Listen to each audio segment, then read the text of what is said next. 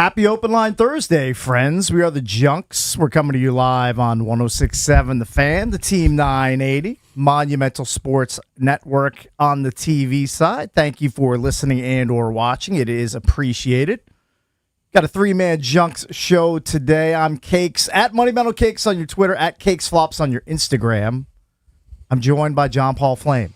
Good morning, Cakesy. Hello. He's sitting in the spot where Jason Bishop usually is. He is on vacation this week, and Eric Bickle is over there to my right. Morning. I'm pointing to my right. How are you, Ricky? Good morning. I'm doing well.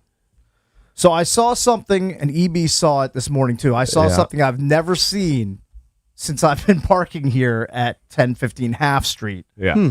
The place of our work, the place of our industry. So I have an electric car. And there's a spot in the main parking level where you can charge your electric car. There are two spots. There are two charging stations. They're very cherished spots, it looks like. I mean, it's some days you drive in here and they're empty and you can easily pull your car in, plug it in, charge away while you're working. Other days they're full. Sometimes one spot's taken. So I pull in this morning and off to my left, I see not only are the two spots taken, so it's full, a third electric vehicle is now pulled in and wedged the two parked vehicles in. And not only has it done that, it's stolen the charging cord from one of the cars that's actually in the two dedicated parking spots. Wow. Could get interesting down there. Well, this person just walked up and took the charge cord out of one of the cars that's parked in the legit spots and rolled it out to his car. Looked like sheer desperation. Yeah. I was telling EB it's full-on Hunger Games in the parking lot downstairs. That's what I'm saying. It could get interesting if the owner of the car that had the cord taken away from him shows up. He's going to be bitter. Well, not only is he going to be bitter, he's not going to be able to get out because he's blocking the other two cars. That's correct. So that guy in the orange car is basically rolling the dice and probably just getting just enough electricity in his car, and then he's going to move it and hope that the guy doesn't realize that he's been stealing his electricity for the last, I don't know how long it's been there. Right. But since I pulled in for work this morning, it's pretty funny to see. I'm just glad that my car has like 200 plus miles of range at this point. But you will be checking periodically throughout the show so that you can then charge your car. It's late in the week, and I've got 230 miles of charge, so you're I'm good. You're not even going to mess with it today? I don't even need to mess with it today. But if I were down to the nubbins, I'd be down there looking for a spot.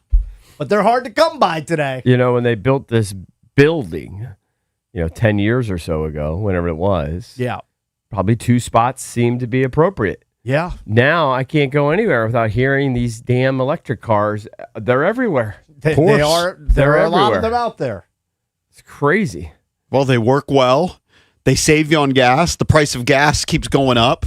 I was somewhere, I can't remember where it was within the past week, and there were like a dozen charging stations all open. Yeah. Not a single electric car in any of them. Where was it at? I can't remember where it was, but there was a plethora of electric car parking spots. Yeah. But that's not the case here. Nope, there's two. You better get here with the quickness and get your car locked in, and even then, it's not a guarantee your car is going to get charged up. Cakes gets here early, and if you're lucky enough to get a spot, it's kind of on you to move it after 2 hours. I mean, sometimes B. Mitch is like, "Hey, have you moved your car out of the spot?" Because he has an electric car. He's got one too. Sure. Yeah. Got to be on your A game.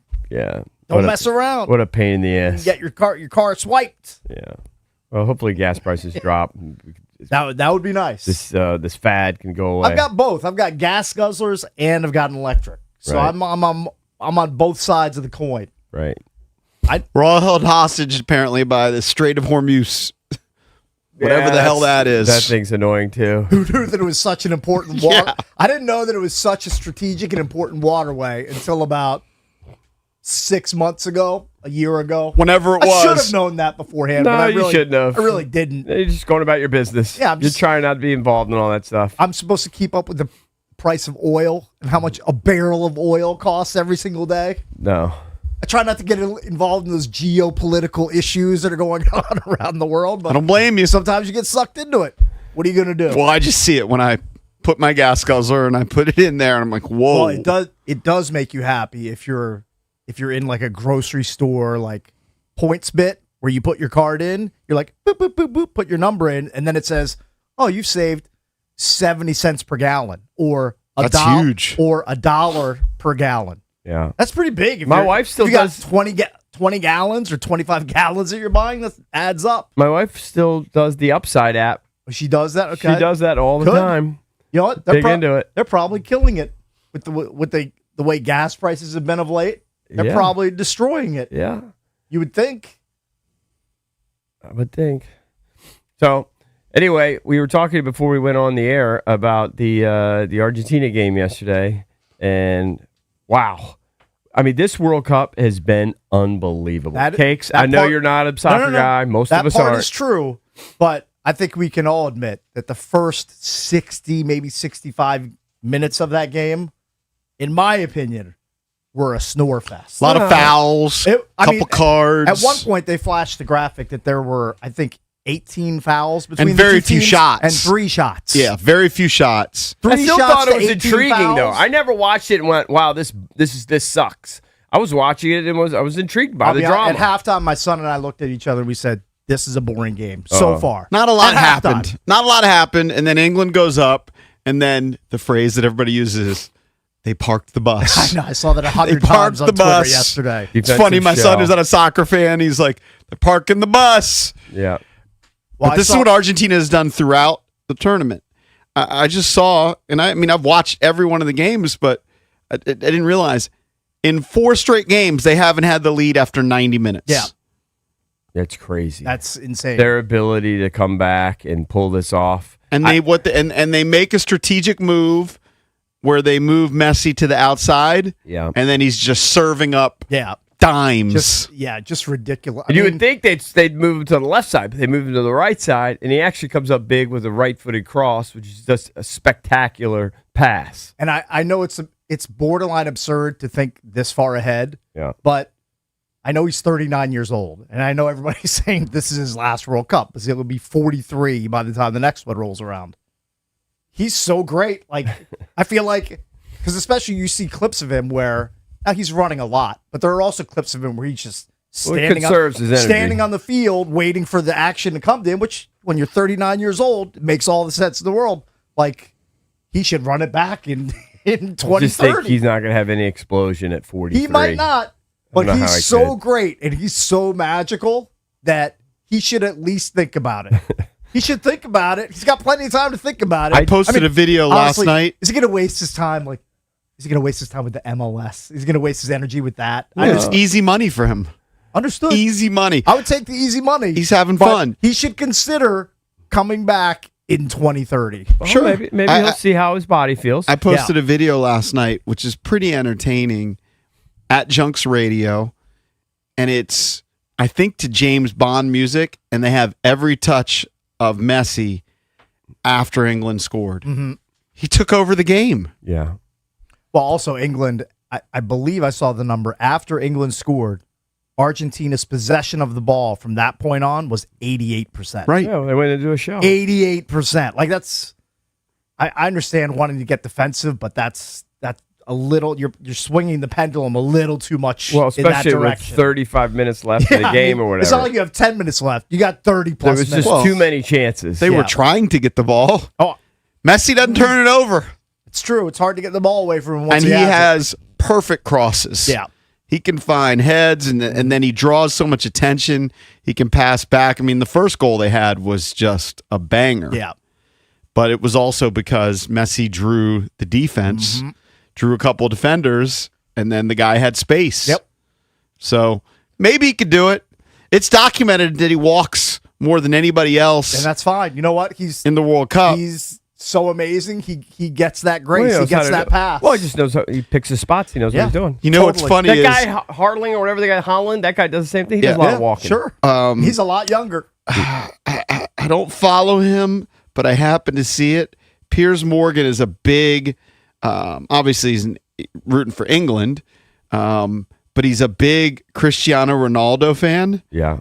And Piers Morgan during the game took a shot at Messi Yeah. before when England was up 1-0. I'm Yeah. trying to find the tweet. And then it just came back to haunt It him. was He something should- to the effect of, is Messi even playing? Yeah, there it Something is. Like that. Yeah. Is Messi playing? He should learn that wait until the clock's at zeros. Wait for the whole play to play out instead of tweeting with 30-plus minutes left and basically doubting the greatest player in the world. It's going to come back and haunt you. I've thoroughly enjoyed it. I've really grown to. I mean, I told you I bought the MLS package 2 years in a row when Yeah. Messi joined, just because he's so fun to watch. My buddy Lucas, who is from Spain, hates him so much. And he keeps sending me these great. Does the whole country hate him? I don't know. I mean, there's a huge divide. I know the Brits hate him after what The happened. Brits hate him. And I felt crestfallen for the British fans in the stands because they felt like, oh, we're going to the final. Like we're heading to the final. We're going to take on Spain, and they just had it cruelly ripped away from them at the end. They're showing the fathers holding their kids. They're showing the people dressed up as lions in the stands. They can't believe that they got broadsided. And that the worst part is now the team has to go to Miami for a dumb third place game. You think any of those English players want to play in a third place game after losing to Argentina? I wouldn't think so. Their heart's not going to be in it. That's going to be brutal. I wouldn't No, think so. those games are sometimes the best games of the whole World Cup because the teams don't.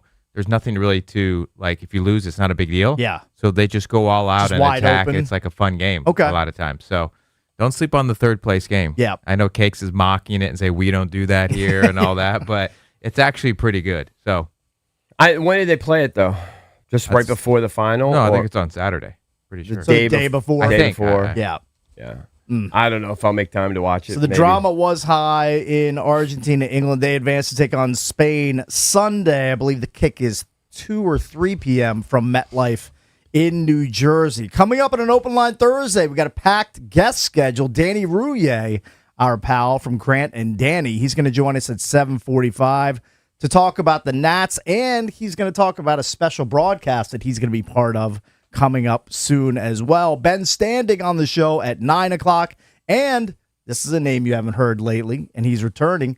Kevin McCarthy, movie reviewer. He's reviewing Christopher Nolan's The Odyssey. He will do that at 9:40. So lots to get to here on the Junks on an open line Thursday. We'll be right back.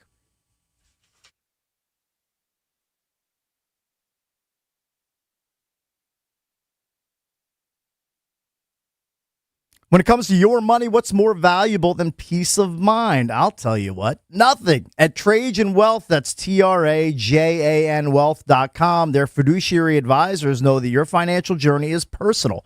Whether you're looking for a second opinion on your portfolio or want to build a plan for steady income in your retirement, Trajan Wealth has got you covered. CEO Jeff Jr., a Marine Corps vet who knows the meaning of true independence, founded Trajan Wealth so their advisors can always put your interests first. Turn to the pros at Trajan Wealth for a custom-tailored plan to reach your goals on your timeline. Schedule your complimentary introductory meeting today at TRAJANWealth.com and start working toward the retirement you've always imagined. That's TRAJANWealth.com. You owe it to yourself to get a second opinion on your financial future. So call Trajan Wealth today, 1-855-TRAJAN-1. That's 1-855-TRAJAN-1 or visit TRAJANWealth.com. Advisory services through Trajan Wealth LLC, SEC registered investment advisor. Additional services through Trajan Estate and Trajan Tax, actual client, paid advertisement, additional disclosures at TrajanWealth.com.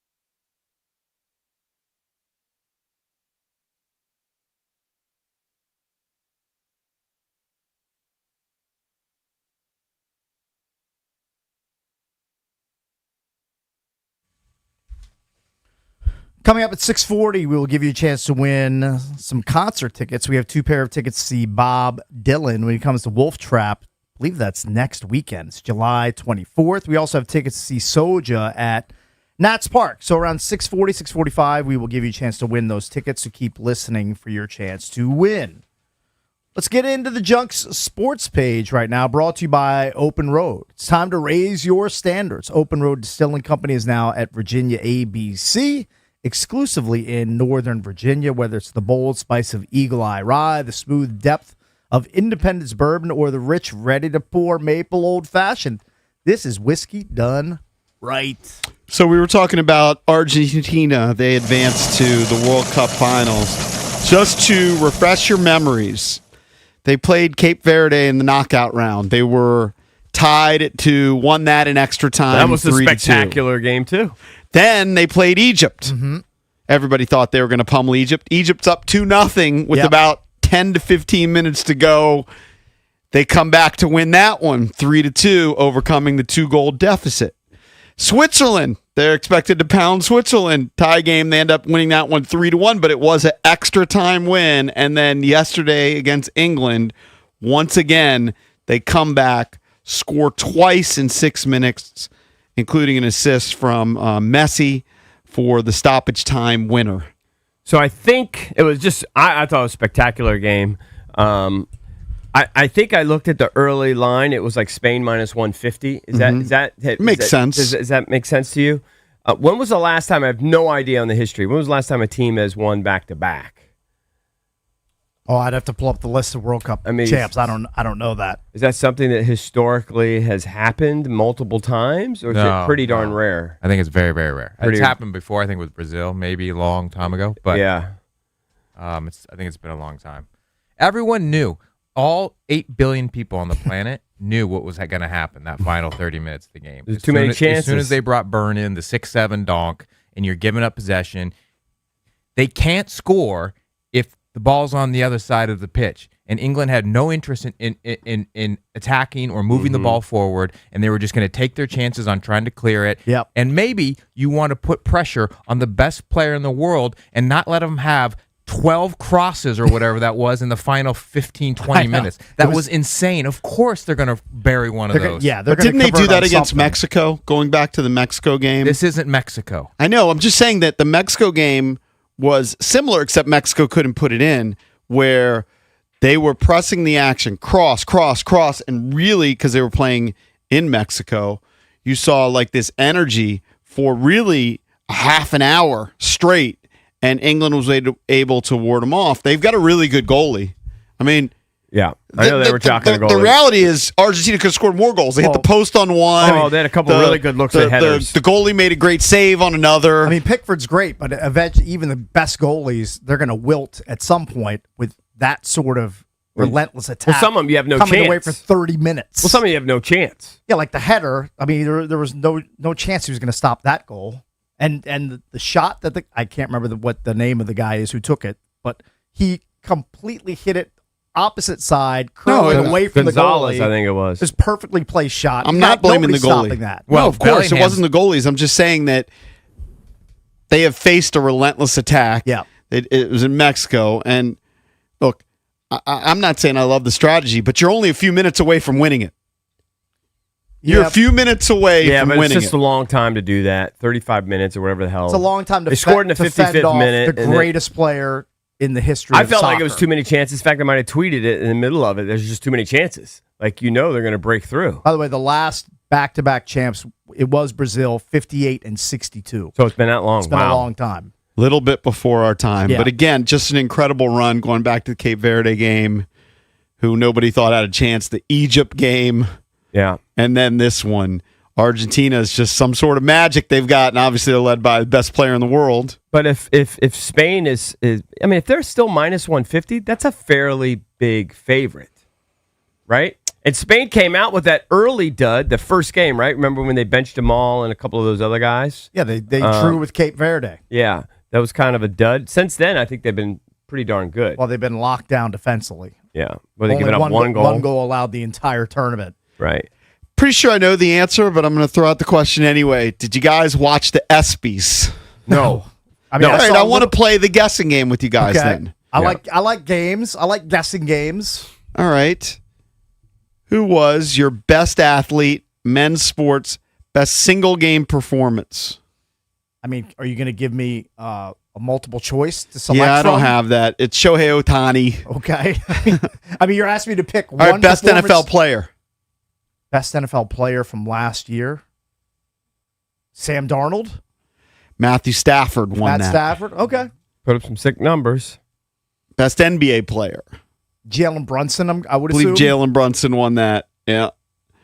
Yeah. So the ESPYs went down last night. I'm pretty sure that they're going to put me in a pine box or an urn or bury me in the base of a tree or shoot me off into space, and I'm never going to watch the ESPYs Yeah. between now and that point. It does not. I mean, I feel like it was cool when it first came out, and then it's just I don't need to watch it. I don't know. I feel like it was cool 15 years ago, maybe when they first did it. Can anybody give me the point of watching the ESPYs? I They guess have, if they you have a just- lot of feel-good stories. Yeah, I guess if you're into that. Raise money mean- for cancer. I mean, Jimmy if you're V. so that into part, sports. that part is good. Good fundraising arm for the Jimmy V Foundation. That's a positive. Savannah Bananas. The Savannah Bananas were there. Oh yeah. If you're so into celeb culture and sports, and you feel like maybe you get a chance to see your athlete I like in a sports different a lot. vein. Love sports in certain respects. I don't need to see the Savannah Bananas dancing around on the ESPY stage. Oh, they were dancing around too. Yeah, I really don't. I don't need that Yeah, in my life. yeah. I think mean, my maybe- life's okay without the ESPYs. Maybe like Marcelo Hernandez. It's the guy from Saturday Night Live that's gotten very popular. He was the host. I mean, I know who you're talking about, but he's not gonna draw these casual eyeballs in Right. to watch the ESPYs. I don't think you're watching WNBA either, but Caitlin Clark is the most popular WNBA player and controversial player. And yesterday, she was Rick, which happens a lot. And apparently, she yelled at a referee, got in her face, screamed multiple expletives at her, said, "Give me a blank and call blank." I got fouled 5 times. So she continues to be kind of the center of attention in the WNBA. Back to the ESPYs for a second. Do you think Mike Tyson knows who Shohei Ohtani is? Does Mike Well, I Tyson saw know? the write-up about it. It appears he doesn't. So Shohei Ohtani won this Best Performance Award, and after, I guess, Mike Tyson, you could hear him on the microphone say, "Shohei's a guy?" Right. No idea. That's a man. Complete- What? completely oblivious. No, Ohtani wasn't there, so they had Okay. to do the old, Yeah. he Right. thanks you from afar, whatever the heck they say. Right. And do you think he should know who Shohei Ohtani is? I don't know. He's big into weed. I don't know. I mean, unless he's like a big baseball guy, he probably doesn't have to. If you consider yourself a baseball guy, seam head, then you have to know who Shohei Do you need to be Ohtani a is. baseball guy? I don't know. Like if you're a big sports fan, you should know who Shohei Ohtani is. Like he's a unicorn. He's a guy that pitches and can hit 40 dingers. Do you in a think season. does Like, Mike Tyson strike you as a guy that's a big sports guy? You think he sits around on NFL Sundays Probably and not. just consumes football? Probably and not. Watches World Cup. I mean, it just doesn't strike me as that kind of guy. I feel like he's with the weed and the pigeons, and that's yeah, about he's doing it. his own thing. His Tigers back in the day. Yeah, he's an eccentric dude. He's just a weird dude. His face tattoos. Yeah. I don't think you have to be a big sports fan to know who Shohei is. I think you have to be alive. Well, I know my mom's alive. She doesn't know who he is. Now she's 90. Yeah. I'm at 89. I mean, my If you're mom's in her over- 80s. There's no chance she knows who Shohei Yeah. Ohtani is. Yeah. If you're over 80, maybe you get a pass. Yeah. If you're a senior, like a deep senior citizen. I don't know, man. Like does your average like Uber driver know who No Shohei chance. is? I think so. I bet you could walk down the street and if you had a big blown up picture of Shohei Ohtani Yeah. not wearing his baseball uniform. Yeah. I would bet 50% or less of the people that saw his picture would not know who he is. I wouldn't know. I might agree with that, but I think if you just said, Now, if "Do you have know his who Shohei Ohtani if you have his is?" Dodgers uniform and you show the same picture, people are going to know him. Now I would say at the ESPYs, he's probably the only guy in the audience that didn't know at the ESPYs, That's probably true. right? Yeah. But wasn't a huge shocker? I don't think. So I lost my zeal for the summer league once they shut down AJ DeBonsa. Because you're a normal And let me human just give being. you the starting lineup for the Wizards last night because Yeah. it's an irrelevant game. They were 2-0. You know, maybe you could chase the summer league championship. They clearly aren't. Your starting lineup was Norris, Agbakoko, Kadari Richmond, Chris Livingston, Seth Trimble, Reese Beekman. I saw Trimble balled out. Yeah, he finished with 24 points. I mean, look, if you're a huge fan of the Capital City Go-Go, right. then you're going to be all about that starting lineup. But most people are not big G League fans. They want to see the superstars. And when news came out that AJ DeBonsa, Trey Johnson, and now Will Riley getting the kid gloves treatment too are shut down, I would guess 99% of the Wizards fan base is not going to be following the Summer League exploits. Well, it was also of late those start. guys you just mentioned. Wasn't it like a 10:30 tip? Because I was looking for Yeah, it. it was on very late. It was a late I start. saw that Akpara missed the game too. Was that due to injury? Like, was there a reason given for that? Maybe they're shutting him down. He's actually looked pretty good. He's a second round pick. He should be playing in every summer league game unless he has an injury. In my I don't opinion, know. Maybe they don't want. Maybe they're just trying not to get him injured. I don't know. maybe. Shutting him down. I think I know the answer to this, but I'm going to bring it up anyway. Do you care that Terry McLaurin was kind of disrespected in the best wide receivers list in ESPN's top 10 list? I mean, It's hard. He came off a bad year. He didn't even get like. I don't even think he was listed in honorable mention. I think he was in the others receiving votes category. Well, so what is? Give me the deal. What was it? The ESPN top 10 list. All right. I mean, he had a terrible year. It ended up being a terrible year with injury and everything, the holdout and everything. So And those lists, you know, because we went through the quarterback one, obviously because of Jaden Daniels a few days ago. It's about where they stand, like right now. It's not like a career achievement list. So the fact that, you know, he was injured coming into training camp, had a down year. Jaden had a down year. I guess it makes sense he is where he is, but I think he's going to get bumped up that list Well, with let's his, hope. with his Give- role in the offense this year. give him some fuel to the fire. Yep. Speaking of right now, the British Open is underway. 7 leaders right now at 3 under. Thomas Detry, Robert McIntyre, Sungjae Im, Daniel Brown, Nick Taylor, Alex Smalley, and Scotty Scheffler at 3 under. Scotty getting off to a good start. I saw that Bryson DeChambeau was at 2 under. My guy David Duvall was at even. So only 3 shots off the We'll be lead. monitoring Hey, that. Valdez, I may offend you by telling you that I'm not sure exactly where Royal Birkdale is located, but I'm going to guess. Can I throw a dart at the board in the Sure. UK? I'm going to guess that Royal Birkdale is in Birkdale. Somewhere like northern. I'm going to go northern England. Yeah, you're right. I think it's northwest England. Okay, so I'm relatively Yeah. close. Yes. Okay, good. I think they're suggesting. I don't know. I didn't watch a lot. I watched a lot of the stuff where they're guys just hitting balls on the range, or whatever. Leading What do you up to What it. do you need to know? I know it all. Well, I saw that they were suggesting when they were predicting the winning score that some thought it could approach 20 under. They thought the guys were really going to go low this week. Yeah, I think they're gonna scorch the course because the greens are soft and then the fairways are running out, so you could really hit a 5-iron 280 yards, Right. and then so you don't have to take out driver. You can be accurate Remember, off that's the tee. what Tiger did that one year. Yeah. I don't remember what course it was, But he I think didn't it hit driver all week It might have been Carnoustie. just to stay out of the bunkers. So it's and then the greens are so they're pretty soft and receptive. Right. So the ball's not bouncing when you land it. It's gonna be a pitch and putt.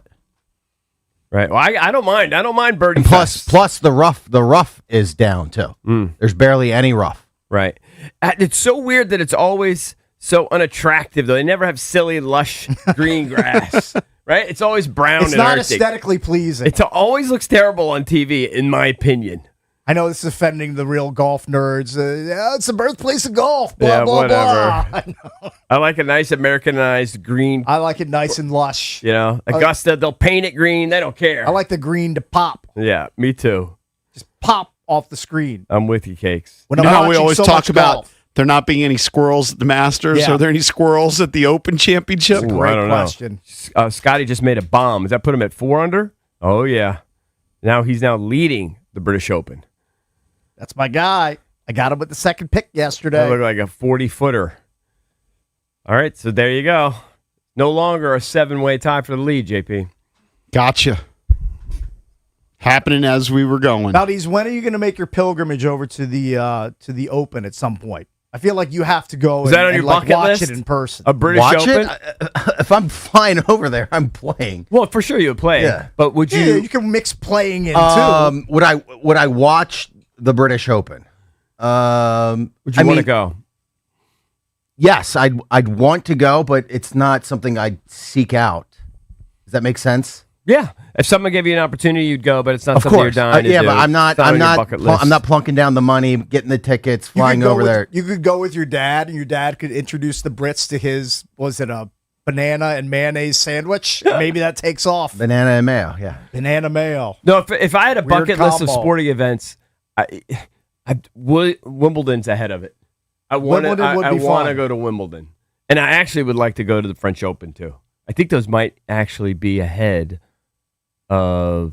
Yeah, for sure, they'd be ahead of the British Open. Hey, next week you can go to the Mubadala City Open right here in D.C. Oh, I think that's next week, right? You know what? I'm going to be in town. It's coming I up. don't think I have a lot going on next week. I Well, then definitely got to go. You might want to reach out. Have they get some announced? tickets. Have they announced Serena yet officially? Because I know he's kind of hinting at it that they were negotiating. I'd have to go to the website to check that. Yeah. That I don't know. I don't know that off the top of my head. Here's what I do know. You can call us right now at 800-636-1067.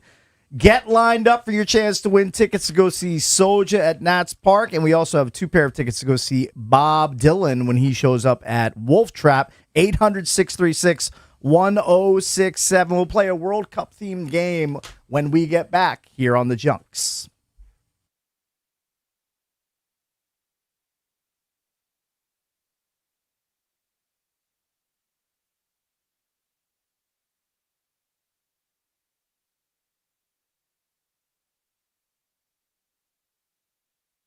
All right, guys, the team that brought you Surfside is back with something new. That's right, Super Light, the new vodka plus aid canned cocktail. Super Light comes in 4 classic sports drink flavors: fruit punch, orange, lemon lime, and blue chill. Perfect to enjoy after the game, on the golf course, or during the barbecue with friends. With just 90 calories, 0 sugar, and 0 bubbles, Super Light is here to fuel the moment. Look for Super Light variety packs and individual flavors at stores and bars near you. Must be 21 plus. Please drink responsibly.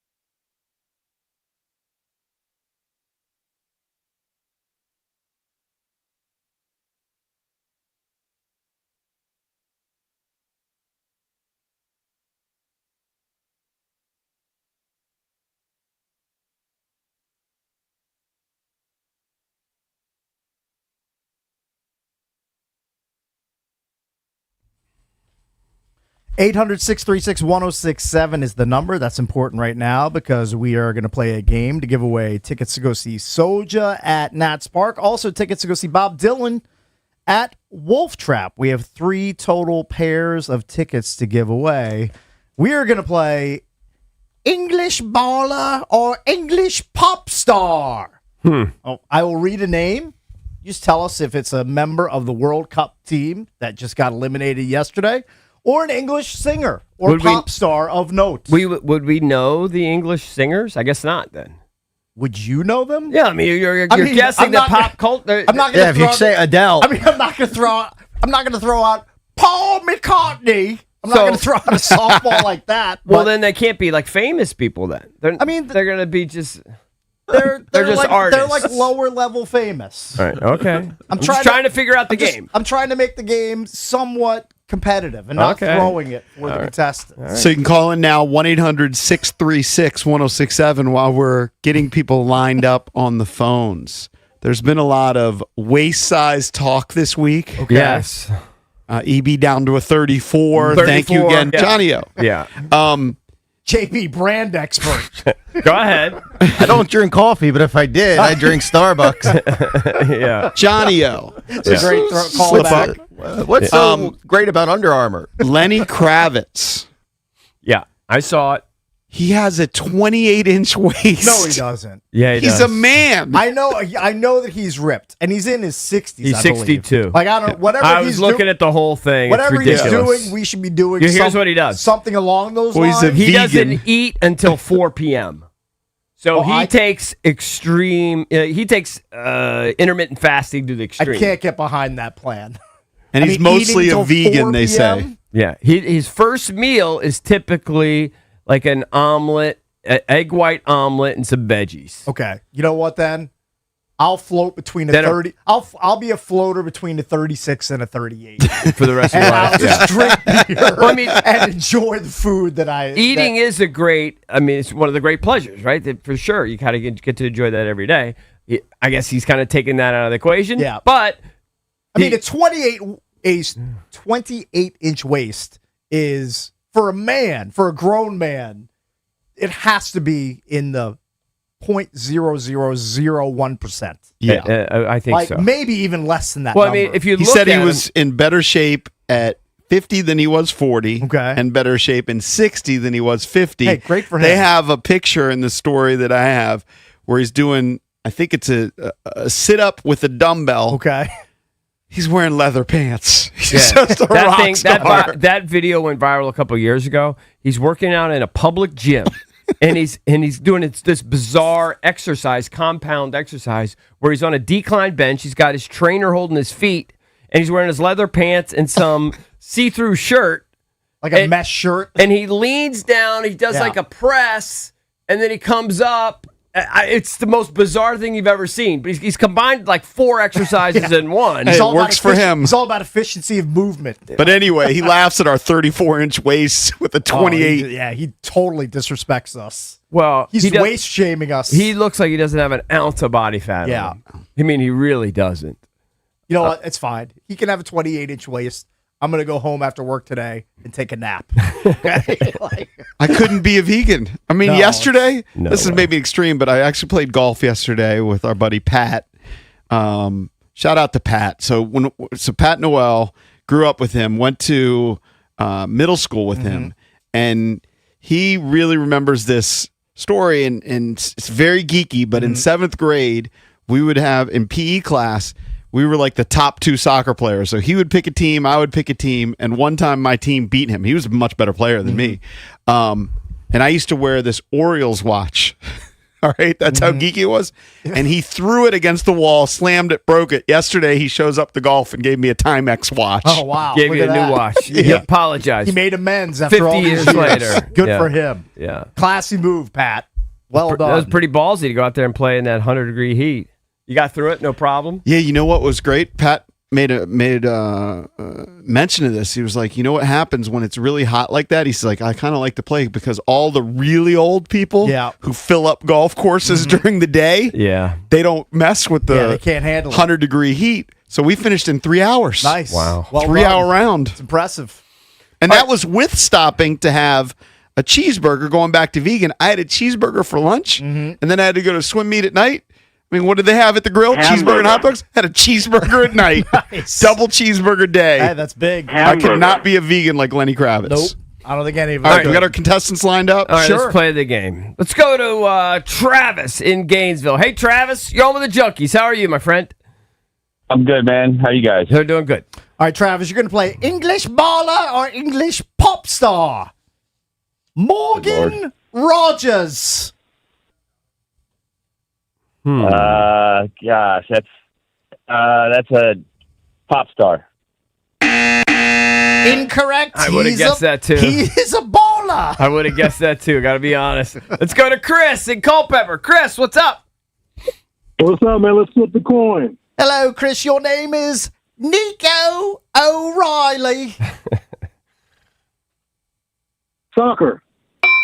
He is Nice. a baller. You win. You got a pair of tickets to Bob Dylan Friday, July 24th at Wolf Trap. For tickets and more event information, go to thefandc.com/events. I'm just waiting for Cakes to say Harry Styles or Harry Yeah, Kane. see, again, You're not going to hear that. I can't go that high profile, JP.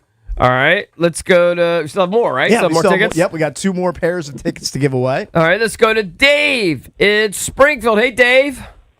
Hey, how you doing? Doing great. Dave, English baller or English pop star Jordan Pickford.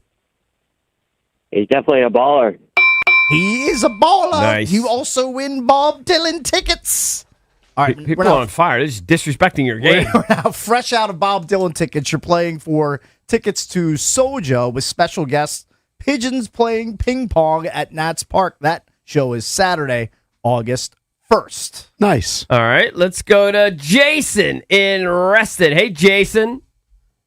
Morning. Hey, good morning, buddy. Jason, don't sound so enthused.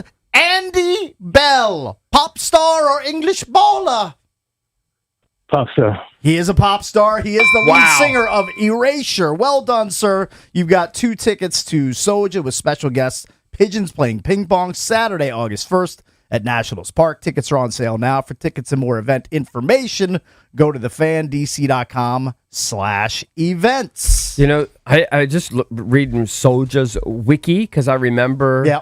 They've been around for a long back time. when we were at HFS, I remember. Yeah. Maybe them doing a gig with OAR or something. Mm-hmm. Yeah, they were formed in 1997 based in Arlington, Yeah. right here in Arlington. Yep. Wow, Good for them. very cool. I'm going to quibble. I don't think Erasure was a pop band, Cakes. You don't think they're a poppy band? Erasure? Weren't Never they kind of like a... They're like a British, 80s synth If you pop go to band. it, it says pop duo. Really? Erasure English synth pop you duo. sleep on a little respect. You sleep on how great of a pop song that is. Hey, do you know Mar and I played golf with the bassist Bobby of Soja. Okay. Oh, really? Yeah, and he's such a fan of the show. Really? Yes, that he invited us to go on stage and play with him during their nice. concert. Bobby Lee Jefferson. Yeah. The bassist. Are you going to take him up on the invite? I mean, you guys could go up and do a tambourine or do background vocals. That's what I was thinking. Yeah, you could do is something like a that. tambourine, or they So- have the triangle. They have the triangle. you could be Ed triangle. Grimley. Yeah. That's a great bit. Hey, we're going to have Kevin McCarthy Very on the cool. show later today. A lot of Yeah. people for several months have said, why haven't we had BDK, Kevin McCarthy, on the show? He moved to L.A. Yeah. He's so big time now. Yeah, Is he going to be able to talk with us? I mean, yeah. Will you be able to slum it with us? Every time on I the look at radio? him, he's talking to Tom Cruise or Matt Damon. And I know he's done celebrity interviews in the past, Yeah. but now they're extended. Well, now it's his own deal. Yeah, He's he not, used to get doing like it for- 4 minutes. Now it seems like he gets I mean, way more time. I didn't watch the whole clip, but I saw the clip that I think EB or Drab was talking about where he was just marking out with Tom Cruise and they were Yeah. looking at this old camera. Yeah. I literally thought that both Kevin and Tom Cruise were going to unbuckle their pants and start. They were super they excited were so about it. excited about this old timey camera. They were just vibing together on it. I mean, it's cool, that Tom Cruise is so into such a thing, and, Yeah. and that Kevin is too. I guess. I mean, I don't think as a viewer I could differentiate when they're using some sort of old school film camera or just sort of modern technology. Kevin has tell the been difference. consistent though for about a decade. He prefers movies in film versus digital. But I'm with you, EB. I don't really know the I don't think I difference. could tell the difference, but it's not something that I'm particularly into. But I've watched his interviews with Christopher Nolan, and we're having him on to talk about The Odyssey. Yeah. He pulled out the old ticket I stubs saw him do again. that. He's always going to do that. Like, I mean, think of the longest, most evergreen bit that we do. That's Kevin's ticket bit. I But feel it like used to be cute when he'd pull out the ticket stubs and the tickets were like $2.50 or really Yeah. cheap. Now he's pulling out ticket stubs that are $10. Hey, what well, are you yeah, gonna because he's do? pulled up from like 2010. Yeah. Not that long ago. He's got his ticket stub from Inception when he It- saw that in the theater. There's one thing, when he's a teenager and he's pulling them out, from maybe the 90s or something. And I don't know if I'll bust his balls about this on the air because I do want to hear about the Odyssey. He was really quiet with Christopher Nolan, like super respectful. I Yeah. don't know. It was different than when he sits down is. with other people. Different vibe. I don't know if Nolan has a vibe. Just reverential to him. Yes. Towards him. Like, that Probably makes sense. intimidated. Probably Yeah. super intimidated. Yeah. That's usually what happens. When we interviewed Tiger at a congressional, Started whispering. you kind of just get like intimidated and quiet, and everyone's staring at you. It's weird. All right, if you want to join us on an Open Line Thursday, you can do that. The number is 800-636-1067. Open Line Thursday is brought to you by Window Nation. Searching for new windows and doors, search windownation.com. Their windows are measured to fit the first time and installed by experts to last. Window Nation for your home because it's where you live.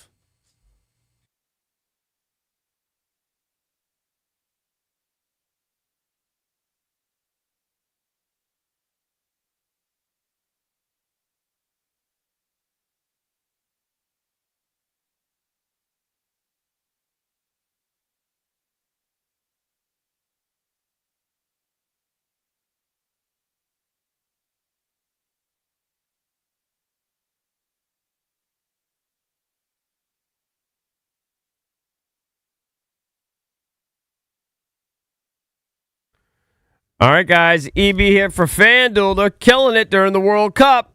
And on the biggest stage of the world, FanDuel's absolutely changing the game. Because sometimes your player gets subbed off and your bet goes with them. You're bitter. Can't predict that. Well, not anymore. With FanDuel's Super Sub, if your player is subbed out, your bet stays in. So if for whatever reason Messi gets hurt, his sub comes in and scores, you get the points. How great is that? Little extra insurance. So if your player leaves the match, your bet continues on, even with the substitute. You're still in it until the final whistle. All you have to do, very simple. Just visit FanDuel.com/local to get started now. That's FanDuel.com/local. Let there be goals this summer on FanDuel. FanDuel Sportsbook is the official sportsbook of 106.7 The Fan. You must be 18 and over. Present in D.C. Gambling problem? Call, text 1-800-GAMBLER.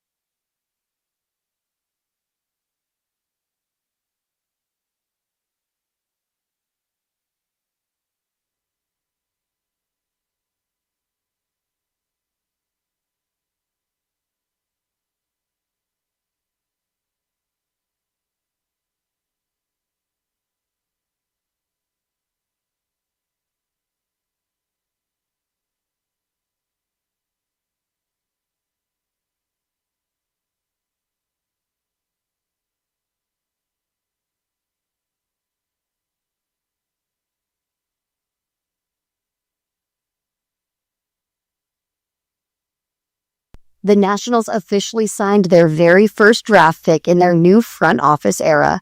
The number 11 overall pick in the 2026 MLB draft, Chris Hakopian from Potomac, Maryland, signed his contract at his hometown ballpark. The 21-year-old, he's a second baseman out of Texas A&M, became the first player drafted by the Nationals since Paul Taboni was named president of baseball operations this past offseason. And over in the World Cup, Argentina sealed a dramatic semi-final comeback win against England with 2 goals in the closing minutes to clinch a 2-1 win and book a World Cup final clash with Spain on Sunday. The reigning world champions looked set to be eliminated, with England leading well into the final minutes. But so often in this tournament, Argentina responded. Lionel Messi assisted with the first goal and again played supplier for the second. He now has 10 assists in the World Cup knockout stage, 6 more than any other player in at least the last 60 years. From the Crop MedCap Sports Desk, Savannah McCann on The Fan.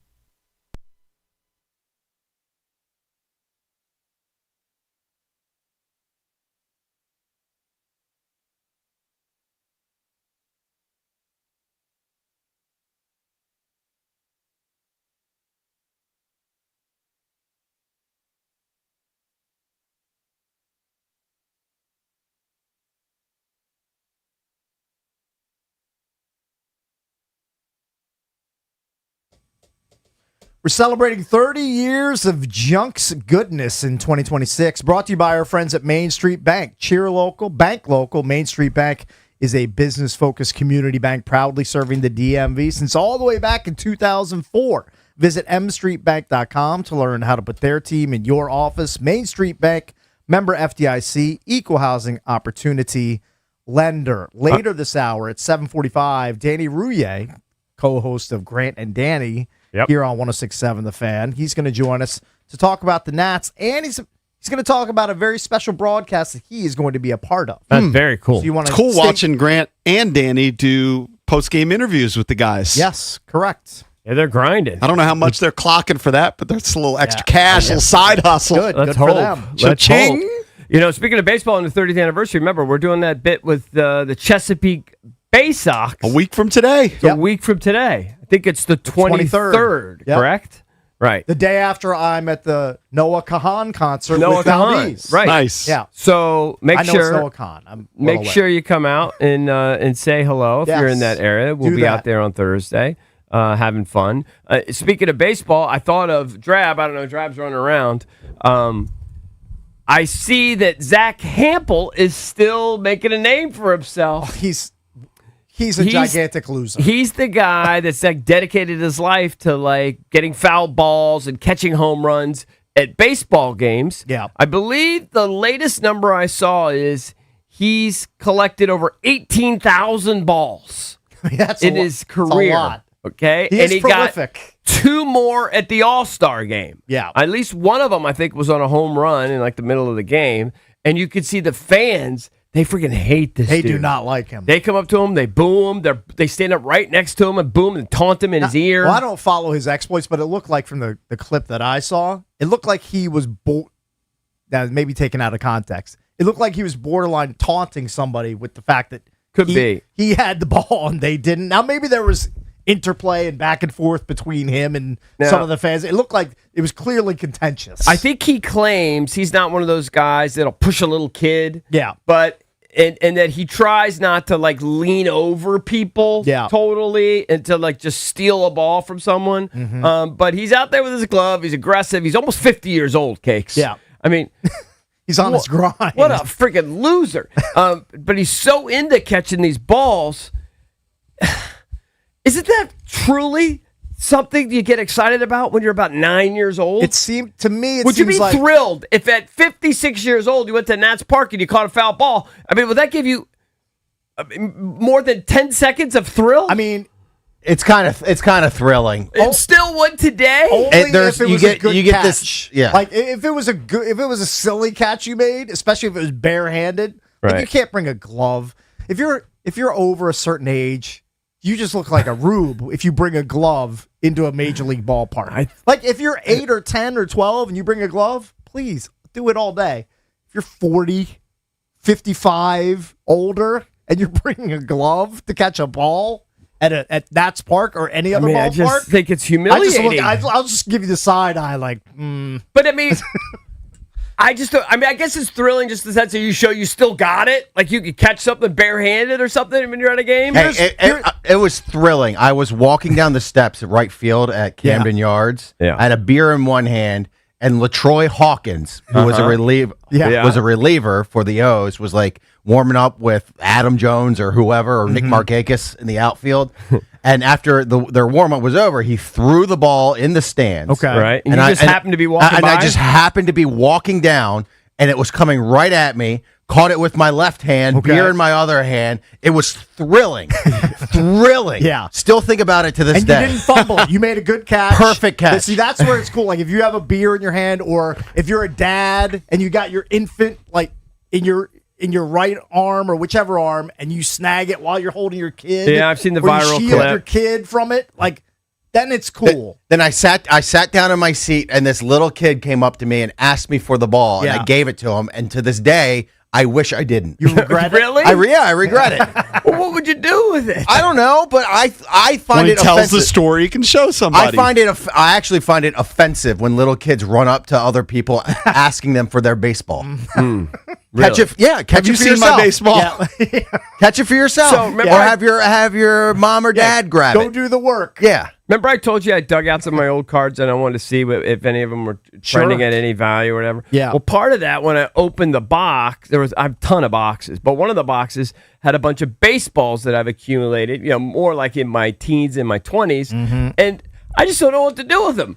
A lot of them are signed. Like I have a signed Eric Davis baseball. Yeah. Remember Eric Davis? Sure. I have Like a for the Reds and the Dodgers, right? a borderline, certainly he's in the Tiger Hall. I have a signed Alan Trammell baseball. Okay. It's a great shortstop. I have a signed Jose Rio, all these weird. I've assigned Todd Benzinger, Because from your spring training days. just for being out in spring training, most of them. Yeah. And I still don't know what to do with them. You know what this? You probably you probably can chuck them. Look, it gets. I'm not going to chuck them. It gets to something that we were talking about during the commercial break.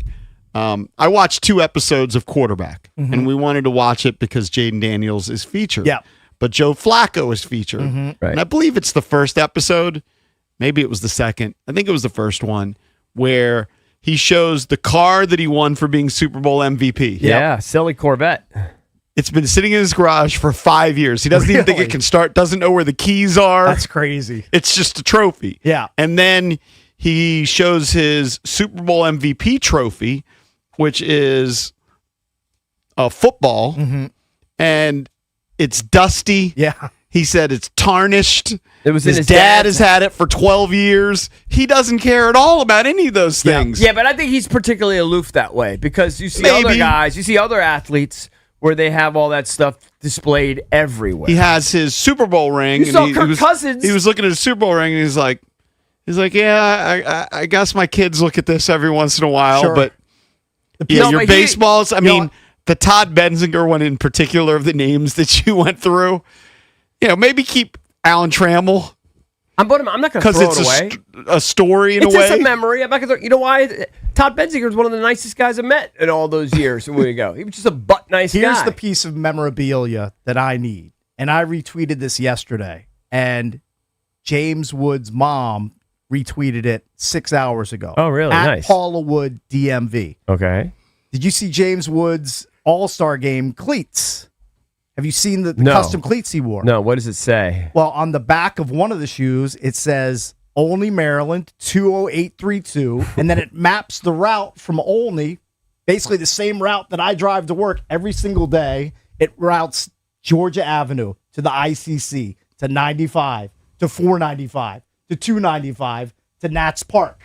And then on the other back of the shoe, it's got the outline of the great state of Maryland. It's got a red star right where the O-Town is. So That is very cool. So those are some shoes that you would want and you would display. If James Wood, especially if James Wood signed them, of course I would. I would Right. proudly display them All right. in my office. I mean, that is a very cool I think- nod to his hometown. I think sports memorabilia is definitely cool.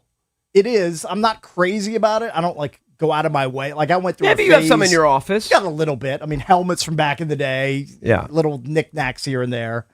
I think I have think I have a Coors Light from the opening of what was then Jack Kent Cooke Stadium, like in a bottle. Like, It's still there? Yeah, It's still like a few dumb things like that. I think I have a bottle of wine that was in our hotel room when we went to the Super Bowl in Atlanta, however many years ago that was.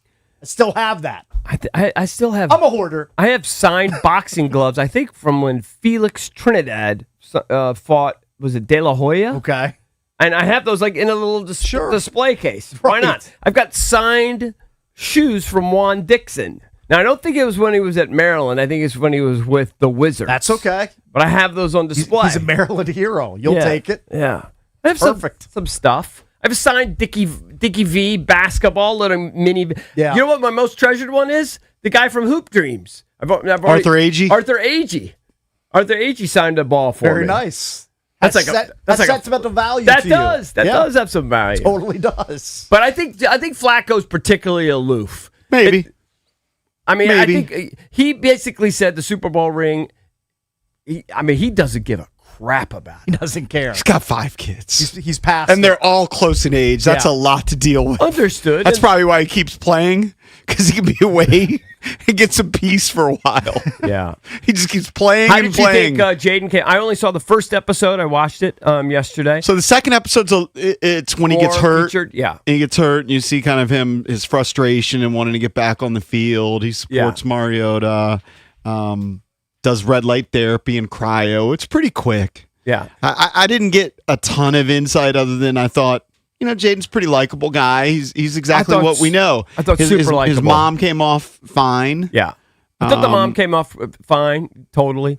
He said that the mom, or she said, she was kind of defending herself being so involved with his business and said she's run a lot of businesses. So I don't know what her professional background is, but it made it seem like it was totally normal. And he said, like, who else would I trust more than my mother? And I think he's alluded to the fact that he's seen her run a bunch of different businesses. He came off, I thought he came off great. Yeah. Really, really, really good. And I don't know, Baker's a very divisive guy. I get sized for Baker Mayfield. All 4 of the guys are likable on the show. Cam Ward, who's the number 1 pick, goes back to his hometown. Right. His mom's looking at old scrapbooks. She's got like his first speeding ticket. She saved everything. Yeah. She saved everything. A speeding ticket? She saved that seems bizarre. His letter from the SAT, his speeding tickets, all of his recognition. She's a scrapbooker. So she was scrapbooking along the way. Everything. Got He looked it. completely bored by it, but Yeah. she was totally into it. You see his childhood bedroom. He's got a lot of Kobe Bryant fat heads. So I should be saving if I get if I'm going, I don't know, 53 and a 40, and I get one of those tickets, I should be saving that and scrapbooking that No, I don't think so, but that's what as the a mom did. milepost along the way. That's what the mom did. Yeah, When so I does- thought they were all pretty likable. so far, pretty darn likable. I thought, it- and by the way, Jaden, the coolest of the 4. Not even close. Flacco's not in the Oh, running. he's got way more riz than any of those Cam guys. Ward, his personality is kind of a dud. Baker's got riz. I think Baker might Baker's eclipse. got riz. I think Baker probably eclipses Jaden. Well, I think he has maybe. You'd rather go out for a beer with Baker Mayfield. I think That's so. probably true. I think so. But Jaden around his boys, you can see he loosens up. Yeah. So I think so No, far I- so good. Now again, how many episodes are there? 5 There's or 6? 7 episodes. I've Yeah. watched 2. Yeah, I'm only knocked out 1, but again, you got to credit Netflix. It's got to be the same people who do Hard Knocks, right? Is it the same people who do Hard Knocks who put that production together? I think it's a Peyton Manning production. Yeah. Yeah. That's why Peyton narrates it. yeah, it's really, really well done. Any I Brandon noticed- Ayuk mentions? Nope. Nothing, No just Ayuk. free and clear. No of that? Ayuk sightings. Good. No Ayuk mentions. Perfect. Yeah, it's not a ton of because it's 4 guys. Yeah. So it's not a ton of Jaden content. And it's a recap of last season, which was an absolute dud. Right. So they're the expectations. In the first episode, they're talking about how he had the greatest rookie year of all time. And then by the second episode, he's already beginning the old miss games bit. Yeah, I'd actually forgotten that we beat the Giants in Week 1. Like when they showed that, I actually kind of forgot. We had a bright spot or two Sure. because I feel like there were 0 bright spots last year. Oh, it's hard Went to downhill hard fast. to find them when you win 5 games. Yeah. You gotta sift through a lot of wreckage. Right. To get Yeah, to so that I would point. recommend that. The other thing I would recommend, and it's just a trailer, but I saw a trailer for, this is right up my wheelhouse. Yeah. I Play Rocky. So this is a movie Okay. that's about the making of Rocky. and whoever the actor is that plays Sylvester Stallone, Yeah. I actually thought it was him the for a voice second. is really, really spot He's on. got it down. So you see all the scenes of Rocky because it's about the making of the movie, how he couldn't get an acting gig. And I guess his girlfriend or a friend at the time was like, well, you should just write your own gig. And then famously, once the studio said, we want to buy the film, they wanted other actors to be in it. Yeah. And he said, I play Rocky. Right. And they would offer him 50,000, then 100,000. And he had no money. He was working, I think he was washing cars Yeah. or maybe he was driving cars, whatever. He had no money and he just kept turning it down. He's like, you Hey, could offer me $10 million. you know what? He's- I'm playing Rocky. He stuck to his guns. Good So for him. it looks really good because it's all the old music. It's Yeah. in the fields. You get all fired it's up. awesome. Yeah, it's I your can't thing. wait. Now, is that a Netflix joint? I don't think so. Oh, it's just a regular. I think so. Regular I'm not movie. sure. I mean, they just released the trailer. I don't think Yeah. it comes out till November. Right. Well, we can ask Kevin when we have Kevin on. It looks awesome. You can follow me, what am I, at GlassJoeJP on Twitter. I don't really promote it very much. Yeah, Right. EB mentioned Kevin. He'll be on later in the show. That's at 9:40. We'll talk Commanders with Ben Standing at 9. And in just about half an hour, our friend Danny Rouillet, of course, from Grant and Danny here on 106.7 The Fan, he will join us to talk about the Nats and an upcoming gig he has with the Washington Nationals. That's coming up at 7:45.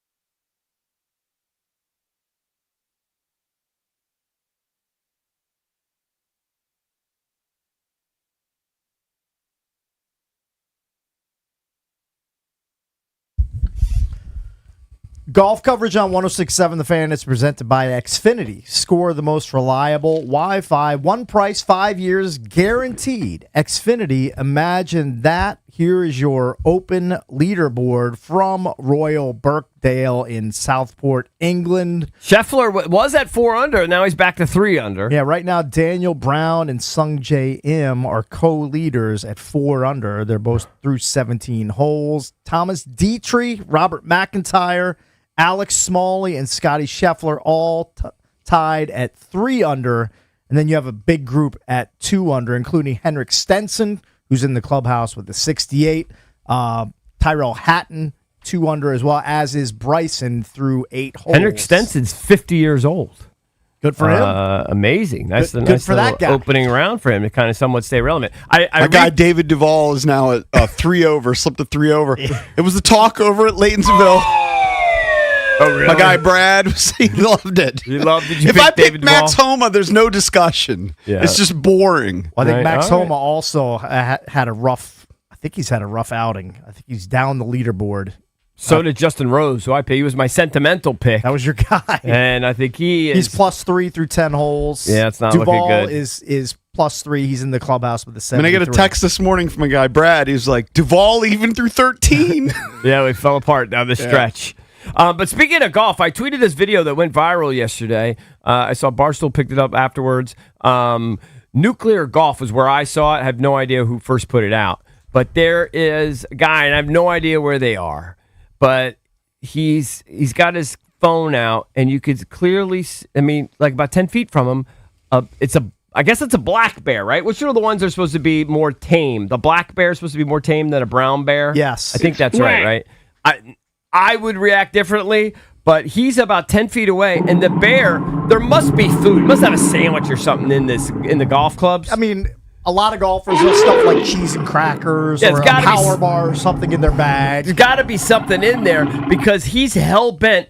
He's just tugging and tugging and tugging on this golf bag. Yeah. And I'm sitting, the first thing I'm thinking is, dude, didn't you just see the bison video? Get away. You're like 10 feet away. What if the bear charges you? It's I don't a care. powerful wild animal. Yeah, I mean, you see he just rips the bag off the thing, just rips the straps. And then the bear is determined to pull this thing away. Shows you the intelligence of some of these animals. Bears are super smart. Super smart. Yeah. And all I could think about is, imagine if you just bought like a new $600 driver. If you buy a new driver today, at today's market prices, the driver's going to be about $600, $650. God forbid if you put a nice shaft in, like what Valdez would put in, it'd be like $800, $900. Can you get driver insurance?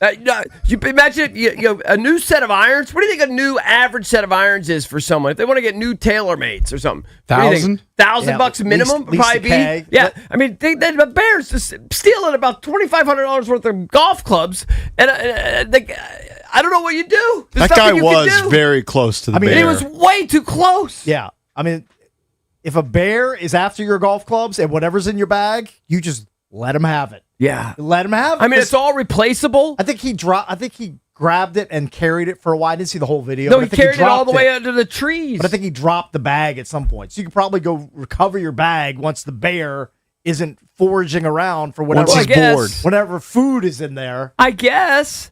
It almost seems like a fake video. I almost don't know what to believe That's anymore true, with too. AI. It's true, too. Like, why is the bear interested in that golf bag? It must be food. Like, there's food in it. There's got to be food. It's got to be a candy bar It's or food. something. It has to be food related. The bear doesn't care about the newest Callaway driver that he got from Golfdom stuffed into his bag. Yeah. Doesn't care about that. I mean, the bag's probably a couple $100. I mean, there's a reason why when people who actually go camping and enjoy that sort of thing, they have to seal off all their food when they're not eating.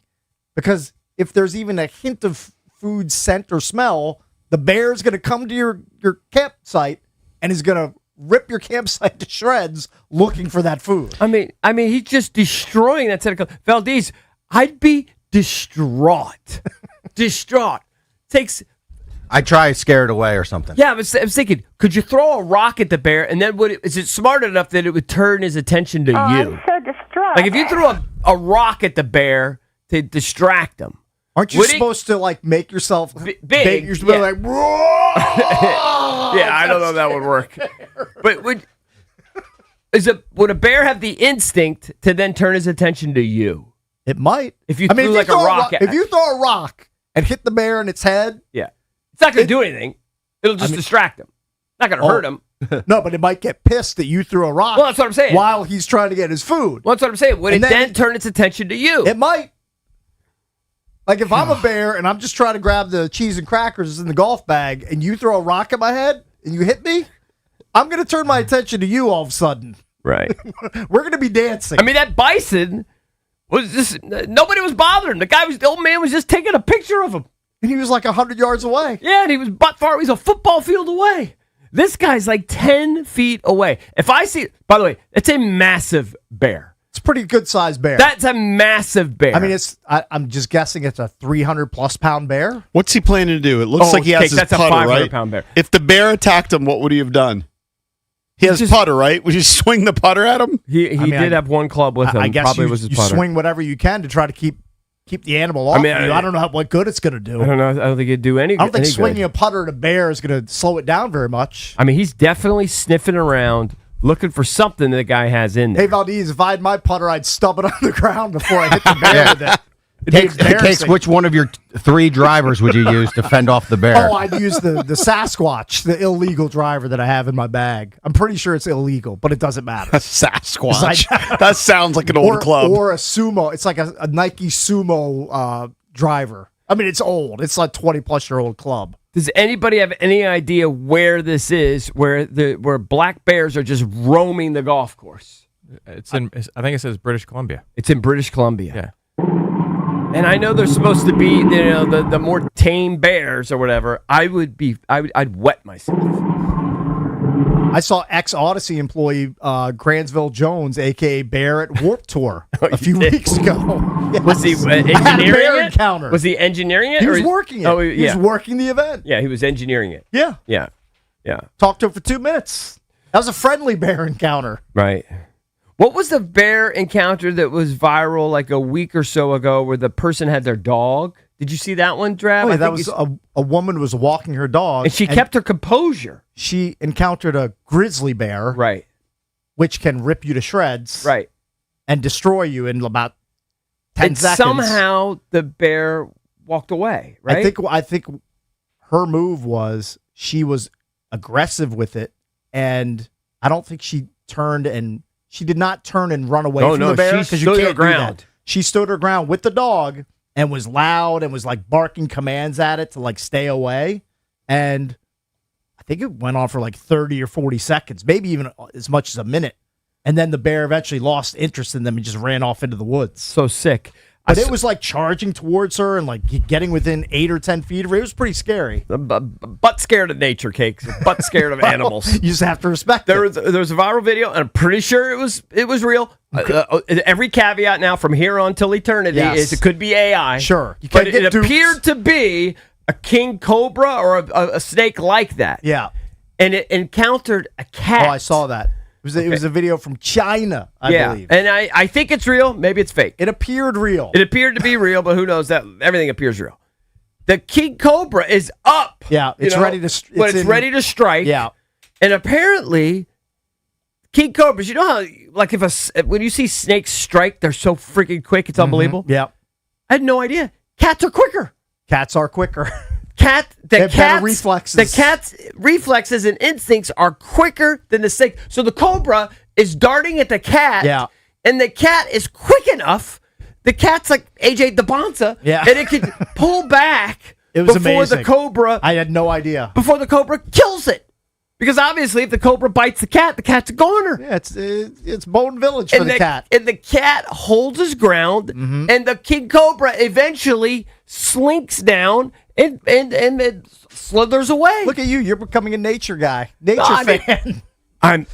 I'm fascinated by those kind of encounters. I had no idea that a cat's reflexes could outwit a cobra strike. I was unaware of that. I until had no this idea week. they were that freaking quick. I learned something new. Me too. Look at us learning. Well, you Look at say us quick learning like in a our cat. You never say quick like a cobra. Quick like a Yeah, cat but don't is you the think same. of when you think of a That's snake? true. Don't you think of them being like particularly quick? I would generally think a king cobra would be able to attack a cat and kill it, but I guess it can't. And then there was a video in of that situation. It was in some.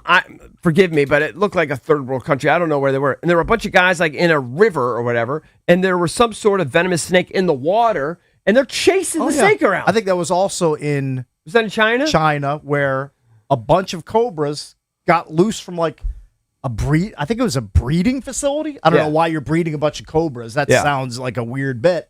And there was like 800 of them, like floating down the river.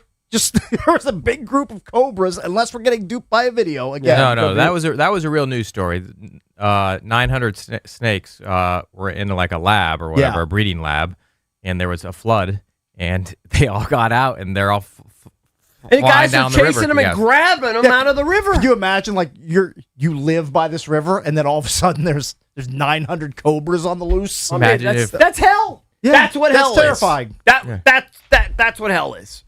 Well, this is why we get Zeiss to live in America. Think there would be 900 cobras flying around D.C.? To my knowledge, the only cobras within 20 square miles, legally at least, are at the National Zoo, behind glass. Do they have king cobras? Not sure if they have a king cobra, but I've been to Well, what other kind of cobras are there? I go to the reptile house whenever I go to the zoo, and I like to see the venomous snakes, because where else are you going to see them? Yeah. Aside from in the wild, unless you're living in China and they wash up on the shores of your local river. I want to see what kind of guy you are, Cakes. Now that your kids are all grown, everybody takes their kids to the zoo when they're kids. Sure, of course. They're all grown. Rite of passage. Will you go to the zoo on your own before you have grandkids? I would probably say yes, because Really? my wife likes to go to the zoo from time to time. Now, we don't do it a lot, but like I could see at some point maybe like fall, like not on a Sunday. A bye week for the Commanders. Bye week or early Saturday before there are a billion people there. You like wake up early, go park, walk around the zoo for 2 or 3 hours, come home. I could see that happening, sure. Ask me. Even when you have grandkids, will you ever go to the zoo? I'm not going to the Not zoo. gonna happen. I've been to that zoo. That zoo's a big dud. Big dud. The National Zoo? Yeah, dud. I mean, I know that Drabby just went there and told you. The animals sleep. They just sit there and they don't they do sleep anything. all the time. It depends on when you go. Sometimes you'll get lucky. You'll see the animals active. I mean, who cares whether he moves? I mean, it's just. You'd rather see so the animal boring. move than not. It's just so boring. I want to see the lions and the tigers roaming around their enclosures instead of just curled up in a ball down by the water area, down by the steps. Do we have any of those big ass bears or whatever that everybody gets into? What are Like they? a grizzly bear? No, or- like the whatever it is. Panda. The pandas. Do we still have those? Or are they gone? I think they might be back, but I'm not sure. The pandas are there. There Yeah, always yeah. have some pandas there. No, they were gone for a couple of years and they came back. They're back on loan. Yeah. They loaned them back to I told us. you guys. I mean, that place is the biggest. I mean, Bernie Madoff couldn't run a bigger scam than the Washington Zoo. I'm with Getting you, man. people to go there. I'm with Waste you. your time. It's What a kind of rat. hilly too, right? So Oh, it's hilly. definitely hilly. It's a good workout. Yeah. Good Not into steps. it. Well, Solid steps you're getting into the zoo. I'm not going to the zoo to get a workout. No, forget it. Get some cardio in. No, You're I'm like, out of that. home gym or zoo? I mean, I live on a hill. I got to see definitely plenty live of on a hills. hill. Yeah, I got to deal with it every freaking day. All right, when we come back, we're going to be joined by our pal Danny Rouillet, co-host of Grant and Danny here on 106.7 The Fan. We'll talk Nats and his special gig upcoming with the Nats as well. Danny Rouillet joins us next.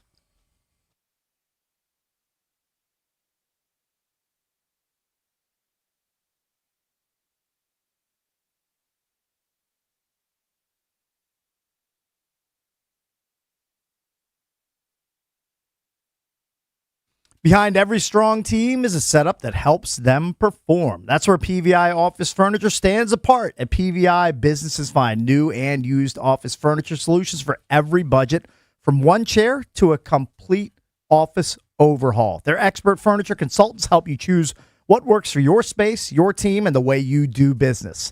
Then PVI's own team handles fast delivery and professional installation from start to finish. That's the PVI difference. Real selection, real service, and a massive Frederick showroom where you can see it all in person. Visit PVIPVI.com or come experience the PVI difference today.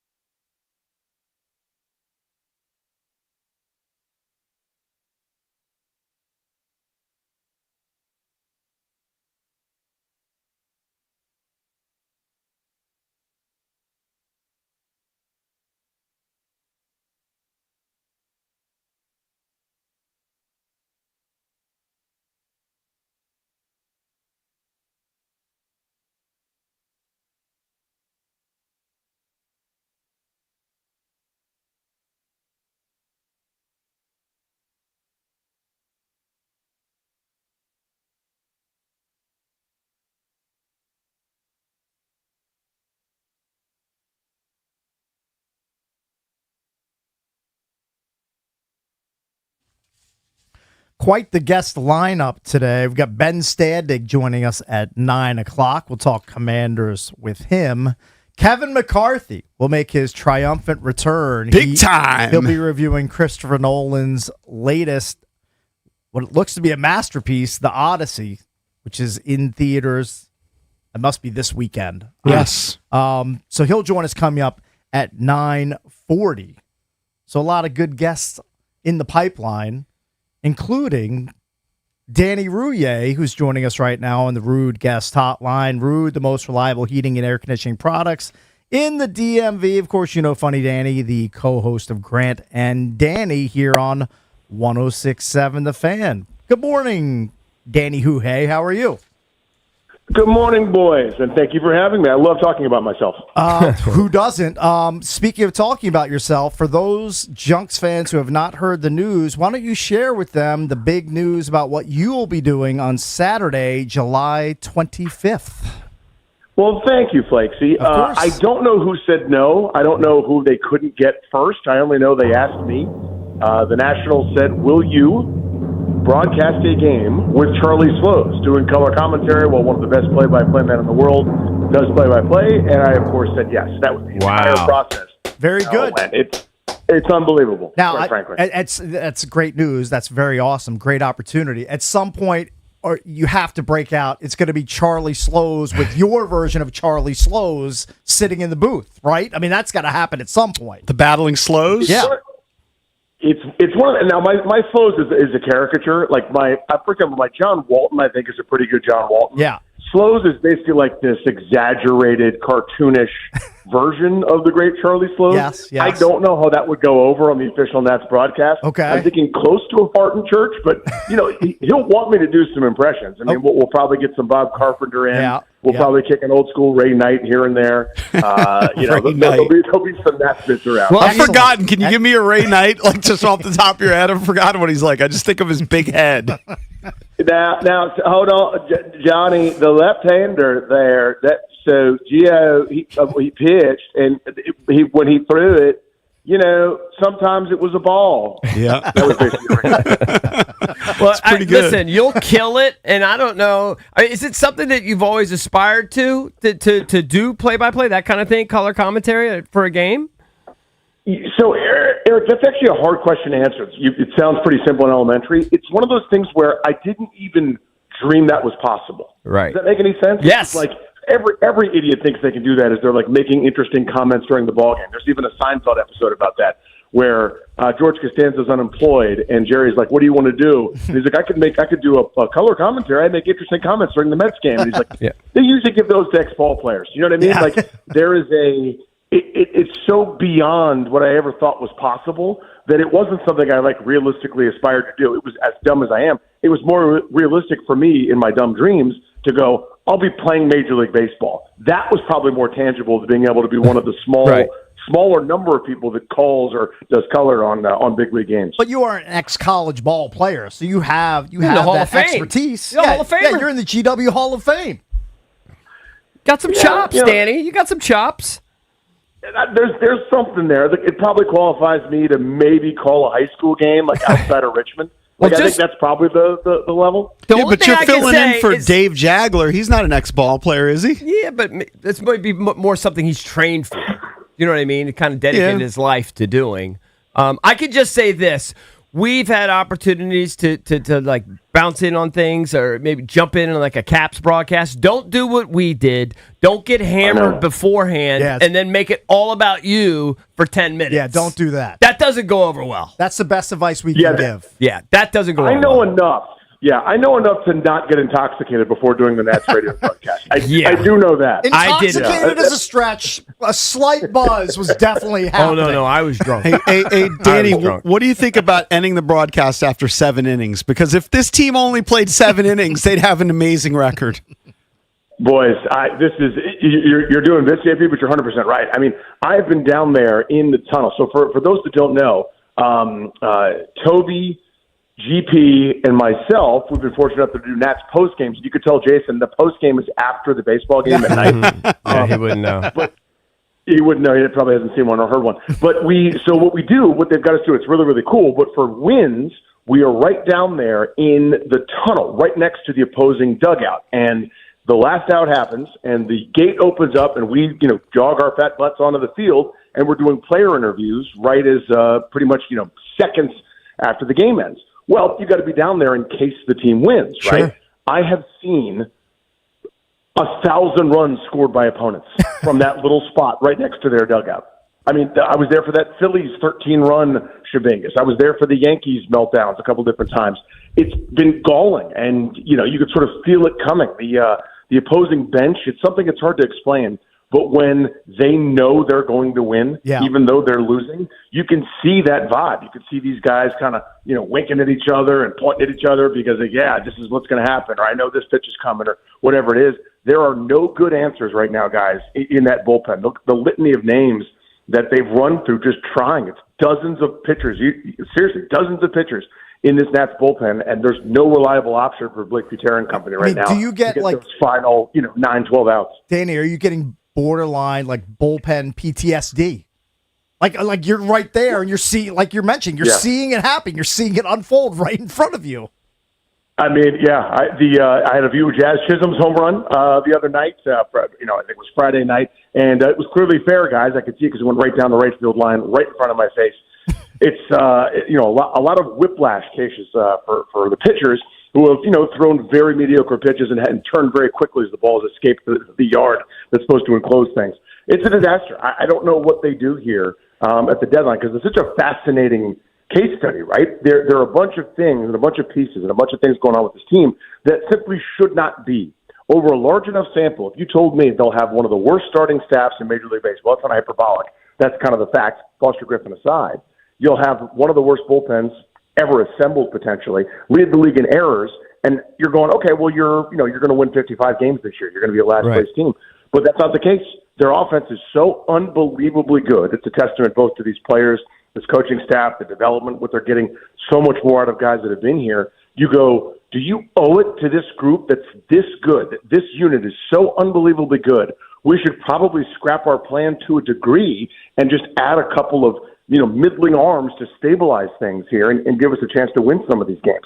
It really is a fascinating question for Paul Taboni and company. I've actually tried to take, and people don't like it, but I've actually tried to take the tact of, you know what, this is all gravy. We were supposed to win 65 games.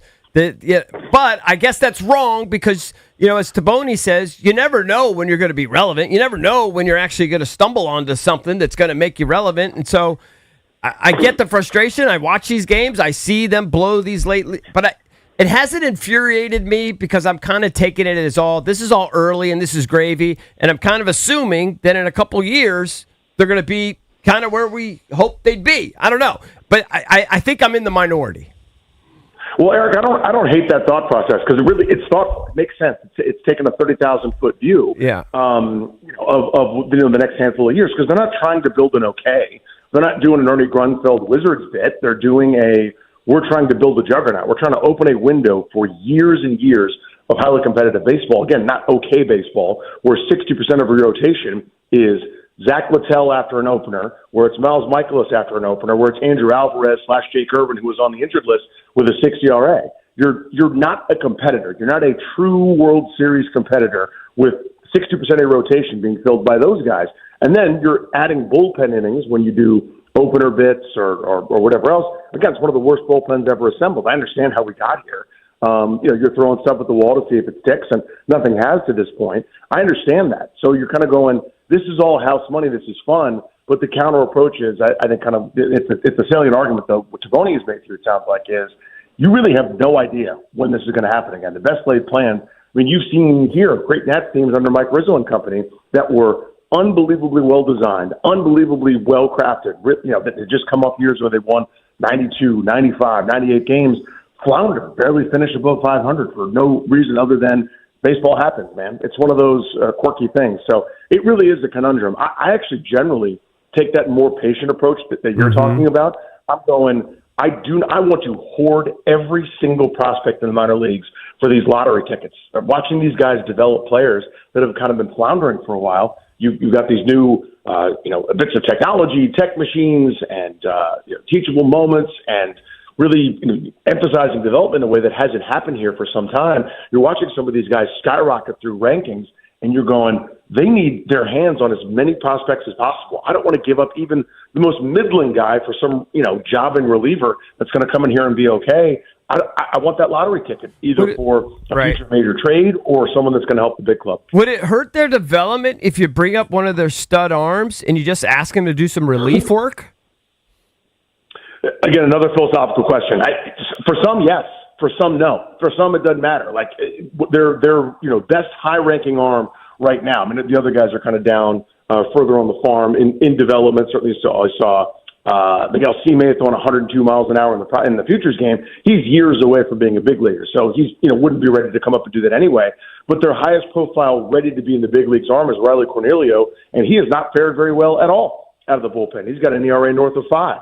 He's basically a position player trying to get outs at this point. So there aren't a ton of answers organizationally either. You could try AAA Timmy, and I think they will. I think they have. They've been running frequent flyer mile programs back and forth between here and Rochester. But I don't think there are any great answers right now this minute.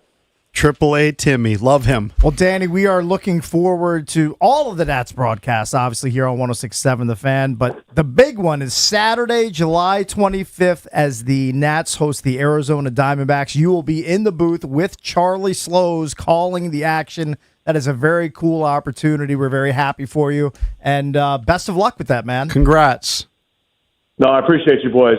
Thanks for having me. Also, thanks for the kind words. I'm unbelievably pumped about it. I can't believe it's real, and I'm going to try not to ruin any of Charlie's calls. Just have fun with it, dude. Very cool. Just Thanks, have fun. Danny. Best of luck, man. We'll talk to you again soon. Appreciate you, And boys. let's play pickleball sometime. It's been too long. I mean, when we talk about playing pickleball, it's never happened. Let's make Wasn't this that a happen. If you wanna two-way play street? pickleball with me, I would cancel on the Nats. Oh, look at that. That's how big it is. I don't want you to do that. Let's not go to those extremes. But I'll have my people reach out to your people, and we'll make this happen. Love it. All right. Thanks, Thanks, Danny. Danny. everybody. You got to get him out to the club. Rouillet, he will be calling the action with Charlie Slows Saturday, July 25th, as the Nats host the Arizona Diamondbacks. When we come back, we will get into the Commanders. CBSSports.com has ranked the 2026 NFL triplets. The top quarterback, RB, and pass catchers will tell you where the Commanders rank on that list next.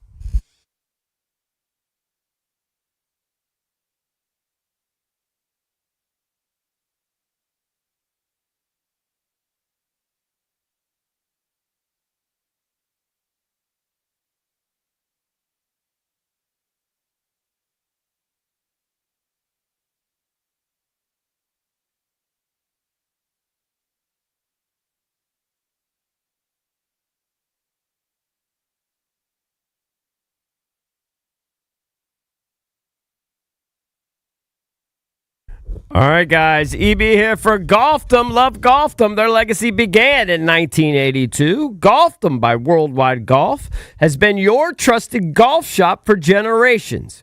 From the early days to the present, they've been serving local golfers with excellent service and expertise.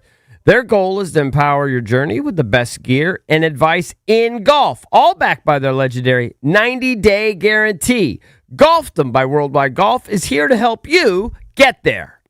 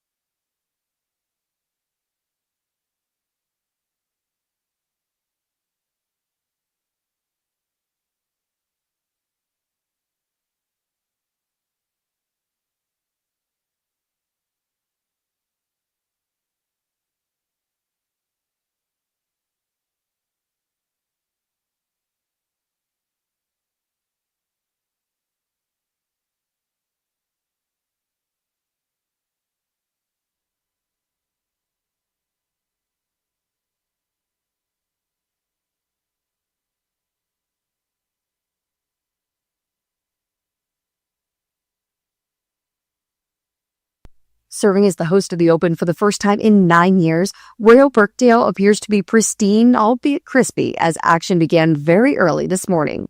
The low rounds of the day now belong to Sung J M and Dan Brown. They both shot 4 under 66 to grab their early clubhouse lead together. This isn't the first time that Brown has been on top of the Open Championship leaderboard on Thursday. He was the solo leader after the first round in 2024 before he ultimately finished tied for 10th. One featured group that has earned their name this morning, at Scottie Scheffler, Bryson DeChambeau, and Tyrrell Hatton, all inside the top 11 after their first 9. World number 1 Scottie Scheffler is winless since the first event of the year, and Bryson DeChambeau, well, he's yet to make the cut at any of the majors. The Open Championship leaderboard is presented by Golfdom by Worldwide Golf. Visit us in-store for a free custom fitting at Golfdom or shop us online at worldwidegolf.com. Get there. From the Crop Metcalf Sports Desk, Savannah McCann, The Fan.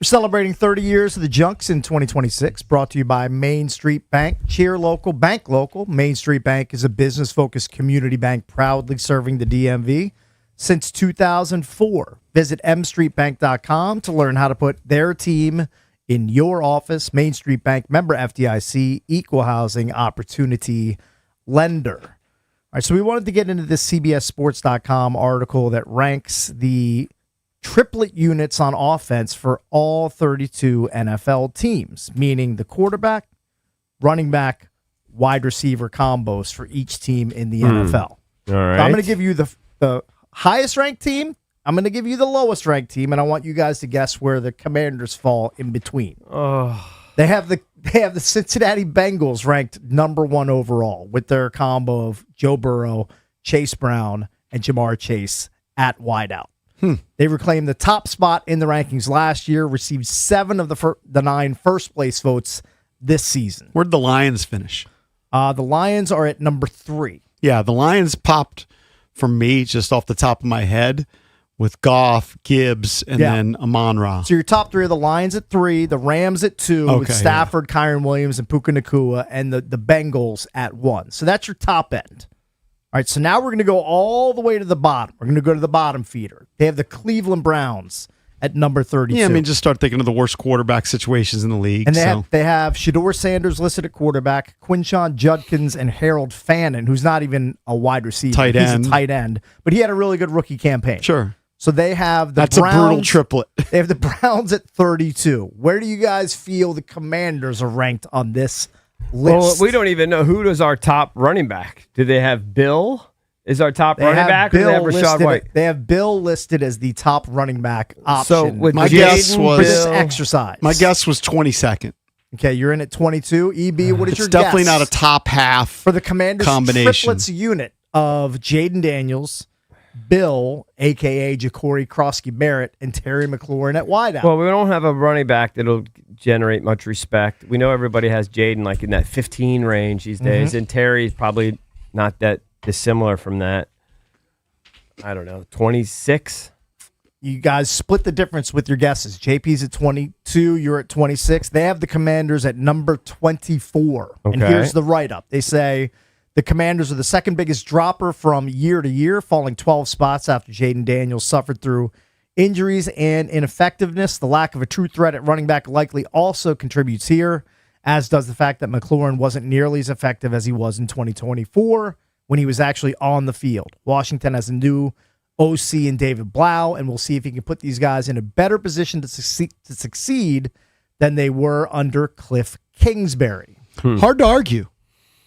Yeah, I mean, they didn't win many games last year. They have the Commanders sandwiched in between the Raiders at 25 and the New Orleans Saints at 23. But they make a mention, it's a significant drop because the year before, when Jaden was at the peak of his powers and Terry McLaurin was completely good to go, yep, they were a much better offense. Yeah, they were, in fact, one of the best offenses in the league. They were what ranked 12 last year. They were 12, yeah. So, I mean, the only thing that held them back was the running back position then, because you had a top receiver, you had a top quarterback. The running back held them back, but after last year, it's hard to argue that they're not in the bottom third of the league. Yeah, it doesn't matter. But I feel like they got to perform. I feel like they can take a They're jump. capable. If Jaden is healthy, I think Bill in year 2, like especially if he worked on receiving the ball out of the backfield, I know Rachaad White's going to do a big chunk of that. I think Merritt could be 1,000+ yard rusher. He showed that he's capable of that as a rookie. Sure. And Terry McLaurin, if you believe David Blau saying he's going to get 10 targets per game, like he should have a huge year if he's healthy. Right. Like if he gets that sort of attention in the offense and that sort of star treatment, like you're going to get 10 balls thrown to you per game, he should have a really big year. I wonder, and look, maybe Antonio Williams will develop into this guy. I wonder if they have a plan for who's going to be the number 1 receiver once Terry moves on. I mean, some people think this could be Terry's last season here in Washington. I know he's under contract for 2 more seasons. Yeah. I mean, I'm sure is Antonio Williams a future number 1 receiver? I don't know. You have to see what happens. I know that when they drafted him, Adam Peters described him as a guy that could play all the spots. He didn't describe him as a slot receiver. Or maybe they believe Terry's good to go for another contract beyond this one. I mean, well, they would have to restructure. They've spent a lot of recent draft capital at wideout. Now, not the highest, but I mean, they've spent multiple third-round picks on wideouts in Williams and McCaffrey, a 4th-round pick on Jalen Lane. Like they're trying to address that position as best they can. Yeah, but when you're drafting guys in the 3rd round and the 4th round, you're not expecting those guys. I know Terry McLaurin was drafted in the 3rd round. You're not expecting those guys to be number 1 guys. You're not expecting it to happen. Now, it's great if it does happen. Sure. If you do get They're that more Terry outliers. McLaurin explosion. Look, kind of the point of all of this, I feel like, is just to point out to people that Washington, from a position-by-position standpoint, doesn't rank that highly relative to the rest of the league. And I can't argue it. But I do think their quarterback, when healthy, is one of the best in the league. And that makes them relevant, and that gives them the potential to be a playoff contender, and then who knows what can happen. I mean, it's all based on, we said it last year, and it's still true, and it's true for most teams. It's all based on your quarterback. We have, I think, when healthy, an elite one. I feel like that there are a few spots too low. Like on this list, they have the Giants at 22, so 2 spots higher, with a trio of Jackson Dart, Cam Scadaboo, and Malik Neighbors. 2 of those guys are pretty banged up. I mean, Malik Neighbors, there's a question as to whether he'll be ready for week 1, coming off of a knee injury from last year. Scadaboo had a really bad injury, and there are huge question marks as to whether Jackson Dart can stay healthy, kind of like people are questioning if Jaden can stay healthy throughout the season after last year. That evaluate like gaits and the way you walk, the way you plant your feet, etc. That they totally goof on Jackson Dart. That he's a big disaster waiting to happen. Oh, really? The way he kind of walks and plants his feet and all of that. The way everything's all aligned. So that's something to keep an eye on for. One of my big takeaways, though, as we talk about these lists during the off season, is, and they're trying to do this, it takes time to do this, is they don't have enough front end talent. Right. You know, when you talk about these top 10 lists, Laramie Tunsil was the only guy at his position to make the top 10. Yeah, but you and acknowledge we do know that Jaden is capable, be. and McLaurin, if he plays out of his mind, is capable. I'd say top 10. But he'd be in the bottom tier of the top 10. Sure. So they need to, either through acquisitions or draft, get more guys who are premier players. I mean, that's what they hope Sonny Styles will become. I think Chig could be in that discussion. If they utilize him the way we envision, in in a perfect world, I think Chig could be on the sort of the outside of that top 10 too. David Blau's offenses, that he pulls from, what he's been exposed to, they use tight ends a lot. So there's going to be a huge opportunity for Chig, and I kind of say this laughing, Ben Sinnott. This is the time for Ben Sinnott to step forward. It's now or never for Sinnott. He's got to make an impact. I'm not saying he's going to have as many catches as Chig, but he should have 25 or 30 catches in this offense. Did you watch any of the videos? Diame's one of the guys that's putting out this stuff, when they're out doing their workouts or whatever in LA, and He's putting it out on his YouTube, etc. Some guys, you could see in some of the comments, guys are getting fired up watching just even like Luke McCaffrey run some of these routes. Like, maybe Luke is there's no developing into defense something. there. Yeah, but it's just the route running. Yeah. That sort of thing. I mean, he's had flashes. I thought Jalen Lane had some flashes. Yeah. No flashes. It's a matter of doing it consistently and becoming a real threat. But the interesting thing about those triplets, and maybe you can go deeper beyond 3, is those 3 teams are all really good contenders. Well, I mean, the top 5, they've got Dallas at 5 with Dak, Javonte Williams, and CeeDee Lamb. That's not even counting George Pickens. What he did last year is the number 2 wide out there. Mm-hmm. And they have the Ravens at number 4 with Lamar, Derrick Henry, and Zay Flowers. So that's your top 5. And the Bengals, when healthy, I think are at least a playoff contender. I mean, they had a horrific defense. Rams, obviously a really good team. Lions, I know they missed the playoffs last year, but also a good team. So, you hope that they can bounce back. The team finished with a top 5 offense during Jaden's rookie year. Exactly. When he played in every game. They averaged were almost scoring, 30 a game. They scored about 29 a game. Maybe right. 28.6 or something. They were right up there. Exactly what I was going to bring up. They were a prolific offense. We saw that during their playoff run. You got to get the quarterback healthy, number 1. I mean, watching that quarterback series on Netflix, again, I watched just 2 episodes, but the second episode is after Jaden gets hurt in week 2, and he misses week 3, misses week 4, and they're just a different team. And I know Mariota pulled off a win, I think, in week 3. Yeah, but on the whole, Mariota was like 1 for 10 or something in terms of wins. You're just not going to win with Marcus Mariota. No, if they're healthy, I think that with this personnel, if they stay healthy, they should be able to, offense shouldn't be the reason why they don't win football games. It's not going to hold them back. I was one of those guys, though, that, I'm not upset that they drafted Sonny Styles. I understand why they drafted him, but I was one of those guys that wouldn't have hated had they gone wide receiver. They might have. I mean, I don't know. I mean, Carnell Tate being drafted 4th by the Titans threw a monkey wrench in their throw a plans. wrench into it. I wonder. It would be very interesting to see. Would they have grabbed Tate if he was there over Styles? If they had to pick between Tate and Styles, I think there would have been a lot of heated discussion because I think that there are clearly Styles fans in that building and Tate fans. Yeah. I don't know who would have won out. I mean, they were wins that power thrilled struggle. to get Styles the way the board played out. Yeah. But I truly wonder if they were both there, who would they have taken? Who did they have higher on their board? Tate or Styles? Yeah. I think they had Styles higher on their board. Well, then they would have taken Styles. If you go by your board, if you believe in your shouldn't board, then they deviate would have from it. taken Styles. Right. But I do have a sense that they might have gone Tate. I don't think they 'Cause if expected they had Styles to drafted- be there at 7. I agree with you. If they had drafted Carnell Tate, for example, then there wouldn't be any questions about the number 2 receiver. Mm-hmm. You wouldn't be dealing with all this Brandon Ayuk nonsense. Got the Landon Brandon meter over I there. just noticed that. It made me laugh a little bit. Made me chuckle. Oh yeah, you're out. That's Yeah. the new Terrio meter. Okay, okay. Yeah. So It's Landon been Brandon. repurposed. I like the repurposing Oh of no the board. no! I had to make a whole new one. I couldn't you find. did? I couldn't find the Terrio. The problem is, Very as good. soon as we got it finished, Ayuk really crashed and burned. Yeah, it's pretty funny. And so we haven't used it as much. It's hard to redeem them at this point. Yeah, I mean, Yeah. actually, we probably should update it right now because there's no way you have Landon Brandon at roughly 12.5%. Looks like you're in between 0 I'll and update 12. it. You're going to go, Cakes, you're going to Landon update Brandon. it? He's going to put it at 0. All right. Oh, less than Negative. 0. Negative. I don't know. Maybe.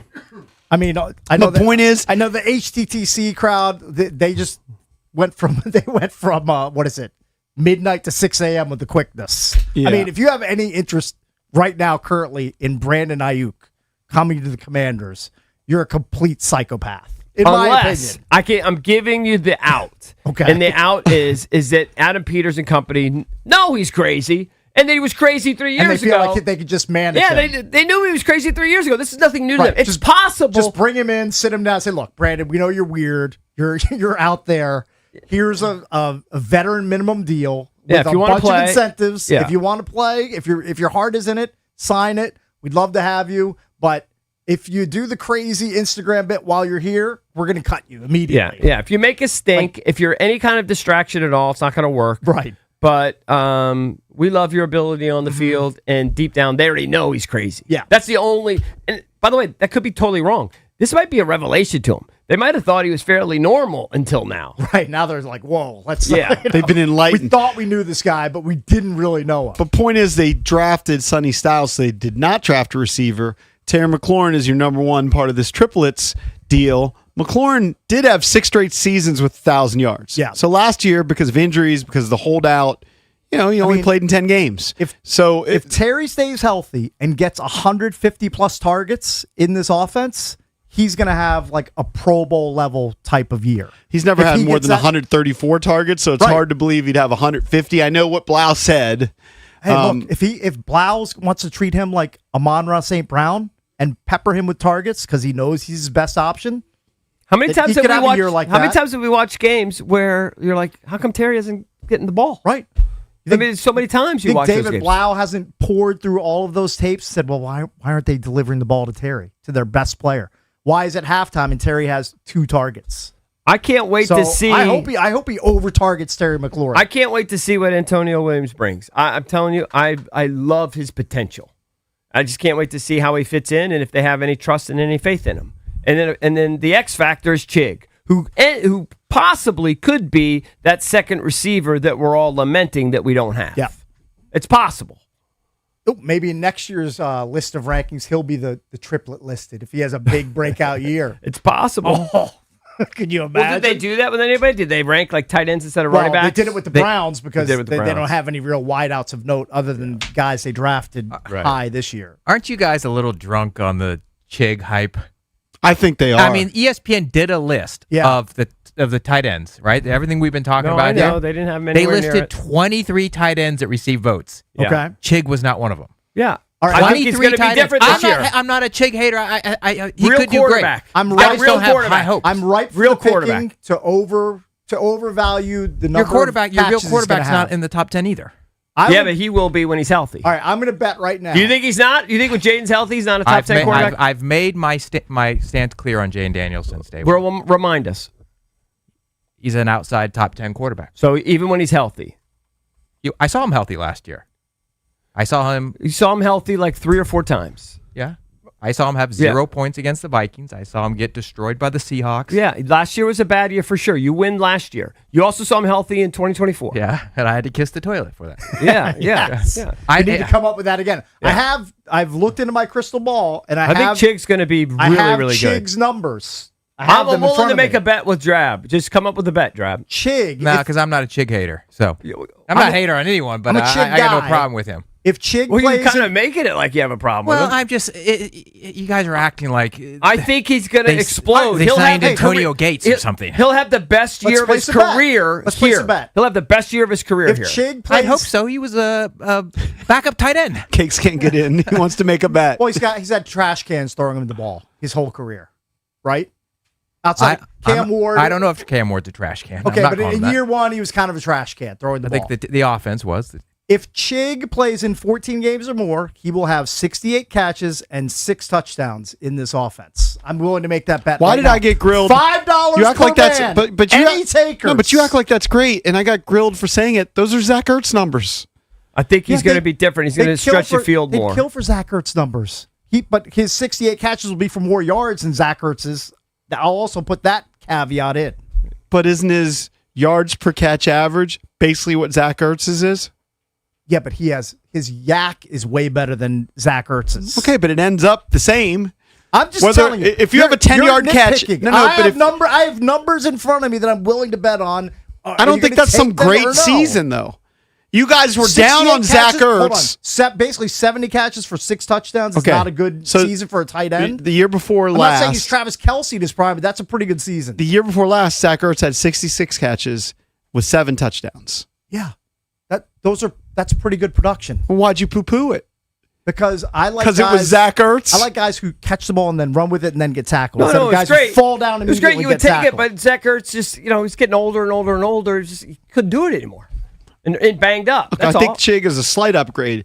I do think I agree with Drab that you guys are like deifying Chig like he's this great tight I end. think he's I think he's going to have a big year. I think that's he's all. closer to I'm big on Chig. I think he's like he has the potential to be like a wide receiver, tight end kind of combo kind of guy. Man, I'm rooting for him big time this season. I need Yeah, to get I it. do I'm too. going to get a Chig But he's had that jersey. potential since he was I drafted. know, but he had trash quarterbacks. This is going to be a different offense, a better offense, a better quarterback. Hey, you know what? We're united on I am. Chig. I don't know if I would guarantee 68 catches on 14 games though. I might do that 14 on. games, he has to play in 14 I games. know, to I know, reach I know, those I know, I know. thresholds.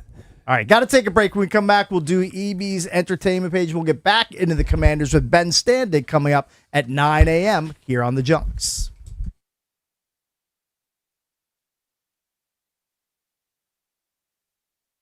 All right, guys, EB here for FanDuel. On the biggest stage in the world, FanDuel is changing the game. They're absolutely killing it here with the World Cup. Now, sometimes you make a bet and your player gets subbed off and you're bitter because your bet goes with him. They got an early lead, your guy doesn't score, but they want to rest him for the next game. They bench him, you're screwed. Well, not anymore. With FanDuel's Super Sub, if your player is subbed out, your bet stays in. How great is that? That's right. If your player leaves the match, your bet continues on even with the substitute. You get a little insurance there. Who else is doing that? So you're still in it until the final whistle. All you have to do, visit FanDuel.com/local to get started now. That's FanDuel.com/local. Let there be goals this summer on FanDuel. FanDuel Sportsbook is the official sportsbook of 106.7 The Fan. You must be 18 and over. Present in D.C. Gambling problem? Call, text 1-800-GAMBLER.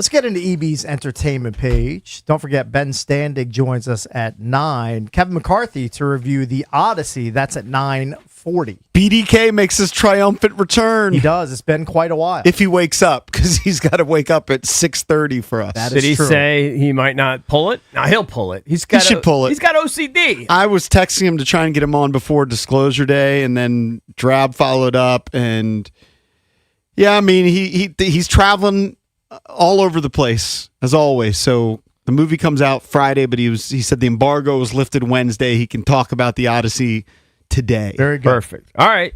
Well, the entertainment page, of course, is driven by BMW of Fairfax. Love them. DC's only BMW Center of Excellence Award winner for the ultimate buying experience on your ultimate driving machine. Get over to BMW Fairfax. Ask for my girl Miriam. She's the general manager. Of course, you could check out their entire selection of certified pre-owned and brand new vehicles right there on their website, bmwfairfax.com.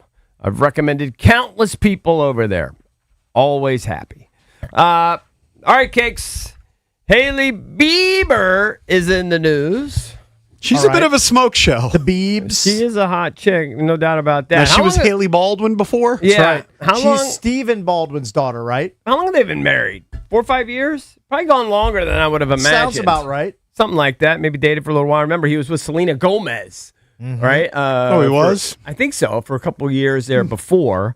But I guess she is she's sharing her butt workout, declaring Pilates maybe- is over. Maybe we need to take her up on her butt workout. We need to, enhance I know. our I think- gluteus maximus. I think my butt is it's not worth it. I mean, It's a lost The cause. juice is not worth the squeeze. I hear you. You're probably right. Over. Yeah, it might just be over. I just got a regular old man butt. now. Yeah. It just it is what it is. But she says she loves Pilates, but I think it's become a little bit of a fad, and it's they're looking really at that big butt of hard to find really good teachers that care about form. Here's a question I have for you. I don't really know much about Pilates. I don't Do either. guys do Pilates, or is it more? Is it I think it's 90% mainly- I think female? it's mostly women. I think it's It's a mostly special women. machine they use, The right? reformer. Yeah. What is the machine? I I don't know how to describe it. It almost looks like a rowing machine, but it allows you to stretch and pull. And Why don't guys do it?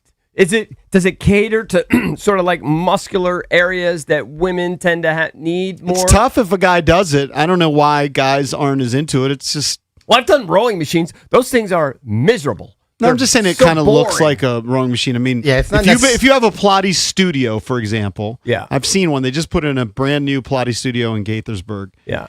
They occupy a lot of space, so you can only fit like 20 few of of them in a those. typical spot. My wife teaches a heated Pilates class without the reformer, but she can also teach the reformer classes. How do you do Pilates without a reformer? I'm not the group fitness instructor. That'd be my wife. But you do certain stretches and certain movements. Have you done Pilates? No, I actually feel like I would just feel uncomfortable in there. Because it's all women? I feel like it's a space for women, Yeah. and I would be a creep if Yeah, I was guy- in there. Yeah, they would be like, What "Why about is this-" yoga? Do you feel that way if you do yoga? I would only not feel that way with yoga if I went with a woman. So yeah, you went with a I would never girlfriend go or to something. yoga by myself You would feel like a creep. or another guy friend. I would 100% feel like a creep. Yeah. Well, if you went with another guy, I don't think you would have to feel like a creep, right? Because you'd be like, It hey, just it's just feels two like you're bros there going to get a perving on workout. women in their Yoga's tight a booty little pants. more mixed. Yeah, I would think yoga's more mixed. Yoga's a little more mixed, but it's still majority I women. mean, I've been to a couple hot yoga classes. There was like Yeah. 2 guys in there. Yep. That's usually the My ratio. daughters are big into Hot Works. You ever heard of that place? Yeah, it's of like course, a, yeah. Uh-huh. you know, whatever chain of places Yeah, where you go in there and you go into the sauna. It's like it's not even that hot, but you go in there and you do a little yoga work. I was so bored. I went in there and just laid down. I did. I just That rested. doesn't sound like much of a workout. I just rested. I think like it's a 24/7 yoga place where you can go there anytime and go into like a booth and Yes. do it over on a screen. Yes. Yeah. But my daughters are they're into all those different classes. I don't They're know what's popular. going on in these classes. I mean, my wife's a group fitness instructor. I usually pop in just to say hello, like if I'm at the gym lifting. And if I go in there during a heated Pilates class, it's mostly women, probably 99% women. Yeah. And it's hot. Just in like those 5 seconds I walk in, I'm like, damn. So everybody made fun of me when I tweeted this, and I was 100% serious, and I still don't have a good answer for it. And people think, I have an IQ of like 0. Why? When I go in my sauna, I have an outdoor sauna. Yep. Turn it on. Within 20 minutes, it's at 193 degrees. Okay. Okay. Why, when I do it in the summer, when it's hot outside, is it more difficult to go through the 20 minutes than it is, say, if it's cold and I come in from a colder environment? I don't know. It's much I harder don't have for an me to answer. endure the 20 minutes in the summer. It just seems tougher than in the winter when it's colder outside. But it's Maybe- the same temperature in that damn thing. I have a theory. Yeah, I want to hear it. My theory is that your body is just being taxed by the higher temperature before you enter the sauna. That just makes it more difficult to get through the 20 minutes. Okay, Whereas I'll buy that. It's 35 degrees out, and it's not as tough on your system. Well, I'm in the That's house. what I'm going with. I know, okay, but I'm generally not like, when it's 35 degrees out, I just step outside for a second. And I'm in my Okay. 70-degree house. Then my theory doesn't really hold a lot of water then. No, but I think you might be onto something. There's something there. It's more difficult for me to get through the 20 minutes. The last 3 or 4 minutes are kind of torture. Got your way through it. They're kind of torture. Yeah. But it doesn't make sense to me because it's the same temperature year round. It's a good question. Might just be in your head. Maybe it's in my Hey, head. if you want to be a real manly man, do what I did one of the last times I was in the sauna. Take a hot coffee and drink it while you're in the sauna. Well, that seems insane. Kind of a psychotic move, Why but would I've you do that? done All that. that does is dehydrate you. I just did it because I had a delicious coffee, and I said, "Well, I'm going to bring this in with me while I sweat." It seems And I'm gonna torture. sweat even more. Seems like torture cakes. So Hollywood now, the AI thing is out of control. It's everywhere. Hollywood now, apparently, they're putting together. People have made like short films, and they've made films using AI. Okay. Now they're saying they're using like Hollywood stars, likenesses, and etc. And making. I think they're trying to make the first full-blown feature entirely AI. Not interested. So you get like No, thank you. Ben Affleck's approval to use his likeness and his voice I saw and make a full film. Well, you probably got to cut him a big old check. Oh, I'm sure. Yeah. You can't Hey, do it for free. he might take it because all of a sudden you're just getting money and you're for doing, doing nothing. nothing. I know. Portnoy just tweeted. So Portnoy's got a new book out, right? I can't remember what it's about, like Cancel Me or something or Yeah. whatever. And he said, I don't think JP ever put an audiobook out, right? People that put out audiobooks say they're torture. They're literally torture. So what did he do? Why is it just so many takes you have to do reading it? Well, you or- got to read the whole book out loud. Just take you forever. I It think, takes and I think forever. Dave is self-admittedly an awful reader. Oh, really? That probably contributes. But it takes forever. If you're a Okay. bad reader, you probably have to do a lot of takes. Yeah. I mean, just wasting days. He had AI do it. He said his own mother couldn't tell the difference. Really? Because it just sounded just like him. And then the publisher wouldn't accept it. They wouldn't accept it. Why not? Because it's not the real McCoy. Yeah, if I'm the publisher, It's a if I'm paying for you, I want you. Yeah, I'm with you. I think for if the I'm paying voice you money of to a read book, a book, I don't want an AI no, version. you're Yeah. paying him to write the book.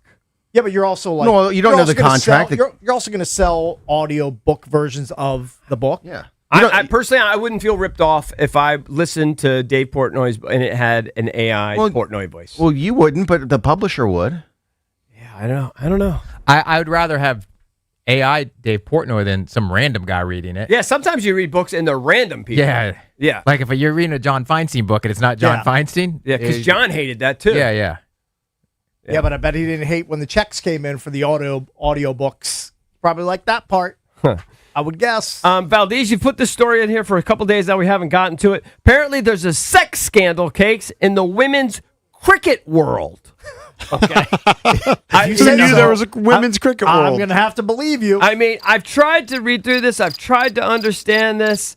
But apparently, the vice captain of Australia's women's cricket team is under fire after splitting from her wife, I think for dating another teammate. Yeah, a teammate. Yeah, I think that's what split- happened. Yeah, the vice captain was wifed up to another player. They split, and now she's dating another player on the team. Now, was she dating another player on the team that caused the split? That's what people are inferring. Right, that's what people are guessing. It was an affair. It was an affair, exactly. Pretty scandalous. Kinda pretty hot. Did it scary. affect their cricket play, B? I You have don't the know. stats? I don't know how they did. Yeah, but they are attractive, right? Both the girls are attractive. Well, yeah, but the affair partner is not. Oh, Big is that downgrade. right? Oh, really? You know The what's- teammate? You know Yeah. what's not attractive? Cricket. I just don't understand it. I don't understand it. I'll never watch it. I kind of wanted to get into this just for a second. Should I do it when we come back? Yeah, let's let it breathe. Let it breathe. Whatever All right. it is, let's let it breathe. We'll do that next, whatever it is, mystery topic. All right. And Ben Standig is going to join us coming up at 9 o'clock. We'll talk Commanders with him right here on the Junks.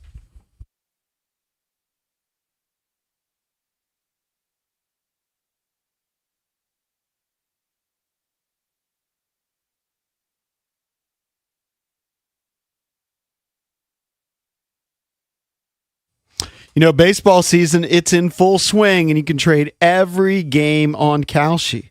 In fact, on Kalshi, you can trade every game, futures, and even all-star events. How about who's going to win it all? If you go with Philadelphia, they're trading at 6.6% to win it all this year. That means a $100 trade is going to pay out $1,422.17 if Philadelphia can win it all. How about their matchup against New York? Right now, they're trading at 59% in their next game against New York. That means $100 is going to pay you $173.23. Not bad. On Kalshi, you trade against peers in the live market. It's kind of like the stock market. As the probability changes, you can buy in and out of your position. For a limited time, download the Kalshi app. Use the code JP. You're going to get $10 when you trade 10. Kalshi. Kalshi. Trade on anything. 18 or over. Only restrictions and eligibility requirements apply. Event contract trading involves risk and may not be suitable for all investors. Prices, values, and available markets may differ from those mentioned. For more information, see kalshi.com/regulatory.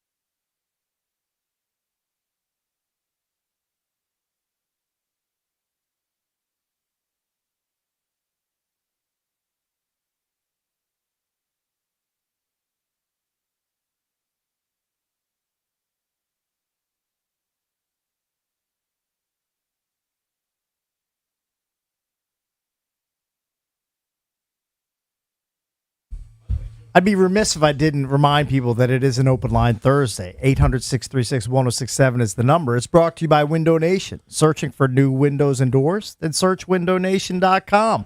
Their windows, they are measured to fit the first time and installed by experts to last. Window Nation for your home because it's where you live. Ricky, there you have it. All right, so I wanted to mention this. So there's, I don't know if you've ever seen this before. I've never watched an episode of it. I've seen a few clips, and it looks miserable. I would never do it. But there's one of these reality shows called Special Forces. All right, I've never heard of it. And they dress these guys up in like their I don't know, camouflage, and they get out there and they put them through the special forces kind of deal, right? Through Training, the paces, right? Okay. And they like LaShawn McCoy's actually doing it. That'd be kind of interesting to see how he can handle it. McCoy, but then they have like chicks from like the Real Housewives. They've got the disgraced Congress dude, that George Santos guy, that's real fat and gross. Oh, that guy stinks. Is there a reality show that you would want to do? In other words, I know people that say they would love to do The Amazing Race. I know people that say they would love to do Survivor. The Amazing Race, all Amazing Race is you're running through airports and you're going to do something with heights. You're flying to like just the most remote reaches of the globe. That does not sound like fun to me. Well, I couldn't handle that part. I couldn't handle the part where you're going to have to jump off some bridge, or you're going to have to bungee jump, or you're going to have to do something with the parachute. Like I'm out on all that. They definitely do stuff to scare you. Oh yeah. I could do eat the weird food. I could do that. I don't think I could do the fear factor where they make you eat like a bug or a big giant tarantula. Maybe not a bug, but like cow balls or something. You know what I mean? Like you have to eat something that's kind of gross. Something just close your eyes and swallow. Yeah, I think I could do the eating thing. I don't know. Yeah. I got a few food things that just rank. But the height thing, so that's how I'm out on that. I've always said Survivor. Amazing Race is one which I would try. I could do it with Kelsey. Would be fun. Do they still do Big Brother? Is that still? Do it overseas at least. No. That's still a thing. I think it's still going on right now. I've never understood Big Brother. What? It's Survivor in a house. But they do challenges and stuff on Big Brother? There's challenges to see who is like the house leader. I wouldn't do Traders. I started watching that. I lost interest after about Traders would be. What is Traders? Awesome. This is the expert on I've explained this before, I forget. But you have traders who are pre-selected before everything starts. What do you mean traders? TRAITORS. Okay. Yeah. That sort of trader. Yeah. All right. Like a trader, like Benedict Arnold. Yeah. It's the one trader everybody goes to. Benedict Arnold. Yeah. And those are pre-selected before everything happens, and no one's told who's a traitor and who's a faithful. Robert Hansen, another traitor. Yeah. Good one. All the spies. And then the faithfuls have to kind of snuff out who is a traitor. So they all kind of they think they suspect each other. Yes, and there's like so you suspect who is, and then you have a whole round table. Then you vote in the round table if the person's a faithful or a traitor. Then the person who's voted out is admits if they're a traitor or not. And then it's populated entirely with all people who've already done like reality TV shows, right? The new season are going to be random people. Okay, all right. Maybe I'll re-engage, but I've gotten out on Traders. It's silly. Okay, it might be the best reality show that's out there. What about like a game show? I'd love to be on tons of game shows. I've always said I would love to try Price is Right. My speed. I'd love to go on Jeopardy, but I'm too dumb. I have too I couldn't do Jeopardy. I have couldn't too do many Jeopardy. gaps Too in dumb. my knowledge. But press your luck. There's a bunch of them you can get on. I don't even know how that works. No whammies. I mean, that's an old. don't You ever seen the board? Yeah, Old. remember. I think Elizabeth Banks hosts it. Oh, they've rebooted it. Yeah. Okay. No, I'm a Wheel of Fortune guy. It's my speed. Oh, you know what? I always kind of wanted to go on The Price is Right back in the day. I was a Price is Right mark. Is that still like a banger? I don't know. I haven't watched it in years, but it's still on TV as far as I know. Right. The During showcase the summer showdown months, they and usually everything. bring. Loved it. Loved it as a kid. They bring back the game shows during the summer months, like Pyramid. That'll pop up. Used to be $25,000 I love me Pyramid. some Zippy Dollar Pyramid. I think I could do pretty well on that show. You could do Let's Make a Deal. Is that the one with Wayne Brady? Yes. I see that every once in a while. Do they still have? Didn't they have a Scrabble? Didn't that guy do? They did do Scrabble. I do terrible. I get pwned in Words with Friends all the time. Yeah, you would not be good at that. I think I could do that. My lifetime record is not good. Would you get the Bickles on Family Feud with Steve Harvey? That would be funny. Who would be your two contestants to do? What do they call it? The end Is speed it round? Fast Money? Or Yeah, I think it's Fast I Money. think it's Fast Money. How does Fast Money go? I don't think you'd be the candidate. It's top. You get 5 questions, and then you see how many people out of 100 Yeah. picked whatever it is. Yeah, and there's a speed round to it, speed round element to That's it. You that's might- the speed element. You'd want to go first because going first is huge because all of the number one answers are still available. Right. It's tough to go second in Fast Money. Yeah. It's a tough When call. you see all those clips where somebody will say in the blank or whatever, yeah. Yeah, sexual where would you put your innuendo. finger or Yeah, something? And the guy right. says, There's a lot of sexual Yeah. innuendo. Are those real? I or don't are think those Mrs. AI? Bickle would be down with the Yeah. sexual innuendo and When the guy Family screams Feud. out, "My wife!" I mean, is that real? I don't know. I think for the most part it is. I have to say, they get me every time, though. Steve Harvey's a great host. He's Should I great. give him, should I Dave's give him, great. should I give him Fast Money real quick? I'd love See EB's brain. Hold on. Why don't you I- do it? You do it, EB first. No, I'm And going then to you be go Steve second? Harvey. Right, and I can be in isolation. I can go in. You want to do I that? can go in Brett's You're gonna- isolation booth. Yeah, but how are we going to know who had higher points? Who had the better JP's answer? got the answers, right? I have a Family like a Feud questions Or list you know what? here. Just test him on it. It's fine. Yeah. All right. I have a slow brain. I have a lot of brain All right, can fog. you get the clock out, Valdez, the ticker, and add something Now, to it? now does he have 20 seconds and then the follow-up person gets 25? I think they've tweaked it over the They years. give so I them a don't know little where that- advantage for going second. Yeah, because they're going to Yeah. obviously guess some of the number one answers and they go, and So then they have to go say it the again. next. Okay. Yeah. All right. Go ahead. All right. Besides pizza, name something a pizza restaurant might serve. Breadsticks. Name a body part that often gets broken. Foot. Name a food they serve at the circus. Peanuts.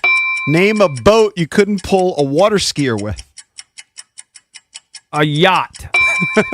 Name a place where adults go to relax, but kids go to play. Beach. Oh, you didn't get it in. I mean, I thought he did pretty good. That Yeah, bad? I mean, bread/cheese sticks, number one answer, Ah, 29 nice. points. Look at you. I can't remember what body part you said gets broken. foot. Foot. It's not in the top 2 answers. I only have the top 2. What is it? A leg? Arm is number 1, Arm and leg? 44. Finger, 16. Oh, All okay. right. I mean, a foot. A food they serve at the circus. You said Peanut. peanuts. Circus Number peanuts. 1 answer, cotton Cotton candy. candy or popcorn. I thought he did Number pretty 2, good. You guys popcorn. remember this? We did this in Dewey Beach. We asked the same Yeah, we question. actually asked the exact Lurch same asked question. that question, and Lurch said chicken tenders. I mean, our brains this melted. Yeah, I this was a guess month so. ago. I did a Hey, shoey with my car. I just punched up. Hey, so you guys did the same exact research. You just put Chris, Family Feud Fast Money as the first 5 questions We that didn't. came on the board. Christian must have done that. That's hilarious. right. By the way, Christian, who came in here, did the trivia hosting, what was that, a month ago? Yeah. We already talked about this, right? He's training for a celebrity boxing match. Yeah, I don't understand. I don't think we talked about it on the off air. He's an insane person. So he's one of the sales guys He's doing it here. for charity. And I guess he's also a trivia host, too? Yes. That's what he does Yeah. that. He goes around to various bars and does that. Somebody said he's going to get his ass kicked. I mean, I don't know. I don't know who he's facing. He told me that they're supposed to match him up by levels. Well, isn't his level beginner? His level should be bottom rung of the ladder. Isn't his level? I mean, it's He beginner. looks pretty good in his videos. Okay. All right. If he don't know why faces anybody- another Christian, I wish him well. I hope he does well in this endeavor. It's just a crazy thing. Again, 100 people were asked. Besides pizza, name something a pizza restaurant serves. he took the exact same question. Well, find another batch. I mean, Okay. Name a food served at the circus.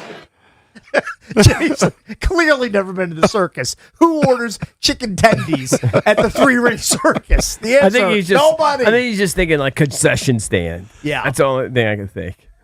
I don't know. Real quick, let's go to Matt in Stafford. I know we got to go to break. Matt, what's up? You're on with Matt. Junkies. Hey, what's up? Hey, I'll fight Christian. All right. Hey, he's already got an That could be a opponent. good bit. what's your weight class? Heavyweight. How heavy? think a lot of guys. What are you weighing at right now? 235, 6 foot, 235. All right. That's my old I'm like a speed rush DN. right. Okay. Yeah, sure. Something not a lot of speed, Sure. I'm guessing. Dan Patrick bit. Yeah. All right, real quick. Just want to say it's draft party season coming up, and a lot of times people have citronella candles. They have mosquito repellent. Yeah. It's important to keep that stuff away from the food. Sometimes it'll be like by the grills. No one's really thinking about it. And myself, I've had a burger that was. Is this a PSA? Yeah, it sounds like it. Hold on. Go ahead. So so we could save some lives. But if what just wanted to get happens, that out there. He wants to keep the he's saying if candles, you the have, bug repellent candles, away from the grill. Yeah, because it becomes a burger topping and it tastes gross. It might kill you. well, who would eat a burger that was tainted with citronella or whatever? A donk like me. Huh? Hamburger. A donk like me, but I ended up in the hospital. Why did you eat it? You didn't want to throw it away? No, I'm just an idiot because I didn't realize the proximity of the candle to the grill. So the wax from the citronelle candle got under your burger and unwittingly. You had The no smoke. idea. No, it's just the smoke. Hey, Matt. Smoke Yeah, he didn't want Matt. that smoke. I'm guessing he's smoked before. What do you got going on today, Matt? Oh, okay. Not prepared for this. Oh, I'm so nervous. See, the call was going really well. Now you got to sidetrack me. I'm derailed. He asked you It's what a you're car doing crash. today. I'm hanging out. I got an interview on Monday. I'm going to prepare for that. I'm You hanging out don't with have my a job? son, You couldn't feel that?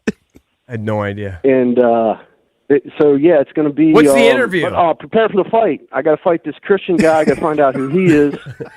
Yeah, you got a lot on your It's plate. actually kind of funny. You got a citronella burger on your plate. Wait, real quick. I know we're backed up. Who are you interviewing with? What kind of job is it? It's a sales job. It's Radio sales, Odyssey. Full supply. Right. You don't really sound like a dynamo. Do you have to have like a dynamic personality for this job? Hey, you're on the phone. You're nervous. All right. All right. Fair enough. But All right, we got it. We got Appreciate you listening. Thank you, Matt. Thank you. All right, when we So come the back. smoke from the candle did him in. Yeah. Ooh, who knew? All right, when I we learned come something. back, we'll talk Commanders with Ben Standig next here on The Fan.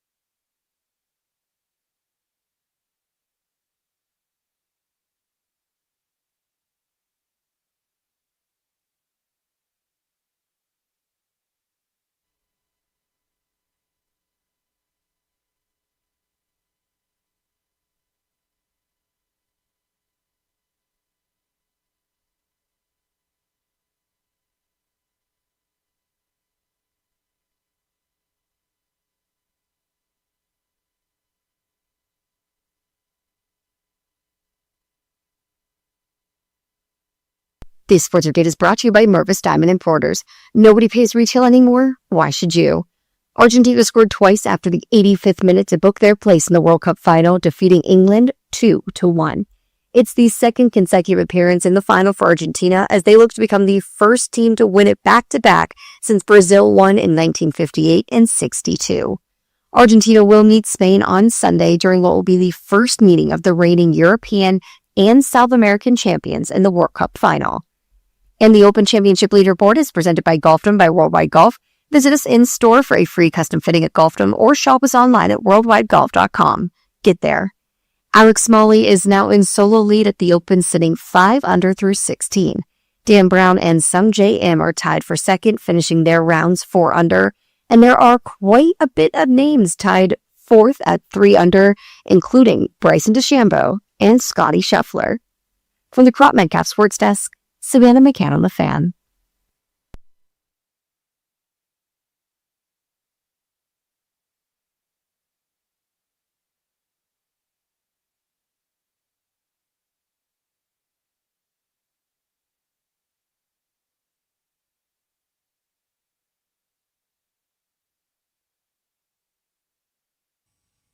Celebrating 30 years of the Junks in 2026, brought to you by Main Street Bank. Cheer local, bank local. Main Street Bank is a business-focused community bank proudly serving the DMV since 2004. Visit mstreetbank.com to learn how to put their team in your office. Main Street Bank, member FDIC, equal housing opportunity lender. Let's head out to the Rude Guest Hotline and say good morning to Ben Standing, NFL and Commanders reporter. You can subscribe to his Last Man Standing Substack. Ben, good morning. How are you? Hey, buddy.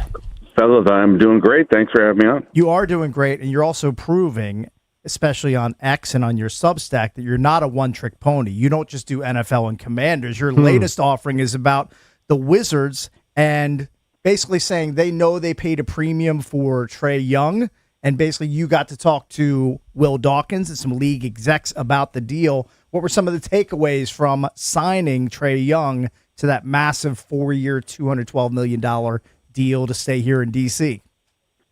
Yeah, I mean, look, I was like, I think most people, when I first saw the years and the money, I was like, oh, no, what happened? Did they go backwards in time? Is this, the Grunfeld Shepard regime all over again?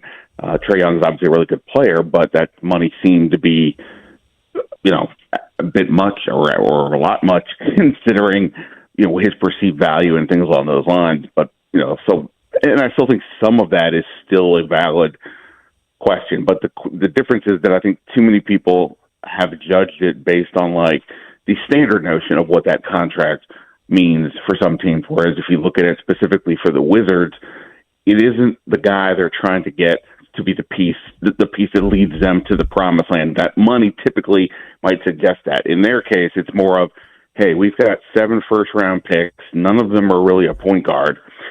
We need these guys to, be helped a bit to get to that next step. We need some vets around them and somebody on offense who can run the show. Trae Young brings a lot of that to the table. And if you didn't have Trae Young, we saw here to go to the other team that primarily cover the Commanders at quarterback, we saw sort of the random Joes that they had at that position before Jaden Daniels, and that's what the Wizards were looking at point guard if they didn't get a guy like Trae Young. So basically, it seems like they decided the calculus was worth it to spend and overspend on a guy who is very good, but that's not necessarily as good as that money would indicate, rather than not having a viable option and going through with the equivalent of the Carson Wentz's and the Sam Howells. And that's the calculation that they've made. And I think it is an important distinction versus just saying, hey, here's a team that's like a Midland team. They added Trae Young, and now they think they're contending. That's not where the Wizards are at.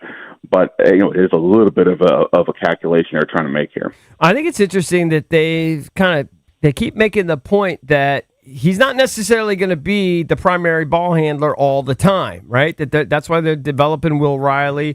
They want AJ to bring it up, at times and work on that skill, that sort of thing. They want Trae to play off the ball some. So his role could be different here in Washington than it's been so far in the league, right? Yeah, it's conceivable. I mean, look, he's, the limitations are, his outside shooting surprisingly has not been as good as, we all probably thought, considering what we saw him do at Oklahoma and then the first few years in the league. We know he's undersized, doesn't play a ton of defense, et cetera. But offensively, he's obviously a pretty gifted player. He's averaging over 25 points and 9 assists for his career. Only one player in the last 50 years has finished their career with those numbers. That was Oscar Robertson, forever ago. So, there's a lot there to work with, but at the same time, they're not going to stunt the growth of, AJ DeBonsa, or you mentioned Will Riley or Keyshawn George or whomever. They want these guys to continue to develop. We saw Alex Sarr and George make big strides last year. There's a reason to think that Trey Johnson might be the next guy up, and obviously DeBonsa, looked very good. I was out there in Vegas for that, and he looked very good doing all the things that he does, including a little bit of running the offense. So Trae Young will be used in different ways. He'll still be the main guy, but they're not going to slow the progress of the other guys just for him. Get some water. Don't worry. Yeah, take a swig. It's okay, man. Get some water. It's all good. I will. Where does AD fit in all this? Because when they signed Trey to that deal, and I'm kind of with you. I mean, we all were kind of alarmed. It was about $10 million more per year than what we had been anticipating, what had been thrown out there. I'm okay with it. I love the way Trey's embraced the city. He does some things that not many guys have done in this league.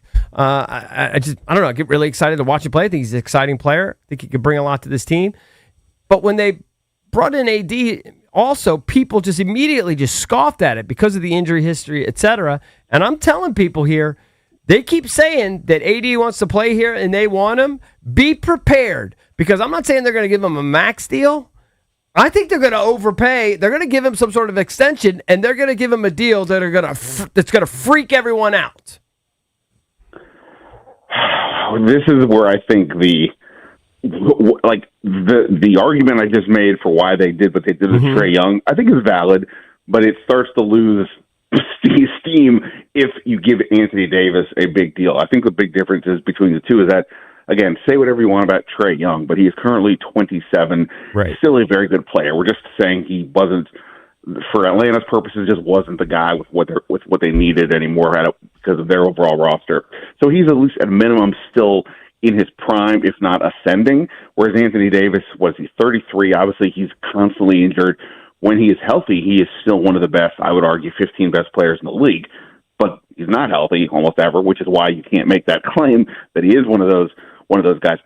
I don't think they're going to give him a max deal at all, like you said. In fact, if anything, the Wizards may have been helped out by the marketplace, because when you see what Jaylen Brown's trade value was, right, as a guy who's making a ton of money. Even Trae Young, right? I mean, part of the reason why people were confused about the money he got was because the trade haul that Atlanta got back was pretty paltry. But I think that's a reflection of the money that that was believed he was going to get, et cetera.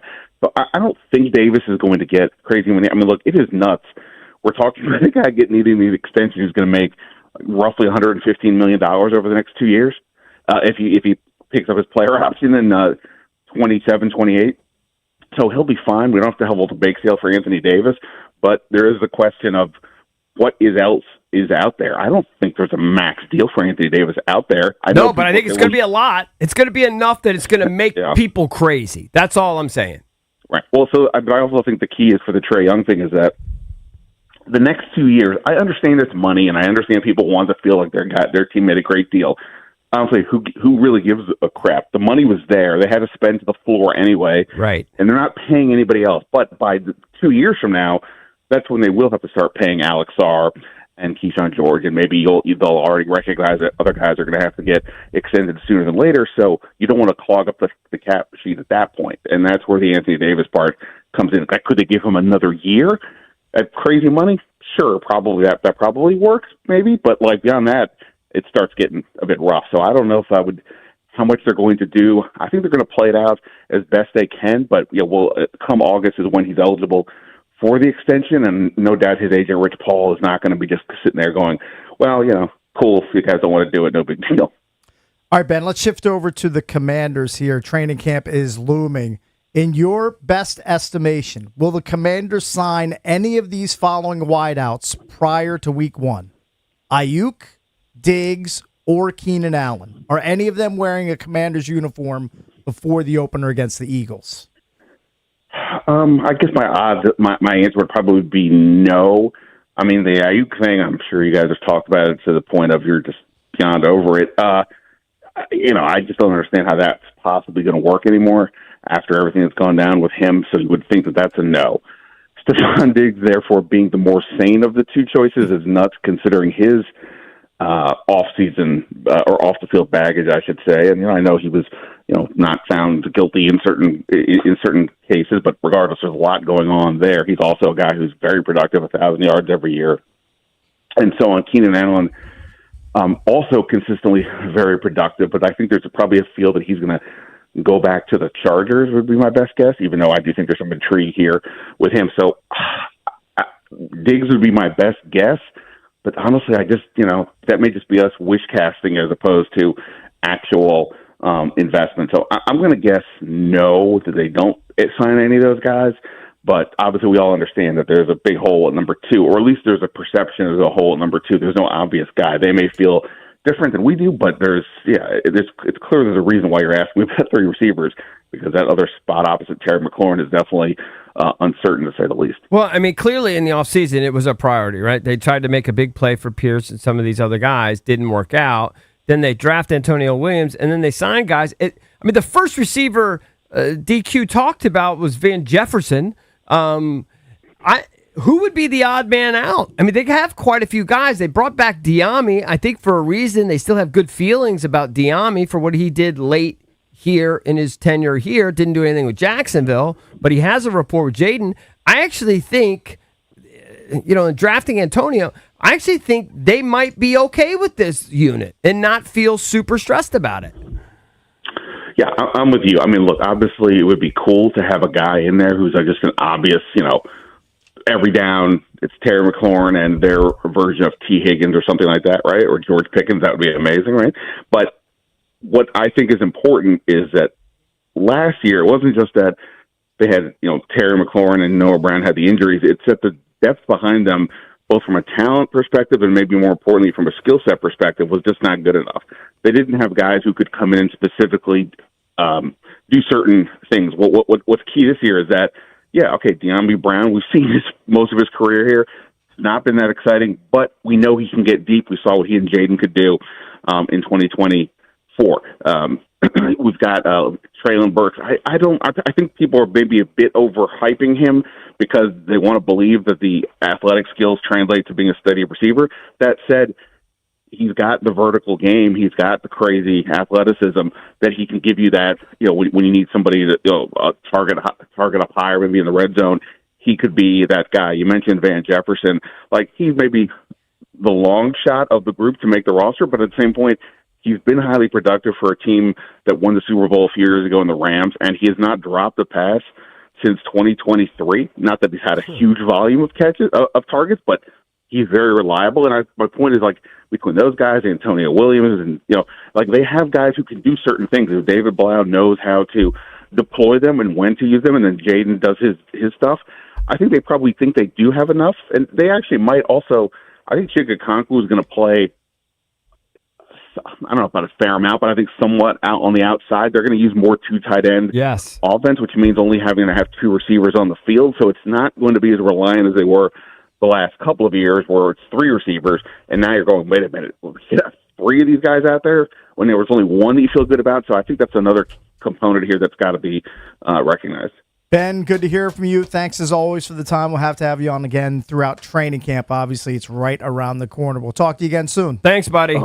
Thanks, guys. See ya. Yep, that's Ben Standig, NFL and Commanders reporter. Be sure to subscribe to his Last Man Standing Substack. Coming up at 9:40, a guy that you haven't heard on the show for a while will return. Kevin McCarthy, the movie reviewer. He will review Christopher Nolan's The Odyssey. That's coming up at 9:40 here on the Junks.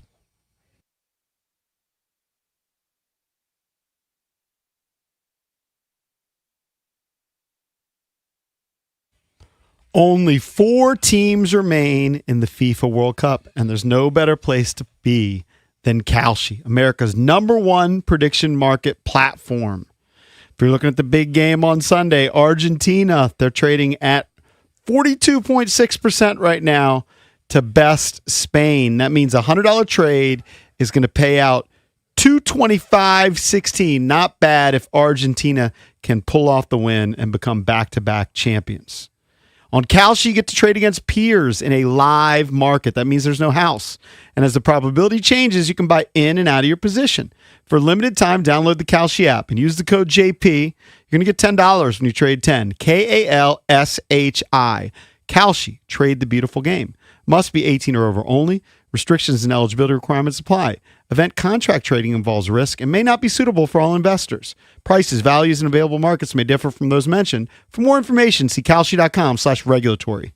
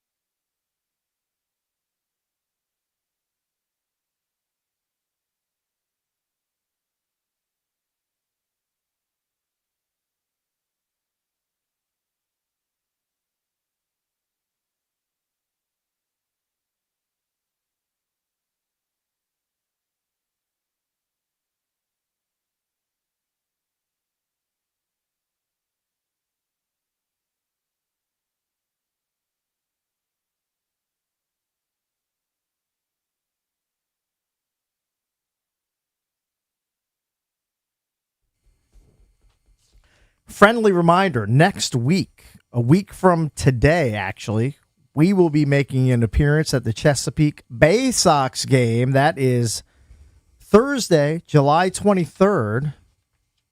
Game starts at 6:35. It's going to be Sports Junkies night at the stadium. Very cool. Celebrating us. Imagine that. Imagine a bunch of Bowie guys hitting it big. Right. 30 years in the radio biz. You think if we get to 40, we'll get a street name in Bowie? Will we get something? We're not in that. Isn't there a wacky radio Hall of Fame on Mitchellville Road? Or yeah, there is. You can't take it seriously. There is. I mean, it's like across from EB's old church. I mean, no disrespect, but I mean, how can Bowie be the epicenter of radio? How can it? Unless your museum is in a major city. Okay. This is just my opinion solely. Right. It doesn't have any real cachet. Like your museum's got to be in a major city, right, to be of importance. Ever heard of Cooperstown? I mean, Canton's not that major. I mean, Springfield, Massachusetts. You guys are kind of disproving my point. But like, those are took about 2 seconds. Those are more major cities than Mitchellville/Bowie, Maryland. Yeah, but it's just, remember, it's not a Hall of Fame. It's just a museum. It's just a radio museum. It's not a radio Hall of Fame. Yeah, Hall of Fames are different animal. Like, do people go to museums in small towns outside of Hall of Fames? I don't know. Like, I think of museums. I think of Paris, Washington D.C. I don't know, London. I'm sure. I'm sure podunk a radio towns museum in Mitchellville, Maryland. I know, but they have one. Strip plaza. It's Bowie. Come on. Hey, do you know Bowie's population compared to Cooperstown? It's about 60,000 more people. What is it? I got no love over for 100K? Cooperstown. Cooperstown apparently has less than 2,000. I mean, Cooperstown is probably, according to Wiki. I don't know anything about Cooperstown other than the fact that the Baseball Hall of Fame is there. It's probably fine. It's probably just a random small town that luckbox their way into the Baseball Hall of Fame. According to this, claim to fame. According to this, Cooperstown has 1,794 people. Wow. I mean, our high school had more students. That's a one-stoplight town. That's nubs. Right. I mean, it's definitely a museum. A Hall of Fame is a museum. I mean, definitely. I mean, that's a big it's a part subset of a museum. Has artifacts. Family. Has artifacts. I don't know. I consider museums just seem so stuffy and old. But I guess a baseball museum is kind of the same thing. That would be stuffy and old if you went to a baseball museum. Yeah, and the people that go there are probably stuffy and old. Hey, for the most part. When can we start making some announcements on those other gigs we have coming up, Drab? Is that soon? Because I know we have some stuff that we put on our calendar. Soon. Some other stuff right? in the pipeline. We have some stuff that kind of exciting. Yeah, it'd be fun to do. 30th anniversary events. Yes. Somebody came up. Is next year going to be like? It's kind of cool. People come up to me just randomly. You know, like I played golf at Ladensville yesterday, and they go, "Hey, big fan! Congratulations on 30 years! I'm at a swim meet last night. Yeah, congratulations on 30 years out of nowhere. Next year's going to be a big nothing, big dud. No, people do it all the time. It's going to stink. But it actually got weird because one of the starters at the club the other day, he's like a newer guy, and I've gotten to know him a little bit. He came up to me and he said, congratulations on 30 years. And I went, thanks, man. Appreciate it. And then in the back of my mind, I'm thinking, we've already talked about this. Like, in weeks past, like, why is he coming up? And he goes, I think he could see in my perplexed look, and he goes, no, your wedding anniversary. Because I so just had my 30-year wedding anniversary. How does he know when your wedding because anniversary? I just mentioned it briefly on the air. Oh, okay. We talked about it. No cards. There was a whole discussion. Yeah. Where when you went out for sushi. It just threw Maybe you me. weren't here when we talked about Might have been away. I think I was out. You might have been out. I met a guy last night at the swim meet, and this isn't a shot at cakes, but it was random. So he comes up to me and he's like, big fan of the show. And then he goes, I've seen you 5 or 6 times. Yep. And he goes, I live in Olney. I've never seen cakes.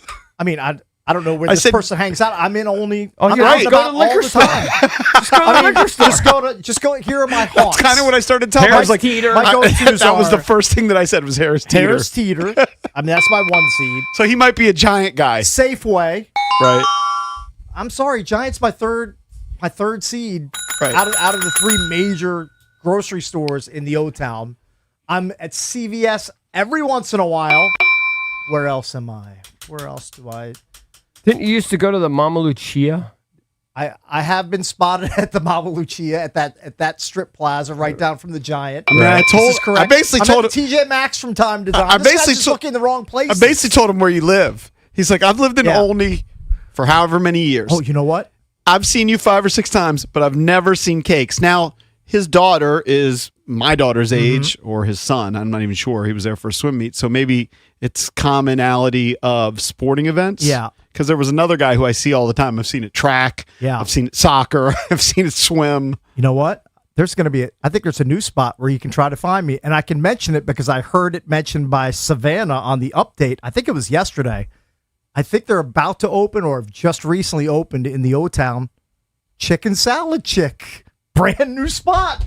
I'm going to go get me a chicken salad baguette for lunch one day. They had a new pizza spot. All chicken salad all the time, and it's right down from the TJ Maxx. You could double dip. All right, hold on. What's it called? Chicken Salad Chick. Chicken Salad Chick? Salad Chick. Why? Chick why or the chic? Chick with a K, Rick. Why do they I don't know. All right, but why are they calling it that? What is the chicken because they salad specialize in chicken salad. I know, but I don't get the chick part. Like a woman. A woman who started female. it. Yeah. She's a chicken salad chick. And it also sounds catchy. It It's could a be like catchy name. yours would be chicken salad dude. Okay, it's Which kinda isn't like, as good. What do they call the same alliteration. Auntie Anne's pretzels. Auntie Anne's pretzels. Yeah. I saw a guy, Wes Hanna, who I follow, who owns Harpoon Hannah's. Okay, I don't know this person, but okay. He's familiar with the show. Yeah.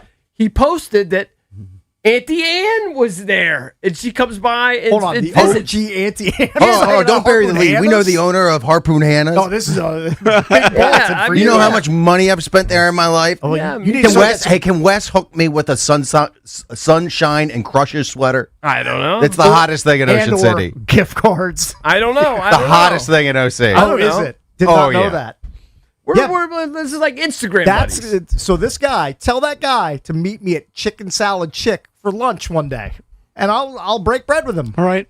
I don't remember his name. I met him last night. I mean, maybe I've met him before. Yeah, I need to try that place out. I could describe him. I need to take that spot for a test He drive. was nice. I just found it odd. I was like, Cakes is out and about. But the very first place I said, it was like, you've never seen him at Harris Teeter? I mean, I'm out in the O-Town every single day. Every day. What can I tell you? He's never seen you. You know what? He's not trying. He's not looking. He's not looking for his But that boy. was the Olney Mill swimming pool, and you went to a different swimming pool. I did. I'm taking my mom out to lunch today, and Chicken Salad Chick. You going to your spot? I just don't know if I can do nukes for like the 9th straight week. Like I might have Bonefish. The problem with Bonefish is my mom always covers the tab. You know, it's like her thing. The Bonefish will be significantly more expensive than nukes. She's taken hold me on. there before. You have to outfox your mom and just grab the waiter and give him your if you. Oh no, I have no problem with my mother paying the bill. Oh, you're cool with that. Oh, Okay. 100%. Okay, What do you got feel it. guilt? Was she going to take it with her? I thought you meant like my mom's always beating me to the punch as far as like Oh, paying no. for the bill. She's forcing him to be the executor. Turns out you're He's distraught about that. You're Ricky Waters. You got the little gator arms. You're not paying the check. I actually thought about you yesterday because when I was talking to my friend during golf. He was, both of his parents passed, and he was talking about being the executor. Yeah. And he has a couple of siblings. Yeah. And he was talking about what a nightmare it was, and I just laughed thinking about you. Well, our guy Ed that handles my financial affairs, handles my mom's too. He swears it's not going to be difficult. That they've been working on it for 12 years. But I think it will be it's difficult. just the trips to Upper Marlboro or certain things that Upper are Marlboro. I'm going to have to go to Illinois. Right. I got to deal those with things stuff are going to be a in pain. Illinois. Exactly, it's going to be a pain. I got to go to the world's smallest town in Illinois and deal with those. I thought you were from Harvey. I am. You mean dealing with those yokels? I'm just, who knows how it works out there. Or it's just going to be weird. I'm going through my mental checklist. Never been to Illinois. It's not on my travel resume. I know this shocks you. Never been to Chicago. I think you should go to Chicago. I should probably go to Chicago. Chicago's a great at some city. point. It's definitely, I'd say, a top 5 or 6 city. Like, Despite all the murders. Yeah, I mean, those are just certain places you just don't go. It's a big city. Yeah, you just don't go there. Reputation.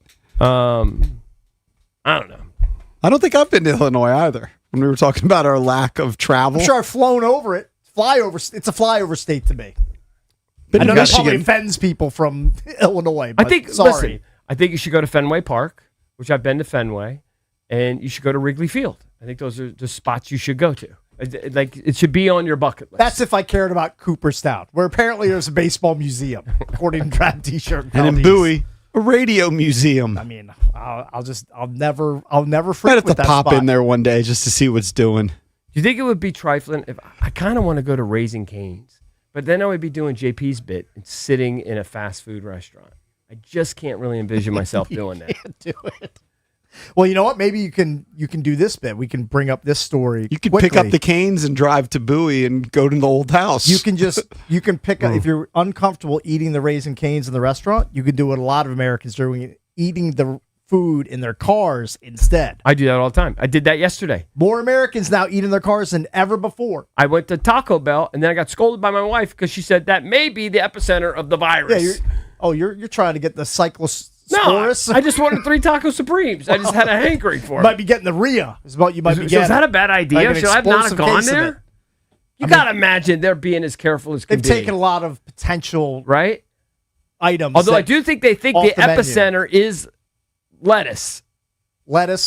Taco Bell, Michigan. That's your unholy trinity. Is right that there. what they're thinking? Lot of cases in Michigan. Oh, in man. Big Ten countries. So I might look have out. botched it. Look out. All right, when we come back, we'll be joined by Kevin McCarthy. He will review Christopher Nolan's The Odyssey. He will join us next here on The Fan.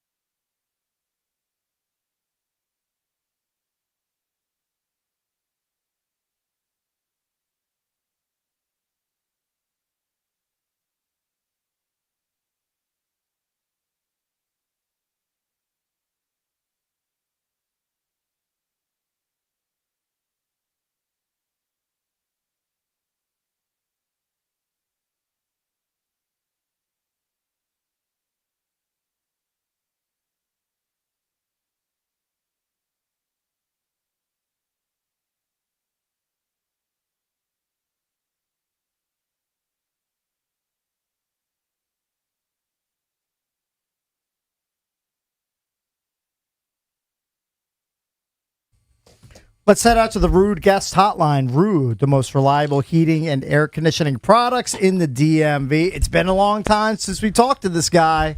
We welcome him back with open arms. It's Papa time. It's Kevin McCarthy reviewing Christopher Nolan's The Odyssey. Hey, buddy. Kevin, hello.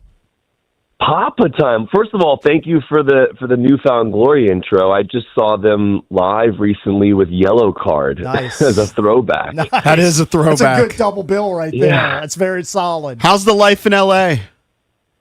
LA is great, man. It's so interesting. I remember. Well, first of all, it's so good to hear your voices. I miss you guys. Good to hear you too, man. And hello to everybody in the DC area. And again, it's just it's kind of emotional being back on radio and live radio and talking movies with you guys. You won't cry on the air. No, it's just it's interesting. But no, LA's been great.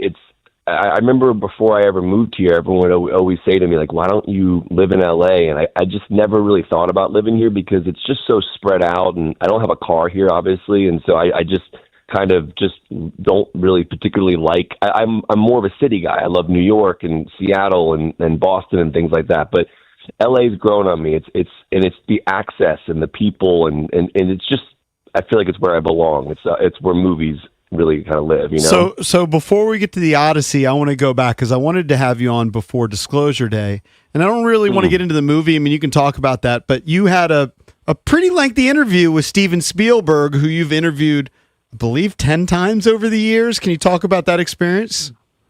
Yeah, I mean, Spielberg, I mean, to this day, like, you know, I'm 20 plus years into doing this job now, and he is someone that I interviewed really, really early on, 2011, when he was filming the movie Lincoln. He did 2 weekends of press in New York. He was filming Lincoln in Richmond, Virginia, and he would come up to New York in December of 2011 to promote the movie War Horse, and then the next week he promoted the movie Tintin.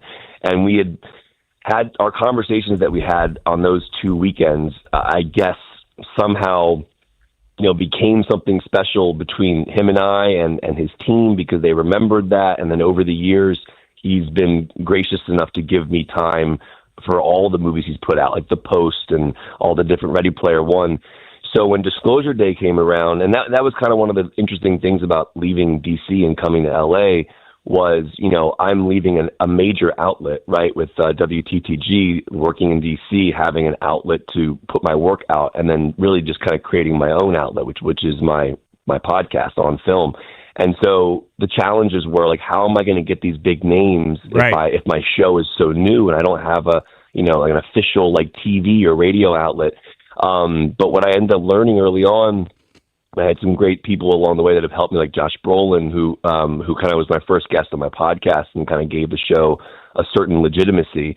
And so when Spielberg came around for Disclosure Day, I just kind of sent a Hail Mary pitch to Universal and his team, just being like, listen, I have this history with Spielberg. We've spoken 9 times over the years, over the different movies.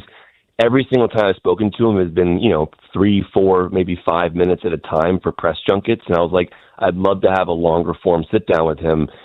And it just, they said yes. It was very surprising when I got that email. And my old emails were, you're participating in this press day via WTTG Fox 5 DC. Now it's On Film with Kevin McCarthy, 30 minutes with Steven Spielberg. And it's shocking. And it was like to have these longer form discussions with these filmmakers that are obviously so important to me has been incredible. And Disclosure Day to me, I loved it. But I thought it was a movie that was in conversation with all of his other films.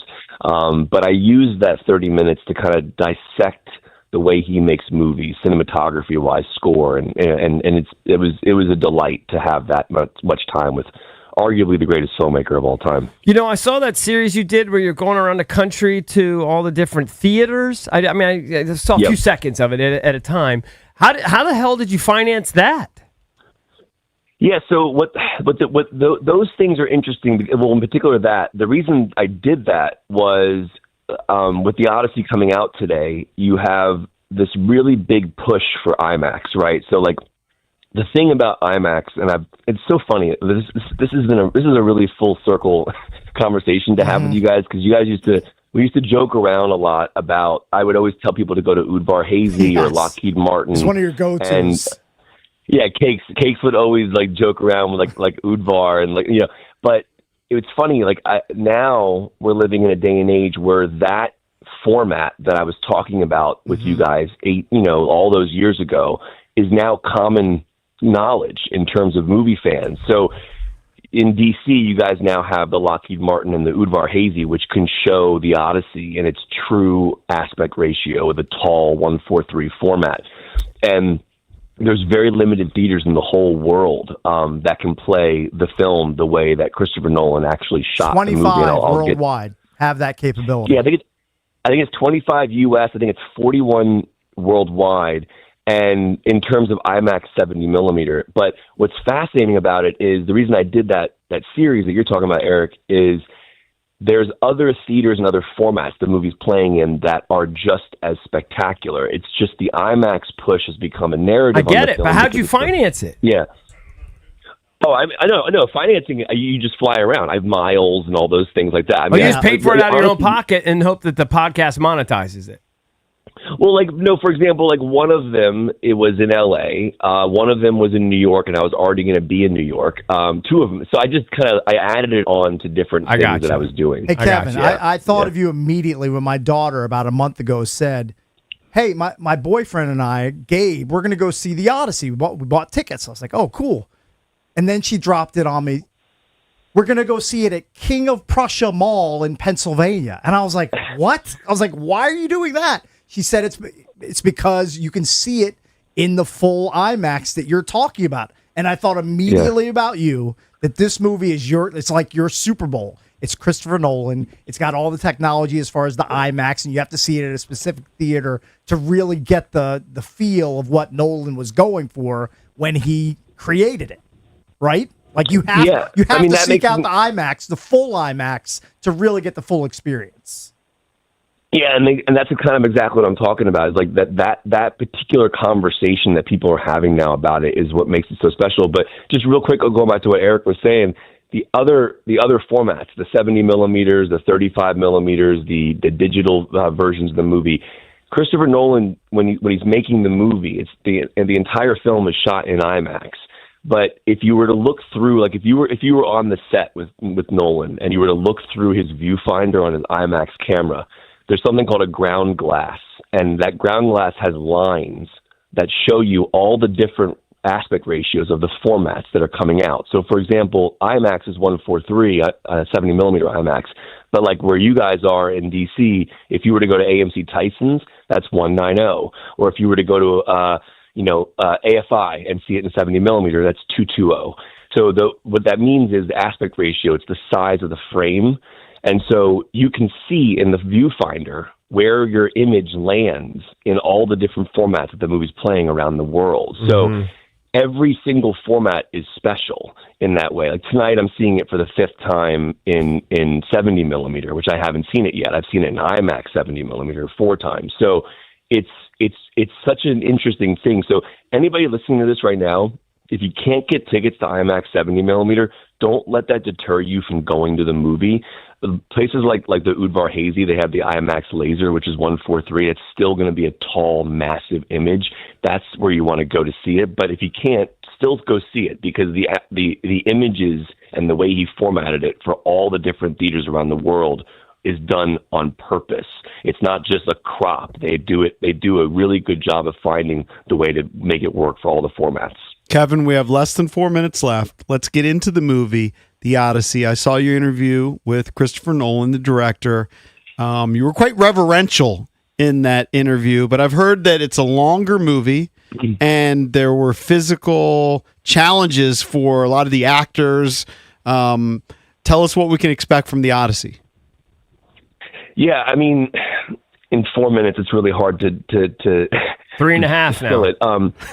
It's one of the greatest movies ever made. And I don't say that lightly. As somebody who's been living in LA now, I've been lucky to go to a lot of older screenings recently. I've been to a 70 millimeter of Lawrence of Arabia, and just seeing these older David Lean films that were shot on location with, no CGI and things like that. Not that Odyssey doesn't have CGI. Odyssey is a mixture of old school and new school technology.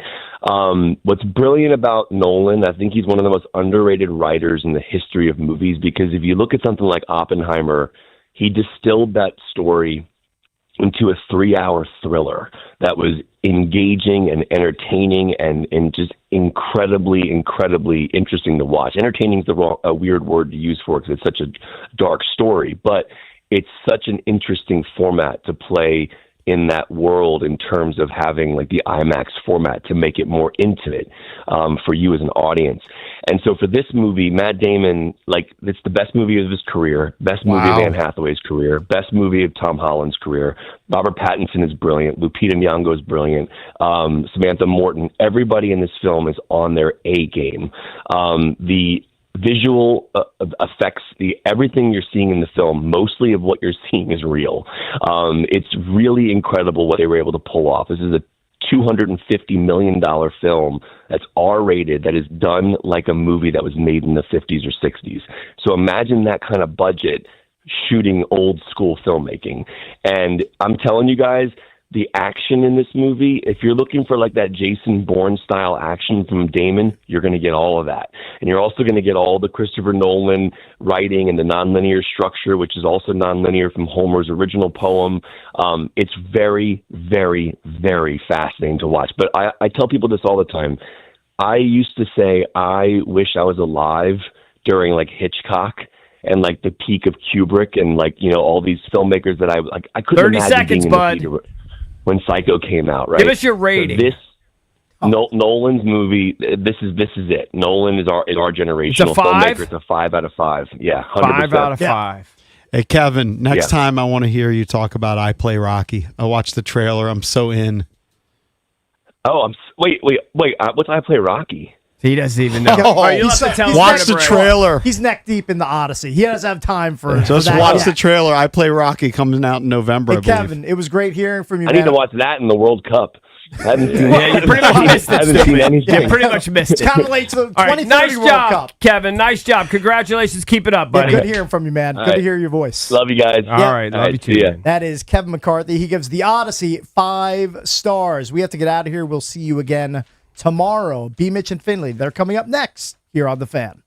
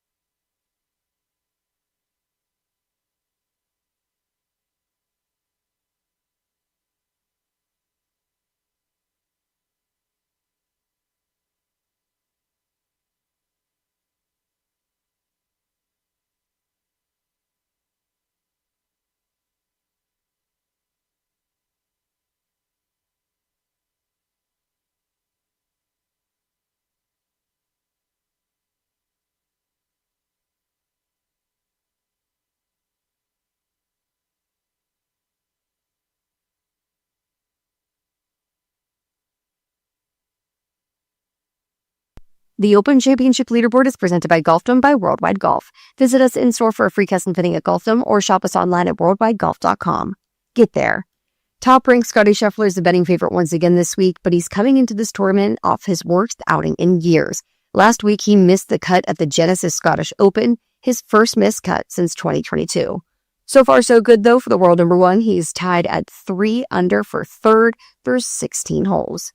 As for the choppier leaderboard, Alex Smalley walked to the tee shot at 18 with a one-shot lead, and he left in third place. He got a double bogey on 18, so he is now 3 under, one shot back of co-leaders Sungjae Im and Dan Brown.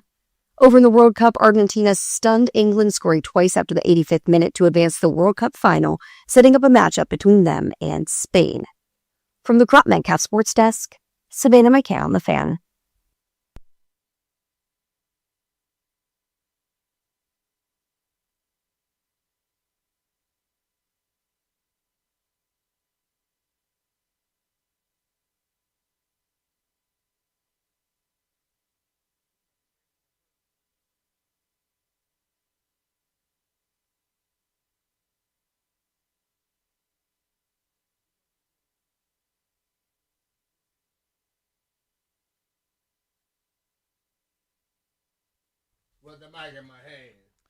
What up, everybody? It is 10 a.m. in the District of Columbia. Points north, south, east, and west. You're listening to B. Mitch and Finley. Good morning, Brian. How do you do? I am doing fantastic, Jay. What's happening with you? Oh, dude, not much. Thursday, we're getting towards the weekend. I'm fired up going over to MGM tonight for a concert. I'm ready to have a very good day, but we got to start with yesterday. Yes. The soccer game yesterday was freaking insane. Yeah, it was. And then what I as I watched that game, I was saying England is playing. They're going too quick to trying to play defense. You know, that prevent stuff we always talk about. Prevent all it does. Prevent. Totally, dude. So they started to get more defensive instead of staying aggressive like they were. Then at the end of the and I know people always like to tell us what we don't know. At the end of the game, all three of the commentators said exactly the same thing. They were like, they went to defense too soon. It was obvious. Yeah, and the thing about it, you look at Argentina. Argentina, listen, they agitate the hell out of you. They do a lot of dirty tactics. They were real physical early. They do a lot of dirty tactics, but they're aggressive as hell. And the moment you begin to relax, they are going to get you because now you playing into their game. What they do, they irritate you all game, and then you get up. Because they had 2 goals in the first half? One, and then they in the second. I'm not saying the second half. They're killing. They scored people. 2. Oh, you're saying Argentina overall? Yeah, 2 and 9 in the late. 9 goals from the 78th minute on. Which means when you start thinking, we got to just get to the end, they're like, nah, we're gonna put the pedal to the metal right now, and they don't stop coming. It's funny because I remember. I guess it was 2 summers ago was when the European Championship and the South American Championship were going on. Mm-hmm. So the Euro Cup and Copa America, I believe it's called. And they were on simultaneously in the summer, kind of similar timing as this. And I want to say one was on ESPN, one was on Fox, and you'd watch one match during the day and one match at night. And you maybe White Brian can correct me if I'm wrong on this, but watching the European Cup and the South American Cup, you really saw the difference in how those teams played. Uh-huh. And I think yesterday was another good example of it. The South American teams are just super physical and kind of make it a fist fight. And the European teams are just far more technical and, precise. But when you have the fist fight aspect of things, especially early, and then you have the threat of Messi late, I thought the announcers did a really cool job of pointing out how Messi was staying away from the ball and just waiting for his opportunity. And he didn't score either of the goals, but I believe he assisted on both. Dude, not to equate these two, because one's probably the greatest player of all time at his sport. But when Chris Miller was talking about AJ Debonsa in Summer League and talked about the gravity he deploys on the defense, that the defense just has to focus on him, Messi is that times a million. Right? His skill level, his ability with the soccer ball is just crazy. And I'm happy for Argentina. I was rooting for England. After watching the Knicks break through and win, and seeing the people of New York and Knicks fans all over, the joy they had after whatever that was, a 50-year drought, it kind of felt to me that like England could have the same kind of summer where they've only won once, I believe. They haven't won in 60 years. Yeah. And it's been a while. They had the 1-0 lead. The biggest difference, I thought, so we were watching Spain-France on, what day would that have been? Tuesday. And we were like, oh, wow, Spain's up 1-0. But Spain kept pressing to get the second goal. Yeah. A 2-0 goal in hockey might be dangerous. A 2-0 lead in soccer feels like 28-0. You know what I mean? Like, that's a big lead. That's a dangerous one, too, because we've seen a lot of these games throughout have been... Right, but I just think England got far too defensive. Because they were down 2-0. Argentina. Against Egypt, right? Yeah. I just think England got far too defensive too early. Yeah. And you would have been better off trying to just keep the pressure on them. The Argentina English basically, to put it into American terms so people can understand better, Argentina run a 2-minute offense the whole game. Right. That's what they do. And then defensively, they come at you. Now, you wonder, Spain is super defensive. Yeah. But they're aggressive as hell, too. We'll see how that pans out. Do you know who you're rooting for in that one? Because we just got told in the kitchen we should be rooting for Argentina. But the thing of it is this. When you get to this point, you got a young dude in your mall who's leading Spain, and you got the hero, the veteran, the legend in Messi leading Argentina. Do you want legend to go out, or you want the young dude to come in and start taking over? It's whatever you feel. But I think both of these teams, they deserve to be where they are. Sure. You know? And I think there's a reason these teams were probably rated. All four of these Final Four teams were top 4 in the world. So, like, there's nobody that doesn't belong, anything like that. One thing that I find interesting, and I don't want to make a blanket statement here. So, in my very anecdotal experience, like, because I was at NBC last night, and NBC is also Telemundo 44, right? Yeah. And the Telemundo people overwhelmingly were rooting for Argentina, which I can understand that against England, but I feel like at least people of Hispanic descent in North and certainly South America, maybe outside of Brazil, I understand if you're South American, just rooting for the South American team, but I find it interesting if you're from like Central America, why the direct pull is to Argentina instead of Spain. I don't know that answer, but it seems like more. Maybe you're just rooting for Messi because he's like an all-time great. I think that's a lot of people are doing that. But like when you look at this game now, like we talked about in the beginning, how aggressive and how physical Argentina could be. Spain has given up, 1 goal? I think so. And so you're not giving up 1 goal if you're not aggressive and physical. And they're defensive minded. So you start wondering, like, the offensive prowess down the stretch that Argentina has. Spain plays like this all the time. Will their defensive prowess hinder that some? Because you've seen teams get up on Argentina and then they get defensive. Yeah. But that is Spain's natural thing. They play like that already.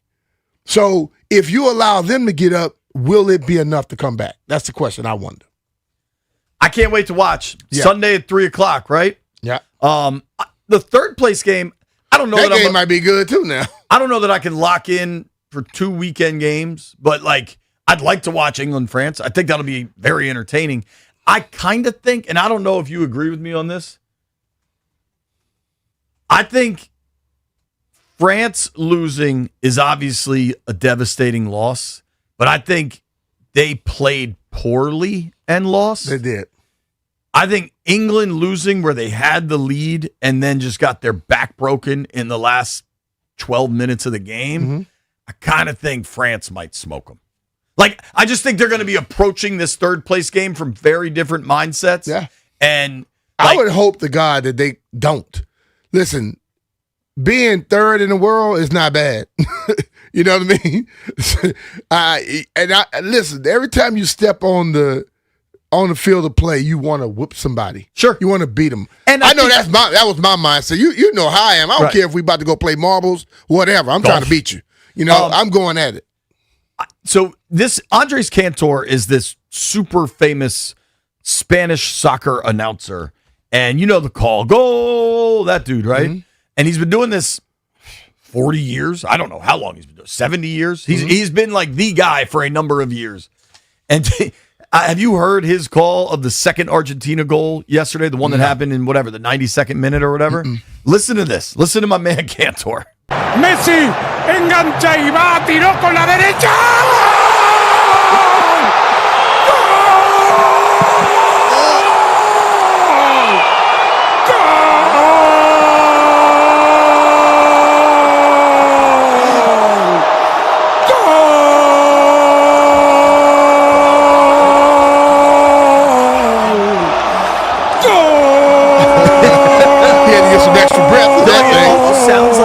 Emotions are running out of him. Listen to that. But you know what? True. He keeps going.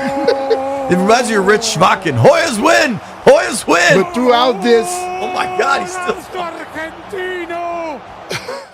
Throughout this World Cup, when I've been places and people were watching games, they wanted to listen to it in Spanish. Because they say that Spanish announcers give you way more excitement when they're calling it than the English people. Well, early on, too, when they would go to these hydration breaks, Telemundo would stay in the split screen with the action, even though it was just the dudes huddled up drinking water and the commercial. You know how, like, when you're watching golf, they do that playing through where it's half-screen commercial, half-screen golf? Telemundo was sticking on that side by side, and Fox was going to a full commercial. Fox, I noticed yesterday, Fox is now going the same, like split, but they learned over time. I wonder. I can tell you as a dude that works for a duopoly of an NBC and Telemundo station, the ratings are bananas for Telemundo. Just because I think the Spanish-speaking audience, and to your point, I think there are enough bars and stuff where it's kind of background noise anyway, but then you get that dude going crazy, yelling goal. It's kind of fun. I don't know, man. I wouldn't get tired of that. No. But that back. Oh, Lord. I was like, damn, is there a duck in here or something? I think tomorrow we make our official World Cup picks. I think today we react, we reflect. I think it's starting to get to a point, and I found this crazy. Messi had never played England in a World Cup. I get they're only every 4 years, and you need the draw to be the right way. But it is... I don't know how you beat Argentina. The way they just keep coming. You have to have a team with the same mindset that they have. And watching the defense of Spain, I think this can be one that it may go down to the end where it's 0-0 and they got to do some damn penalty kicks. I wouldn't mind seeing that. We also have the British Open on from Royal Birkdale. We did not. We need to find it. We got it over there. We did not make it our on that picks TV yesterday. Well, I need it on that one. Somehow we had the slowest radio day in history and forgot to do our World Cup pick, or U.S. British Open, the Open picks. So we got caught up on the craziness yesterday. We did have the craziness. Speaking of the craziness, we got into a heated, not even argument, but like debate over what constitutes boundaries for the DMV. Mm-hmm. And Jeff explained to us that the DMV, the term, was founded by a rapper named 20 Bello. 20 Bello is going to join us at 12:45 to perhaps set the record straight. My only question, I would say, or assertion perhaps, and I'm happy to listen to his explanation.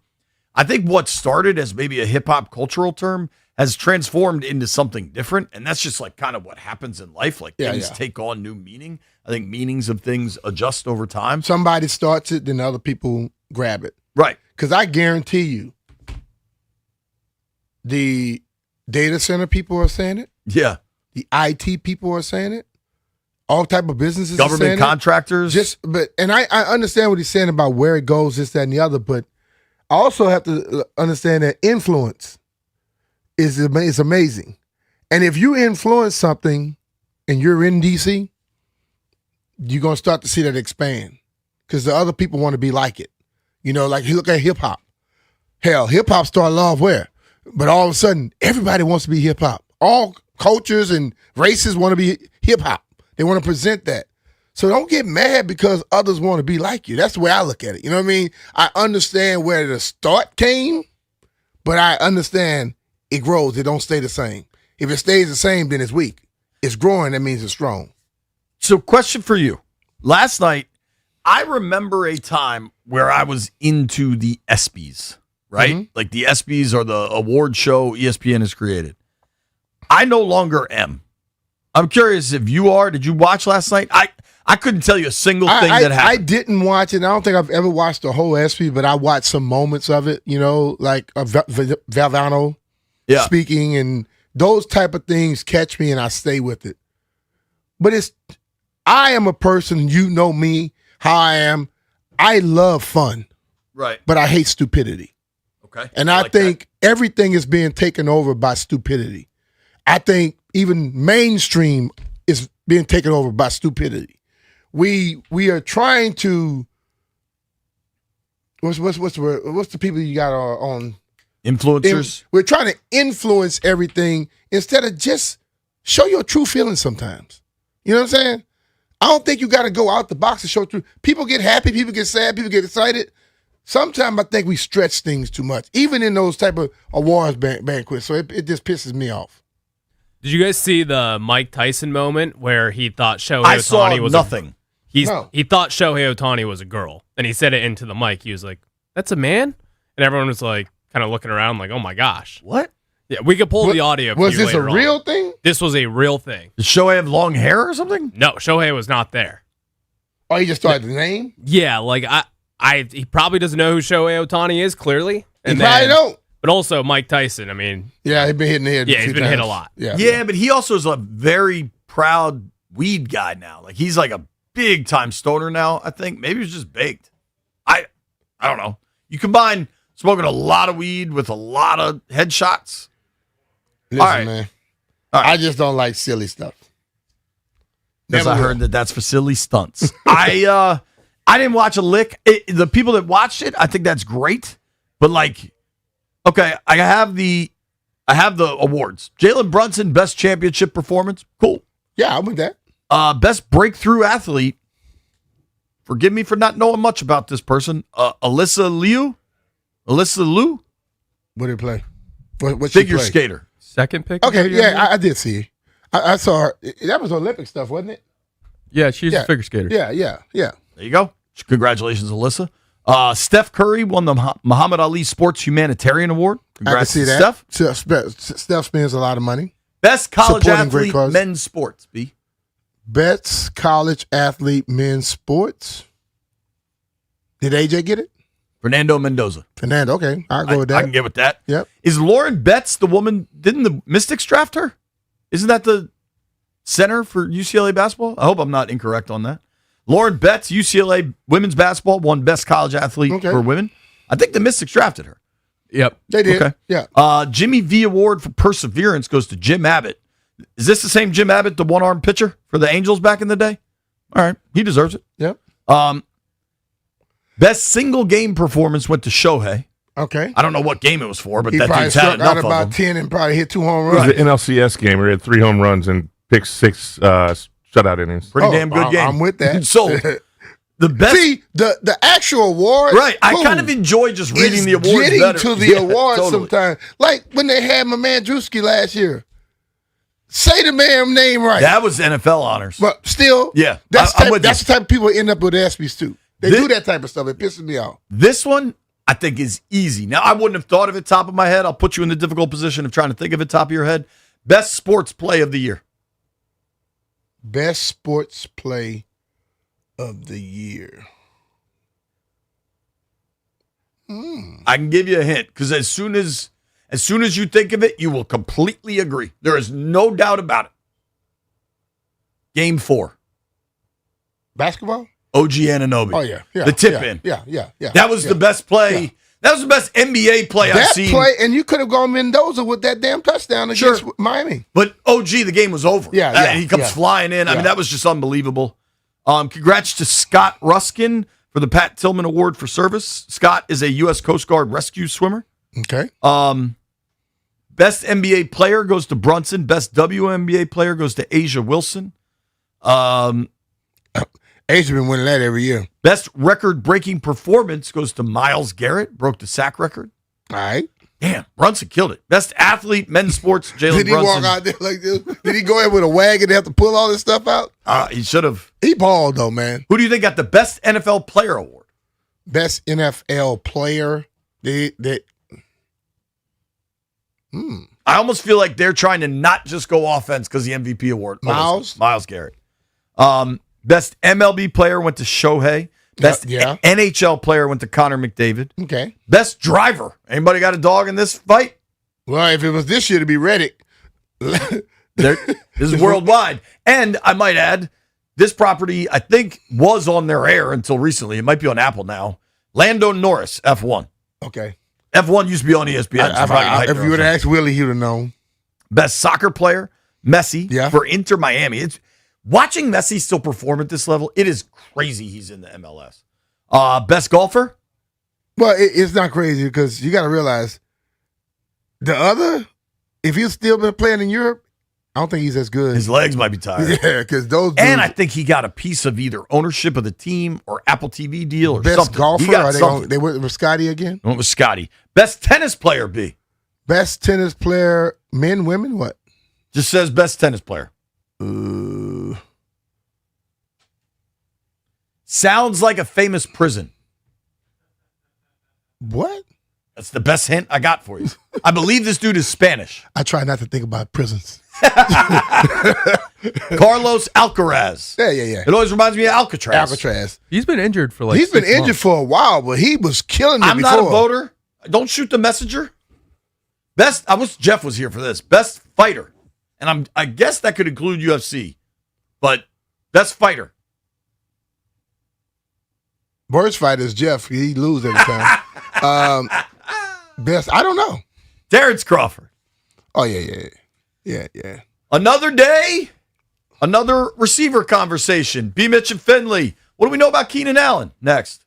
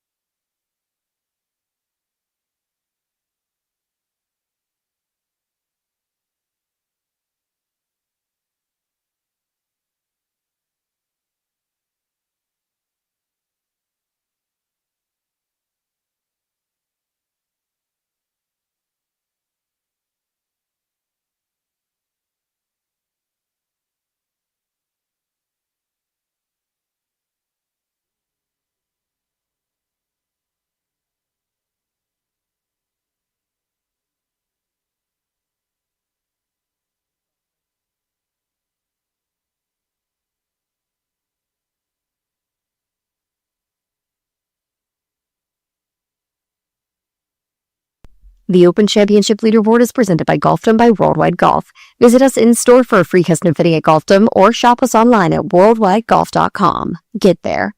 Bryson DeChambeau has yet to make the cut at any of the majors this year. Don't look now, but he's tied at the top of the leaderboard. DeChambeau managed to get up near the front of the green and cozied an eagle putt from the fairway up and over the mound to get a few inches away to set up a second consecutive birdie to join the leaders at 4 under. And moving over to the NBA, something to watch later today. LeBron James will be making his first public appearance during his free agency while he hosts his Mind the Game podcast at Fanatics Fest in New York City. It remains to be seen if LeBron's going to make an announcement before or during the show and explain it on the podcast, or if he's just going to use this episode to address his free agency and say that he's still making up his mind. But it is something to watch during this 1:15 p.m. live podcast. From the Crop Metcalf Sports Desk, Savannah McCall, The Fan.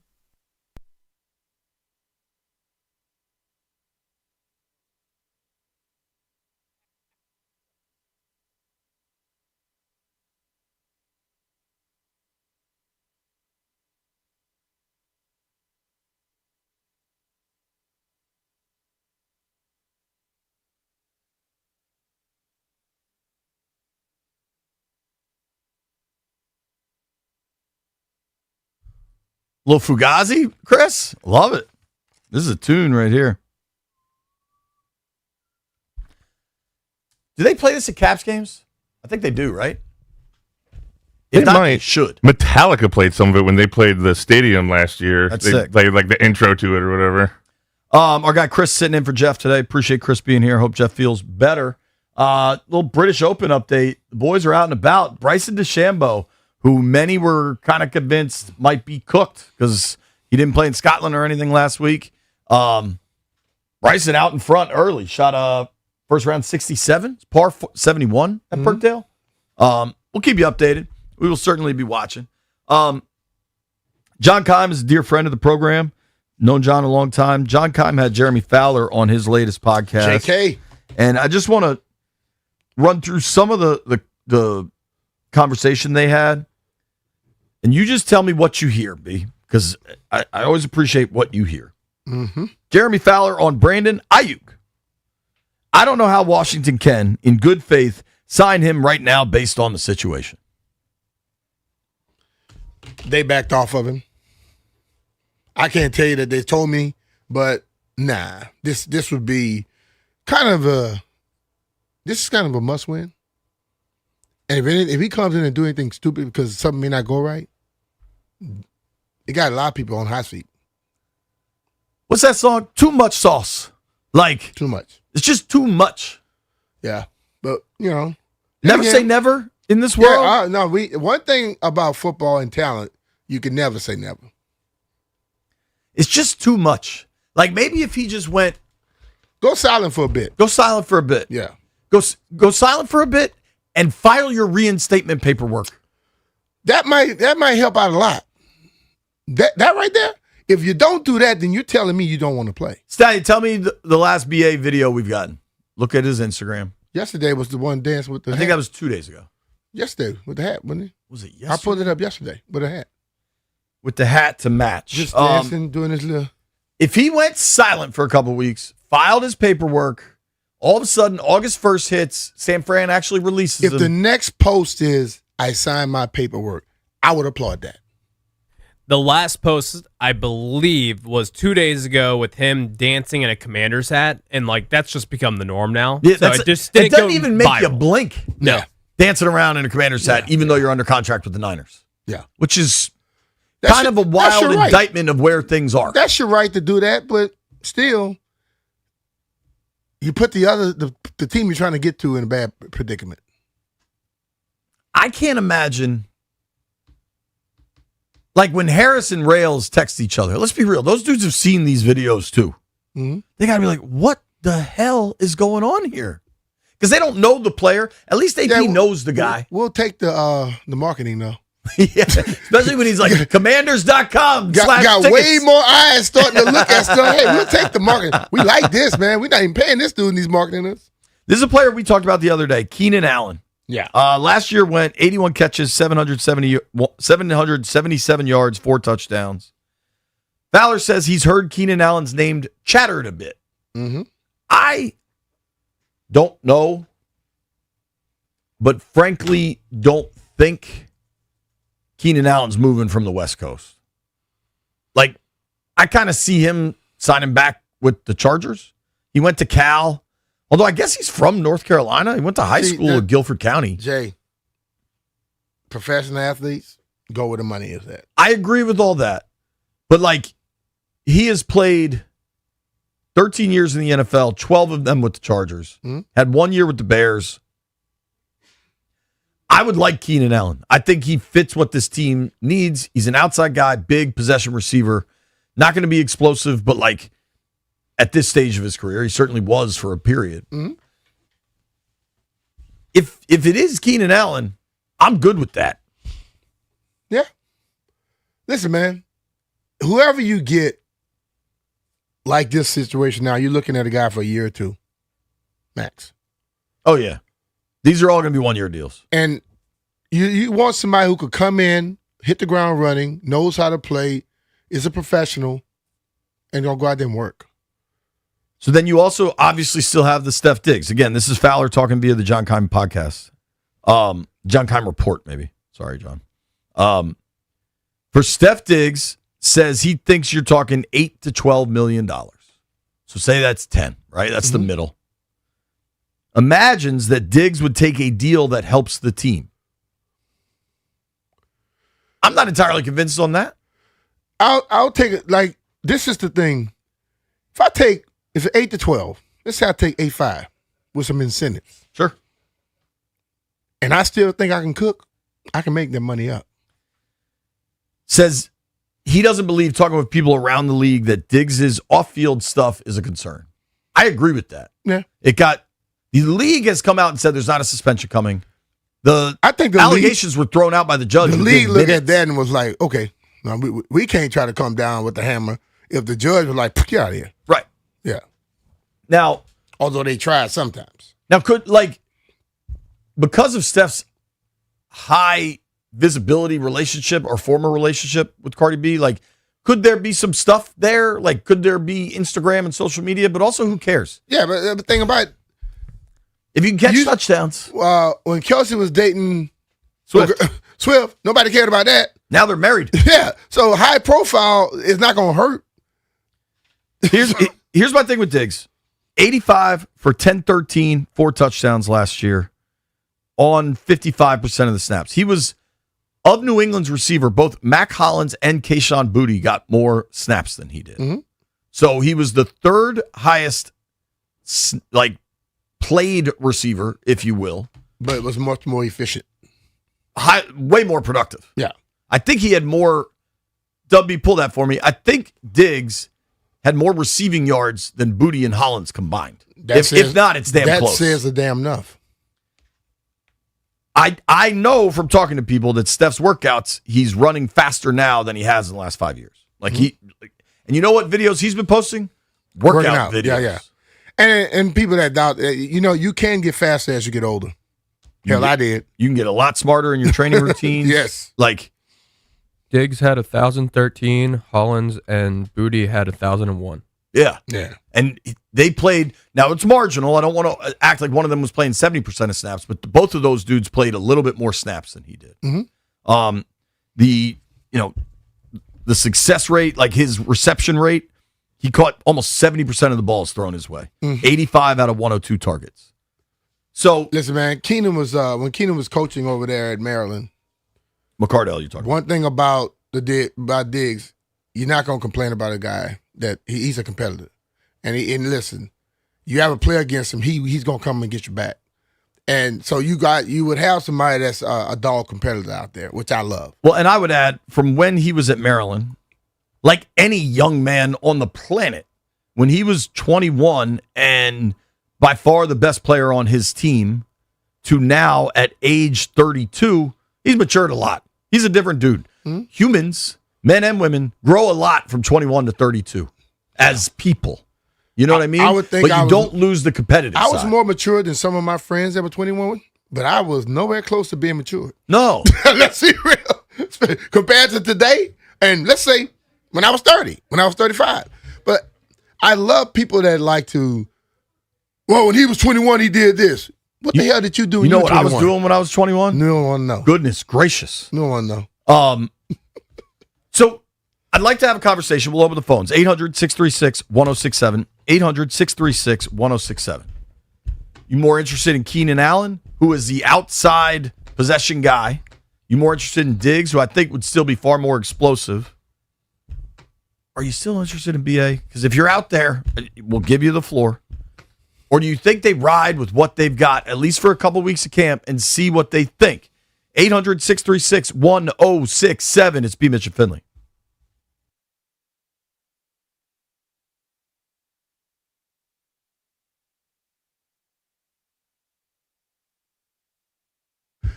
If you want comfort and convenience wherever life takes you this summer, then you need to turn to Rude. With Wi-Fi compatibility, you have full control of your cooling system right from your phone.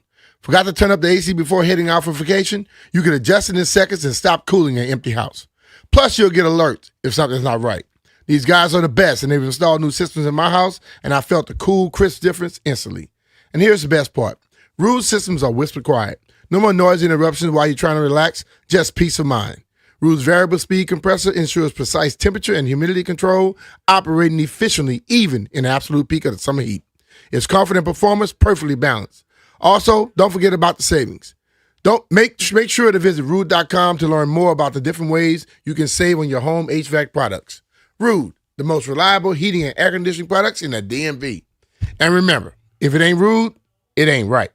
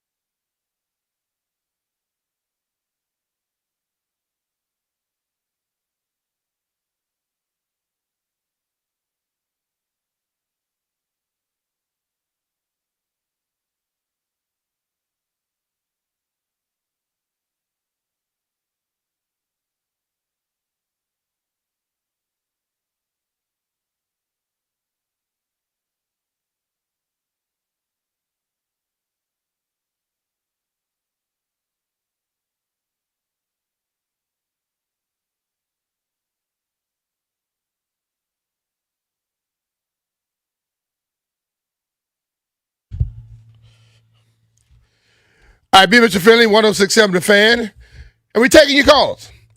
We're wondering which one of these receivers, Jeremy Fowler, has come out. He said that both Diggs and Keenan Allen are tied to the Commanders at this point. You still have Brandon Ayuk out there. And the question is, which one would you want the most? Let's go to Alex in Silver Spring. Alex, what do you think, man? Yeah, what's going on, brothers? I'm talking about talent-wise and everything else, okay? All right. Talent and everything else. Man, thanks for trying last year's. You know what, we tried out. You already know how it went. So I don't want Debo. I don't want none of these dudes that we already tried out. And instead of Steph Diggs and Allen, man, give me BA. If you can get somebody to play a Michael Jordan role against, like what the Bulls did with Rodman, Dennis Rodman, you know what I mean? Somebody said this dude straight. But, let me ask you this, though, Alex. You say that all the time. The dude had not filed his papers to get released. Why are you still stuck on that? I'm talking about talent-wise. Well, I understand, but he has to be available, though. He's not even available right now. Oh, you're right. Availability is the best ability. Let's wait to see what else is available. All right. I think it's too early. All right, man. Cool. Appreciate the call. One vote BA. Remarkable. Just remarkable. Let's go to Tricky in D.C. Tricky, what's up, man? Trick? What's up, y'all? How you doing, man? Coming into the off season, I had two receivers that I wanted. One was Mike Evans, and the other one was Keenan Allen. I think they are the perfect fit for what we're trying to do here. Now, Stephon Diggs. I'm so tired of hearing this Stephon Diggs. We don't need Stephon Diggs. Stephon Diggs has multiple civil lawsuits against him that are coming down the pipe. We just don't need that around this team right now. Yeah, he beat one in May, but he has multiple more, which multiple means, a couple more coming down the pipe right now, and we just don't need that. So I'm 100% Keenan Allen. I appreciate the call. Dudby, confirm that Steph has multiple more lawsuits pending. Because I'm not doubting Tricky. Get that information for me. Yeah, no, I'm seeing it on NBC Sports now is that the headline is Stephon Diggs is dealing with multiple civil lawsuits. That was from 4 hours ago. Okay. I mean, that is a thing. I'm not denying that. There's also a place in the NFL for players that can catch touchdowns. And clearly there's stuff going on, but that doesn't rule Steph Diggs out to me. Different rules for different people, man. Mm-hmm. Let's go to Sean in Falls Church. Sean, what's up, man? Sean? Hey, guys. Thanks for taking my call. I like your point in terms of, if you can play and you're not suspended, it's Diggs. It's got to be. But the thing about BA is that, he's going to be available for everybody, and they still are not going to want him. Diggs might get picked up by somebody because he showed that he can do it. But, JP, I kind of agree with you. You were talking about this a couple days ago. I think Burks is kind of their plan. I really do think they have, trust in him going forward. If they're putting him out there on the sideline, in training camp, I think that's their plan, and they're okay with that as long as he doesn't go the route of Noah Brown as a injury-prone number 2. Yeah, I mean, that's the concern, and we, myself included, really got on them for rolling into year 2 with Noah Brown as their number 2, knowing the injury. You got to have insurance policy. Maybe they think that's how you build a Diami. team. So yeah, well, I mean, those two guys are totally different receivers. But the whole thing is, you can have a plan, and that plan cannot work. So I don't think you just went into a season with a plan for a guy being your number 2, and he was basically out most of the year. I mean, what's the famous Mike Tyson quote? Everybody's got a plan until you get punched in the mouth. Yep. Like, you know what happened to Washington's receiver room last year? Punched in the mouth. That's how Chris Moore ends up being your 5th most targeted wideout. I think they have tried to plan for what do you plan for a rainy day? Like, I think by adding Van and adding Diami, like they're trying to build up the bottom of that room. Mm-hmm. counting on Burks to stay healthy. It's funny. I got asked this on All Ears last night. Who do you think would be a breakout player? And I think it could be Burks. Like, I want to see him get through. I don't know if it's a plan. I think it's more of a want. You saw what he did in college. He was his first round draft pick. You see his size. You've seen that catch last year. You want him to be able to get back to that. But how can you plan for him to be the second guy when this is 6-7 years into it? 4 or 5 years into it and hadn't done This it? will be year 5. So, agreed. I don't know if it's a plan. It might harsh be a reality want. of the league, man. Can't be a plan. Let's try Shane in Fairfax. Shane, what do you think? So give me 1 second. Hey, how's it going, fellas? Hey, here's the thing. You gotta take Diggs at this point. The reason why I say that is because he's going to be eligible. He's not going to be suspended. The NFL's already cleared him, so he's younger. He's more productive. And he may be a cancer in the locker room, but like you said, JP, we need somebody to catch touchdowns. I don't care about somebody out there and make friends. We need somebody to score and help out Terry. I don't care what he does off the field. Just catch touchdowns, baby. He was never a cancer in the locker room. I don't know where that came from. I think in Minnesota, so there's this famous video from the Vikings where I can't believe in-house media did this as a segment, but they did. And it's interesting in hindsight. They did this thing where they went around and asked people, who's the last dude you'd want to date your sister? And everybody in the locker room said Steph. But that's not a bad. That don't mean you're a menace in the locker room. The last dude you want to date your sister. That's because you know the type of things he might want to do to her. Right. So that has nothing to do with him being a cancer in the locker room. It's a lot of dudes I was in the locker room with that I was cool as hell with in the locker room, but I wouldn't want to date my sister either. I also think with Steph, like I've said this about other players, right? When you see a guy that produces at a really high level but gets traded a few times, like you're probably not the easiest dude to deal with if you're willing to move on. And he was traded from Minnesota and then traded from Buffalo. But at the same time, it's a production-based league. And if he can produce, you take it. Mm-hmm. Let's take Zeke in Southeast. Zeke, what up? Hey, what up, guys? How you doing? Love your show. Good, man. Good, dude. Yeah. I think if anything, I would take Diggs, but I think they're happy with their receiver room right now. Because if you look at it, I think we're depending too much on who's going to be the second receiver. I think they're going to have a array of receivers. They're going to, just rotate them. But the other thing is, who was the last 2 years, who was the second leading receiver? Zach Ertz. On our team. On the committee. Zach. Right. I think it's about the tight end, man. positional productivity. We got a better tight end. I think he's going to be the second leading wide receiver. Thanks for the call, Zeke. Appreciate you, bud. All right. B. Mitch and Finley, phone lines are open, 800-636-1067, 800-636-1067. We're talking receivers, including asking Terry McLaurin what he thinks about the existing receiver group. Nobody go anywhere.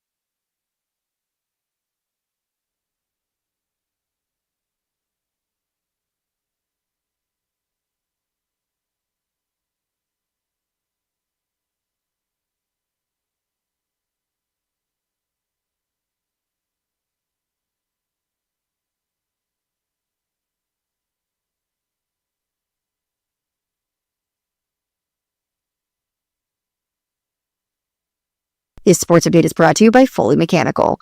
For the marquee group of the morning, they all produced solid rounds of golf, but all of them ending with a bit of frustration. After back-to-back birdies to grab a share of the lead, Bryson DeChambeau missed the fairway off the tee at the 18th, leading to a bogey finishing at 3 under. Scotty Scheffler bogeyed the par 5 17th, so he is now 2 under on the day, sitting 2 off the pace. Tyrrell Hatton likewise bogeyed the last after finding a bunker off the tee shot, shot a 1 under on the day. The Open Championship Leaderboard is brought to you by Golfin by Worldwide Golf. Visit us in-store for a free custom fitting at Golfdom or shop us online at worldwidegolf.com. And the Nationals have signed their first-round draft pick, Chris Acopen, to a underslot deal of $5.7 million. Slot value of the 11th pick is $6.1 million. When your HVAC strikes out, call Fully Mechanical, your go-to for heating, cooling, and radiator repair in D.C., Maryland, and Virginia. Locally owned and never franchised, Fully Mechanical is proudly installing Amana systems. From the Crop Metcalf Sports Desk, Savannah McCann, The Fan.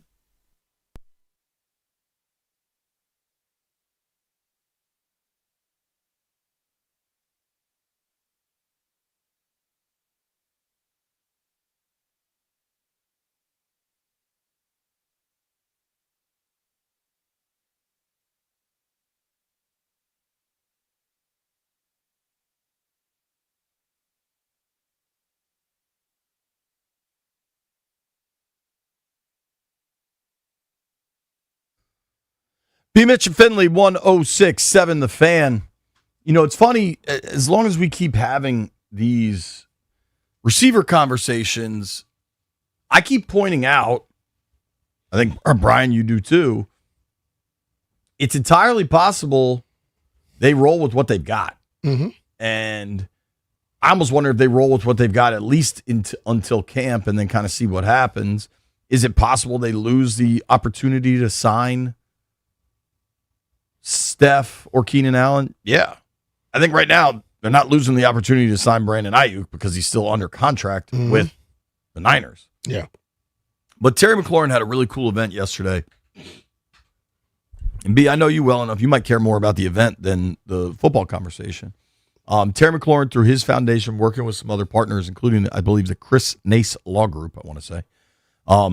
They had an event at Phelps High School in Northeast D.C., about 10 blocks from RFK Stadium. One thing I'll say is as the building of RFK Stadium becomes realer and realer, it's cool to see the team and the organization doing far more events in the city. Mm-hmm. Not that kids don't need help everywhere, but it's cool to see them helping kids in the city. Yeah.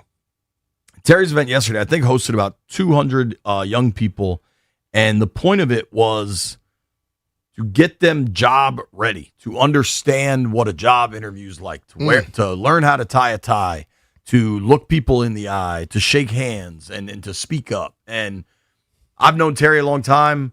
I've known he entered the league with a level of professionalism that I think was instilled from his parents. I know his parents. I think playing at a place like Ohio State, too, mandates that you know how to behave and act professionally. But I think when Terry works with kids, there's a real like generosity of spirit, which if you're a pro athlete, I think that's one of the most important, aspects you can have is if you're going to lock in for a charity thing, because you and I have seen this. Sometimes players go to these charity events and they sit in the corner on their phone and they kind of just are there because they need to be there, but they're not necessarily locked in. When Terry does the events, he is locked in. Mm-hmm. And you saw that yesterday. We had a really great story yesterday. Credit to Chris Kerwin and Heather McDonough for putting that together from the event and talking with some of the young people that got to talk to Terry. But as what happens at these charity events is you go and you cover it, and then you do ask a couple football questions. Mm-hmm. And I think we start with the LA thing, Chris. McLaurin got asked about the workouts that the players on the team have been actively participating in. Most of them have been in LA. We don't know everywhere, but we've seen the videos. De'Ami Brown, shout out to De'Ami. He's got a hell of a content team. Yeah. Like he keeps putting these videos out. Wale posted some videos. The first batch of LA videos, I would say it was like 5 or 6 players out there. This latest batch, it was a slew. It seemed like there was like 10 or 12 guys out there. The tight ends were all out there. Yeah. This is McLaurin talking about the players getting together during their off season to work out together. Yeah, it was great just to get together as a group. Jaden really led that to get everyone together. Sam Hartman was out there as well. A few guys couldn't make it, and that happens, in life. We have so many other things going outside of football, but to get together in the warm state of LA, to get some really good reps together, to kind of build on the offense of what we did in the OTA time, and then to sit down and break bread. We went to dinner, we hung out, we fellowship. Everything is not always about football. It's about the connection. That's what makes the on-field chemistry great. And so we got to do that, and we had a really good time. Cool. What do you make of the off-field stuff? Just hanging out off season? Well, I think that's what guys do for the most part. Off season for us, we don't see football, but off season for them, they're getting ready for a season. And to do that, you can start. You always hear me talking about chemistry. When I say when you feel closer to a person that you're next to, you don't want to let that person down. And I believe that chemistry, Bill, helps out a team even more than anything else. If you completely don't know nothing about the person that you're next to, don't like them or whatsoever, never spend no time with them, you think y'all going to get to your absolute best? I doubt it. So it's interesting, right? That these guys are out there working together. Jaden Daniels is throwing to these players. Sam Hartman was out there as well, throwing to these players. And you had a bunch of different guys there. I'm sure people can identify them from all the videos we saw on Instagram.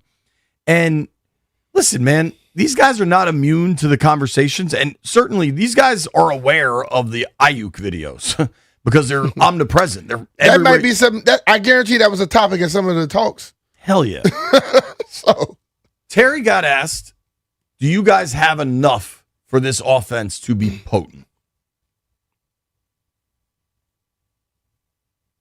We haven't played any games yet. It's easy to look at things on paper. I think that's the NFL. Each person goes in and looks at rosters, looks at success or failures of last year, and they try to predict what's going to come in next. But if in 2024 you looked at the roster and said, nobody probably thought we were going to go to the NFC Championship, especially after, having to move on from our coaching staff, and everything is new. So one thing about the NFL, each season is new, each opportunity is new. And we got a lot of guys that are hungry for their opportunity. Not only vets to bounce back, but young guys who haven't got the opportunity to show what they can do in this league. And one thing I've learned being in the league for 8 years is someone always steps up because the opportunity is going to present itself. And so at the end of the day, I don't make the decision to bring people in. If the GMs decide to bring somebody in, I'm going to support them and bring them into our brotherhood. But if we're going to roll with the guys that we have, we're more than confident that they're going to be able to step up, and myself as well, to be able to take on even more of a role on offense and as a leader. Sounds like something you've been saying, B. Yeah, but that's it. Everyone is lived based off of what somebody did the year before or what they haven't seen.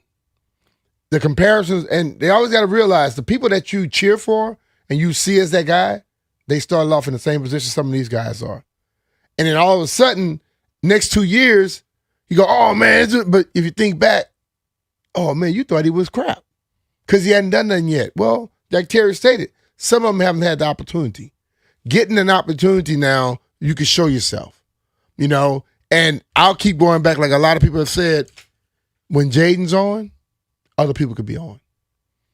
Keep him upright, keep him healthy, and I guarantee you there'll be another guy emerges.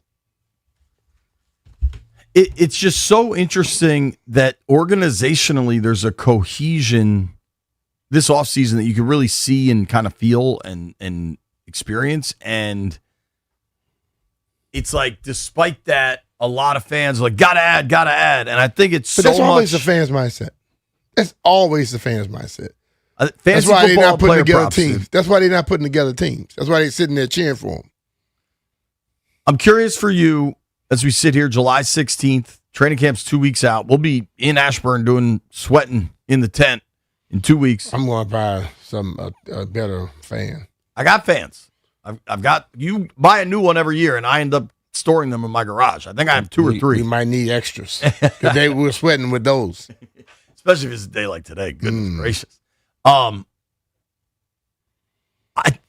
think there's a real part. Now, the players are always going to think we're good because they don't necessarily want somebody else to come in that could take their job. There is, it's a self-preservation league from top to bottom. But I do think there's some real confidence in the group that's been assembled I don't know that fans share that. And you heard Terry say if they do bring somebody in, that we'll embrace them. Yeah. Until they show us that they can't be embraced.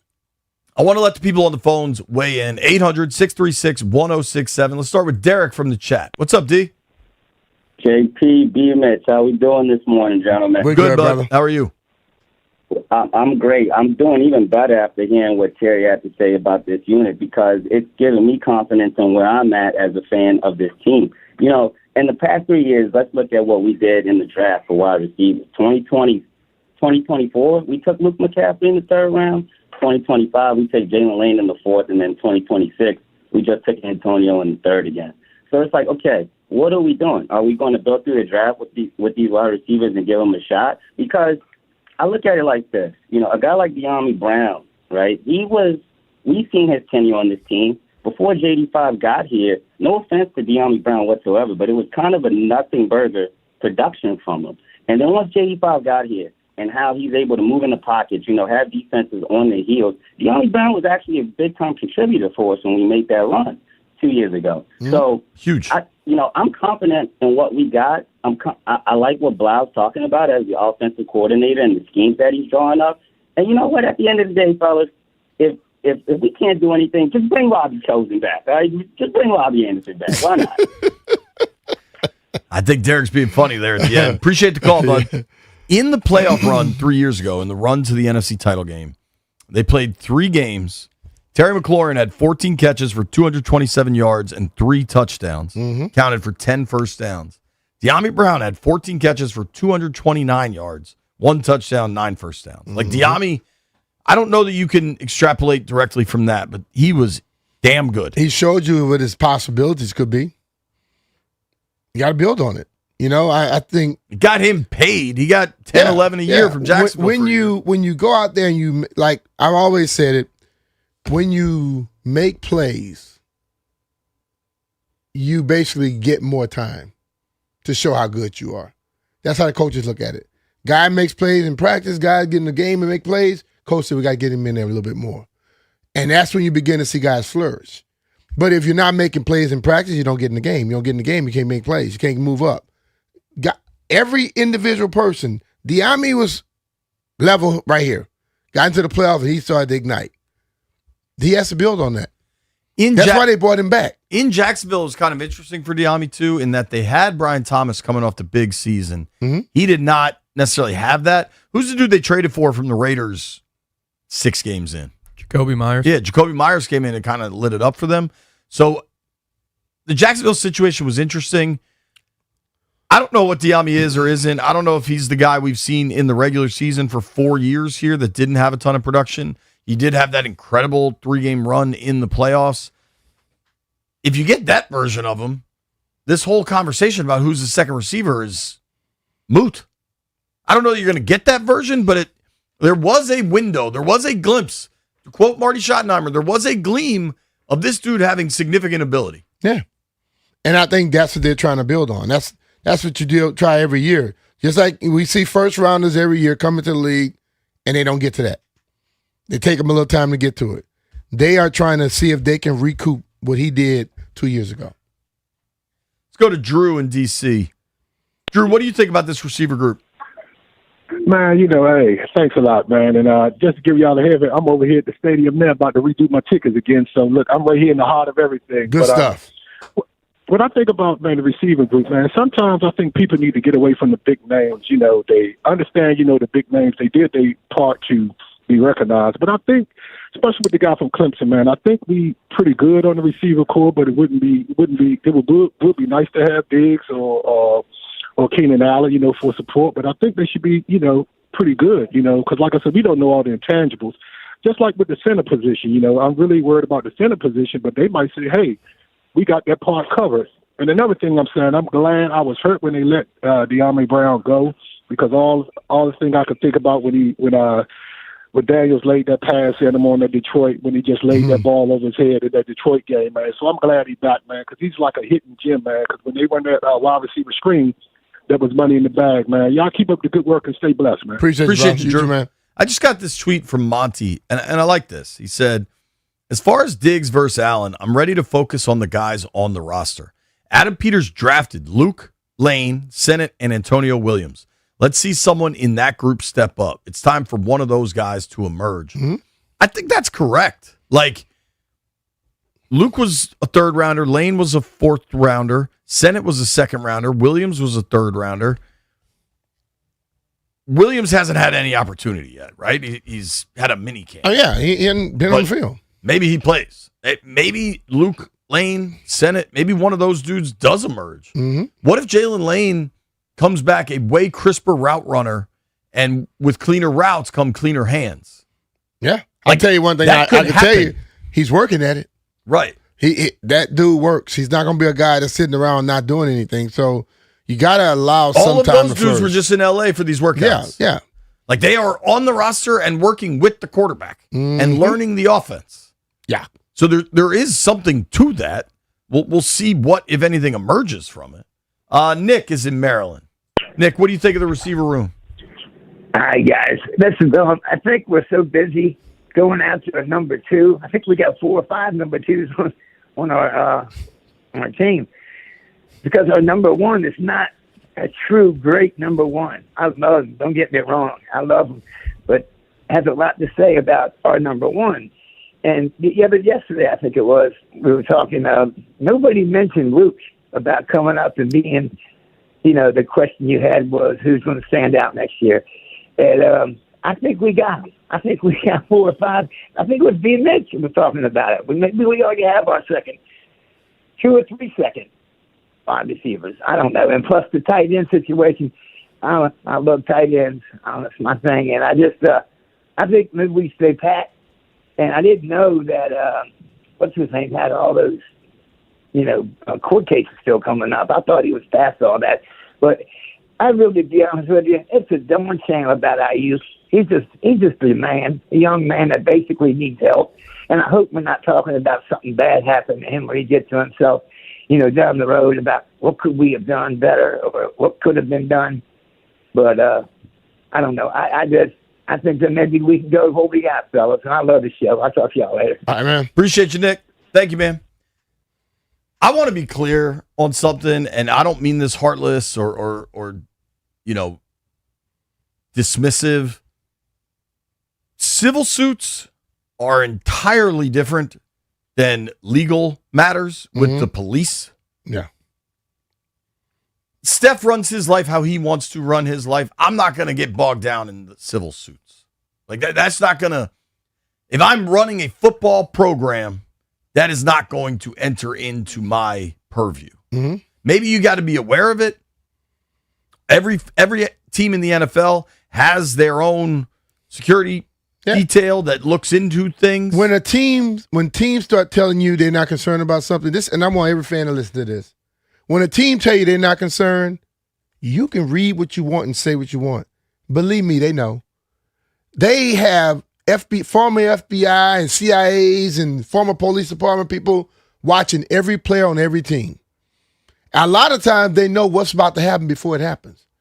Even there are times when they go up to a player and like pull your coattail and say, yo, I advise you to stop hanging where you're hanging. And if you keep doing what you're doing, you're a dumbass. Okay? Let's be real. Because they just told you they know what you're doing. You back off. Don't think any of these teams don't have a connect with the police department and even private investigators to know what the hell is happening. They know already. So no one calls up here and says anything on the radio that the team probably don't already know. That's why I thought it was such a joke when the Brandon Ayuk arrest warrant news emerged. Like, somebody told somebody something. Because there's no way the Niners aren't at least in regular contact with the Santa Clara County Police Department. Or the Santa Clara County Attorney General or whatever that is. Mm-hmm. We're going to keep the phone lines open, 800-636-1067, 800-636-1067.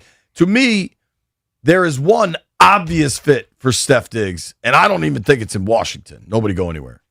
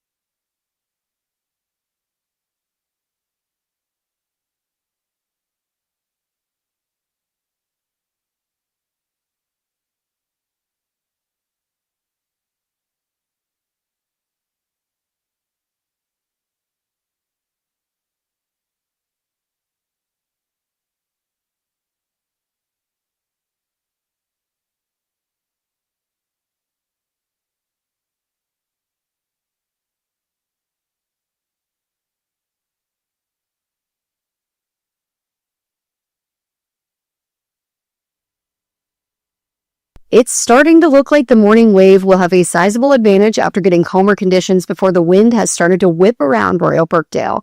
As of now, there are 35 players under par. Only 13 of those guys are currently on the golf course with just 2 better than 1 under. Dan Brown and Sanjay M are your leaders at the Open, finishing their days at 4 under. Players that are currently battling these temper conditions hope for a similar pattern on Friday's second round to even things out. If not, though, we could see another Open Championship with one half the field getting a huge advantage due to weather. The Open Championship leaderboard is brought to you by Golfdom by Worldwide Golf. Visit us in-store for a free custom fitting at Golfdom or shop us online at worldwidegolf.com. Get there. And as expected, the Cowboys and All-Pro wide receiver George Pickens remain without a contract extension as the deadline to get one done passed yesterday. Pickens is now slated to play next season on the one-year $27.3 million franchise tag he signed in April, leaving his long-term outlook with the team uncertain. From the Crop Metcalf Sports Desk, Savannah McCann on The Fan.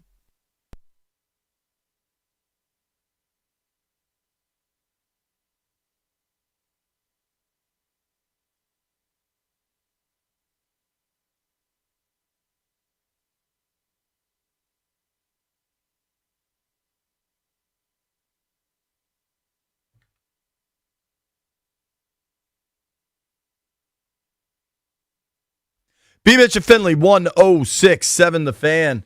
Appreciate everybody hanging out with us on Monumental Sports Network. Appreciate everybody hanging out with us on the YouTube stream. Everybody that listens on the podcast, wherever you get your podcasts, Spotify, Apple Pods, folks listening on the Odyssey app. However you get the content, we appreciate you. The content is out there. Go get it. Let me remind you, Rude is the official show sponsor of B. Mitch and Finley. Don't melt this summer. Upgrade to high-efficiency HVAC and enjoy budget-friendly financing options with low monthly payments. Keep your cool. Keep your cash. Find a Rude Pro partner at rude.com. And Brian, if it ain't rude, it ain't right. Damn right. There's a lot of talk about Steph Diggs coming to Washington, and I get it. I truly get it. He would help. If they sign him, I understand it. I think it would be a good move for the organization. There's a team out there that I think it makes way more sense for. Now, we mentioned this maybe yesterday. The Chiefs is one of 3 teams Fowler named as possibly having interest in Washington. In Diggs, rather. Washington, Baltimore, Kansas City. The Chiefs' depth chart, as it currently stands, is Rashee Rice, who may or may not be suspended, Xavier Worthy, who has been, I think it's fair to say, underwhelming, and Tyquan Thornton, who emerged as a real deep threat, but the numbers don't support like a star wideout. Go to the 2 deep for the Chiefs wide receiver group. B, you tell me how you feel about Jalen Royals, Cyrus Allen, or Nico Remigio. Never heard of him. I'm not doubting these young men, but everybody that makes it to the NFL is a hell of a football player. But they getting a chance with Pat. Andy Reid has a documented long history of not caring about off-field baggage, I would say. He cares about it. He don't mind. He will give people second chances. Thirds. He'll give you a chance. Yeah. So I don't know. To me, the Chiefs just make the most sense. That's not to say, Baltimore's receiving room doesn't have questions, but they have Zay Flowers. Not to say Washington's receiving room doesn't have questions, but they have Terry McLaurin. Like, you look at that Chiefs depth chart, maybe you want to say they have Rashee Rice, but there's some stuff there. The Rashee Rice may not be available. So Terry McLaurin was asked, what do you think about the current wide receivers on the Commanders roster? We haven't played any games yet. It's easy to look at things on paper. I think that's the NFL. Each person goes in and looks at rosters, looks at success or failures of last year, and they try to predict what's going to come in next. But if in 2024 you looked at the roster and said, nobody probably thought we were going to go to the NFC Championship, especially after, having to move on from our coaching staff, and everything is new. So one thing about the NFL, each season is new, each opportunity is new. And we got a lot of guys that are hungry for their opportunity. Not only vets to bounce back, but young guys who haven't got the opportunity to show what they can do in this league. And one thing I've learned being in the league for 8 years is someone always steps up because the opportunity is going to present itself. And so at the end of the day, I don't make the decision to bring people in. If, the GMs decide to bring somebody in, I'm going to support them and bring them into our brotherhood. But if we're going to roll with the guys that we have, we're more than confident that they're going to be able to step up, and myself as well, to be able to take on even more of a role on offense and as a leader. I mean, what if Terry gets 150 targets? It could all look different. It could. I want to let my man Juan in Fairfax weigh in. Juan, how do you feel about the group they've got versus going to add a veteran? Good morning, guys. So I like the group we got. I like it, but that's what I'm saying. We do need another player. But if we do not get another player, I'm gonna tell you who's gonna step. I'm gonna tell you who's gonna step up. De'Ami Brown's gonna step up, and De'Ami Brown's been working. I've been watching him on YouTube for about a couple of years now. De'Ami Brown's gonna step up, man. I'm gonna tell you, De'Ami Brown's gonna have a breakout season this year. That's who's gonna have a breakout season. Now, if we go ahead and get somebody else and stuff, like I said, I would take Brandon Ayuk, but all this stuff is getting a little frustrating. But that's what's kind of frustrating. But Stephon Diggs, I'll take him too. But you got to be about this work when you get on this field. You see what I'm saying? I don't need all that other stuff off the field and all that. Be about this work when you get on this field. So I will go ahead and take Brandon Ayuk at the end of the day. But he's not available. De'Ami Brown's that's what I'm saying. If he does come available, if he does. Okay. If he does, Juan, I think is a huge part of that conversation. If he does. Now, B, we've been doing our training camp breakdowns. Training camp not far away now.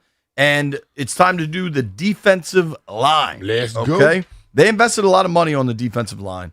And some of how they're listed guys is a little bit interesting between DNs and linebackers and all that. But I wouldn't get too caught up in it. Nope. I think you know the difference between the guys that are going to be linebackers for this roster and pass rushers for this roster. Let's start on the interior, though. They add Tim Settle. Tim has really matured into a valuable defensive piece around the NFL. Was really good in Buffalo. I'm glad Tim's back. He is just a really positive, funny person. I think his energy will be great. I like having Settle back here. Me too. Daron Payne in a contract year. We saw last time Daron Payne was in a contract year. I don't know that you'll see that jump in specific sack production, but I like having Payne in a contract year. Daron's a good player, has been for a long time.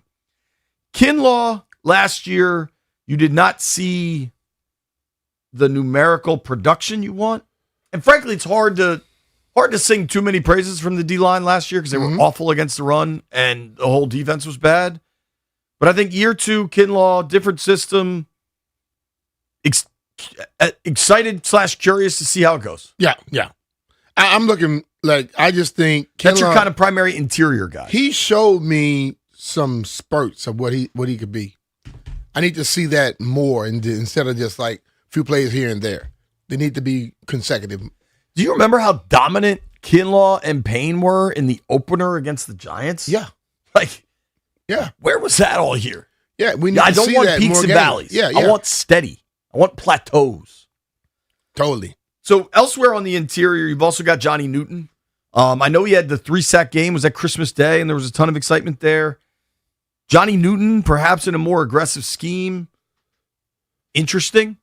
We'll see. That's another dude. That's a high Adam Peters pick. I think Johnny Newton was 34th overall pick. Yeah. One thing I noticed about Johnny, will he be I know inside we saw he was kind of undersized. Would he be put on the edge sometimes to rush? Yeah, and if it's a 3-4 and he's a D-end, what gap are you in there? Is that a little more of an opportunity than maybe heads up on a guard or something? It'll be interesting.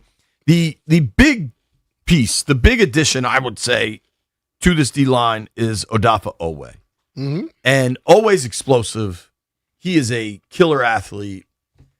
In his, I believe, 5 years in the NFL, there has been some real production. There have been some years without much production. His first 3 seasons in Baltimore, he had 5 sacks, 3 sacks, 5 sacks.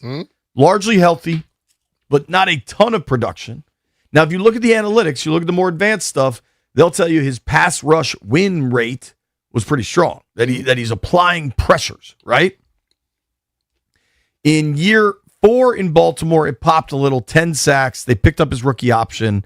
He was a first-rounder, 31st pick overall out of Penn State, Jersey native, maybe being back on the East Coast. I don't know. John Harbaugh last year trades him to Jim Harbaugh. Through 5 games in Baltimore, he had 0 sacks. In the final 12 games with the Chargers, 7.5 sacks. I am smart enough, Brian, to know that defensive line play is not only measured by sacks. Yeah. There's a lot more to it. But Oweh, for the money now committed to this young man, you got to get home. The actual sack production has to be there. You got to get home. You got to be disrupted. But I'll ask you this question. You think John Harbaugh would trade a guy who can't play to Jim Harbaugh? No. I think Baltimore's season was kind of Yeah. I every time I'm asked a question about anything on this team, I point to this crew right here. The defensive line. I feel they are going to be better, which in turn makes the defense better, which in turn makes the offense be able to play without having to just push the accelerator all the time. Because when they get into that, have to just score, that's when they get in trouble. Always obviously got to be a huge piece for them. You wonder what having Chenal and Styles, their athleticism, their blitzing ability, still have Frankie Louvu, his ability to get to the quarterback. You wonder what that second level does to help the first level.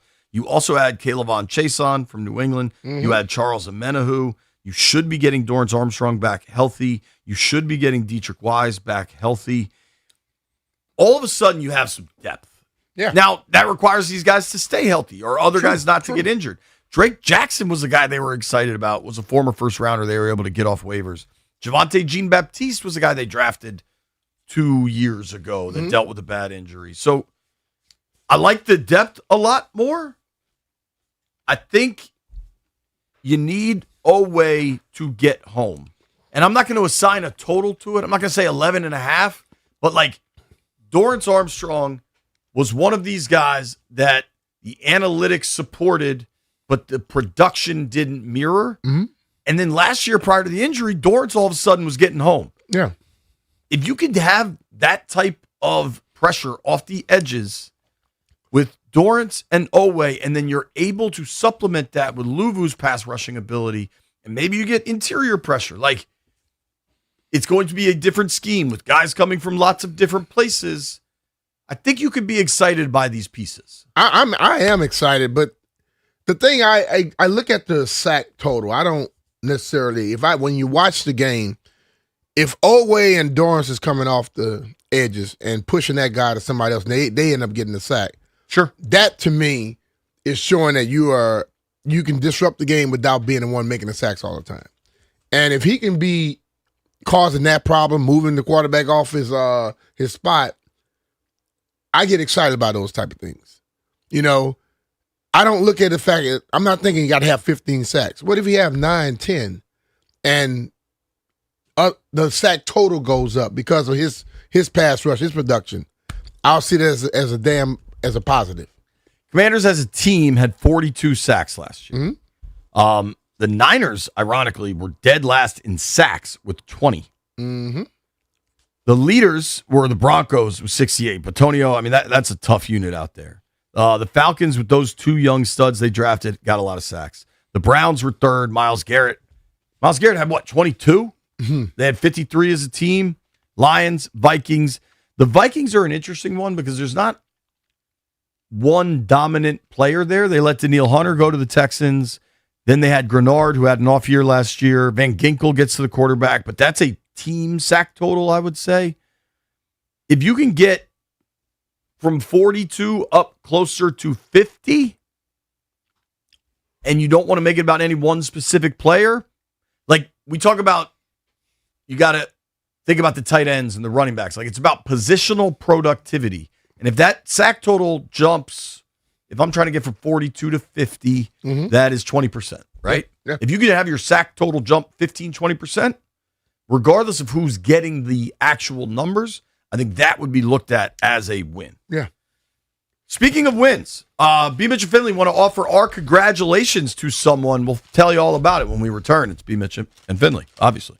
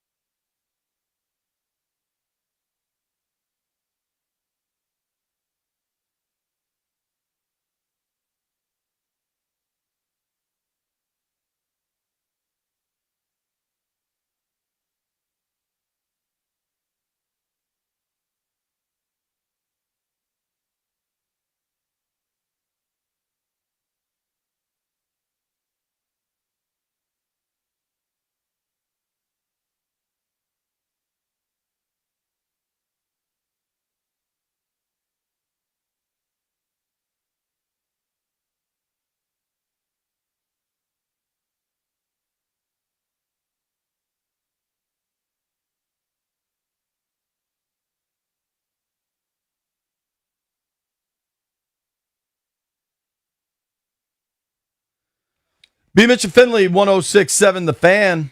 I was driving home yesterday, B, and we still have no Nats game tonight. Nats are back tomorrow. All-Star break finally ends. But I was driving home yesterday, and I had Grant and Danny on the radio, and Grant's off traveling back from the All-Star game, and it was Danny and Toby.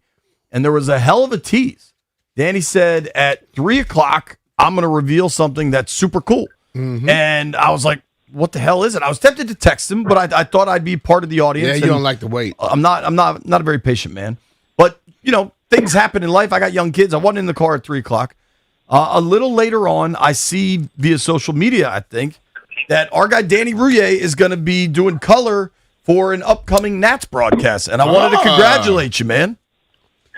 Well, I really appreciate that, dude. Yeah, the way I teased it, D-Mitch, was I've got something really cool to announce, and most people are going to meet it with a, like that's as cool as it's going to be for regular folks. For me, really exciting, but most people kind of went, oh, okay, that's neat. Why you? And I think that's a very fair question, and I don't have a great answer to it. So don't worry about why you, because they thought you can do it. I want to happy for you, bro. So I think I Appreciate saw you, the man. clip on the station's Instagram is how I learned of it, right? And I heard your self-deprecation, and I want to tell you you're incorrect. And I get it because we work in a line of like it's weird to be in our line of work where people are like so aware of everything you do. Like I have like my buddy's a government contractor that does property for the State Department. I don't know what the hell he does or if he's good at it or not, right? Right. But it's crazy because when I saw this clip and you're like, I don't know why they asked me. And in my head, I was like, I do. It was one, you played college baseball. You're in the GW Hall of Fame, I believe. Like you have a level of expertise that is relevant, germane to the conversation of doing color of a baseball game. But two, dude, there was a moment, I think it was Monday's show, where you were talking about hitting and you started to break down the problems with the home run derby in the way that, like, I remember when FP Santangelo would break down, like, infield fielding, or when Franson right now does a really good job on situational hitting. Like, you broke it down in a way that helped me understand baseball a little bit better. And I think that's why they called you, dude. And I think you should be proud of that.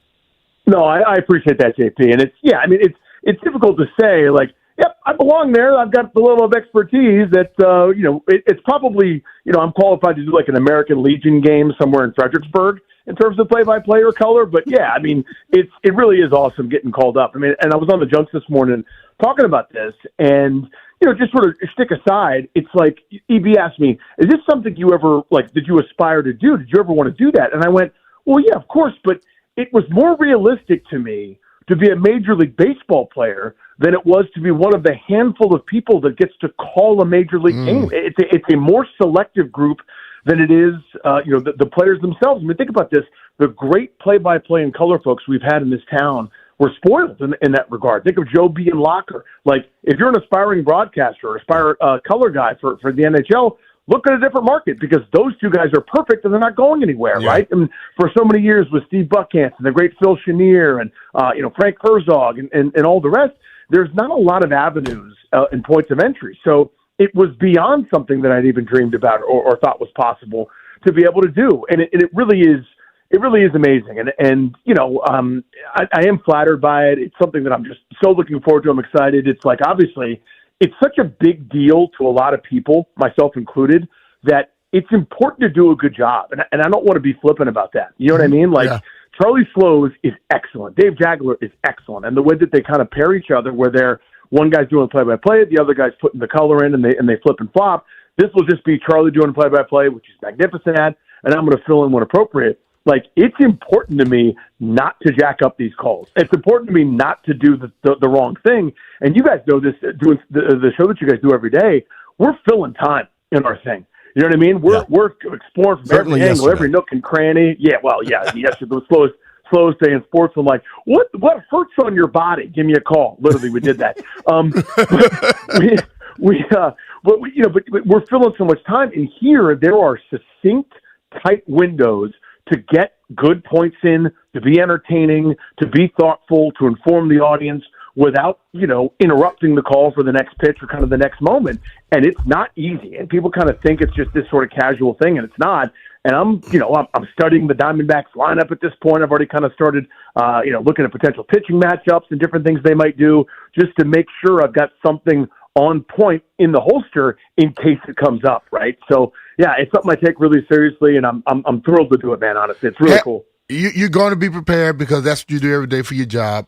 But have fun with it. And remember, like I tell everybody before they go speak, do a public speaking, you know what the hell you're talking about. That's true. Treat it that way. Too many times people are so concerned about what the audience may think, and they never ever present what the hell they know. Present what you know, and then take care of the rest. Brian, I think that's really good advice. That's not just for me, but for anybody. I think that's pretty salient, dude. Thank you. Yeah. All right, now let's get to the brass tacks here, Danny. Do we have any wacky catchphrases in the holster? Like, how are you going to handle a sick double play?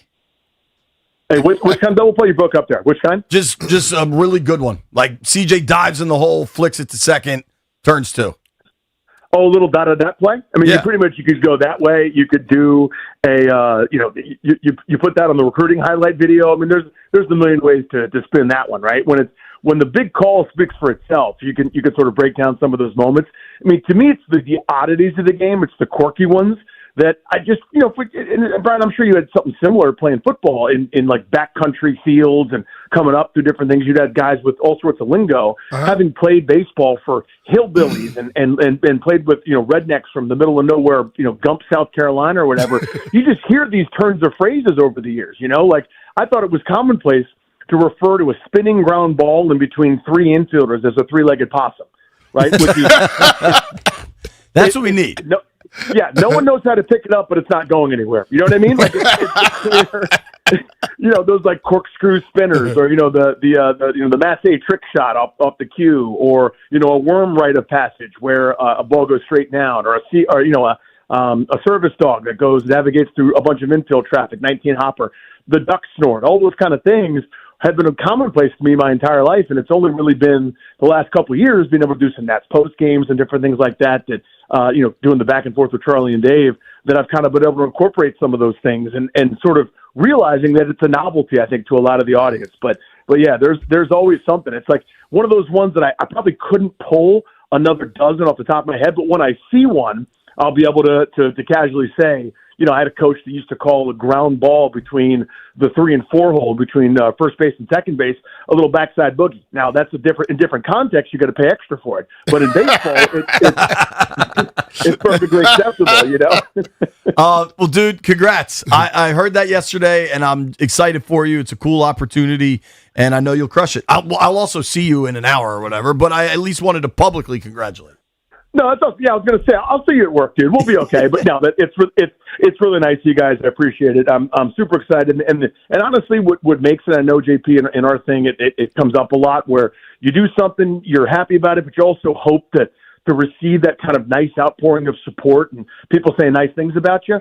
And that's happened. And the outpouring of people, whether it's via social media or otherwise, that have been really positive about it and excited about it, is really, really neat, man. And it's something that means a lot to me. And I appreciate you guys shouting it out, dude. It really is cool. Thank you. All right, brother. We'll see you this afternoon. Take Congrats, care, man. man. All right. See you boys in a little bit. That's our guy, Funny Danny Rouhier, going to be on the call July 25th. Nats D-backs working with Charlie Slows. Very, very cool. When we come back, let's go around the NFL, starting in Dallas.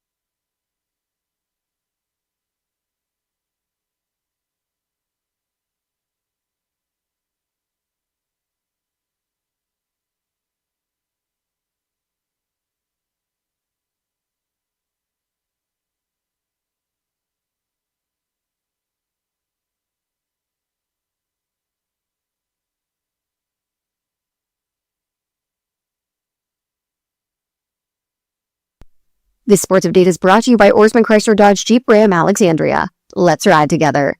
Bryson DeChambeau's kind of been a punching bag since he's missed 3 cuts and 3 majors this year, but he was really impressive today. He declined media after his round, but his playing partner Tiro Hatton provided some color on DeChambeau's 3 under 67. He said it shouldn't surprise anyone that Bryson was playing so well today. DeChambeau was one of 7 players tied at third, 3 under, just 1 back from co-leaders Dan Brown and Sungjae In. The Open Championship Leaderboard is presented by Golfdom by Worldwide Golf. Visit us in store for a free custom fitting at Golfdom or shop us online at worldwidegolf.com. Get there. And Sunday's World Cup final will be between Spain and Argentina. This marks the first meeting of the reigning European and South American champions in the World Cup final. Oarsman Chrysler Dodge Jeep Ram Alexandria keeps our customers happy by offering great deals on the area's best selection of new vehicles, each backed by the Oarsman Lifetime Edge with up to $1,500 in extras. As they say at Oarsman Chrysler Dodge Jeep Ram Alexandria, let's ride together. From the Crop Medcap Sports Desk, Savannah McCann on the Fan.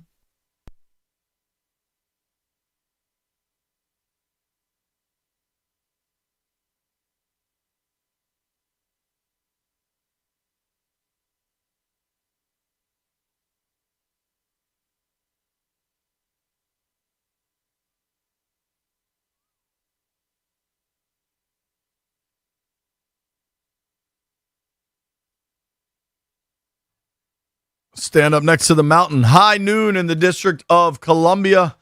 Points along the eastern seaboard. You're listening to B. Mitch and Finley, and B. Mitch and Finley is brought to you by Rude. Rude is the official show sponsor of B. Mitch and Finley. Don't melt this summer. Upgrade to high-efficiency HVAC and enjoy budget-friendly financing options with low monthly payments.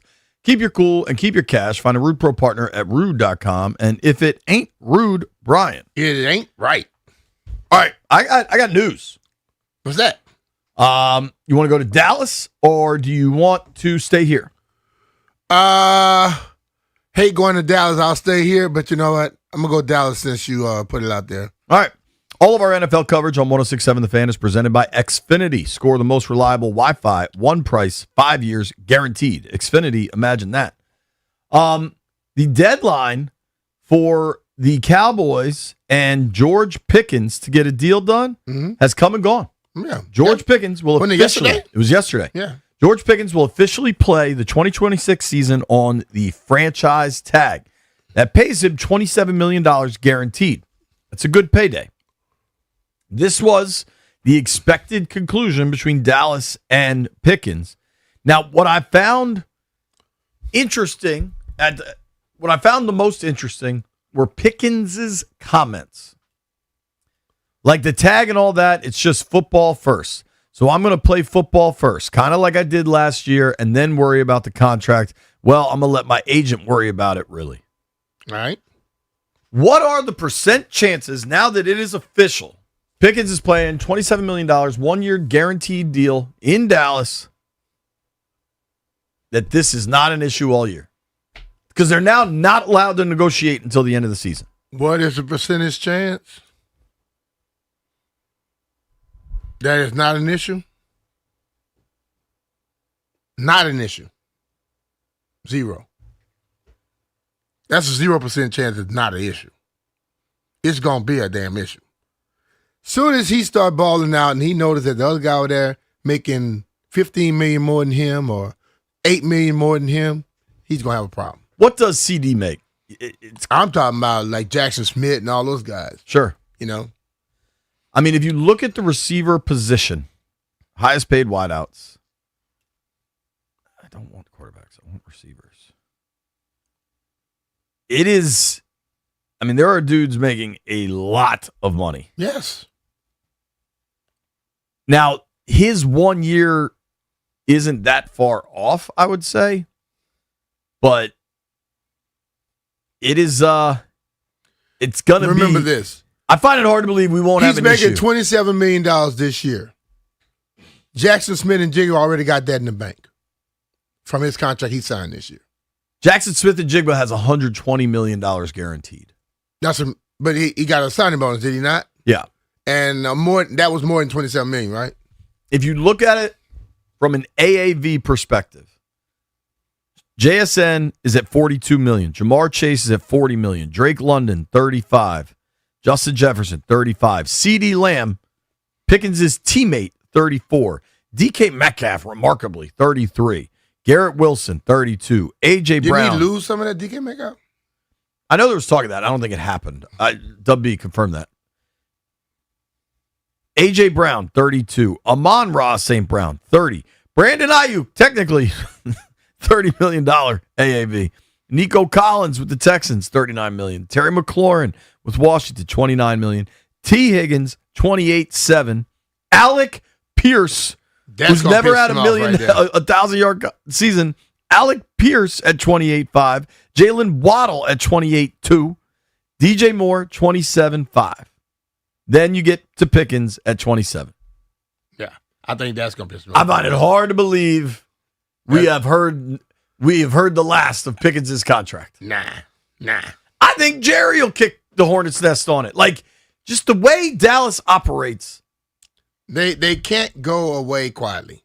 At this stage, who do you think, who's more volatile, George Pickens or Jerry Jones? Well, Jerry will start something just because he believes that anytime they're in the news is good.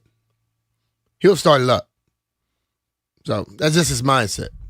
He'll go on one of these shows and say, see, we didn't have to pay him no more money. He always wanted to be back here. And Pickens will be like, what? This will be crazy. It's going to be interesting. Let's go to New Orleans. All right.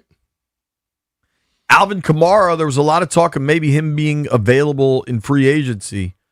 Just reworked his deal to stick with the Saints. Really? Yeah. He gets a conversion this year to a $6 million base salary, but it cut things down from what the previous deal was. They did add Travis Etienne, which we've been told to pronounce it many different ways, and I'm just going to... Yeah, sure. But you think Kamara just wants to be a Saint? Some people get caught into that, and that's cool, But if that's your decision, yes. But I'm not giving them no money just to stay one place. Just my mindset.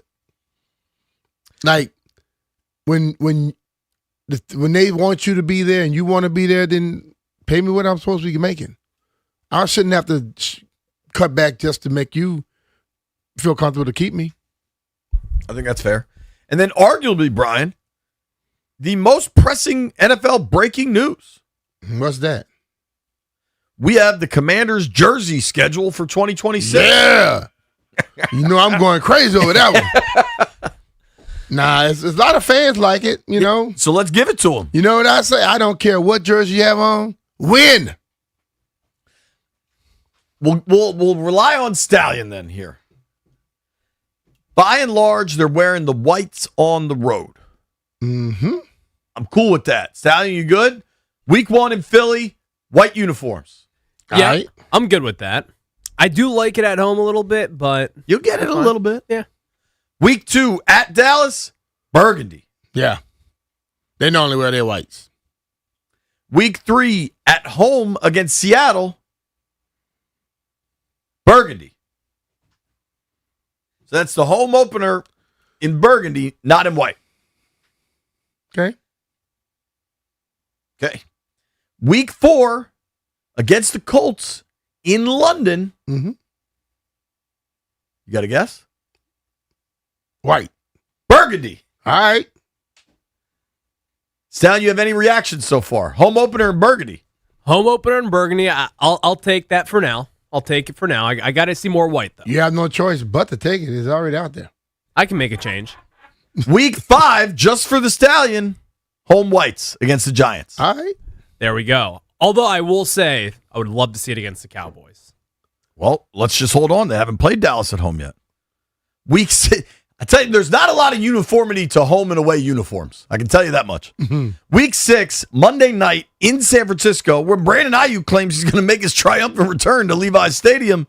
Week 6, the burgundy and gold will be wearing the white uniforms. All right. Week 7 is a bye week. Week 8, home against the Philadelphia Eagles, Sunday Night Football. This is the first one that's a bit of a surprise to me. Because otherwise, I don't have a whole lot of thoughts. I would think the first home primetime, you break out the Blacks, break out the Hail Raisers. That will not happen week 8 against the Eagles, Sunday Night Football, NBC. You're going to get the Burgundies, B. The Burgundies in primetime at home. All right. You good? Yeah, I'm good with that. Stallion, you good? I'm all right with that. Yeah, it's good. Week 9, this one, to me, I probably would have gone a different direction, be honest with you. Week 9 against the Rams, that's the Rigo jersey retirement. Mm-hmm.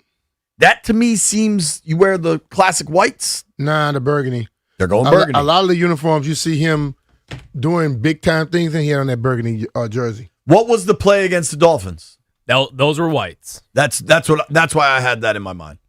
On the little video, I saw a lot of burgundy with him. The most iconic play in team history is him wearing the white uniform. Mm-hmm. The 43-yard touchdown run against the Dolphins in the Super Bowl. That, to me, but is you got like the burgundy whites. jersey at home. Back in the day, they would say sometimes gave you an advantage because the ball, you can hide it in play action passes and all that type of stuff. It's a little better. The hide. ball kind of blends in a little. Yeah. Listen, my care meter on what color jerseys at what game never gets above a 6 out of 100. So, like, for me, the Rams game, Rigo jersey retirement, you wear the whites. That's me getting in my top gear of 6 out of 100. So I'm not overly concerned. I'm sure there are uniform people out there far more concerned than me, but I'm rolling with it. Mm-hmm. At New York, Thursday night, Week 10, burgundy. White Brian. Commanders coming up there wearing burgundy for a Thursday night have game. you eating 25 hot dogs? Fear in your heart? 0 out of 100. Lie. Because of the jerseys, or just that's where you... What is up with your hair, dog? I don't know. It looks extra bad. Whoever cut it fell asleep in the middle of the cut across the front. Are you more concerned about losing your hair or Commanders Giants Thursday night in the Meadowlands? Losing my hair. Where are we at? Week 11, B. Mitch. All right. Monday night at home, Northwest Stadium, Cincinnati Bengals. What are you getting? I know the schedule. The debut of the Hail Raiser. Yeah. I'm surprised they're waiting that long, but that'll look good. I kind of hope if that's an alternate jersey, and I don't know this, if the away team wears alternates also, but that Bengals white alternate with the white tiger helmet is dope. Mm-hmm. If you had the black Hail Raisers versus the white alternate Bengals uniforms, that could be the uni matchup of the year in the NFL. Because the black Hail Raisers are sick. I like them. Spear on the helmet, all that, and I don't know. That's an exciting potential uniform matchup, is all I'll say, Stallion. Week 12 at Arizona, B. Mitch. 12, white. White, correct. Don't really have much of a dog in the fight. Here's what I can tell you. With the Commanders, I'm glad they're wearing white, and they should be glad. But although they inside anyway, you don't want the color when y'all in Arizona. You know what I'm happy It's about? hot in Arizona all the time. If they're going to wear the white uniforms against the Arizona Cardinals, thank God they're not the previous white uniforms that looked like a weird Arizona Cardinals alternate. Like, go out there in the classics. I'm good with it. All right. Week 12, week 13 at Tennessee, going whites again. I wonder if that allows the Titans. Are the Titans going back to the powder blue? Aren't they kind of? I think they kind of had a switch up, but I couldn't tell you. Appreciate that, Stallion. Good info. I told you he sounds so dramatic when he says something. Never know the answer. Week 14 at home against the Texans, wearing the burgundies. Week 15, Atlanta Falcons. That's a Sunday 1 o'clock, right? There's no prime timiness to hosting the Falcons, I believe, right? Hail Raiser. Hail Raisers. The Hail Raiser for a Sunday 1 o'clock will be interesting, I feel like. Because I feel like they've only broken, to date, the black uniforms out for prime times, right? Yeah, Am I wrong about that? I guess they're trying a daytime game here. And that's later in the season, right? It could. I mean, if it's a 4 o'clock, it'll be dark. It's a 1 p.m. game. But I'm saying it's December later in the 20th. season, so it ain't as hot. Yeah. Yeah, that's true. Yeah, you don't come out September with those jerseys on. Yeah, for sure. And get a day like today. See, I think for me, I would have kept the Hail Raisers. Like, I would have broken out the Hail Raisers for the prime time against the Eagles and not a Sunday 1 o'clock. But I'm not in charge. I didn't pay $6 billion for the team. Yeah. Week 16 at Minnesota. Thank goodness we get to go back to Minnesota in December. I just can't freaking wait for that trip. I'm love it. I know how to get to that steakhouse real quick and back to the hotel. I left CJ them. They were walking all slow. Nah, dog. It's you don't walk in the cold It was slow. 6 You get the hell out degrees the cold outside. and then you can talk. Week 16 in Minnesota, wearing the Burgundies. Week 17 on the road, Jacksonville, wearing the whites. I mean, that'll be like New Year's Day. It probably won't be very hot in Florida, but whatever. Wear the whites just in case. Week 18, home against the Cowboys, Burgundies. I don't know that you're allowed wiggle room in schedule release. I highly suspect you are because this is fairly arbitrary anyway, as far as what jerseys you're going to wear. If week 18 against the Cowboys matters, and I'm guessing there are some older fans that feel very strongly about what jerseys you wear against Dallas. If week 18 against the Cowboys ends up mattering, and that gets flexed into Sunday Night Football or a standalone primetime, because they have Saturday games at that point. The schedule's all over the place by that point. Give me the Hail Raisers. But can you change the jersey like that? I would think so. This is not a Supreme Court ruling, right? No, Like, isn't this just normally like you can wear the marketing team decides it? No, you can wear the what's called on a certain amount of time. They wore the Super Bowl alternates last year 3 times. They wore them for the Seahawks game, the Broncos game, and the Cowboys game. Hmm? So this is their new alternate. I would think you're allowed to wear it 3 times. They did last year. Well, you're thinking. Find out. I'll have arguments about stuff we don't know. So if you're counting here, you'll see currently, as projected, the Hail Razor unis twice against the Bengals in primetime and against Atlanta at home. You get the white uniforms 6 times and a whole lot of burgundy. Week 2, week 3, week 4, week 8, week 9, week 10, week 14, week 16, week 18. On some level, they're kind of reintroducing the burgundy because we saw the whites last year 3 times. We've seen the blacks. Now they've remodeled those. They look way better, but we haven't seen the proper burgundy jersey since 2022, since the 21 season. So in a lot of ways, for young people, I mean, think about it. If you're a 12-year-old fan and they haven't worn the correct jerseys in 5 seasons, you think they're brand new. That's a reintroduction, baby. We're going to talk some football with our guy, Tyvis Powell, former NFL DB, Ohio State defensive back from Cleveland, when we return.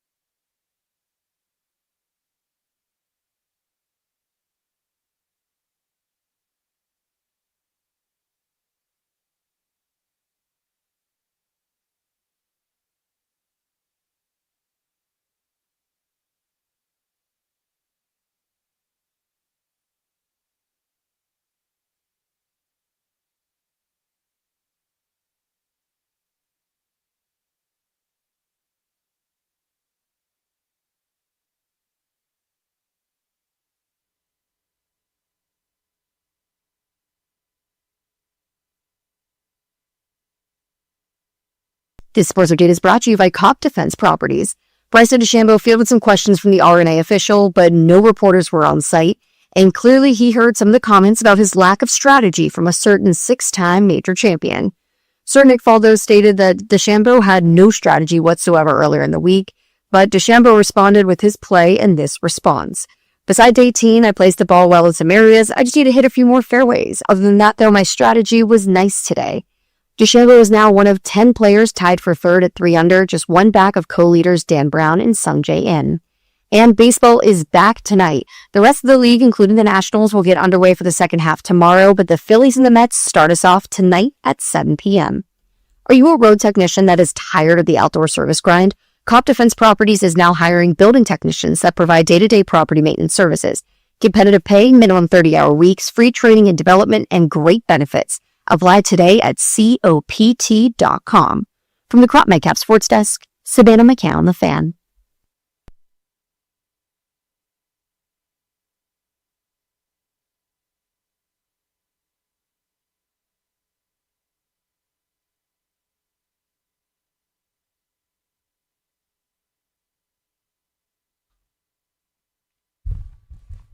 B. Mitch and Finley, excited to jump on the Rude guest hotline and talk to our guy, Tyvis Powell, joining us from Cleveland, pre- and post-game host for the Browns radio network. Tyvis, what's up, man? How you been?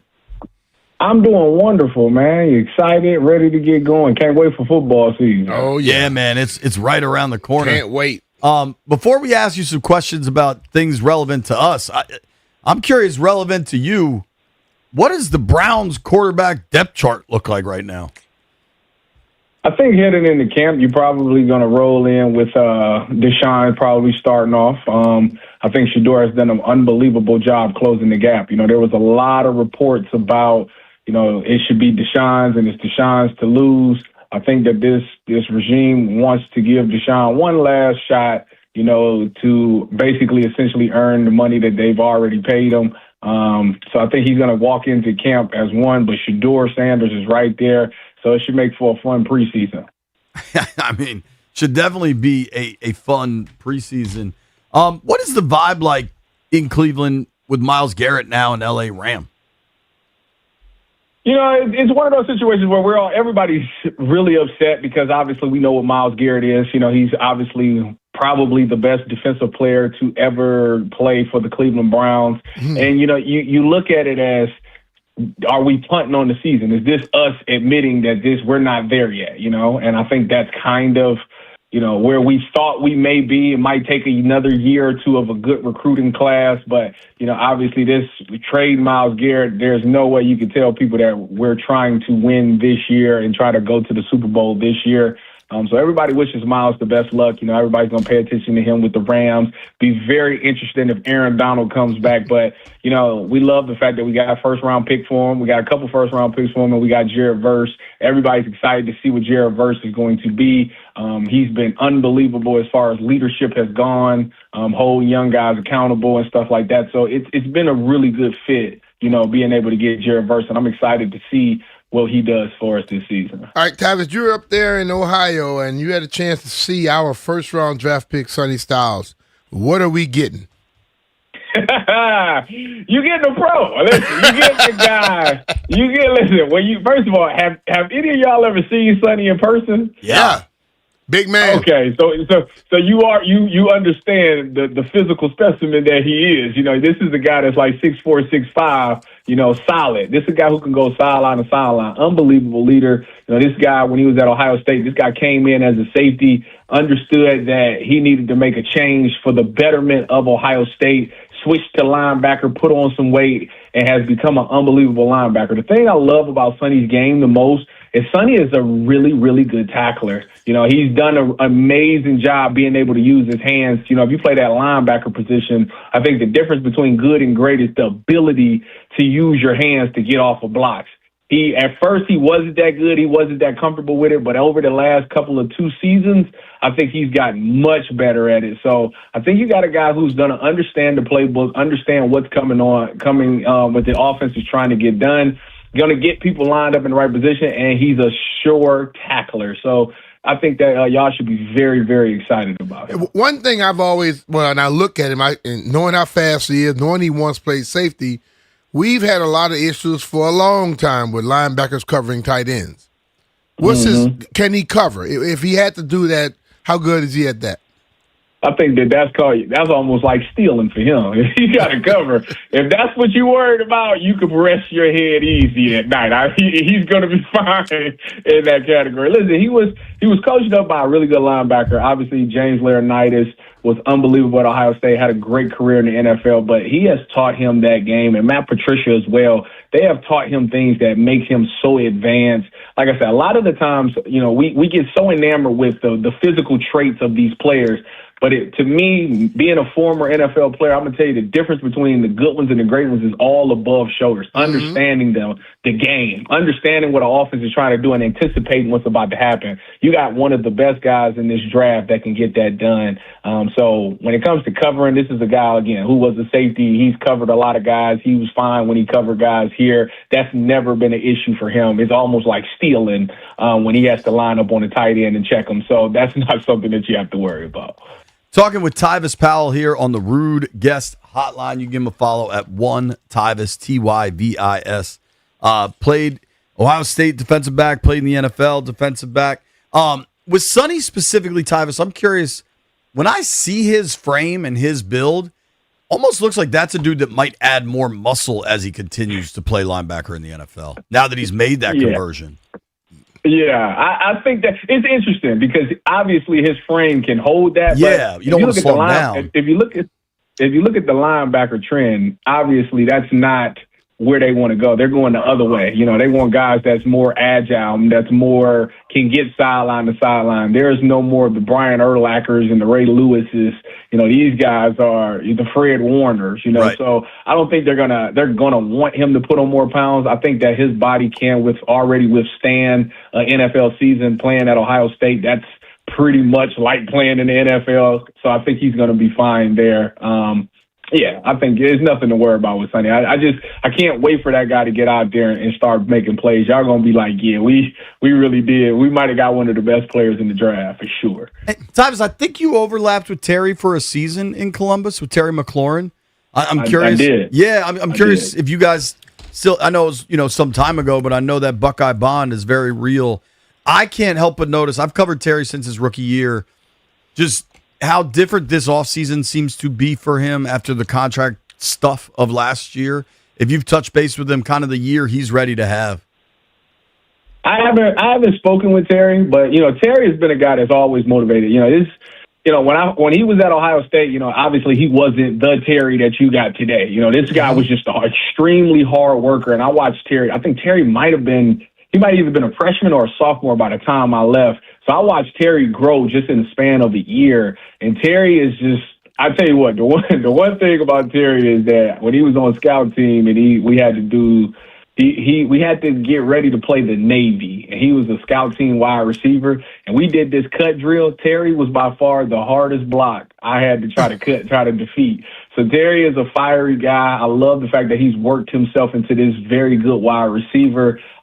He's just a guy that you never got to worry about. He's always going to put his best foot forward, no matter what the contract situation may be, no matter what's going on in the front office. Terry is going to show up and give you his best foot. That's just the type of person he is. And I'm curious, Tyvis, as somebody who works Browns pre and post, you're obviously covering Cleveland, but you played in the NFL, you played college at the highest level. It seems here in Washington that there's a bit of a discrepancy with, I think, some hopeful expectations for Commanders fans, especially, if Jaden stays healthy. I think expectations are pretty high versus nationally, Washington kind of seems like an afterthought. What do you think of the burgundy and gold going into this fall? I think it's interesting. I think y'all in a very interesting spot because obviously we know what happened with Jaden Daniels was healthy. The amazing season he had as a rookie. Last year was kind of a down year because we got to see what things look like when Jaden isn't in there. And it's always going to be trickier the more that quarterbacks are playing because now there's film on you. You're giving these defensive coordinators a whole offseason to prepare for you, try to figure out how to beat you. So I was always curious to see, all right, fresh rookie season, he's going to come out there. Nobody really knows what to expect. So he's going to be able to get a lot of money off. Now that the book is out on him and now people know what to do, how to defend him, how does he get better per se? Mm-hmm. And we didn't really get a chance to see because, again, he was hurt. I think that the run game has to be addressed because I think that the thing that we do with quarterbacks, especially young quarterbacks, is that we put a lot on their shoulders. We expect these guys to come in and be, Tom Brady year one. And, you get your moments where guys do that. They shine. But then if you don't build around them and you continuously put the game on their shoulders, that's a lot. You're asking a lot out of a young guy. I think the run game is where it's going to be important. I'll give you an example. You look at Caleb Williams. Caleb Williams' his first year was not that good with the Bears. They go get Ben Johnson, and Ben Johnson is this unbelievable coach.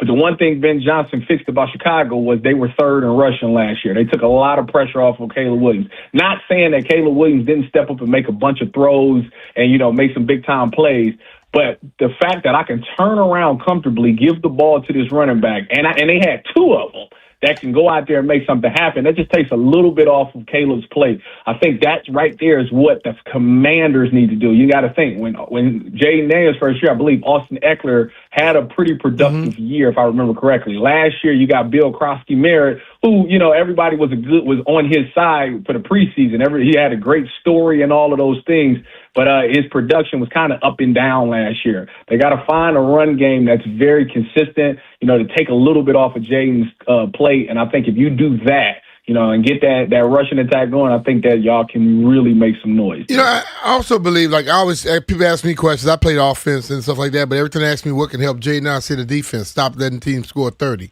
Devontae Jones is going to have this similar to what they do in Minnesota, blitzing from different areas. Back to Sonny. How does Sonny in the blitzing and rushing the quarterback type mindset, what could you see out of him with that?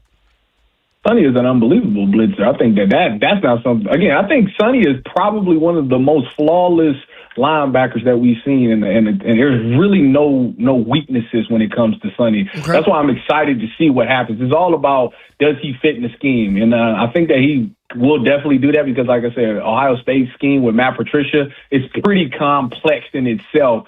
So I think that the NFL will come easier to him because I don't think it could get any more complex than what Matt Patricia was doing with the Buckeyes last year. But when it comes to blitzing, again, this is a guy who was an ex-safety, so he blitzed off the edge a lot. They did a good. They kind of were basic last year. They didn't really call a lot of blitzes for him because their front four was so good that they didn't necessarily need to do it. But he's definitely got it on tape, and I love the fact that he does a great job of reading what the running back is going to do. He figures out where the play is going, and he puts his foot in the ground, and he gets there. And again, he's a very good tackler, so you won't see him miss too many tackles. It'd be essentially like a mini Bobby Wagner. Bobby Wagner has been known for always being a really good tackler and making a lot of tackles. Obviously, he's towards the end of his career now, so it's not as quite as what it was when I played with him in Seattle. But that's kind of what you're getting, a very small, young version of a Bobby Wagner who can turn out to be a really, really productive linebacker in the NFL.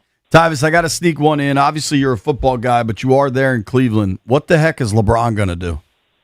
Man, he's got a podcast episode, live podcast at I think 1:15 Eastern Standard Time.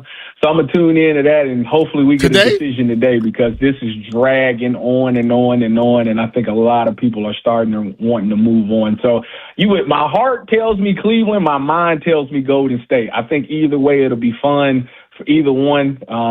He don't owe Cleveland anything, obviously, since he won us a ring. He kind of solidified himself. Yeah. Everybody wants him to come back to Cleveland. He will be beloved in Cleveland no matter what. But if this is the end, obviously a lot of people want to see that farewell tour happen, where it all first started in Cleveland. But I cannot say that I won't enjoy watching him also with the Warriors with Steph Curry. Here's what I'll enjoy. As a dude that has to do 4 hours of sports radio during the slowest time of the sports calendar, I just want LeBron to make a decision. And we'll open the phones up. Tomorrow will be all phone calls. Yo, hopefully we get that answer today in like 30-ish minutes. Tyvis, hopefully you'll appreciate this, but it might piss you off. You have converted someone. I got a text from a hardcore listener of ours that is a hardcore Penn State fan. He texted me, bleep that Buckeye Bond and bleep Ohio State, but this dude is cool. I wanted to dislike him, but he's cool. I appreciate that. You know what? I'm a huge fan of Matt Campbell. I really hope that he does turn things around at Penn State. I got no ill will against Penn State at all. I got plenty of ill will for him, so don't worry about it. In the fall, I do the Big Ten tailgate show, so I travel college, campus to campus. Make sure y'all tune into that, by the way, in the fall. Big Ten tailgate show, 10 o'clock, 10 a.m. Eastern Standard Time. But I have no ill will against Penn State. I always have a great time there. I was undefeated against Penn State, so therefore it really doesn't bother me when somebody says anything about Penn State.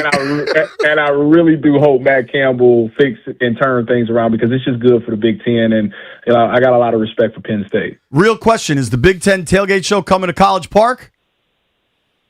Yeah, we were there. Actually, we started off there last year. Let's go. We was in Maryland to start last year, so I haven't looked at the full schedule. It hasn't come out yet, but if we was there last year, I would imagine we're gonna make an appearance there again this year at some point. If you make it to College Park, shout out to Malik Washington. Yeah. I hope he does really well for Maryland this year, and hopefully their record is good enough that they can keep him because that kid is really good. And if y'all ain't got the money to pay him, he's probably gonna transfer somewhere else. We got to go bowling. We love Coach Locks. We love Malik. We got to go bowling. Tyvis, thank you for the time, dude. This was a lot of fun. Y'all later. All right, bro. Take care, man. All right, man. Tyvis Powell from Cleveland. You can check him out pre and post game on Browns Radio Network, the Big Ten Tailgate Show. When we come back, we're going to establish the DMV for once and a once. 20 Bello joins us. Paul Henry.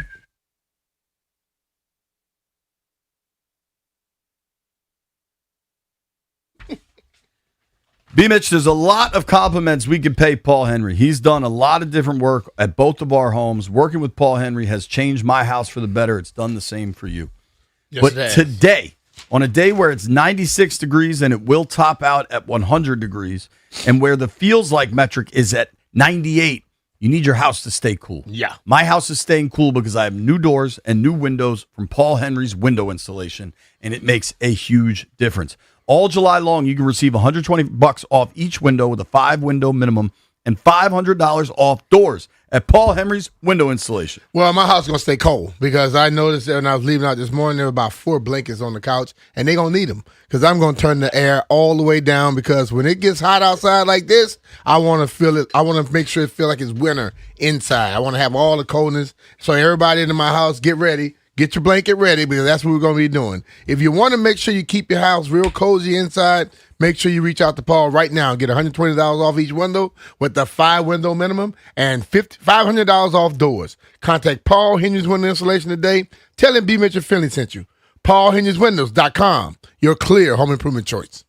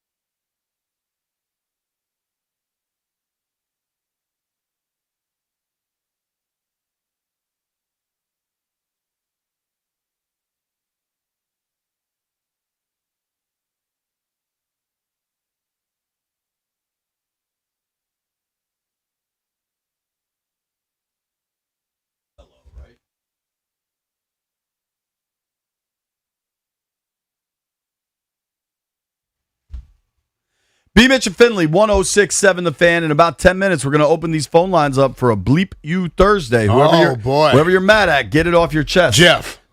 Jeff. Right now, I want to give Jeff some credit because we've had this DMV conversation. Barstool put out this map of what constitutes the DMV, and Jeff was correct. Jeff had his history right and said the DMV started with a rapper named 20 Bello, and he's the first person that really brought that term to kind of the limelight locally, and it is obviously transformed into something far greater, far different, far all over the place. And we had a good discussion about it yesterday, and 20 Bello was kind enough to comment on our Instagram page, and I asked him if he would come on. He said he'd be happy to. How you doing, man? Thank you for making time. What's up? What's up? B. Mitch and Finley was good, man. Man, we good, man. We good. Yeah, that's good. Give us your parameters, your boundaries of what, when you first mentioned DMV, what it meant then, and is it the same now, or did it expand? Well, the first thing people have to understand is, like you mentioned, the DMV came from DC rap underground. That's what we was doing. We was rappers, but in DC we had to compete with go-go. So if you from DC, you know go-go is your main genre. So we was considered Bammers if we was rappers, but we wasn't giving up. So we thought of this, me and a partner of mine thought of DMV and how we can gain support from DC, Maryland, and Virginia. So it wasn't based on geographical boundaries. It wasn't based on taking you from where you really from. You're not from the DMV. You either from DC, Maryland, or Virginia. Yeah. And I meant the whole DC, the whole Maryland, and the whole Virginia. All right. Now to your other question, the other side of it, everyone's going to come up with their own definition. A lot of the people that's making these definitions wasn't even around when the DMV happened. The DMV happened back in the early 2000s. They probably wasn't even born yet. So they got their own little definition, and that's cool. The conversation's going to keep going on. But from the creator of the DMV, it meant the entire D.C., Maryland, and Virginia to put together an umbrella market to support the rappers. That's where it started. Not just the rappers, the singers, the artists, the musicians, the poets. That's what it's based on. Okay. Are you thrilled to see the term DMV has gone where it started in underground DC rap kind of competing with go-go to what it is now, which is everywhere? I mean, it gets referenced on SportsCenter. It gets referenced on local news. Like, are you thrilled to see that growth for the term, or do you wish it kind of stuck with it? No, I created it to do its thing, to bring awareness to what we was doing. Now, a lot of people that say it on the radio and stuff, I laugh at it in a good way, though. I'm like, they have no idea where this comes from. They have. You guys are the first major platform that ever interviewed me about this. Okay. Cool. But my name is all over Google. It's everywhere. You can ask Siri who created it. My name going to come up. So I'm happy. Like, I'm not sad. I'm happy. But sometimes it's a headache because, people just tag me and stuff all the time. There's always the same argument. Richmond ain't a part of the DMV. Newport News. I just came from Newport News and did an interview down there. Like, I never expected Richmond or Baltimore or anybody to embrace it, but people have. Not everybody, but people have, and that's a good thing. Yeah. So I would think, like, my experience with, like, my friends, people I know from Baltimore, they don't want to be they don't want to be considered the DMV. They're in they Maryland, want to be so their they're own part of thing. Have you experienced that at all? Based off of your definition of how you started, if they're in Maryland, they're a part of it. Exactly, but here's the thing, though. See, we gotta get out of the hood mentality thinking. You know what I mean? Like in DC, I'm from uptown. We uptown dudes. We would beef with somebody from southeast or northeast. If you were from uptown or whatever, that's a dangerous way of thinking. My thing about the DMV was to bring unity. There are people in Baltimore that support the DMV. One of them is Mully Man. Mully Man is a legend in Baltimore from the rap game. He always pushing DMV, and he's a known legend in the game. What about 757 guys? Because they seem to want to exist on their own. 757 guys down there. REA, Hoods and News, one of the major platforms. He always pushing DMV. Right now, we got a lot of people spread out that do support it, and then of course there's the opposition. But the opposition is only there because they don't understand the definition. Yeah. It's interesting. Well, I tell you one thing. There is no W in it, right, Bello? Because JP trying to bring in West Virginia. No, ain't no W in the ODB. Ain't no West Virginia coming in it, right? Dale Marvin think they started DMV. Dale Marvin ain't started no DMV. Yeah, they started Dale Marvel. Yeah, Dale Marvin, not DMV. But then early on, when I started this, I got laughed at a lot. This was the Department of Motor Vehicles. Look at it now. There you Look go. how many businesses have DMV in front of their name. Yep, you're right about that. DMV car wash, DMV, whatever. It's everywhere. Yep. Is anybody? You should have trademarked that thing, dude. Get some royalties. No, see, that's what everybody say. But see, the thing is, whenever you do stuff like that, people not gonna embrace it too much. Right. I wanted it to be free. I wanted everybody to use it. I wanted everybody to bring it together. I mean, we had the DMV Underground Awards. I even ran the DMV the Underground Awards. I started that DMV Underground Awards. You know what I mean? Shout out to Heavyweight and Dre and all of them, and Keyway. But, this thing came from grinding in places like the Isle Cafe uptown and the open mics where 5 people would show up and didn't want to show us no love and no support. Yeah. Well, listen. Bella, I'm going to tell you this. Thank you, because now we have a definition. West Virginia, you're not included. Hey, we still love you, though, West Virginia. Bello, thank you for making time for us. Appreciate you, brother. We appreciate the explanation, man. Hey, and I can't wait to see what Sonny Styles going to do. I'm a season ticket holder, man. So hell yeah. Hopefully we're going to do something good this year. All right, man. All right, brother. Take care, man. Maybe you got to drop a song for us, too. Yeah, Jeff yeah. usually makes the songs, but if you have one, you let us know. That's nothing. I can get y'all a song. I got you. All right. All right, brother. Appreciate it, man. Thank you for the time. Brother, one love, man. Thank All you. right, bro. Hey. Appreciate the DMV, time. not WV, JP. Clearly. Listen, that's a joke with my man, Jupe. All right? When we come back, phone lines are open. 800-636-1067. 800-636-1067. It is time for Bleep You Thursday.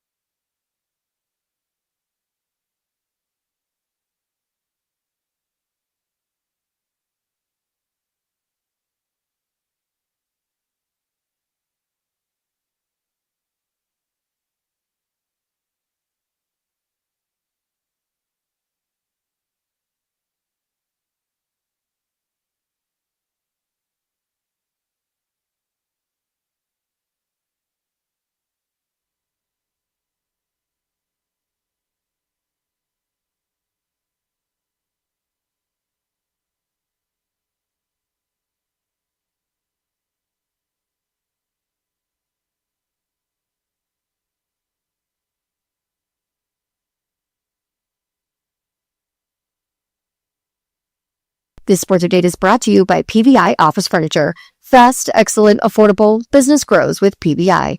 We've got a new name atop the Open leaderboard. Jackson Subaru put together an adventurous card with 6 birdies, 3 bogeys, and now an eagle at the par 5 17th to reach 5 under as he tries to get into the clubhouse to post a new solo lead. The Open Championship leaderboard is brought to you by Golfdom by Worldwide Golf. Visit them in store for a free custom fitting at Golfdom or shop online at worldwidegolf.com. Get there. And some MLB news, the Reds and breakout righty Chase Burns are in agreement on a 7-year, $105 million contract extension. The deal will begin next season and runs through 2033 with no option years per Jeff Passan. Strong teams need spaces that keep up. PVI Office Furniture helps businesses create better workspaces with expert guidance, new and used options, fast delivery, and installation by PVI's own team. Visit PVI's massive Frederick showroom or go to PVI.com. Come experience the PVI difference today. From the Crop MedCap Sports Desk, Savannah McCann on The Fan.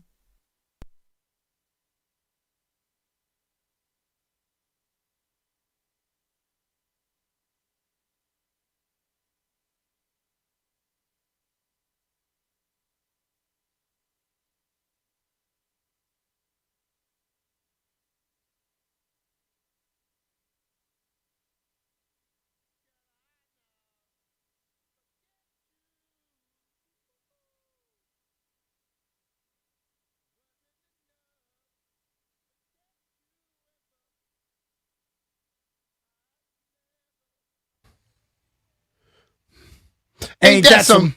Ain't that some? B. Mitchell Finley, 1067 The Fan. It's your opportunity right now to get stuff off your chest. Whatever you're mad about, this is the opportunity. Bleep You Thursday, baby. A whole lot of things happening. 800, I didn't know we had that. 800-636-1067. 800-636-1067. We're going to let my man Brian in Herndon lead us off. What up, B? What's up, Brian? What up, JP, B? How you doing, guys? We good, man. Good, buddy. Yeah, JP, I've been dying to talk to you about this. Bleep you to Surf's Up Subs and Pizza in downtown Bethany Beach. I've been going to this sub spot for over 20 years with my brothers and my family. We've been vacationing in Bethany Beach for my grandmother and grandfather started this tradition over 60 years ago. Damn. And out of the blue, this place just closes down. We're going on the family trip starting on Saturday. I just found out a couple weeks back that the place is no more. So, number one, bleep you. Hold on, Brian. And then, do you know why Surf's Up closed? Very well, very much so, and I'm very disappointed in that. Yes, I do know why. I got to tell B-Miss this story. I appreciate. Did you have another one? Crazy. Go ahead. No, dude. I need a recommendation. I know you're a Bethany goer, dude. I know you're just down there last week. Where can I get a good cheesesteak? Dude, I don't have an answer for you. I'm sure people. Danny told me last week you recommend. I was talking to Daniel last week after your show. I was trying to get a hold of you. I just couldn't. But Danny said something about owls or something. Is that owl? Is that a? I got a good cheesesteak where we're next to where we're staying. I got it for breakfast on the way home from Dewey. I'm blanking on what it's called, but yeah, Dewey's got good cheesesteak stuff. You know what? I love Bethany. Arena's Deli in Rehoboth. I love. I don't know. I will probably get some texts if somebody texts me where to send people now that Surf's Up is closed. I will relay that information. We're up north, so we do a lot of Matt's Fish Camp, which is not a cheesesteak place. Okay. I go to Starboard a bunch. I did Starboard Raw. I think has the best food at the beach. I recommend that a lot. But you got to drive up north. Appreciate you, Brian. All right, man. All right, man. Have a good day, guys. Take care. Thanks so much. B, listen to this. Did you get Stallion again? What I say about him? You start talking, never have an answer. But he always start off like he knew what the hell he talking about. B, Surf's Up is this little cheesesteak place. Been in Bethany Beach forever. Why, Brian? You might have a cheesesteak you recommend, but. He eat all his. It had been there forever. Like, I think since I was a kid. And then all of a sudden, it's just gone. Mm-hmm. 2 people were arrested in Bethany Beach for the use of illegal narcotics and having unsecured firearms. I don't even think this is the right one. Basically, the owners of this sub place were like drug runners. Like, they were found with crack cocaine residue, a digital scale, and drug paraphernalia. They had to put up a $70,000 bond, and the Surf's Up carryout shop on the main street in Dewey closed. So something bad was going on. Yeah. I don't know the specifics, but like allegedly. Thank you. Allegedly, yeah. But your favorite cheesesteak spot shouldn't also be busted for crack. You shouldn't need, and if you got a scale, you're telling somebody you're doing something. Maybe they're weighing the cheese and the cheesesteak. steak. Yeah. But it shouldn't have crack residue on it. Let's go to Carlos in Severna Park. What's up, Los? Man, listen, leave FIFA and their corruption for being on Argentina's you know what, man. Listen, man, leave Argentina skate their way to the whole entire tournament playing no-name teams that these no-name teams made and proved their worth versus Argentina, and now they have to go up against Spain. They're probably going to win the whole darn thing because they got help from the Argentina. I'm sad that this World Cup is ending. I got enough alcohol in my body to kill an elephant, man. I can't wait to go to a deep cleanse because of this World Cup. I had so much enough alcohol to kill an elephant's a lot. Yeah. So who are you mad at? Yeah, man? who are you I don't mad know who at? you're mad at. Who you mad at? FIFA? I'm like, yeah, FIFA and the Federation, because, wow, what a coincidence that as soon as Switzerland scores, we gotta call this diving. Meanwhile, 7 people in Argentina dive every game. No red card for them. No. Yeah. Can I ask a question, though, Los? Listen. Yeah, what's up? I was rooting for England yesterday. I think you can make real claims in the Egypt game, but I didn't think Argentina got the crazy breaks yesterday. Not yesterday. They could have called more stuff in the first half. And England could have kept playing offense and just started playing defense early. That's what hurts the most. Yesterday, I can say with my chest out, while my heart is hurting, that was the first game of the entire tournament that Argentina won fair and square because England was being England, and the coach wanted them to park the bus rather than put more goals in the goal. But yeah, that's my take on all this. Thanks for taking my call, guys. Appreciate it. All right, brother. Appreciate you, buddy. Thank you. We're going to keep the phone lines open, 800-636-1067, 800-636-1067. Just because I'm sure he's bleeping us under his breath. Who? White Brian. Joey, if you could please put White Brian on camera for a moment. To Jordan and Justin over at Collars & Co., we got to get White Brian a Collars & Co. shirt. Because what is happening with his collar is straight up clown show material. Like, it somehow popped up and down at the same time. Yeah, you pointed it out to me. I can't. It's a two-way breaker, and like a putt. Yo, he just tried to pop it and it just flopped down. Good luck. Good luck, White Brian. No wonder you bet 20 cents a game. Ray is in Gaithersburg. Ray, who you mad at? I'm mad at England manager Thomas Tuchel. This buffoon starts getting defensive in the 65th, 66th minute, acting like the game's over. Going to a 5-4, 5-4-1 formation or whatever the hell. It's like, dude, it's almost the equivalent of going up against Brady or Mahomes in their prime, up a field goal with 2 minutes and just, playing prevent. This idiot had it coming to him, and he deserves every bit of it. And to piggyback off that other caller, I will say the ref was definitely very lenient on those yellows in the first half. I think Argentina only ended up getting 1, but that's another story. Bleep Thomas Tuchel. All right, man. Good call. I think the coach got way too conservative, way too fast. I don't know kind of what that answer is. I don't know. It was a fun game to watch. It was electric down the stretch, but you knew Argentina was coming at some point. And yeah, Heather McDonough said this well, I think. She said Argentina's the Chiefs and England was the Bills. Yeah, I see that, but like lead. In that first half, you saw England playing on Argentina's side, most of it. A lot. In the second half, I think it was about 90% to 10 that Argentina had them backed up to the goal. And they didn't seem like they were trying to clear anything. They were just thinking that they're going to stop everything. So, Commander Tequila is on the line. Never know where this is going to go. Oh, my Hello, Lord. Commandante. How do you do? Hey, how you doing? What's that? Great. Well, I want to bleep this orange and yellow vest I gotta wear. I want to bleep the outdoor sun that's out here being the heat and trying to get cool, trying to get warm, and trying to work. and drink a lot of water, when are we going to see a cloud come by some of these days? Just stay covered up and nice. Man, bleep this song, man. And bleep Jerry Jones at the same time. All right. Appreciate you, Commander. Good luck. I did. Sounded like he had a few already, yeah. It usually does. I did want to bleep something internationally. Huh? I think we're supposed to get the Canadian smoke again. I don't want the smoke. I heard it last night. It's supposed to come in today. I don't want the smoke. Is it the Canadian smoke? They just said smoke. It's wildfires in Canada. Remember this happened a couple summers ago? Yeah. And you and I were supposed to play golf, and we're like, man, this smoke ain't nothing.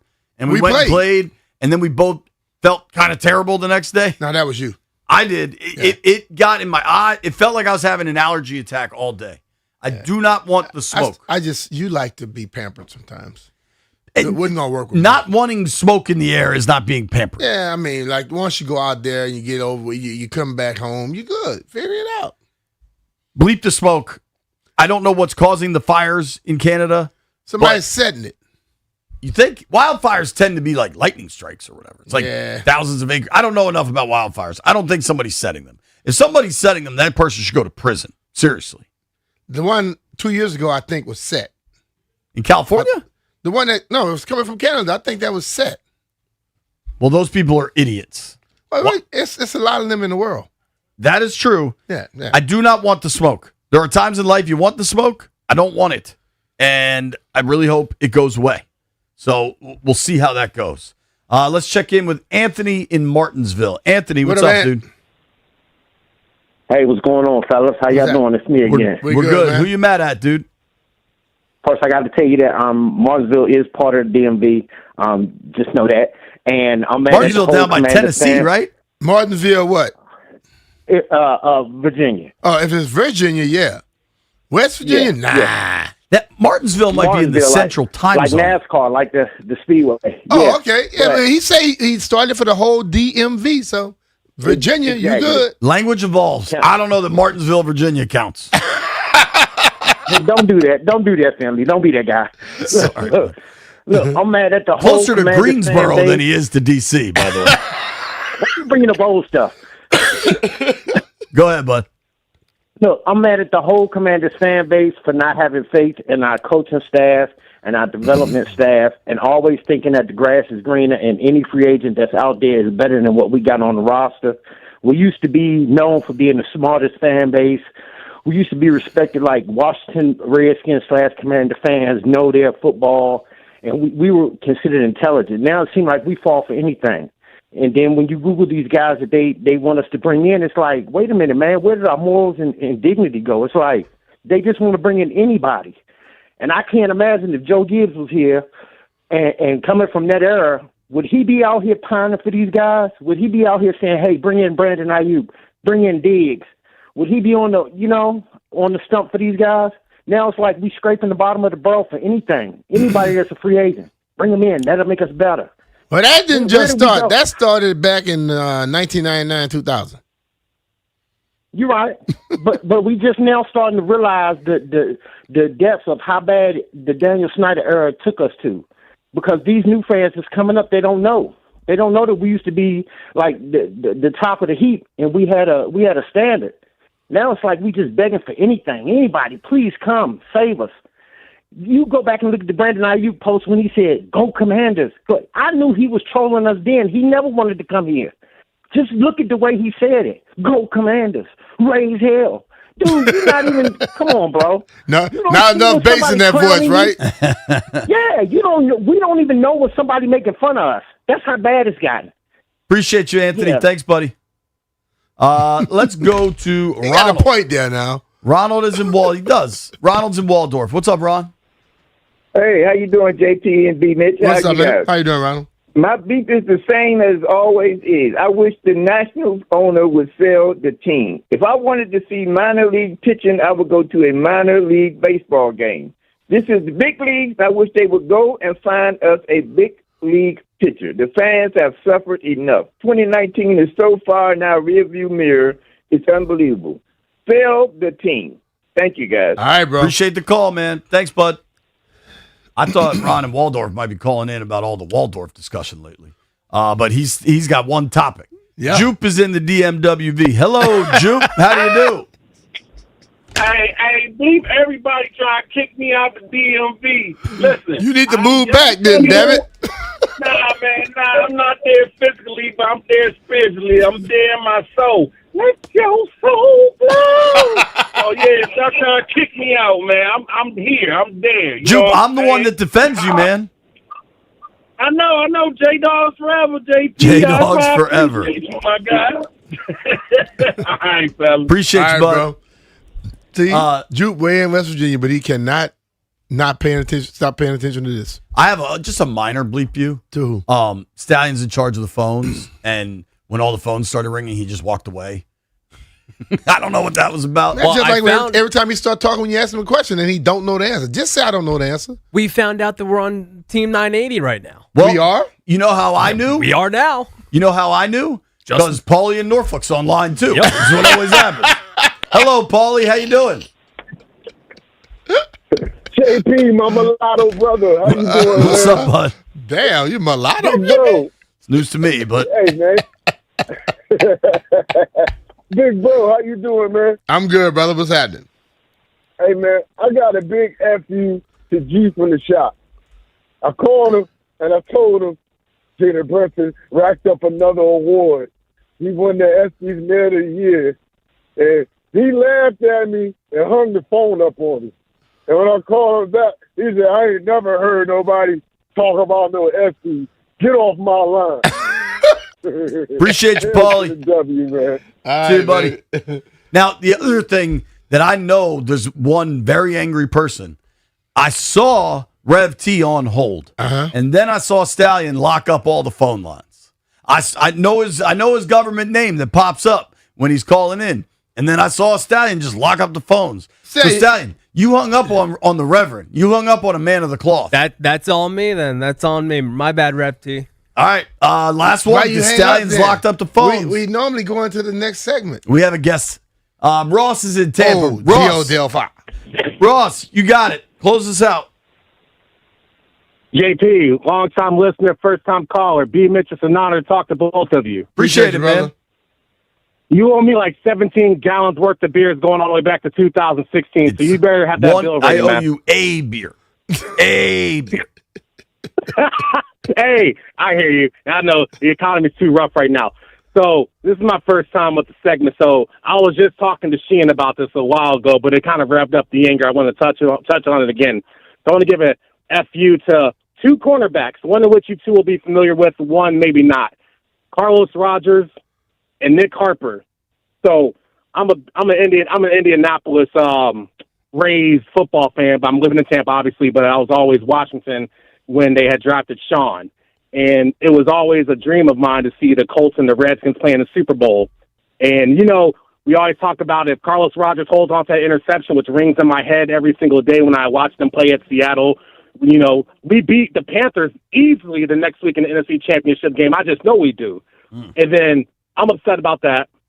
We go to the Colts game the next day. I'm at the RCA Dome. You know, I delivered Tony Dungy's mail. I talked to him from time to time about that heartbreaker. And a lot of people might remember, you know, Gary Brackett fumbling the ball from Jerome Bettis.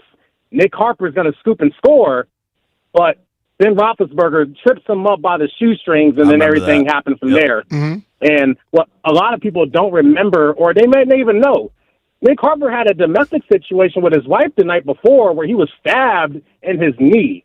But it's like if you're able to step on that field, yeah, it was a pretty big story in Indianapolis, and we were wondering if he was going to play. But he had the opportunity to be a hero. But you know, my boy Ben tripped him up, and we ended up getting the Seahawks and the Steelers instead. And yeah, the rest is history, man.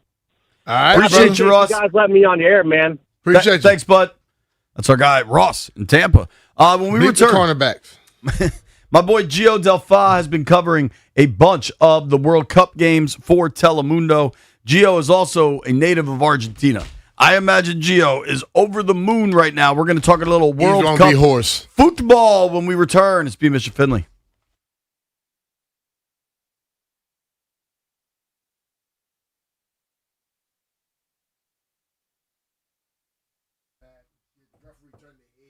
Hey, it's JP Finley, and yeah, I'm usually talking about football, but lately it's been all football. And if you're having a watch party for the big game on Sunday, Paisanos has you covered. Right now, you can get 35% off orders of $40 or more with my exclusive promo code JP35. Whatever it is you like. They got cheesesteaks. They need to open a location in Bethany because the Paisanos cheesesteaks are phenomenal, and the chicken cheesesteaks.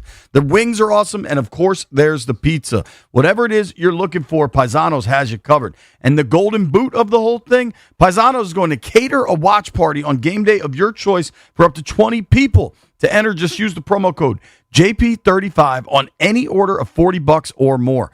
Every qualifying order earns you an entry to win. The more times you use the code JP35, the more chances you have to win. Consider it extra time for your odds. So before kickoff, do what I do. Hit up Paisanos, save 35% with promo code JP35, and take your shot at a fully catered watch party for you and your crew. Paisanos is not just pizza, but something for everyone. Order now at paisanospizza.com. That's paisanospizza.com.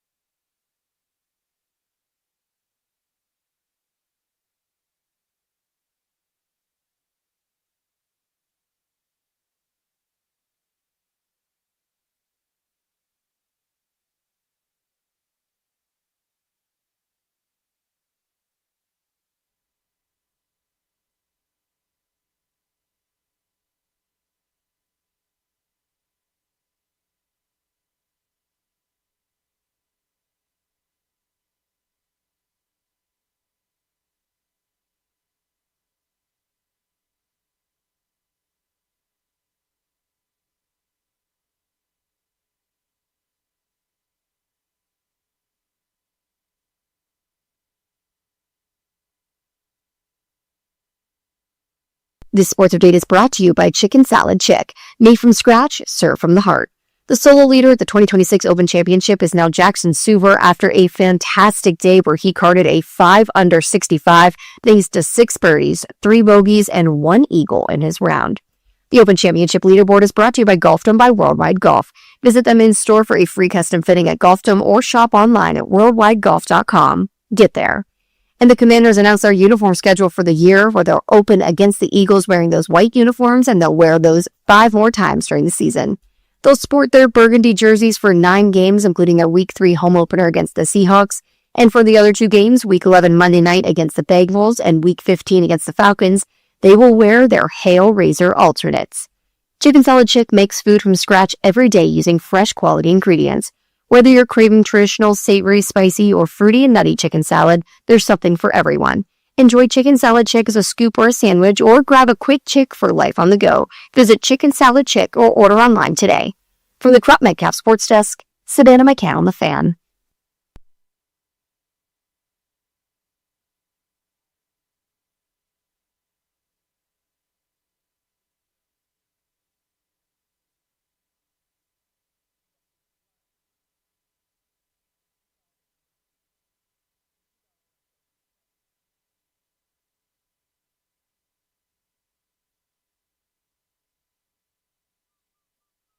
B. Mitch and Finley, 106.7 The Fan. I got to be honest, eventually Rev T is going to get through. And if I know Rev T, he's going to have something for Stallion. But right now, I'm bringing him into the studio and let him beat Stallion up. We're jumping on the Rude Guest Hotline to talk with my boy, Gio Del Fa. Help me out. Telemundo Miami, NBC Miami, what's the station? A little bit of everything. How's it going, guys? Yeah, Telemundo 51, NBC 6, and was just recently a sideline reporter for Telemundo Network during this World Cup. It's right across the fence from the Gold Golf Course down there, right? In Miami. What's up with that? Don't y'all have a golf course right across where your parking lot is?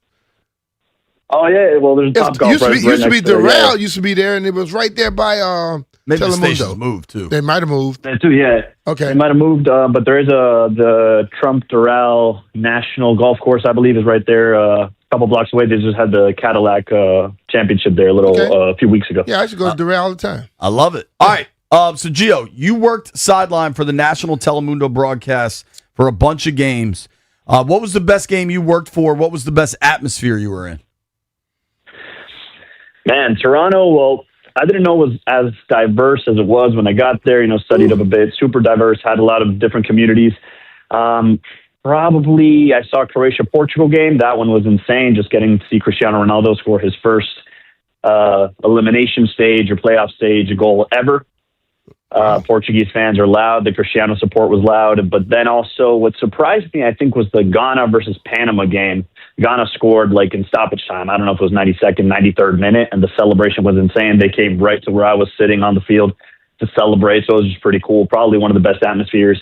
Getting to see Germany as well. Those big teams always travel well and get their fans involved, so it's pretty cool. Absolutely. And so the other thing I know about you is you have split your life between Florida and Argentina. Argentina is very much home. What do you make of this Argentina team's ability to continue to come back kind of no matter what the circumstances are? I think it goes with the mentality, with the heart, with the pride of being Argentinian. And Argentinians are very proud people. I think 9 times out of 10, if you're with an Argentinian or someone is Argentinian, they will find a way to tell you within 30 seconds of a conversation. And we are very, very proud and patriotic people. So I think it goes along with that. It is very safe to say, and I can reassure people, we are not playing the best football, the best soccer. Argentina is not the best team in the world right now in terms of skill, in terms of talent, in terms of the way that they're handling games and the ball and the possession. But there's just something about that grit, that heart, that ability to not give up, which is why they've come back pretty much every game after the group stage. I mean, you saw Cape Verde, you saw Egypt, you saw Switzerland, and now most recently England. So it's a team you can never really count out. Does it scare you, though, that they keep dropping down and then they have to come back? Yes, it scares me every time. I've not enjoyed a single game this World Cup, man. I've been suffering every single game. But it's part of it, I guess. And it does give you a little something to root for. And you do feel a little bit safe knowing that it's it's in their history, that they've come back, that it's not something new, that this is something that's happened before, and there's still always a chance. It's not over till it's over. And then Argentina just finds a way to put that pressure on in the last 20, 30 minutes of the game, 10 minutes of the game. I will say England maybe shouldn't have dropped back as much as they did yesterday. They kind of just went full on defense. Yeah. And maybe that was their bad for not trying to go for the second goal and not trying to just keep the pressure on Argentina. Also, they kind of just let Messi just center balls into the box and just try to find that space.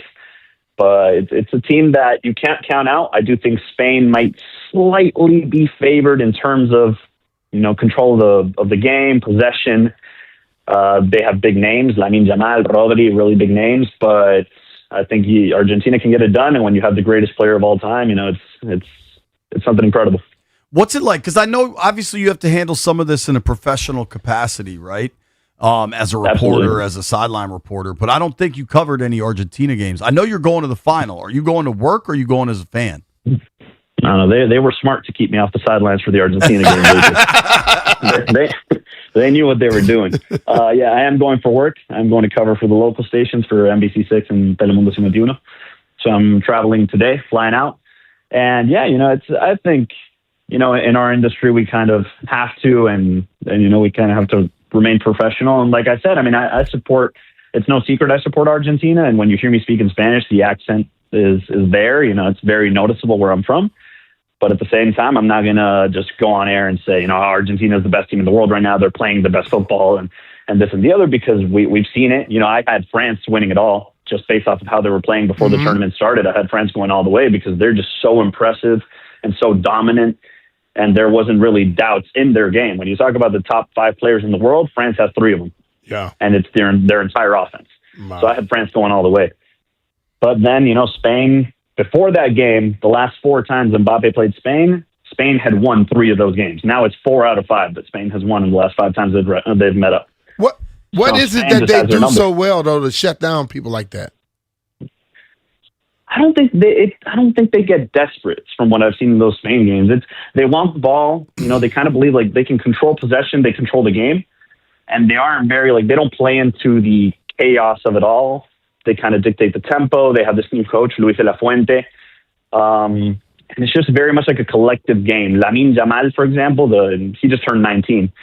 He's probably one of the most promising young players in the world. He's insane. But this World Cup, he's played a very collective role. It hasn't been like a him kind of thing. Mm-hmm. He's played on the wing. He's only scored 1 goal, and a lot of people, myself included, expected a bit more out of him.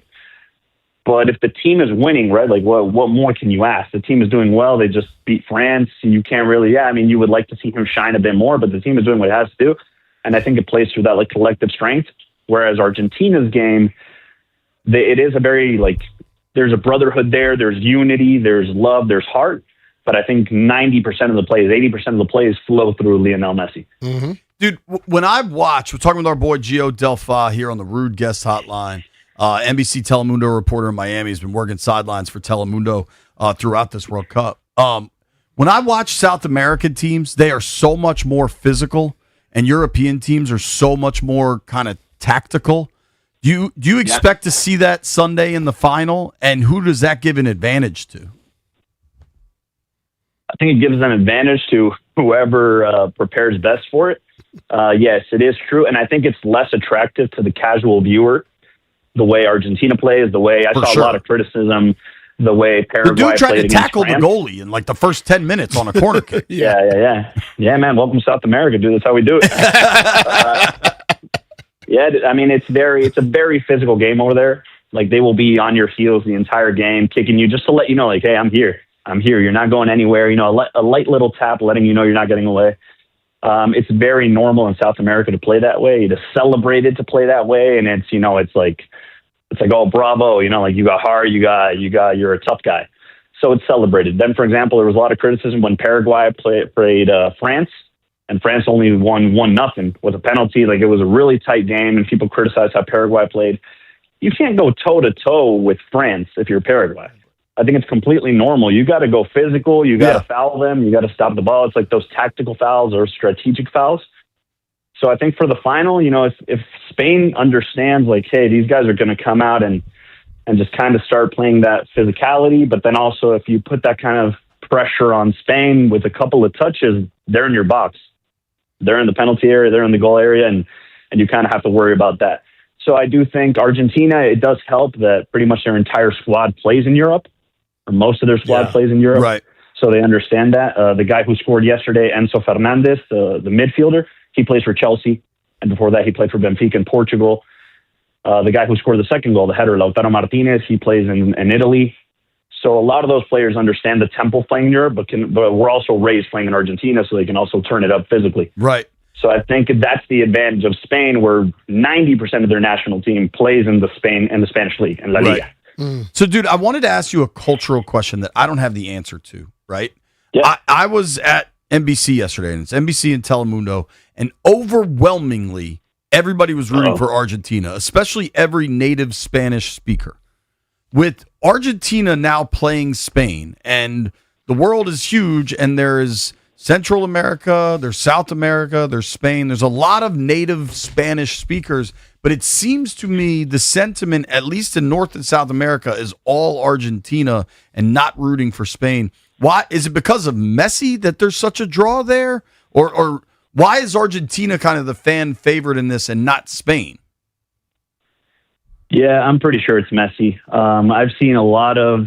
Here in the newsroom, for example, it was kind of half and half, if not a little more England, just because there's a long history with Real Madrid, right? Real Madrid, I can say this unbiasedly, they are probably the greatest team in the history of soccer football. Mm-hmm. They have 15 Champions Leagues and overwhelmingly more than whoever's in second place. It's insane. So Real Madrid was dominated and had a tough time during a stretch where Messi was with Barcelona, so they don't like him much, and then that whole thing bought into it. So that's why some people go against Argentina and some people are for Argentina. It's simply because of Messi, I think. Okay. And then, I for example, if Argentina lost, I was going to Colombia. I usually go for the South American countries, Latin American countries. I wouldn't mind Spain winning it all. I'm not opposed to that. I have Spanish family. My Just sister not lives against in Madrid. Argentina. Exactly. If Argentina would have lost, I would have been like, Spain can win it all. It's okay.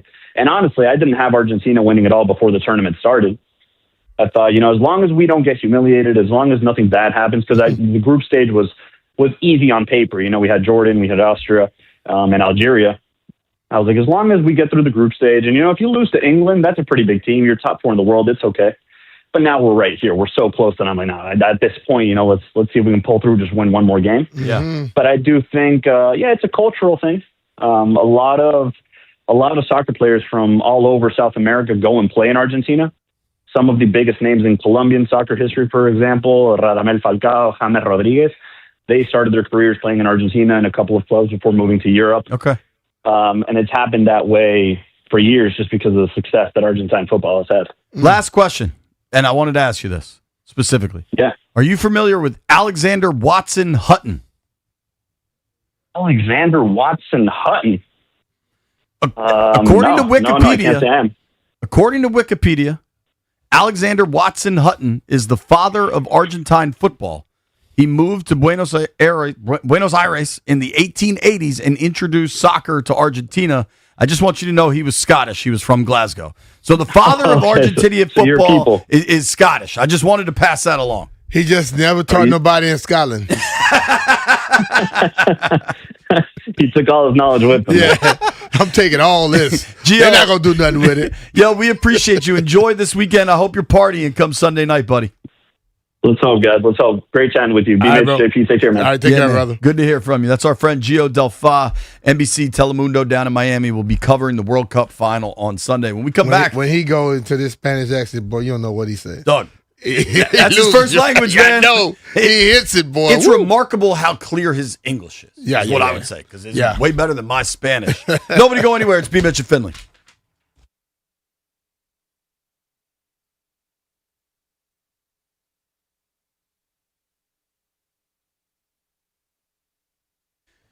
B. Mitch and Finley here for our friends at Oarsman Automotive of Virginia. They've been serving area car buyers for over 100 years, and when you do something that long, you know you're doing it right. They've got 7 convenient locations all over Northern Virginia, from Alexandria to Chantilly, and they got everything you're looking for: Toyota, Kia, Ford, Chevy, Ram trucks, Jeep, Dodge, Lincoln, Buick, GMC.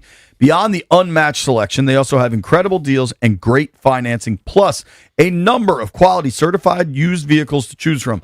I've bought a number of cars from Oarsman Automotive of Virginia. Brian has done the same thing, and it's the Oarsman Lifetime Edge that keeps us coming back. Yeah, it constantly brings me back. The Lifetime Edge comes with up to $1,500 in extras, including complimentary car washes with every scheduled maintenance, loaner cars with every major maintenance, and they give you a lifetime engine guarantee. And there's great news coming from Oarsman. You have a car to sell, take it to Oarsman. They will pay you up to 125% of the Kelley Blue Book value, regardless of its make, model, or year. It's simple at Oarsman. They like to keep their customers happy. No, they love to keep their customers happy. Take it from JP and I to beyond satisfied Oarsman customers. Let's ride together.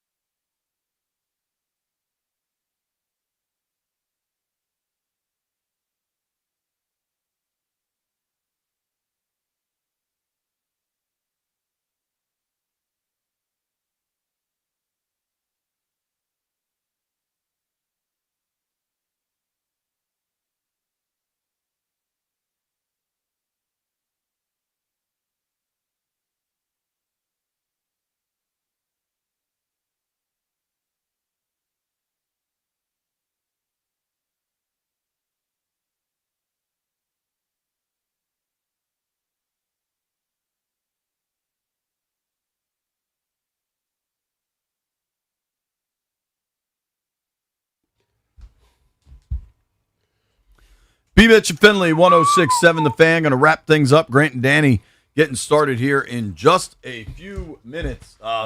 Playing some golf over in England. Yeah. Rory not having a very good day, but a lot of football left. Plenty of opportunities there. Who the hell is that leading? Suber. Apparently he went to Ole Miss. Okay. We bet yesterday, I think. Let's make some bets. Heard it here first.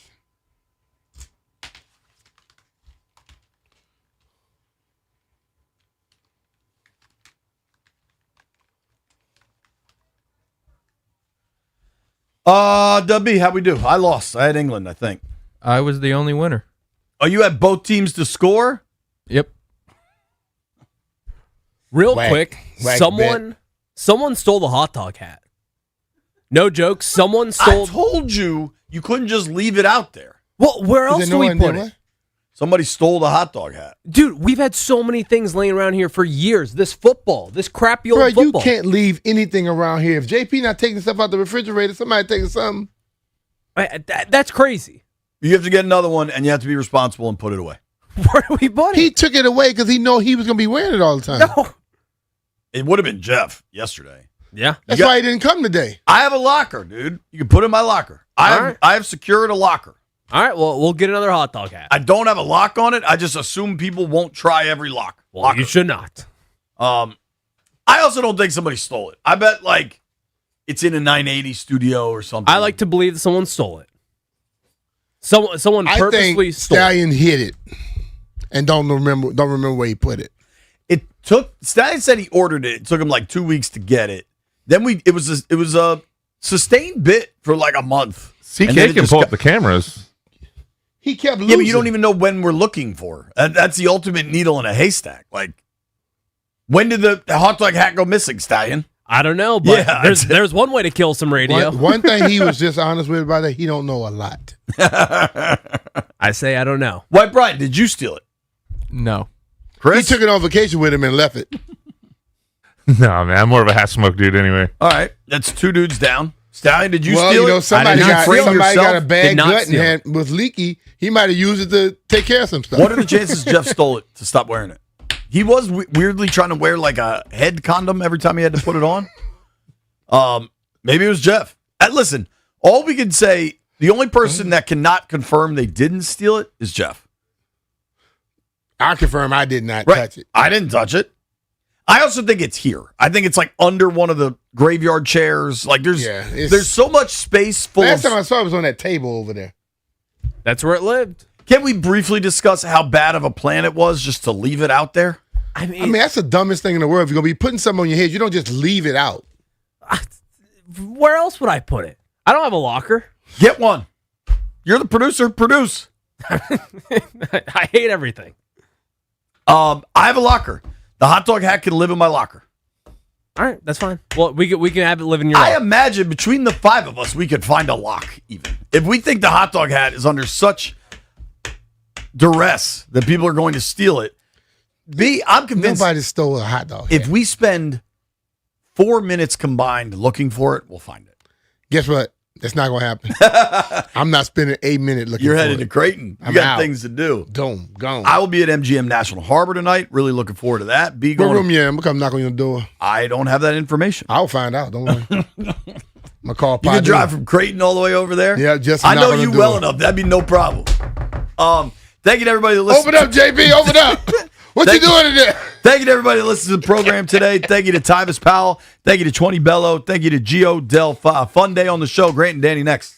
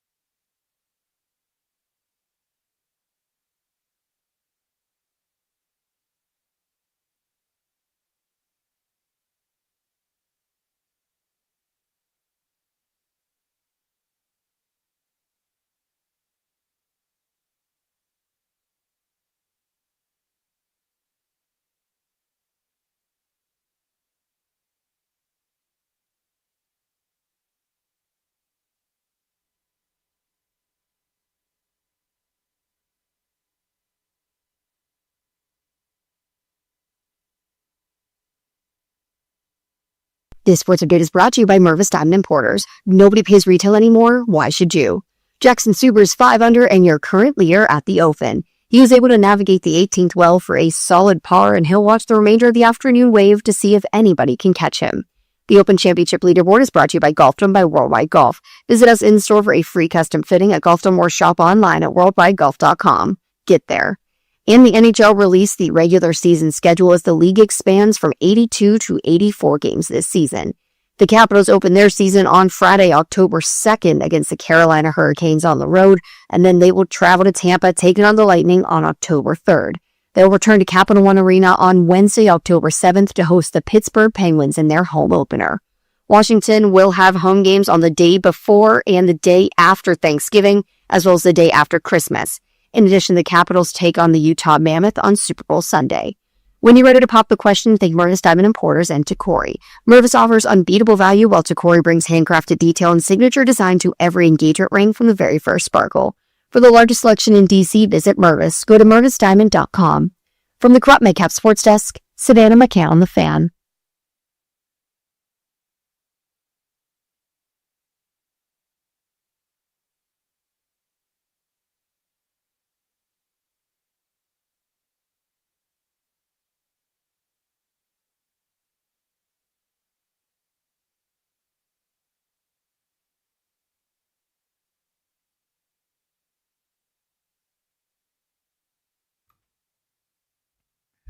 Good Thursday afternoon, and welcome into Grant and Danny, July 16th, 2026.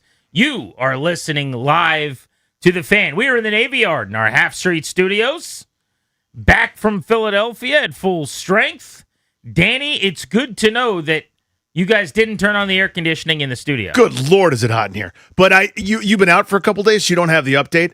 My full legal name now is Netflix star Danny Rouillet. Oh, is that right? Yeah, so you missed that while you were in Philadelphia. Hope you had an awesome time. I heard it was a bangarang week for Danny Rouillet. Big week for me. Seriously. Way to go. I'm shucking and jiving over here. I start the tweets coming because I guess quarterback came out at like 2 a.m. or something. Whatever night it was, Monday into Tuesday. So did have a ton of chance to sit down and watch it. It's great. I'm 4 episodes in now. But the tweets started coming in during the show on Tuesday. FYI, dude. Your voice is in quarterback. It's almost 3 seconds. But as I said, I'm not the star of quarterback. I'm not. Episode but I'm 4, in it. Yeah. I'm through 2 episodes. So I have not yet gotten to Danny Rouillet. Oh, you'll get to it. Star of Netflix. Oh, yeah. But I'm halfway there at this point. Yeah. Episode 4, by the way, is the hard one. That's where our hero of the story, Jaden Daniels, gets hurt a bunch. And you see the injury, and it's gruesome, and you hear him. It is a tough watch. The highlight so far for me from quarterback for Jaden Daniels. He is everything that you kind of thought he would be in terms of likability and doing the charity work, and he and his mom are heavily involved in the community and all those things.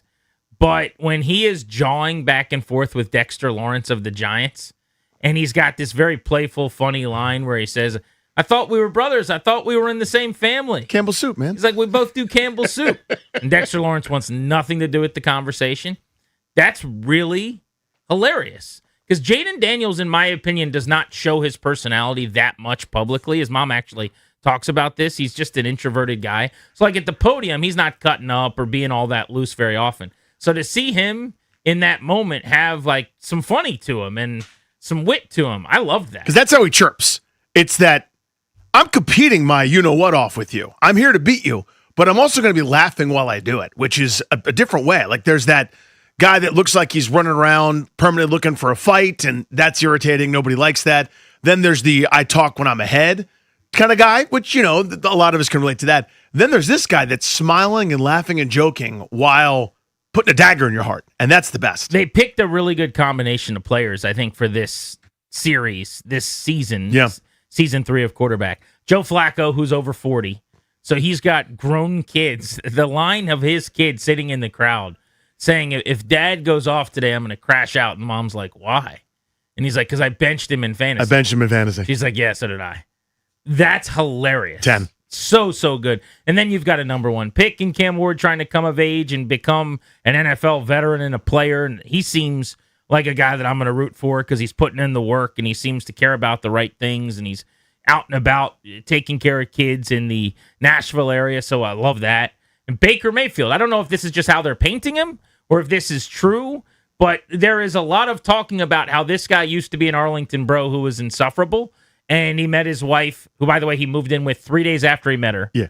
That's a wild. Like, we didn't cover that enough. I know. Then they're engaged within a couple of months, and they're just the love of each other's lives. Well, you think of his story, it's actually great. You know, the 3 teams in 9 days, whatever the hell that sequence was, where he was in Carolina, then he wasn't, was in LA, then he wasn't, now he's in Tampa, resurrecting his career, and now it's gone well, and then some of the ups and downs even there with some of the injuries. Like, a really genuinely good story for the guy that went 1-1 and then was replaced by Deshaun Watson. I just can't get past the idea that he met his wife and 3 days later moved in with her and said, I'm going to marry this person. Like, what? On what planet? I know. If my daughters are listening, don't you even think about it. Never once. Until you can pay your own mortgage. You're not doing that. Not even then. Never, ever, ever, ever, ever. I mean, that is so What crazy. if Princess Reagan is 46 and she's like, listen, I like this guy? 3 days? 3 days is too fast. Moving in? Yeah, 3 days is too fast. I'll be long gone when she's 46 probably. But at that point, know that I'm going to haunt you from wherever I'm at if you try to move in. Wait longer. Exactly. That's just crazy to me. But I have liked Baker Mayfield as well. So they're doing the thing that they do. It's a great episode. Yes, it is. 1, and so far episode 2 is really good. It's a good series to this point. We'll talk more about it and get into some Jaden Daniels details as we go. So I mentioned I was in Philly, called in yesterday, having just gotten back. Enjoyed myself, always a treat for me. So I go to the All-Star festivities annually and host the on-the-field coverage ahead of the Derby and the All-Star game for MLB Network Radio and get to talk to a bunch of the All-Stars, and it's a sweet deal. What's cooler for you, as a quick side note? Is that cooler or doing like NL-ALCS cooler? Like what's, you know what I mean? Because they're so different. That is a great question. I would say this might be better because over the span of a few days, it's draft, futures game, and Big League Baseball, and all the stars are there. It's like in the LCS, no disrespect to anybody, but you're talking to the bench player that had the hit last night or whatever. In this event, it's just one guy after another. It's Mason Miller and Cam Schlittler and Cody Bellinger and Kyle Schwarber and Bryce Harper. So it's awesome. I really enjoy it. But I bring this up to say the Philadelphia thing, I'm not ready to stop talking about yet. They booed everyone for 3 straight days. That's not how All-Star festivities normally go. And I have found this to be pretty fascinating because there's 2 different ways that like Philadelphians looked at it. There's a buddy of mine who lives here in D.C. now, and he's like, yeah, man, I didn't think that made us look very good. He's like, how about the Philly fans booing everybody? He's like, I was like, this doesn't help change our narrative, so to speak. But then if you're in Philly proper, if you're one of those fans, they take so much pride in it. Like, they think it's awesome that they did that. Exactly. They're like, oh, wasn't that great? The passion, the energy. It's a celebration of the entire sport. They turned it into just this, if you're not a Philly, you can get some. Yeah, if you're not Harper or Schwarber, boo hiss. What was the response to that kind of around D.C. or nationally that you heard? Because I was in the bubble. Yeah, the normal eye roll, like, yep, of course that's them. It actually led to some decent theater for the home run derby, I thought, where it actually, I don't want to say it added, but it kind of did. It added a little bit, where it was nice they were booing Wilson Contreras right away. Good, that's fine. Boo that guy for as much as often as you want. But then some of those moments where they're cheering for outs, booing for homers, and so that was like kind of interesting and made an event that I think generally is, I don't say it's jumped the shark. It's gotten more and more boring, but that was a little bit better for TV because there's juice in the crowd, at least one way or the other. But for the All-Star game, kind of to your point, it's like, and here in DC, we'll boo Freddie Freeman because he's 19 for 20 off of us in the per year. division. Great. I mean, James Wood came in studio with us, and he said he was looking forward to going to Philly and getting booed because it means he's done enough now to warrant it, basically, that he's arrived. I get that. Divisional rivals, that's going to happen every single year. There's some, next year, the All-Star game is at Wrigley. And when they announce the Cardinals, and when they say you're Riley Jordan O'Brien. Walker, they're going to boo him. But Justin Verlander was the commissioner pick as the future Hall of Famer in his 10th and final All-Star game, who is basically just being celebrated one last time on a national stage by Major League Baseball. And he goes on the screen, and he doesn't get that standing ovation, that classy, thanks for all you've done for baseball moment. He gets booed because he played for the Astros that time. You know what I'm saying? Yeah, of course. It didn't feel right to me, but of course, Phillies fans mostly were just like, you don't understand what passion, as if there's some positivity to it. Like, we care. And that's just your excuse to be an ass. So many people care, and they're able to not do that. Again, there's two mentalities, or there's two paths that the Philly fan, and I'm sure, of course I'm generalizing. I'm sure you're a different Philly fan that's listening, but there's two. We're not that bad. We got a bad rap. It's just a few bad apples. There's that guy who's incorrect, but that's what they think. They'll try to defend that. And the other is they lean into it like a sociopath, because that's what it is. It's sociopathic behavior to not seek acceptance. Human beings, mammals in general, seek acceptance from their peers, generally. Sometimes you don't go about it the correct way, but it is in our nature to want to be liked, cared for, validated, etc. by other human beings. When you lean into the opposite and take pride in it, again, you're different. There's a clinical name for it, and that's what they are. And so when they do that, it's we're special and different. Not special. Different, but not special. It's funny when you meet the occasional fan who's kind of scratching their head going, this doesn't look great. But for the most part, they're just so happy about it. Oh, did you see what ESPN was saying about us last night? They love it. They revel in it. I did eat one cheesesteak at the ballpark. Does it count if I got it from the ballpark? This is what we wanted to grill you about. No pun intended. Where did you eat? I was at the ballpark so much. Yeah. It's going to be the most disappointing thing ever. We figured. We did one meal in a restaurant, essentially. And it was across from the hotel.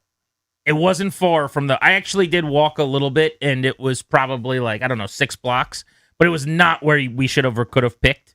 It was a decent little dive bar. I got a burger. It was fine, but it was lunch. That was the only place I ate. I didn't seek anything out because I was at the ballpark pretty much the all day whole long. Other time. Damn. But I ate a cheesesteak at the ballpark, and it was very good. What purveyor at the ballpark? Was it King of Steaks? Which one's there at the park? No. It wasn't even like that. It was like here are your options, grab and go. Oh, it was a Grand Slam grill kind of thing? That kind of deal. Oh, that's tough. Now, I will say that I think it was pretty legit Philadelphia cheesesteak. Like, it's not like they just did a cheesesteak like you would do in another city. They're doing it I supposedly ate the one that the players eat in the visiting clubhouse. It's wrapped in foil and done with fresh ingredients, whatever. It was very solid. I enjoyed it.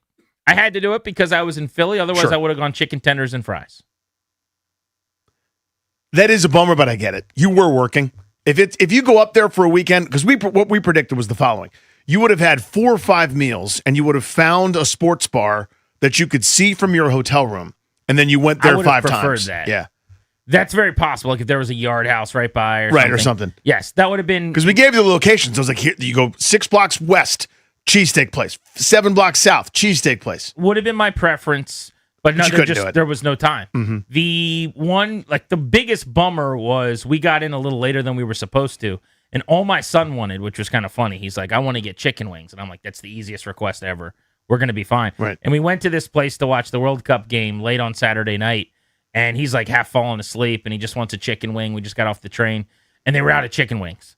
You're kidding. You got to be like, what is the chance of that? He's like, is it hard to get chicken wings, Dad? I'm like, it is absolutely Apparently not. It's impossible. It's not hard at all. We ate some pizza, went back to the hotel. Training camp dates released. I don't know how much you guys talked about this. 5 open dates for the public for the Commanders at training camp. So last year they only had 3. And I railed about this. I think it's a miss. Bad thing in the NFL that's happening. It's happening all over the league. The Commanders are very much one of the teams that is now getting in line here. But last year they said, hey, we're doing construction. We can't have people around as much as we'd like. So they had 3 open practices and another 3, I guess it was, for season ticket holders. Whereas this year they're going to have 5 open practices. All the tickets have already sold out immediately, obviously, because the demand is way larger than the supply. But then there's another 6 for special VIP season ticket holder type, so 11 total. So there is more availability now without the construction this year. I guess I'll give them credit for that. But it's 5 practices, all training camp long. Camp is now only a couple weeks. The number of preseason games is shorter than it used to be. So to compare it to when I was growing up and going to training camp for a month every single day is probably not fair because it used to be, 25, 30 days of training camp practices, 2-a-days. There were a total of somewhere around 45 practices to 50 practices. And I don't know, 35 or whatever were open it was 80 to 90% of them were open to the public. Now, you only have training camp for a couple weeks. You end it as soon as you can. Then you just have closed practices. It's really no different, but you end the camp part of it in air quotes. And then you're on to the regular season. To only have 5 practices open to the public is just such a mistake. I hate it. Yeah, it's an unforced error. And they last year, as you said, they kind of hid behind the construction part of things. And this is one of those where they don't necessarily, whether they don't believe in the value of it or they think they're doing enough, etc. It's anecdotal. It's hard to find the exact things without going 32 teams for 32. I actually did that last year, and Washington had by far, they were among the fewest. I just wouldn't be able to live with myself if that was the case. This is one of those things that all it requires is effort and ingenuity and planning. And last year they built the stands, the temporary stands for people to be able to come out and do it and to enjoy the couple of practices that they have open to the public. They're doing a nice job. They're giving season ticket holders 6 exclusive times to go. Yes to that. That's good. Do things for your season ticket holders. No issue there. 5 open practices. Most of the teams last year were double digits. Be there. Just do what most teams are doing in this regard. You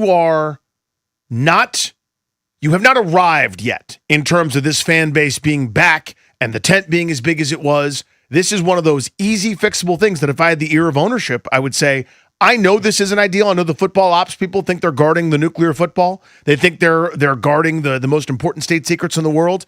You can absolutely get work in while people are there.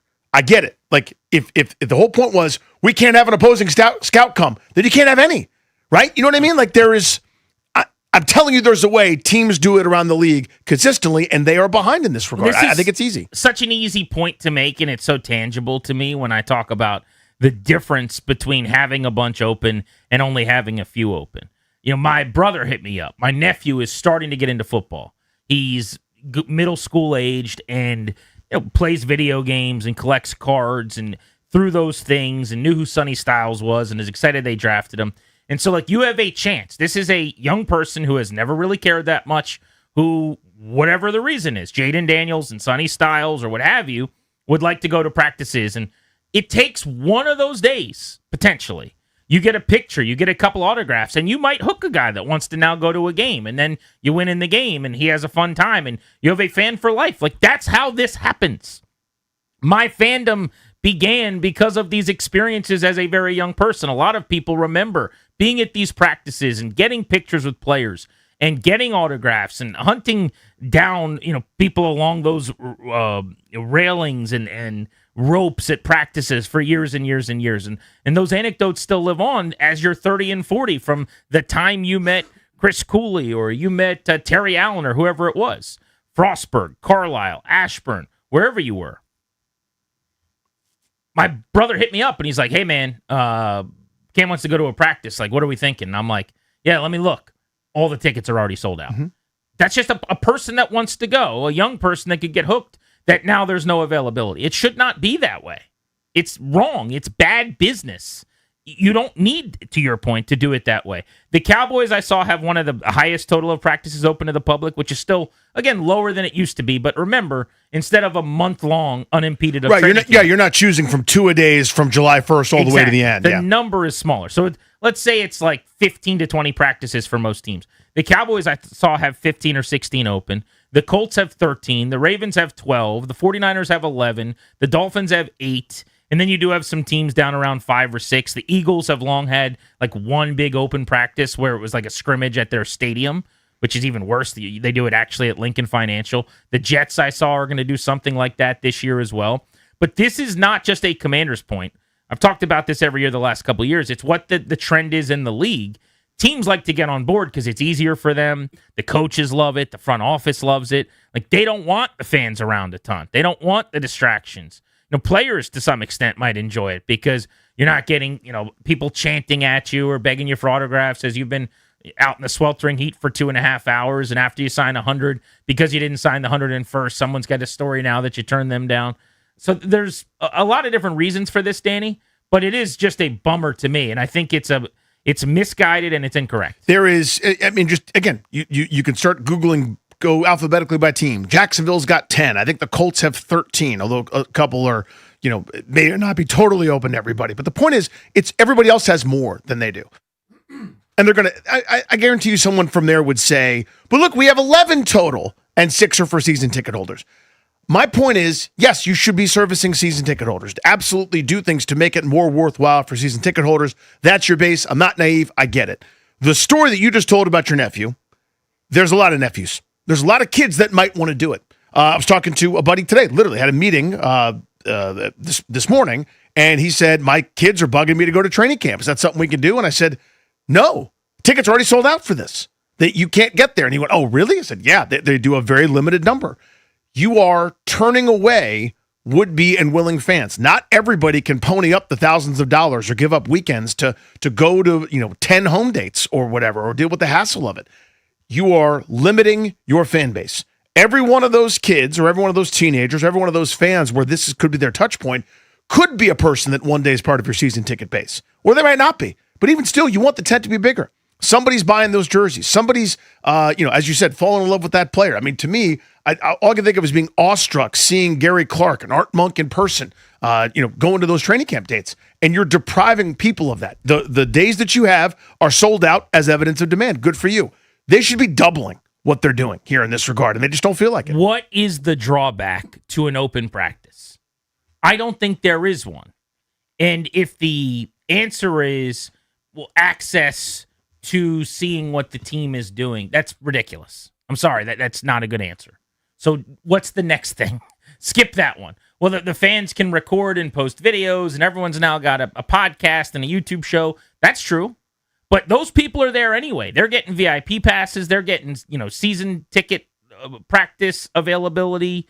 And by the way, sorry, the LA Chargers and the Denver Broncos are not scouring YouTube shows to look at your formation. Yeah, the guy that you're going to get cut, that gets picked up that week, that has every intel and every signal and every bit of verbiage, is way more damaging than Freddie with a phone. 1,000%. Some of the guys you're cutting are going to be playing against you in week 1. They're going to be on a practice squad of the team you're playing in week 2.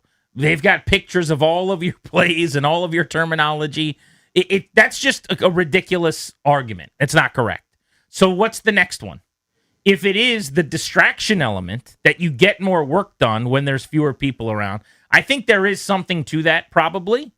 I would say the juice is not worth the squeeze. The greater good is still to grow the brand. Like you're focusing on the wrong thing. I think both can be done. You can get all your work in all summer long. You can get to a point where you do everything you need to do to become the quality operation come September that you're going to. And also, from a marketing standpoint, you further indoctrinate yourself to a community that you need to. So you look at the Chiefs, for example, and again, it's anecdotal, but you're just picking these different ones.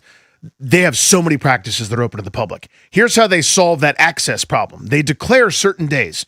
So, for example, Thursday, July 30th, autographs, linebackers. Hey, linebackers, this is your day. You got to wear it. Go when practice is done. You're sweaty. You're miserable. It's going to be miserable. It's awful. You're tired. All you want to do is go inside and go to the cold tub. You sign your autographs. 2 days later, it's tight end day. 3 days later, it's defensive line. I love that, actually. It is so simple and such an easy fix. All that, you know how long that took me? You were talking. I looked it up. Done. 16 it's practices. So easy. For the Chiefs. It's so easy. Who, by the way, the Chiefs could do what Washington's doing and it would be fine. Because you've won so much. You have the pelts on the wall. Because you've got Mahomes and Taylor Swift's husband and so many other important players that you don't really need to continue to grow this thing. You're selling every game out constantly. Your season ticket waiting list is massive. Washington is not in that boat. It does feel like sometimes they act like they don't need the olive branch. I think new ownership gets this in so many ways, though. In a lot of ways, they Josh do. Harris and Mitch Rails and those guys are brilliant and have been so good about extending, their arm to the community. But it has not translated over to training camp. And I think the reason why is it seems like they prioritize the football operation calling the shot on that. And generally, I love that. I love saying, what do you need, football? We're about winning football games. What do you guys need? That's, not coming back home between games and going out to Arizona and staying and all that kind of stuff. This is a different thing, though. But this is a different thing. This is about growing fandom. That's what training camp's about. And if you can't get both done, then yes, prioritize football. There is zero evidence to say that that has ever been the case. The Chiefs have 16 or more practices open every year. Doesn't seem to hurt them very much come the start of the season. Alex Ovechkin said something within the last couple of days that makes me think not only will this season not be his last year, but he might be playing more than 2 more seasons. I'm going to tell you what he said next on G&D.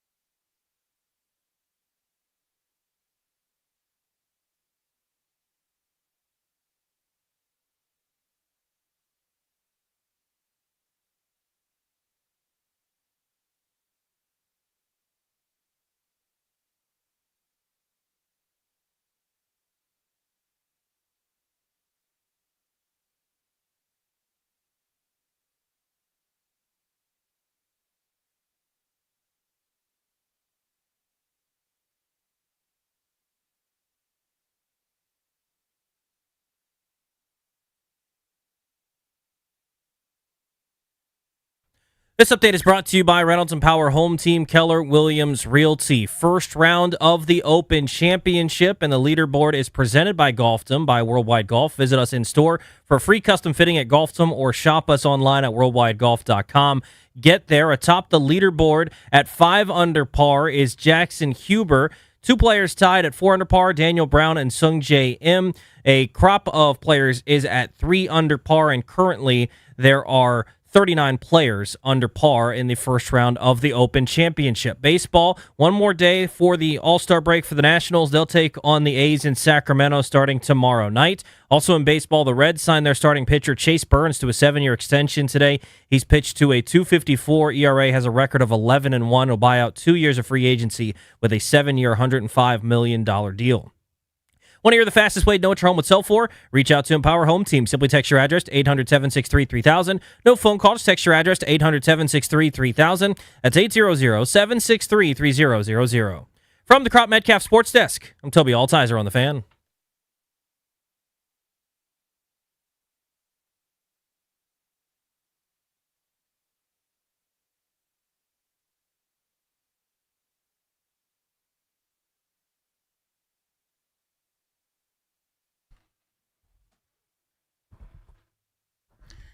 G&D on The Fan. Thanks for making the show part of your day. At 3 o'clock, coming up in 25 minutes, Jared Dubin of CBS Sports put together a ranking of the triplets in the NFL, quarterback, wide receiver run, RB1, and he ranked 32 teams. We'll see where the Commanders came in. Want to talk to him about Washington as they get ready for training camp. So I saw this yesterday from Russian Machine Never Breaks on the train back from New York, and I wanted to throw this at you, Danny. Alex Ovechkin was doing an interview in Russia. The translation of the name of the show he was on, I think, is All On Match, something like that. Very Russian. But they asked him if he has the goal of scoring 1,000 career regular season goals. Is that something that he is hoping to do? And he says he would like to try to do that. He went on to say, everything will depend on my desire and health. Time will tell. It gets harder and harder with each passing year. But when asked, like, is 1K something you care about? Is that something you're chasing down? He acknowledged that he would like to do that. Yes, that is somewhat important to him. So then you look at the numbers. He's lit the lamp 929 times. He's 71 goals shy of 1,000. That would be at least 2 seasons. Not notable because he has already said, essentially, that he's not sure this is his last year. There's a good chance he could play another 2 years. He said 2 years. We didn't. Right. In his press conference when he talked about his wife saying you should go back and play another year or 2. Well, if you score 35 goals twice, which is a big ask for him, I would say, at this age, coming off of having barely gotten over 30 this past season, you're still only at 70. If realistically he's moved down into the third line, doesn't get a full 120 seconds on power play 1, and it's a little less PP1 time, it's a little less in terms of shifts, fewer time on the top line, the top 6, whatever. Let's say he scores 28 goals this year, and then another 27 goals the next year. Well, Danny, at that point, he's still another dozen or so goals away from getting to 1,000. Right. Do we really think if he's that close to 1,000, if you definitively just need to come back for one more year and score 15 goals or something, that he would not come back? So I bring this up to say, if this is actually important to him, and we haven't talked a lot about this, but 71 goals away from 1,000, this isn't just about maybe this is his last year or does he play 2 more years. What if he just doesn't want to go away because he's hunting down 1,000? It's a fascinating question. Again, what I think happened, and everybody's got a smile on their face and everybody's saying all the right things publicly. I keep hammering this, and I'm not being critical of anyone. I'm simply stating, my view of this. We're no longer doing the Alex Ovechkin ceremonial goal-scoring traveling circus. We are going to build a hockey team. Not one that can maybe barely make the playoffs and win one playoff series since hoisting the Stanley Cup. We were trying to actually build a really, really good team, and we'll take our chances. That could include you. That could also not include you. Fit in where you can. I think the days of we're going to cater this whole thing, and I understand why they did it. He set the record, man. He beat Wayne Gretzky. I thought that would never happen in my lifetime. And nobody's going to touch the points record because they need thousands to do that. But this goal record fell, and it's incredible. And it was worth probably more to them than fielding a slightly better team and maybe winning a cup or trying to win a cup or whatever. That process was basically, let's do the goals. That process has now ended. That fader is turned way, way, way down. I don't know how long they'll just go, yes, Ovechkin, you're great. You were awesome. Thank you for everything.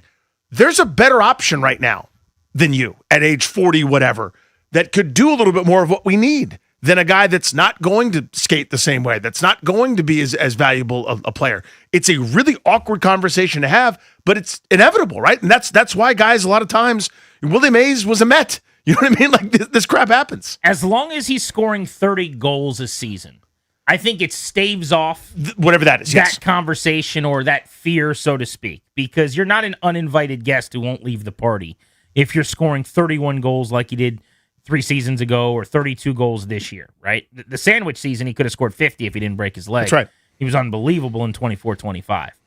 But it can happen quickly that 32 becomes 17, right? And now you're making $4 or $5 million, not playing much defense at all, and you're scoring 17 goals, and we're trying to get you some power play time and some shifts with the top guys so that you can, put up some numbers. So, yeah, I think that's all I'm trying to get at is, A, we do not know what he's thinking in terms of when he sees this winding down. But I don't think he came back for a year a la Aaron Rodgers for a last dance or a send-off or because he wants to play one more year of hockey. I think he sat down with his family, and I don't know how much of a debate it really was, and he came to the realization, I'm not done yet. I got hockey left in me. I think I can still play. I think I can still score. So, on the verge of 41, he'll turn 41 in September, he came back. And right now, if you asked him, I think he's going to play at least 2 more seasons. That's his goal. Mm-hmm. Now, that could change. Who knows? There could be injuries. Your body could break down. Could be that he scores 18 goals this year, and that's just not who he wants to be. But I really do believe there's a better chance, Danny, that he plays 3 more seasons and really pushes for 1,000 than that he plays 1. And there's a world where this goes in a way where we threw a party and he's the guy that just won't walk out the door. Now, I hate to talk about Alex Ovechkin that way because he's the greatest goal scorer of all time. He's the most important capital ever. Sure. He's probably the most important athlete of my lifetime, right up there with Cal Ripken Jr. There's no one that's given me more joy in DC sports over a very long period of time. But it is just a reality. Like, maybe this thing just year to year keeps going, and maybe it doesn't matter if he's only making a couple $1 million. If 4 or 5 now, with the cap exploding, stays there, maybe even a couple years from now, he's further down the depth chart, and he's making $3 million.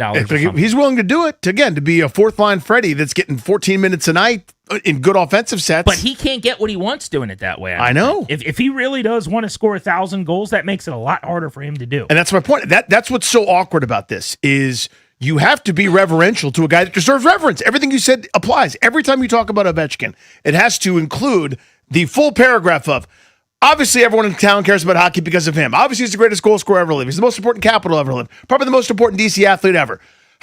Now we could talk about what is right now. What was, yes, what is, and it may not be as bad this season. I think you and I have maybe slightly different views of what his year might look like, and I'll be fascinated to see. Proof is in the pudding for a team that's, to me, finally really exciting with this offseason they just had. I don't know how they're going to use him, so I can't guess as to how he's going to produce. But if he has the role that I want him to have, which is some but not all power play one time, treated like basically anybody else on the power play, and spends a lot of time on the third line, I think reasonably a mid-20 goal season is very much in play, like 25 goals, something like that. I'd be happy with that. What would be best for them, by the way, is if he is 3rd or 4th probably on the team in goals. If they have a 35-goal guy and, let's say, Tuck or Kyrou, whichever of the two, the other one scores 30, and then, Tom Wilson, let's say, pours in 27 or 28, and Ovi at 24 goals is 4th on the team, I think they're in a really good spot in the big picture. Now, if he scores 37 times and they're treating him like he's Ovi again, and it's 120 seconds on the power play and a lot of 17-minute nights, I think probably the big picture product suffers a little bit, but his numbers could be better. Indeed. Yeah, I mean, to me, it's that. It's every time they're up a goal late, instead of having the best defensive lineup on the ice, Ovechkin's on the ice, kind of skating around, lingering at the red line, hoping for a chance at another empty netter. That's probably not how the team is best served, right? But it's what they were certainly doing. I don't know what the role is going to be either. I'm fascinated to see the whole thing. It's why executives, you have to make a really tough call here. And how you do this, I think, is as important as what you do. I want reactions to a comment from Ovechkin that 1,000 goals would be something he'd like to chase down, because that likely means at least 2 and maybe 3 more seasons if he can continue to play at a decent level. 800-636-1067 if you've got a thought. Grant and Danny on the Fan.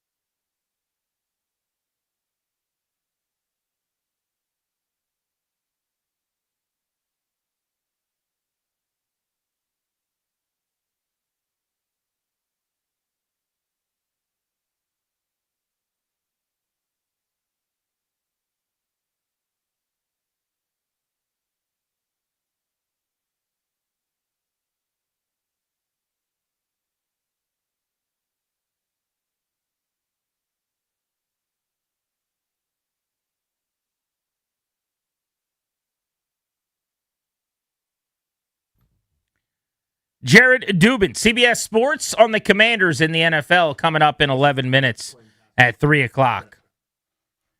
Welcome back, Grant and Danny on the Fan. Alex Ovechkin did an interview with a Russian outlet and suggested he was interested in scoring 1,000 career goals. That means he needs another 71, which could take more than 2 seasons.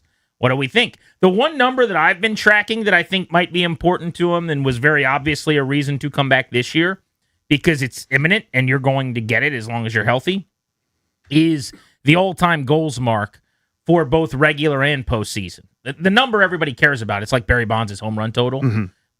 756, surpassing Henry Aaron and all of the greats of all time. But it's regular season goals. But there are the occasional few people that'll be annoying and go, but Gretzky actually has more if you count playoff goals. And that's 1,016 for Gretzky. Ovi's got 1,006. He's only 10 behind him. So if he scores 11 goals, you're the all-time leader in the regular season. He's passed in that one too, yeah. And then overall. So I could see that meaning something to him. But if he really legitimately wants to get to 1,000, unless he puts up an Ovi like 40 this year, you're probably talking about 3 seasons. And we know it seems like he's already leaning toward 2, not 1, just based on what he said. Yeah. I mean, so we've gone from, remember I'm trying to remember the timeline on this, and forgive me, but his wife, this is all translated via Russian, said, yes, we'll play, his last year of his contract, we'll play, and then we'll return home to the motherland, which is why we initially thought he was going to retire after this past year. That was one of the things that they gave, that interview that she gave. And that became the story. And it's like, no, that's not the story, actually. And remember, the team's season ticket salesperson was sending out flyers, whatever, going, hey, come see Ovi's last year. And then it was, no, that's not the case. Then we started to get the clues in the opposite direction. And now it's pretty definitive that he's not only was coming back all along this year, waving off the Penguins, saying so on his locker room clean out day. It became more of a story than it really was. And maybe this is revisionist, but it feels to me like it was never that close. Like, we all talked about it because we didn't know anything. Like, maybe he's walking away. But I don't think it really was ever that big of a debate. I mean, you even heard Tarek, who knows him better than anybody, Tarek El-Bashir, works with Monumental, basically ask him in his press conference last week, did you really even ever think about retiring? Was that an actual internal conversation that needed to be had? And I think he was getting at the same thing. It seems like you've known all along you were going to keep playing. Let's go to the phones. Edwin's and Laurel. What would you make of that? If 1,000 goals, 71 more is important to him, and it might take 2-3 more years. It's very interesting to me. How you doing, guys? What's up, bud? I feel like, one, it's definitely clear that this situation begs 2 questions. Because, one, I think it's clear that he wants to stay longer than the Caps probably want to accommodate him if all things became clear or whatever. But, one, my question is, right now, is Ovechkin bigger than the Caps? Is he equal to or greater than the Capitals? 1. And 2, how long will the core fans of the Capitals be satisfied to keep it that way and accommodate him, and as opposed to eventually. Well, that is the question. I appreciate the call. Your Thank you, phone's buddy. Breaking up a bit, but that is, I think, the core question. I think it depends on who you ask. There are plenty of people that would tell you, we've taken these calls for months, Danny, doing the right thing by Ovi, basically helping him to go out however he wants to should be the priority over all else. There are a lot of people, and I'm in this boat, as much as I love Ovechkin, and I think you could do both, by the way. I think they are doing it at a high level right now, but who look at this team and go, with Tuck, Strome, Kyrou, Protas, Dubois, Wilson, Ovechkin, Jenner, Leonard, Protas, Sordiff, Bavillier, and then the defensive core they're putting together, and Thompson and net, that's a cup caliber team. So focus on winning. This is about trying to get another cup here. You're good enough to. That should be the priority. Bob in Arlington, what's up? Hey, guys. Thanks for having me on the show. Appreciate it. Got it, bud. Keys to the kingdom, gentlemen. Keys to the kingdom.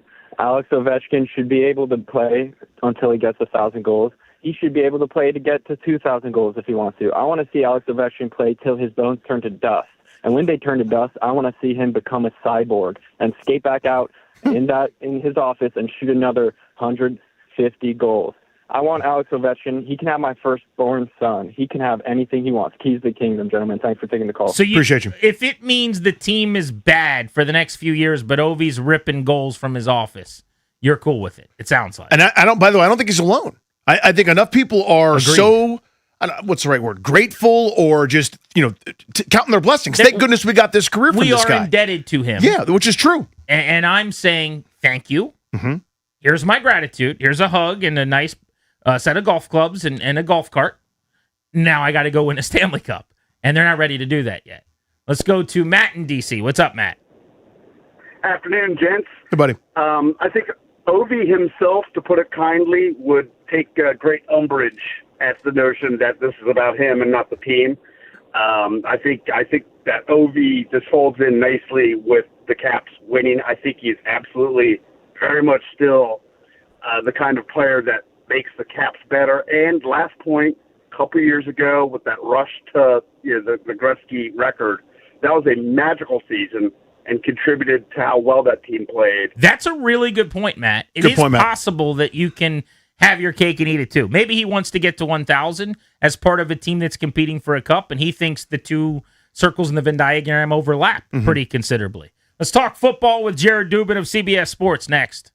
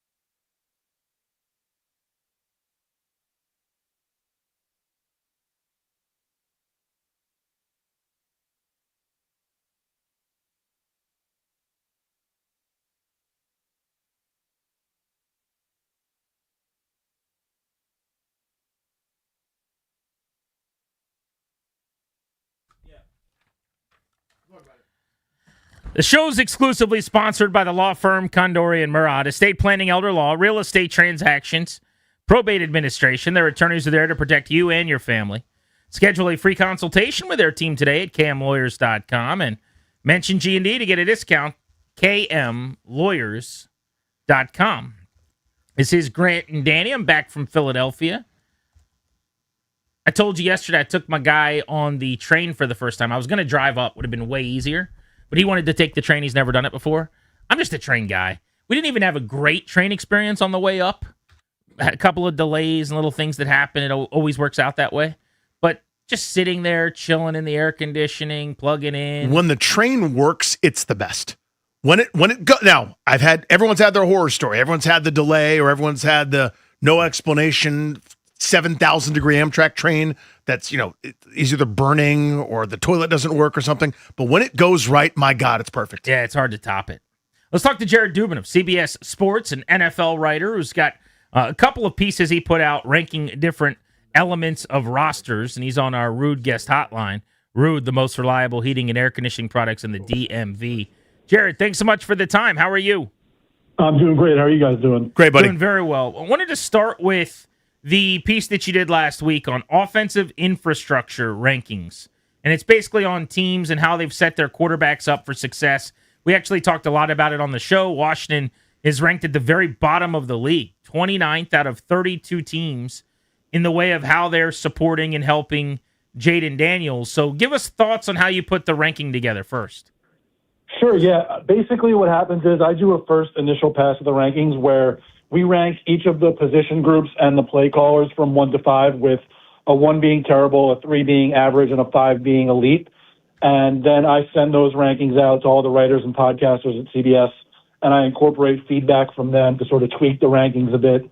And then we average out the rankings using a formula where we rate the offensive line and the play callers and the wide receivers and tight ends and then the running backs, so that the most important elements are more important than, so that the offensive line and the pass catchers are more important than the running backs, because those groups tend to have more of an effect on your offense than the individual running backs do. We actually tweaked the formula this year, and I think Washington was one of the teams that was most negatively affected, because the way we used to do it was it weighted the quarterbacks most heavily, and it basically turned into a list of who are the best quarterbacks. And what we're trying to do instead is who's putting their quarterbacks in the best position to succeed. So if we had done it the way we did before, the Commanders would have been higher because Jayden Daniels is the strongest element of their offense. But because we took that out this year, it knocked them further down on the list. But I was still surprised to see them fall as far down as they did, especially compared with the year before. But some of that is just because of the lack of depth at the pass catcher spot, and then the running backs being probably the weakest area of the offense. This is so hard to say, Jared, but I don't know how to say it better than this. You know that like friend or someone that that like thinks they're incredibly handsome and in good shape, and it's like they don't own a mirror. Do you know what I mean? Do you think some of these teams are going, yep, we got a great group, and then they might read this and find out, well, maybe we don't? Like, are there teams that are delusional? And I wonder if Washington might be one of them. There are probably teams that are trying to talk themselves into they look much better than they do. Like one of the teams that's pretty far down on the list too, I think they might have come in second to last, is the Titans. And they supposedly did a lot to upgrade their, especially their pass catching core this offseason, but they still came in pretty far down the list for us. And it's got to be, a tough pill to swallow. I think the thing for Washington is, though, they didn't do a lot to upgrade the offensive side of the ball this offseason. They spent almost all of their resources on defense, and that was a group last year. They lose Tyler Biadasz at center from last year. They lose Deebo Samuel, who was their number 2 wide receiver last year, and they didn't do a ton to replace those guys. They're counting on internal improvement, and then they're especially, I think, at wide receiver, counting on Antonio Williams to come in and contribute right away as a third-round pick. Well, the thing that you didn't mention that I think they're really counting on is their scheme, elevating guys as well, with David Blau running the Ben Johnson, Kevin O'Connell, Kyle Shanahan-esque scheme rather than the one-off college scheme that Cliff Kingsbury was running that nobody else really runs, possibly for good reason. How much of that was baked into this? Because that would be something they would tell you they think is a huge factor. Definitely. I think that they're probably counting on that a lot. One of the things we do is we give first-time offensive play callers an average rating pretty much no matter what. No matter how sought after they were during the offseason, we give them an average rating until they prove otherwise. So that probably affected the rating too. Jared Dubin with us here on G&D. We've gone through some of these rankings, and it's a source of a lot of conversation around here. I think Washington recognizes they had a need, and they went after Alec Pierce. They went after Romeo Dobbs. Didn't get those guys. You don't blame them for not, for just wasting money. That's probably smart when you don't get those guys. But they're basically counting on a third-round rookie and a bunch of guys that were names at one point. Hoping that Van Jefferson and Treylon Burks and a bunch of just guys sort of emerge in that second role.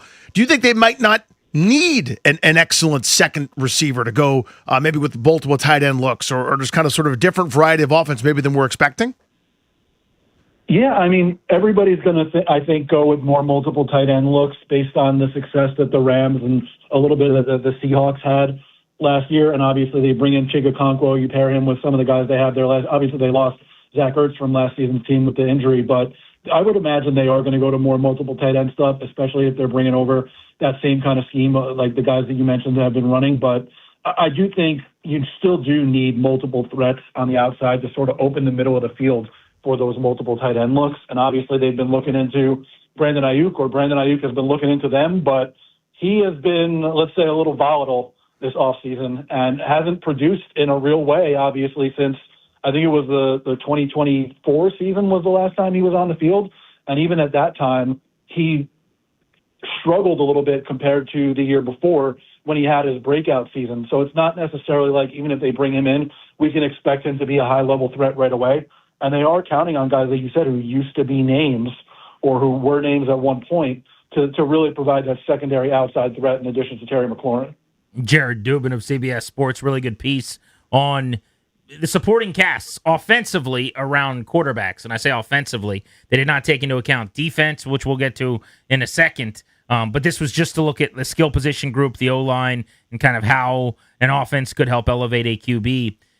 What about Terry McLaurin? How do you guys view him? How did he grade out when you asked the pundits at CBS? He's had an entire career of being a top 10 to 15 kind of range guy in the league before last year's injuries after a bad offseason where he was in a contract dispute. They're very high on Chigakonkwo to do more than he's done because he really wasn't used like they're going to use him getting here. Mm-hmm. And then the last guy would be Bill, their running back, who I think ranked 30th via PFF.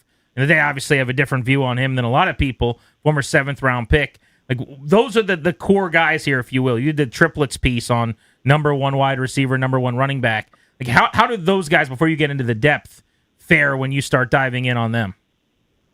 Yeah, I think in the triplets piece that we did, they came in lower than I expected to. And I think, honestly, a lot of that is just a hangover from the injury issues that Jaden Daniels had last year. Like, we didn't see him at his best, and for a bunch of the season, we didn't see him at all. And I think if you flip his 2 seasons, obviously the Commanders would rank significantly higher in those rankings. And I think if we saw him healthy last year, they would rank higher in those rankings too. And just because he would have been better, Terry McLaurin would have been better. And I think that for the most part, I can't speak for all the other voters in the poll, but for me specifically, I rate the quarterback the highest out of those 3 positions when we do the rankings. I factor in the quarterback the most, then the wide receiver, then the running back, and those are the 2 strongest parts of the triplets for the Commanders. So I was one of the higher ones on their triplets when we did our rankings of those. So, Jared, to that point, that's what I was going to ask: is if McLaurin had a McLaurin season where he was healthy and did his 80 catches, just over 1,000 yards, 6 touchdowns, like his career averages were kind of back in line, how high would they be in your view?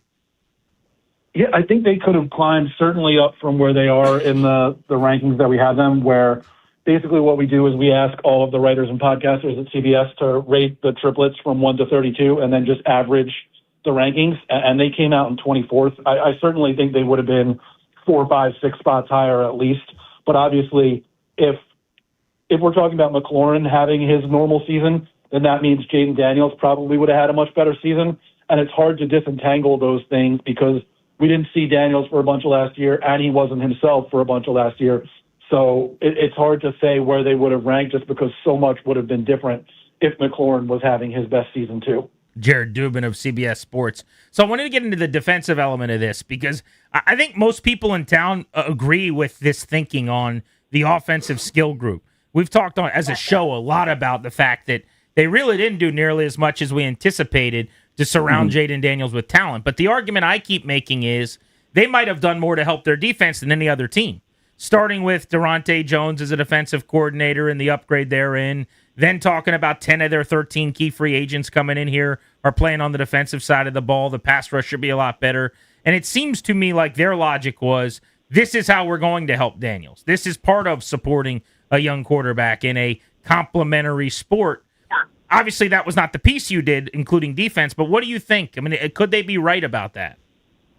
Yeah, I mean, a good defense obviously helps your quarterback. You're not going to be, playing from behind as often, and I think that's especially key for this team because they're not going to be built to play from behind and come back from deficits. I think they were last in the league in yards allowed last year, if I'm remembering correctly, and 27th or 28th in points allowed, and they went and attacked those weaknesses with, like you said, 10 of their 13 big free agents, and obviously a guy who was one of the best players in the draft, and Sonny Styles. They're going to need that defense to really step it up in a big way because of the relative weaknesses that they have on offense. And I think, especially if the pass rush improves as much as they want it to, that would be a big help.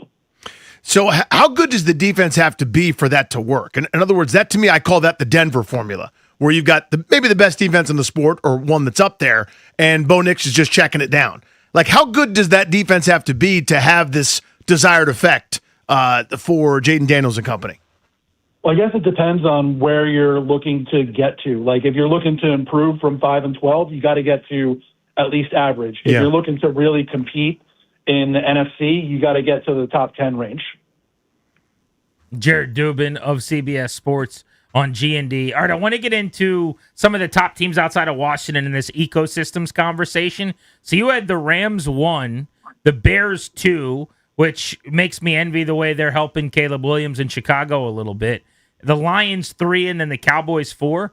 My first thought is Matt Stafford just won the MVP, and one of the arguments I was making against him last year is he's got it pretty good. There's a little bit of a Jalen Hurts feel there where it's like Sean McVay calling plays and weapons all around him, and we're naming him the most valuable player in the league, but okay. When you look at those teams, what have they done so well? Yeah, I mean, just having Sean McVay and Ben Johnson is obviously the biggest thing for those two teams. We rated them as 5s in the play caller department just because of elite play callers, and that's how high level they've been. You have Puka Nacua and Devontae Adams for the Rams, so they rated really high in the pass catcher department. And then the Bears just have really good depth at pass catcher with guys that they brought in and spent really high draft picks on. We weighted their depth a little bit more than some other teams as opposed to having the super high level pass catchers. The running backs for Chicago were really good last year. They spent a ton of money on their offensive line. The Rams' offensive line could have some question marks, especially with the question marks around Larry Jackson this offseason. But between the play callers and the pass catchers, I think was the big thing of those two teams rating highly. We've seen, obviously, in Detroit, the offensive ecosystem that team has.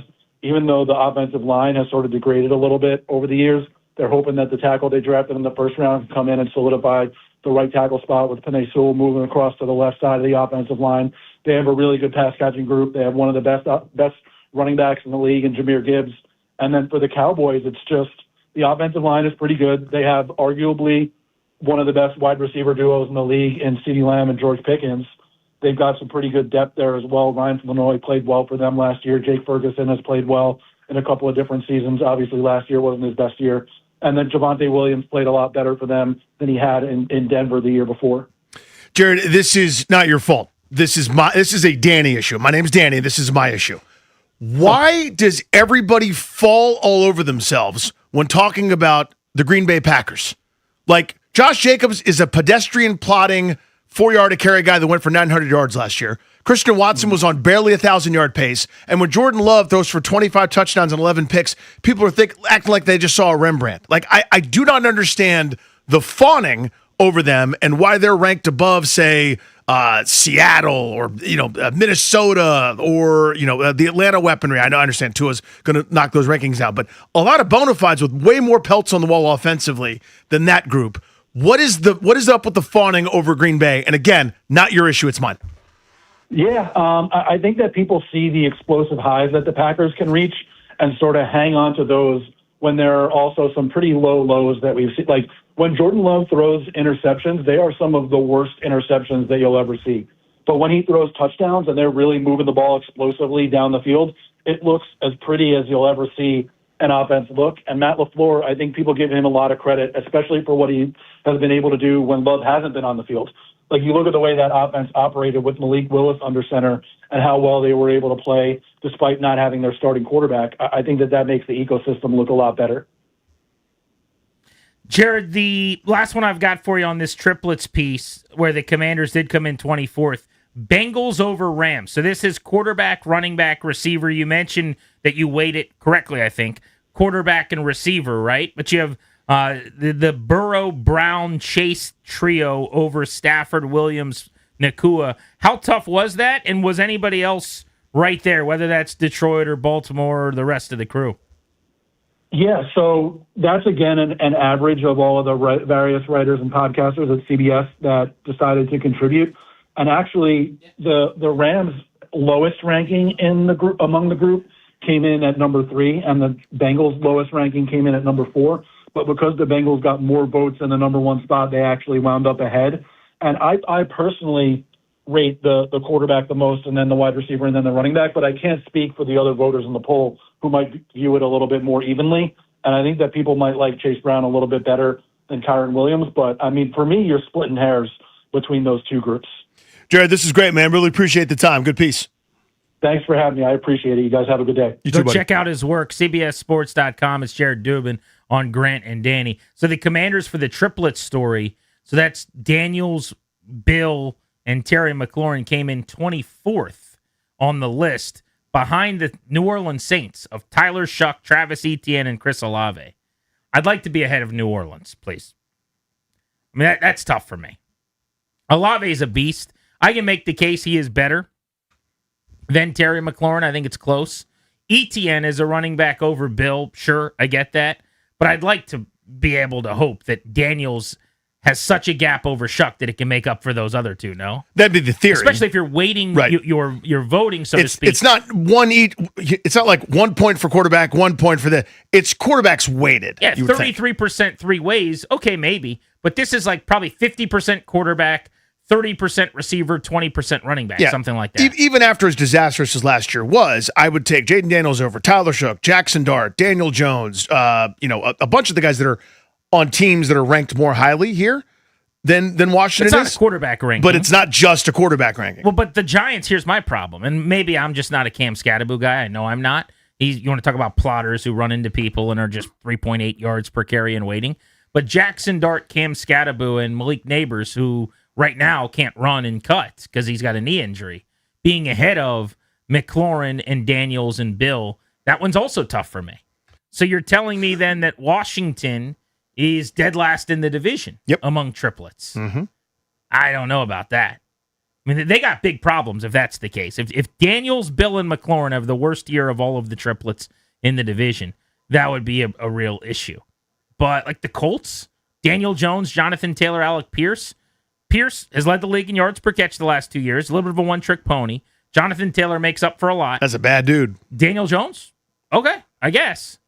But I would love to have seen Washington instead of 24 in the high teens, but it is what it is. The Nationals have made some news today. They're calling up one of their top prospects. They also just made a trade. We'll get you the details next on Grant and Danny.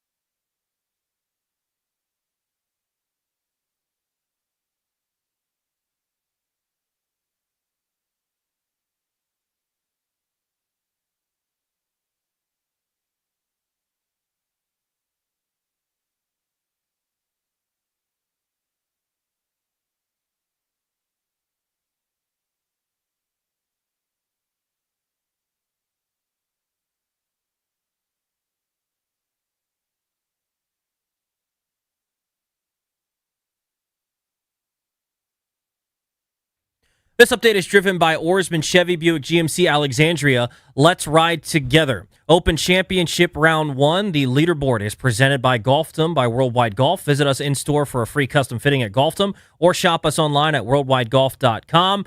Get there. First round is underway and just about finished up.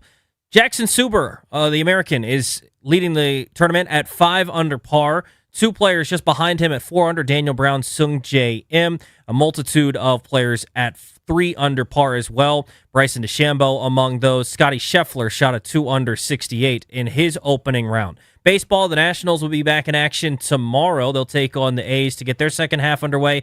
Nationals also made a trade, trading away outfielder Robert Hassel III to the Pirates. They'll get back cash considerations or a player to be named later.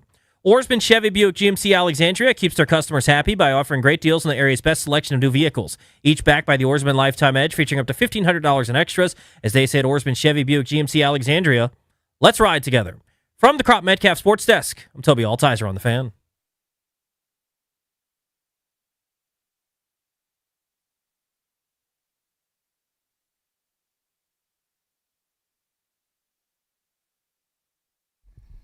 If you're watching us on the 106.7 The Fan YouTube channel, thank you. In Richmond, we're live on AM 910, FM 105.1, all over D.C., the flagship 106.7 The Fan. And if you take us with you, we're available coast to coast. Pause and rewind the show on the Odyssey app. The Nats in the news today, a couple of different things going on. Their schedule for next year just dropped. Not overly relevant right now, although I will say I'm very curious if they're actually going to play their opening day game against the Philadelphia Phillies in D.C. on March 25th, because that would mean that baseball's starting on time and that the work stoppage, which is inevitable for next offseason. Right. They're not going to reveal that today in their schedule release, yeah. But maybe it lingers into the season and we miss actual games. I will say I was asking a lot of people about this. I have been telling everyone I don't think they're going to miss games because there's too much to lose. Baseball's really, really good at shooting itself in the foot. And in 94, when the sport almost derailed itself, they had Cal Ripken Jr.'s consecutive game streak in 96 to get people back, and then the 98 home run chase with Barry Bonds and Mark McGwire and Sammy Sosa. Well, 98 was McGwire and Sosa, and subsequently Bonds after that. But dudes roiding up for home run chases, and it brought a lot of people like me further into the game. I would not be the fan that I am today if not for the 98 home run chase. Having said that, Danny, I don't know what that is this time. I don't. There's no guarantee that if you lose people like my dad, who just see millionaires fighting with billionaires and say, I'm out, that you can ever really get them back. And so I wonder about that. And I asked a lot of people, and more of the folks in the know, national media members, people around baseball, the Players Association, whatever, more of them said they do think games will be missed than not, which is discouraging. Yes, it is. Yeah, so I was meant to ask you about that. What kind of the pulse was there? Is all of baseball basically is gathered here for the celebration, but then it's the in between rounds of batting practice. It's in the hallways. It's the what are you hearing? What do you think? It's just you said it best. The key phrase is baseball loves shooting itself in the foot, and for all the gains that they've made, and I know purists are still mad that there's a DH in both leagues and shifts are gone and this, that, and the other that have There's changed. A clock that works. It's all for the better. It's all to grow the game. I will take 80% of what I knew was baseball if it means that my kid cares. During the All-Star game on what was it, Tuesday night? Yeah, Tuesday night. All the days blend together. My 8-year-old, who hasn't really cared all that much, saw Bobby Witt batting. Sprinted upstairs to get his Bobby Witt baseball card, and he came back down. You can't miss games. You understand me? You cannot miss games. I got the tiniest bit of momentum and a little bit of care. The hook has been baited for enough people, right? If I take him to the Nats Park and he's on the field and maybe he meets a player or two, maybe he might care. Maybe he might want to play in the Little League. The point is, you simply cannot do it. They got so lucky with Ripken's streak, to your point, and to the home run chase that they kind of pretend that never happened after the fact with the whole steroid thing. But there's nothing like that on the horizon. You can't guarantee those sorts of things. It would be so damaging if they miss games. Yeah, it would be a nightmare. I mean, they're on a rocket ship right now. The TV numbers, the interest, the social media, numbies and content, like everything they're doing suggests baseball is growing and that a lot of the rule changes have worked and there is an audience now where there wasn't before. And hopefully they understand that. And I get we're at early enough out in the negotiation where this is supposed to be the scary part. Where when a player is asked, I was sitting next to Bryce Harper, standing next to him, he was sitting. But at Media Day, he was sitting there and someone asked, hey, is there any chance you guys would accept a salary cap? He says, absolutely not. And they go, what's the percentage chance you think that they will get a salary cap? He says, 0. They're going to do that, and the owners are going to do the opposite, which is talking about a salary floor. Yeah, they're doing ads where they're going like, we don't you want fairness in baseball? Right. Vote owner. Whatever. You know? Basically, yes. So this is the time where everyone's supposed to be nervous and say we're going to hold our ground. But I will say the momentum was not good. It did not feel or sound good. So I wonder about that as the schedule came out today for next year. That is certainly on my mind. That's number one. Number two, though, to the actual news of what's going on with the Nationals today. So 2 things. One, they did trade Robert Hassel, the piece that came over in the Juan Soto deal, who was at one point in time considered a fairly safe prospect in that deal. He got to the big leagues last year. I thought he looked like he belonged. He struggled some in 70 games. He didn't hit a ton, about 225 with a 572 OPS. But defensively and as a base runner, he looked like a major leaguer to me. He has really struggled at AAA this year. I think sometimes guys can get dejected, and he did, because not only are you back in the minors, but there's so many guys in front of him in the pecking order at this point that it was pretty obviously not going to work out here. So this is a great change of scenery candidate. They'll trade him to Pittsburgh. The Pirates are going to give back either cash considerations or a player to be named later, so very, very small return. But the Nats had booted him off their 40-man roster last week, so they were perfectly okay losing him for very, very little. So he'll end up with the Pirates. I think there's still a major leaguer in there. I'm not sure he'll ever be an everyday player, but if you look at his swing decisions at AAA, the fact that in zone he does a really good job making contact, that he still finds the barrel at a decent rate, his hard hit percentage compared to AAA players is 62nd percentile. His average exit velocities are about 60th percentile. Like, there's some things about Bobby Barrels that play, and he deserves another shot somewhere else. So good luck to him. Yeah. Remember, we caught up with him when he was at Harrisburg. We went, not Harrisburg. Harrisburg? Well, he was in Harrisburg, but they were playing in Bowie. Yeah, so we caught up with him, had great interviews, and got the chance to get to know him a little bit over the years. But I will say, R.I.P. to the Hasselhoff for Toby and myself, for the guys that thought he would come up and be a long-term difference maker. We believed, we held hope, we carried the flag. Can we officially claim victory now? Yes. Okay. We lowered the flag. It is not half-mast anymore. It's gone. When they cut him off the 40-man and gave him his designated for assignment, we had to put it at half-mast. He's a Pirate now. So fare thee well. Good luck to you. But we have folded it up and put it away. It is over, Johnny. It's over. For those of you that don't know what Danny's talking about, so at one point in time, Robert Hassel was considered the higher end of the outfield prospects, not named Dylan Cruz in the system. And then it kind of was this even situation after Dalen Lyle broke out in the minor leagues. So there were 2 groups on the show. There was the Lyle pile, which myself, Ryan Clary, who's left the show. You betrayed us, yeah. And Darris were big parts of. We added Ben Strober, who was in the Lyle pile. Now, what you'll hear from the Lyle pile now is kind of a clack, clack, clacking sound. That's the tap dancing that they're doing on the graves of those of us in the Hasselhoff. They've earned this one. So we lose, you guys win. The Hasselhivers that thought Robert Hassel was going to be the guy were Danny and Toby, who don't know ball. So they can keep enjoying the Pittsburgh Pirates. Yeah. I will say, if he breaks out with the Pirates, Nope. the Hasselhivers could eventually do a late not wrong bet. No, it's over. It's over. Because again, it's the whole point was here. Pick your horse here. Guy goes to 7 different orgs and like in other words, a Royals fan who's like, I told you Foster Griffin would be good. You don't get to dunk on anybody today. 8 years later, it's over, Johnny. I think you kind of no. You don't get to actually celebrate like as if he was a Royal right away good, but you do get a little bit of a late not wrong thing. I guess. Today, you guys get to do what you just did. You can zing and Joan and throw your insults all afternoon. Really, this whole week can be Rip the Hasselhoff week, because this is tough for us. Big prospect news on the Nats front. They're calling up Harry Ford. Harry Ford is a catcher who participates for Great Britain in the World Baseball Classic a couple times over. I want Great Britain Harry Ford all the time. I don't know how to do that. This dude mashes in the WBC, hits home runs for Great Britain. Captain Britain. Not as many of those in the minor leagues generally, but he did get to the big leagues with the Mariners for all of 6 at-bats last year. So this will not be his major league debut getting called up, but it's his Nats debut.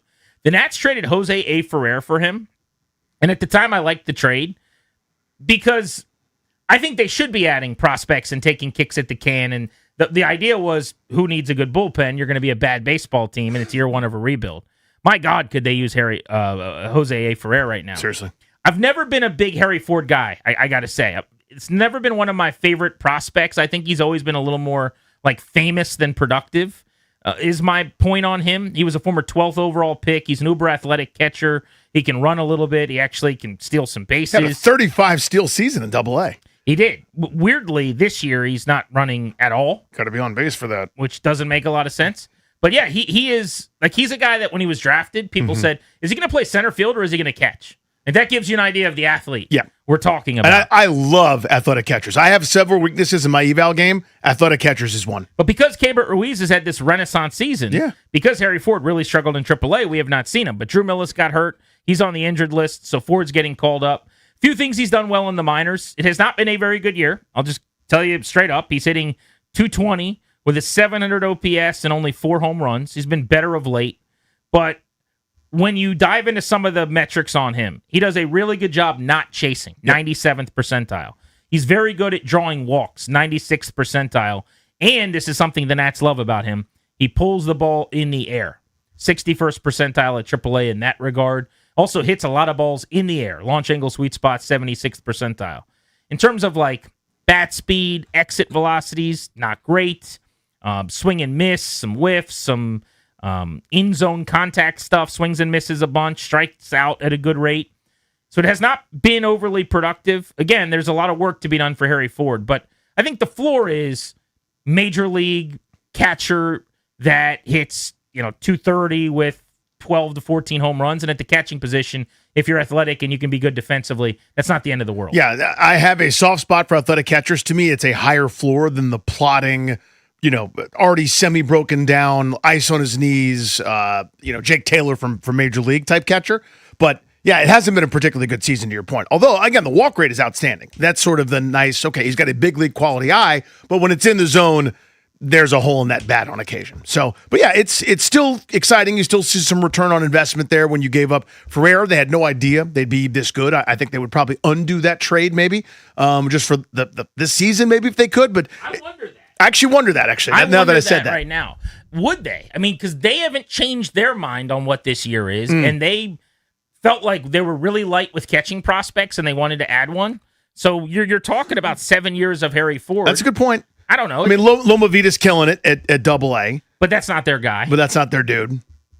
If they like Harry Ford a lot, they might not like that skill set. That's true. That's the Keibert Ruiz, what you were just talking about. Like power hitting catcher who doesn't run particularly well. I don't know. We'll see. They seemed, I will tell you this, they were very high on him when they traded for him. Because I remember asking, is this a flyer? You're just kicking the tires? They're like, no, this is our catcher. Like, this is the guy that we think's going to be the dude. I've never really completely seen it, but everyone that follows prospects seems to think he's going to be a really good player. He's only 23 years old. Well, we thought it was a matter of time, honestly, because A, they were high on him. B, Ruiz's track record. Yeah. But again, he's case number, 214 of, the staff knows what they're about. Like, they'll get the most out of you. And Ruiz is, of course, having a renaissance here. Well, maybe you guys could do a Harry Hive bit now with the Hasselhive gone. See. You guys could do Harry Hive. You enjoy your day, okay? Ruiz Ralliers. I don't know. What would we be? Ford Tough or something like that. I don't know. It's, again, it's not a good time for us. So I welcome the insults. Today's your day. The week is your week. I don't know. Robert Hassel was good to the program. I don't think anyone needs to do any excitement about Robert Hassel leaving the organization. It's not about Robert Hassel. It's about Danny and Toby being incorrect. That's what these insults are. It's got nothing to do with Robert. Well, it's got something to do with Robert Hassel, tangentially. They're going to break up Littell and Michaelis out of the break, which is what I've really wanted them to do, by the way. That's nice. Sounds like Littell's going to be the second pitcher to go out of the break based on the probables so far, and then Michaelis is probably going to be last. So that means they might be able to get back to opening for both of them if they want to, which is what they need to do. I was going to say, yeah, you got to hide it somehow, and that's what they're doing. So that makes good sense to me. Double Play is next. What's going on in our lives? Nothing to do with sports. We are blitzing at 4 o'clock on The Fan.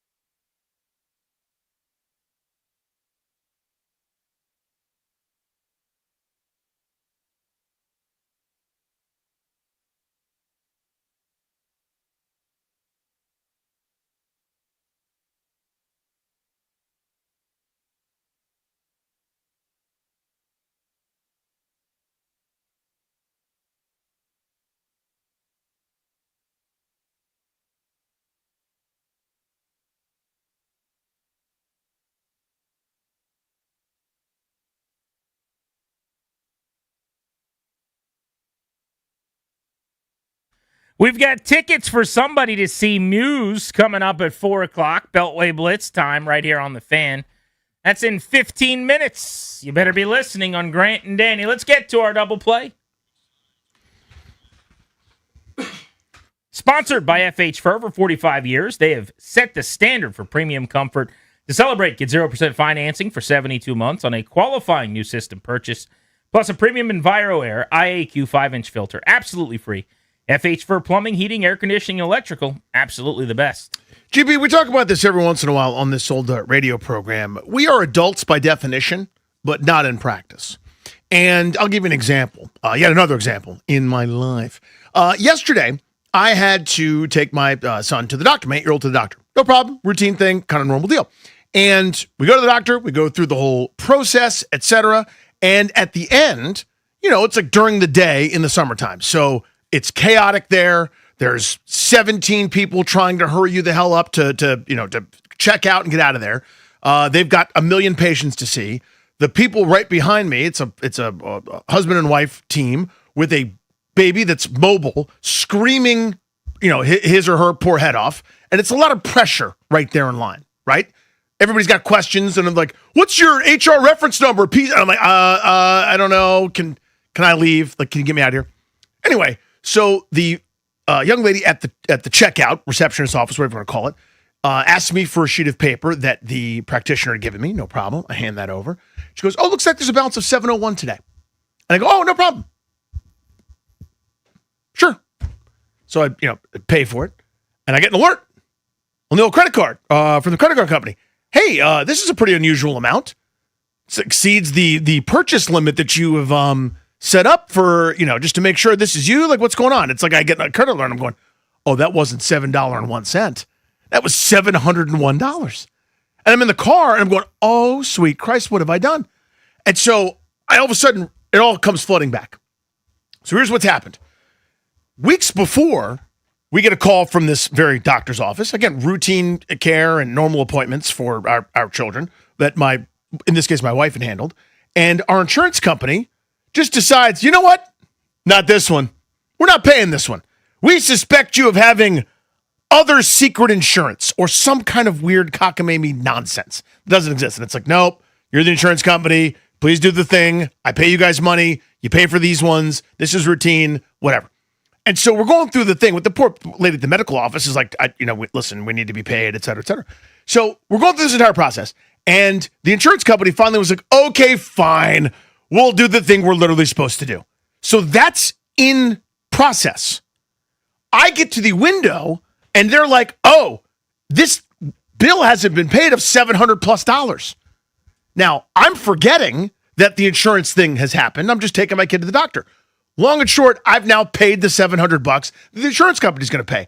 I've now caused like a digital backup and pileup because the insurance company's going to be like, see, we told you, you fraud. Someone else paid it. And then I'll be like, no, I didn't. Please refund it. The poor lady behind the counter now is getting calls from me, from my wife. The credit card company's like involved for some reason. It is now a total set of dominoes of chaos that has fallen because I can't ask a simple follow-up question because I'm so nervous because there's a screaming baby next to me and I just want to leave.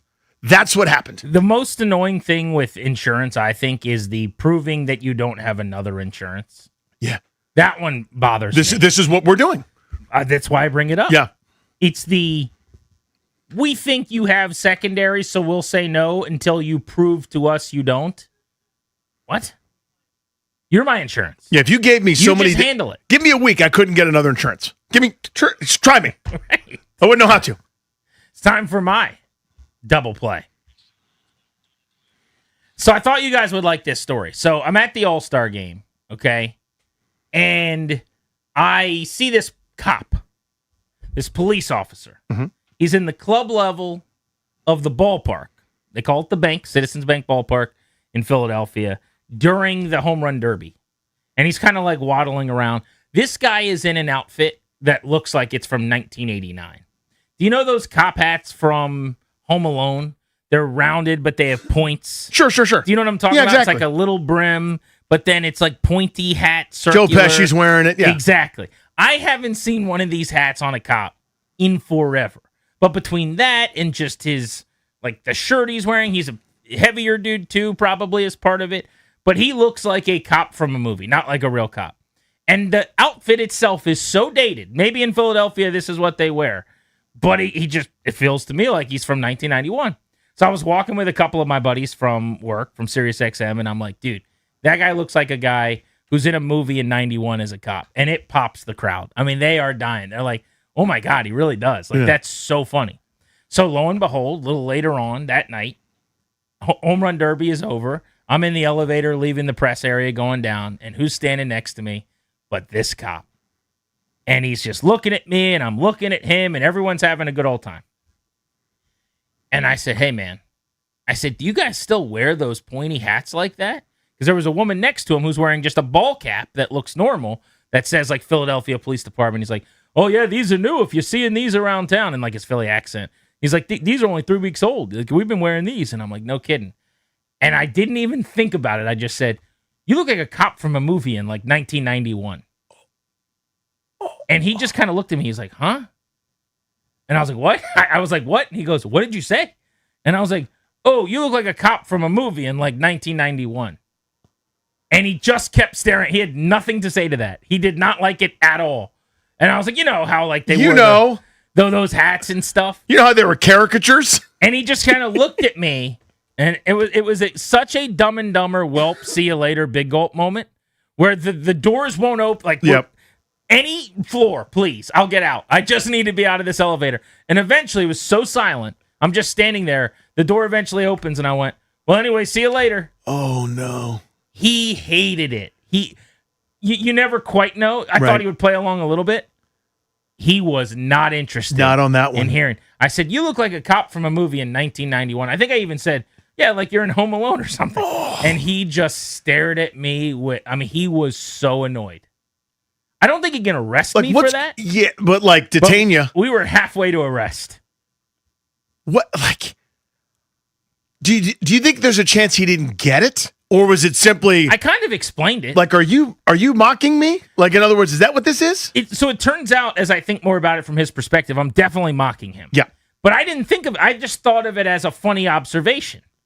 But I guess when you're the observation, right, and someone's telling you that you look like like you're antiquated and don't really belong in this era, right, that probably doesn't go that well. Because it's basically like you're doing a, hey, where's the donut shop, cop? Like you're doing that to him, kind of.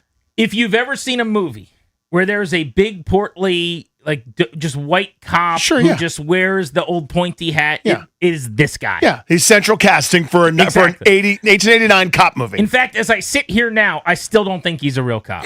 I don't. I think he like they were shooting on location? Yes, it was just a movie sketch that was being done. But he was so... I can't even say mad. He was something. He was aghast. And it was not happy. It was so awkward. And my buddy, one of my friends was in the elevator with me, and we got out, and he's like, dude, that was so awkward. And I was like, he did not like that at all. He did not. He did not like it. No, he didn't. You're right. I can confirm. He did not like it. That wasn't just you. He was out. Beltway Blitz is next tough. on G&D. We're going to give away those tickets to Muse right here on The Fan.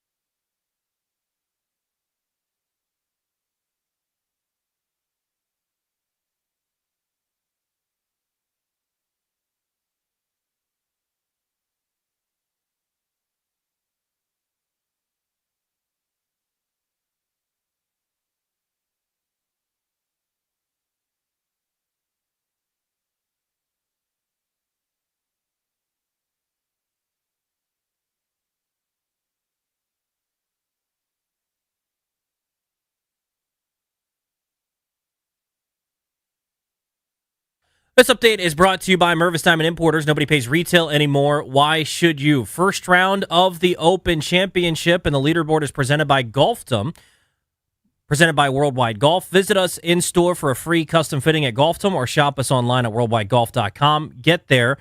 Atop the leaderboard, Jackson Suber, the American, is 5 under par, shooting a 65. 2 players just behind him, Daniel Brown and Sung Jae Im at 4 under par.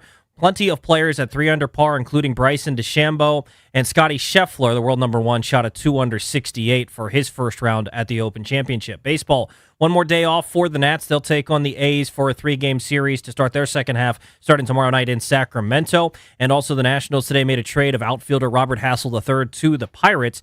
The Nationals will get back cash considerations or a player to be named later. Celebrating her birthday? Discover the stunning collection of Tacori fine jewelry at Mervis Diamond Importers. From engagement rings and anniversary bands to necklaces and bracelets, at Mervis, you'll find the largest selection of fine quality diamonds and Tacori jewelry in D.C. Go to MervisDiamond.com. From the Crop Metcalf Sports Desk, I'm Toby Altizer on The Fan.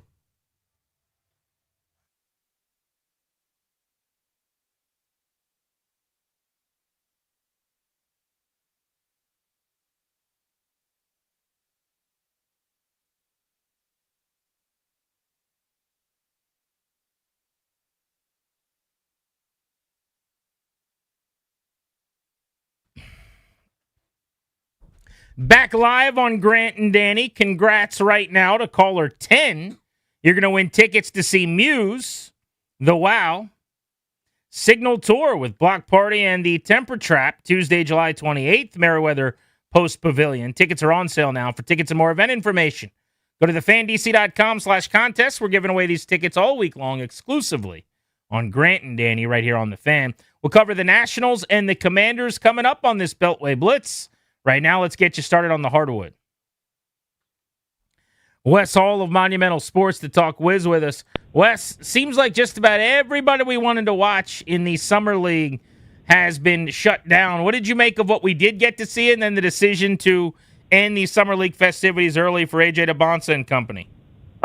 Two-part answer. One, I forget what movie was it when he screamed, Gladiator. Are you not entertained? Like, that's what we wanted to see. AJ showed out. Trey did. Will Riley, as expected for me and a lot of our crew. These guys put on a show in Vegas, and I'm ecstatic that they shut him down. Personally, I would have shut AJ down at halftime of that second game, but I understood the kid's competitive. He wants to be on the court, and he really does a great job of taking care of himself, so I'm not mad at it. But I think we got a great sample size, and kind of like Paul Pierce did when he was out in Vegas, saw 2 plays and was like, I've seen enough. Walked out the door. So I'm happy. Yeah, we've seen it. He exceeded expectations, Wes. Everybody's beyond excited, understandably so, rightly so, I'd even say. What are some of the things that you go, I think you can work on blank in the short term and be even better by the time the season rolls around? I think the obvious one, especially coming out of game 1, is that 3 ball. I mean, you never expect a guy to go 0 for 5, and especially in Summer League, I almost don't care. But to answer your question, I think it's one of those things where, depending on the guys that he's going to be on the court with, if he adds a consistent 3-ball shot to his game, it's really going to open up the court and create an excitingly multi-dimensional offense that teams are going to struggle to defend. What do you want to see him improve on? Like I said, if he can just knock down that 3-ball a little more consistently, I'll be happy with that. But, for me, it's just the fact that he's got plenty of time between now and camp and everything when they get in September and October to really work on it. So it's going to be a good shot. He's the kind of guy that will put in the work to get better at it. Of the guys that are left now still playing, what should we be monitoring, and who's got the biggest chance to help themselves? A guy like Seth Trimble obviously jumps off the screen for guys who, especially North Carolina guys, Chris Miller. But if you looked at a guy like Kadari Richmond, who was with the program last year, a go-go guy that's getting another run with the organization, those type of guys are the ones who are really going to stand out to me, really just taking advantage of the chance to really continue to compete in the NBA level of basketball. Wes, the health is a huge story with this group, especially when it comes to the front court. Obviously, Anthony Davis, the health issues are much documented, but Alex Sarr sneaky missed some time. I know they were extra cautious with the young player, especially last year, given what they were trying to set up. Totally agree with that, understand that. But any kind of different approaches or ideas to say, hey, let's be mindful here and keep these guys healthy, thinking about training over the summer? Well, I think the best thing of the silver lining, shall I say, of this entire situation was the timing of when it happened. If a guy's going to have a dinger on his foot, I'd rather it happen in the early off season than for it to happen in the early regular season. And they're extremely cautious with him. I mean, you saw him sitting courtside in Vegas with the boot on his foot. So they're monitoring it. But overall, he's the type of guy that's really going to do what's best for him to be on the court. I think he's more excited to play with the other guys as anybody else is on the team. What do you think is a realistic expectation for how good the Wizards can be this season? Oh, man, I love this question. This feels like a good old-fashioned trapdoor. There have been a lot of people who've asked me that question. I think if you look back at the 10th or 8th seed of the Eastern Conference last year, you had to have 43 wins to make the play-in situation. And obviously there's a lot of fluctuation with different rosters going on in the Eastern Conference. Reasonable expectation for me is play-in. I want to say play-offs, but I'm not the arbiter of that. My fanhood says go ahead and book some don't book your postseason travel just yet because we might be adding some games to the schedule. But the modest broadcaster in me says we'll take it one day at a time. In terms of an early season rotation, could you see everybody maybe getting minutes and then maybe it tightens up as the season goes, sort of assuming health? Or how do you think it's going to go? Because there's all of a sudden a lot of guys that I want to get time, and that's a good problem to have. Oh, I was going to say that's the best problem in the world to have. Like training camp, I wish I could put a live stream up for what's going to happen in training camp before we get to the games. Because seeing these guys go at it for those rotational minutes is really going to be entertaining basketball.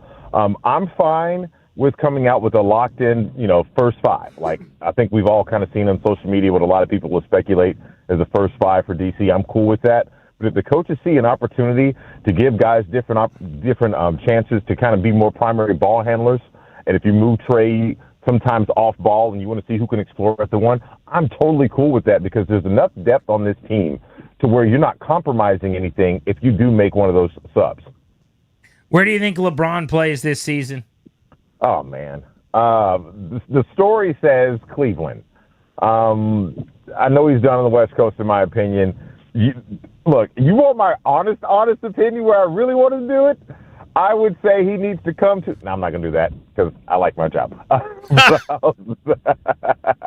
No, more than likely he's going to probably try to figure a way to go to Cleveland. I think it's just one of those stories. It started there. It should end there. Just kind of like, we want Ovi to finish his career in D.C. It starts here. It ends here. I wouldn't be mad if he wanted to take that same course for himself. Wes, thank you as always, buddy. Talk soon. Gentlemen, appreciate it, guys. We'll see you, my friend. Hit that national sounder, please, Darius. That's Andrew Golden's Music. Baltimore Banner covers the Washington Nationals. Andrew, they get back underway after a really disappointing series before the All-Star break there against the Yankees. The same group that led up a bunch of leads is back, I suppose. What's kind of the vibe here heading into the unofficial second half of the season? Yeah, I think the vibe should be good. Obviously, it came off a tough series, but I think if there was a time to lose three straight, it would be right before the All-Star break so you can reset. Obviously, they have a good upcoming schedule playing the Athletics and obviously the Rockies after that, which are, two teams who, offensively the Nationals should have some success against. And so I think it's a good opportunity to reset, and we'll kind of see what the team is made of with a couple weeks before the trade deadline. Has too much damage been done? I kind of got to a point at the All-Star break where I reset my expectations. I was getting excited. I was starting to think about the wild card. And now I realize, you know what? This bullpen's horrendous. They can't keep leads. This is not a real thing. I got to focus on 500 and just be happy when James Wood homers. Yeah, I think that's a very fair thing to say. I think it's fair to say that this is one of the best offenses in baseball and that the bullpen really limits the ceiling of this team. But I also, don't think it's, they're obviously still in the mix for the wild card, right? Like they're still fairly close if things go their way and their offense can really hit. Like their schedule is a little bit favorable in the sense they have some good matchups coming up. So they just have to keep hitting. I mean, that's the key. Like I think like the clubhouse probably believes that their offense can overcome, what their pitching can do. And obviously like their biggest collapses have come against, the Phillies and the Yankees, are two of the better teams in baseball. And so I guess they just have to hope that they're playing teams that aren't the Yankees and the Phillies, and they can pull those games out, just a better offense. Andrew, is there any? I mean, again, it's moderate help. It's not like the superhero coming in the last day to save the minute or save the day rather. But is there any help internally? Like if Brad Lord's side isn't that bad, or any of these other guys that are on the injured list coming back, it'll help moderately instead of a dude they picked up off waivers and they gave a uniform number to and literally sprinted him right to the mound. Is it going to be a little bit better maybe if they get healthier?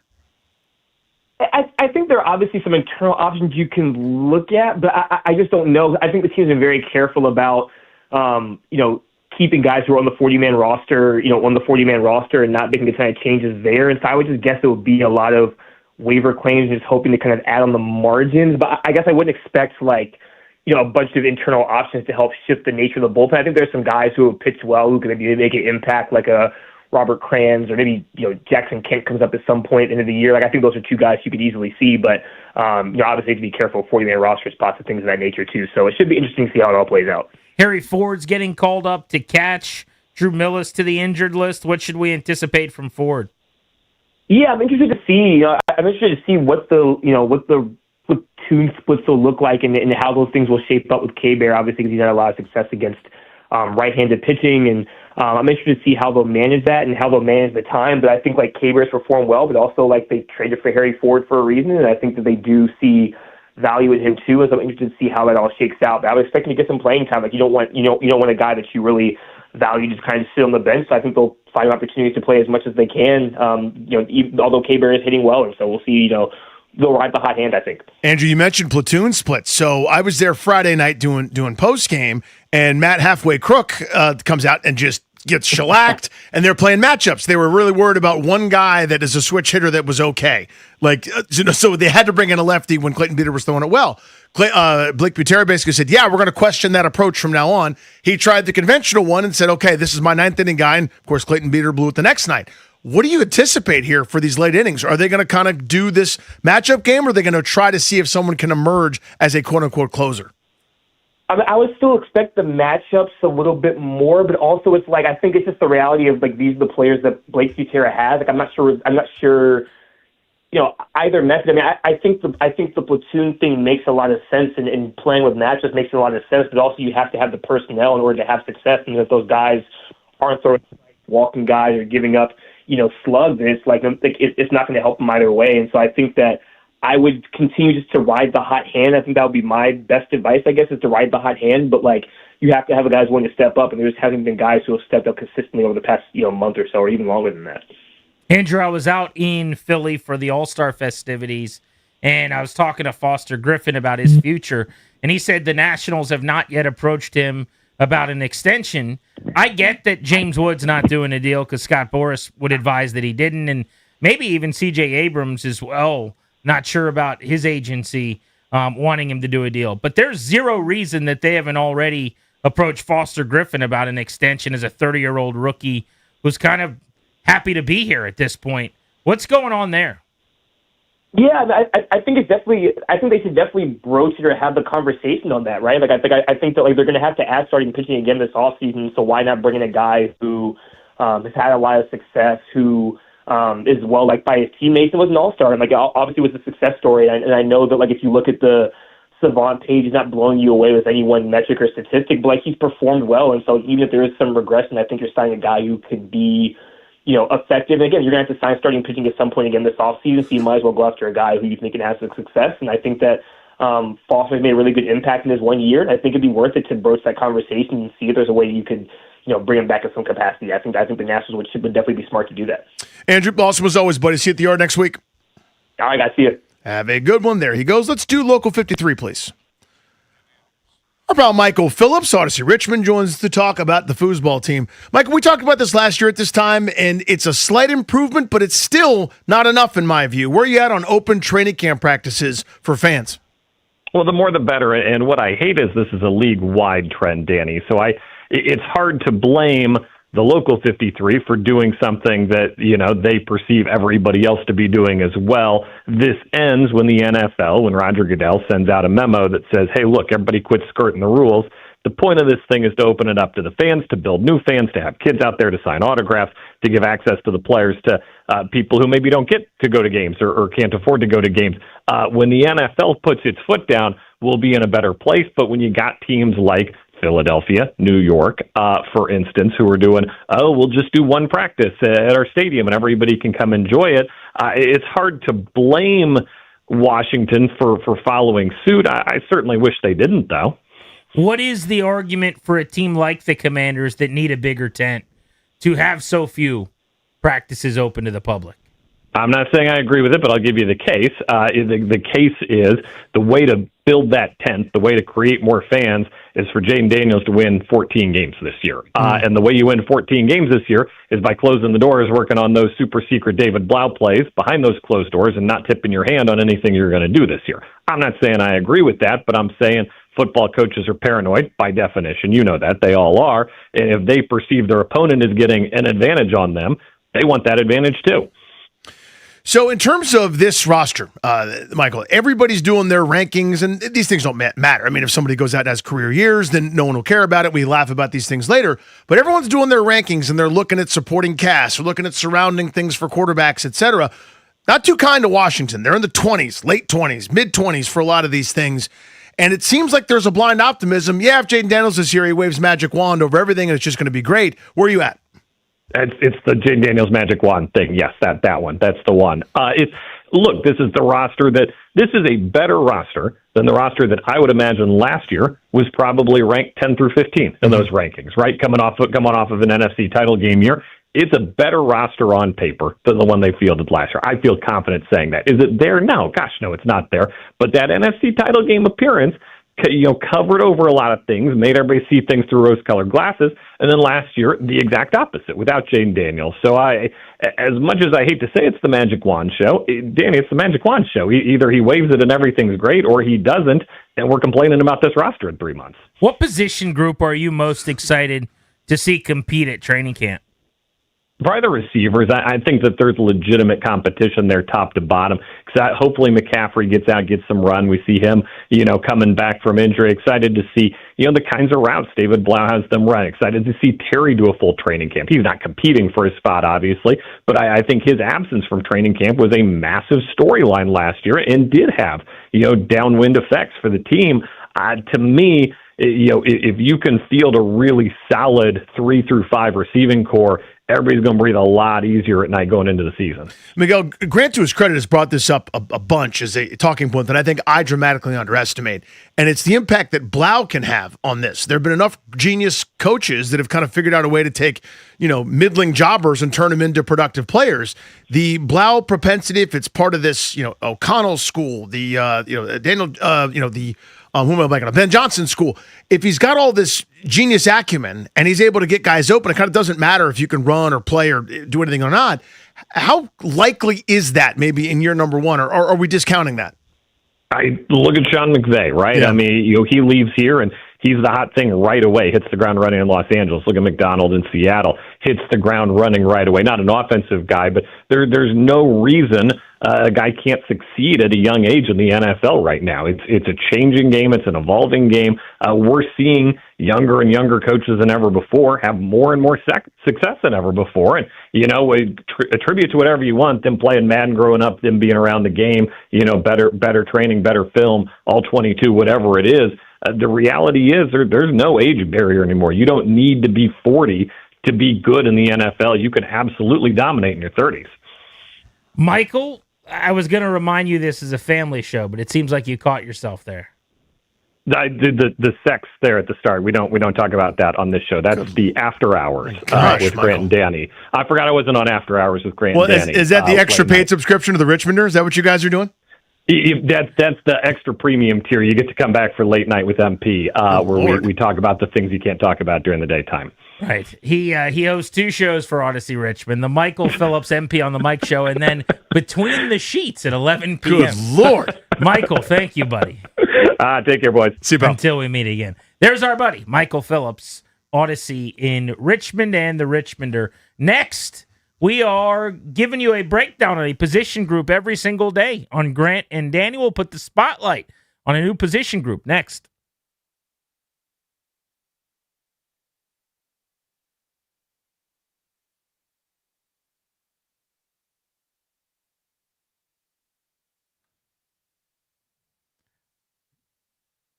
$30 million in guaranteed prizes. What's up, guys? It's GP. Cash in this football season in Las Vegas with 3 Circa Sports contests. Entries starting at $1,000, all with no reg. Circa million. 18 weeks of point spread action, 128 ways to win. Circa Survivor, always a lot of fun. Pick one winner each week. Last one standing wins. And then Circa Grandissimo with a $100,000 entry. Enter in Nevada. Play from anywhere. $30 million guaranteed. Visit circasports.com for details.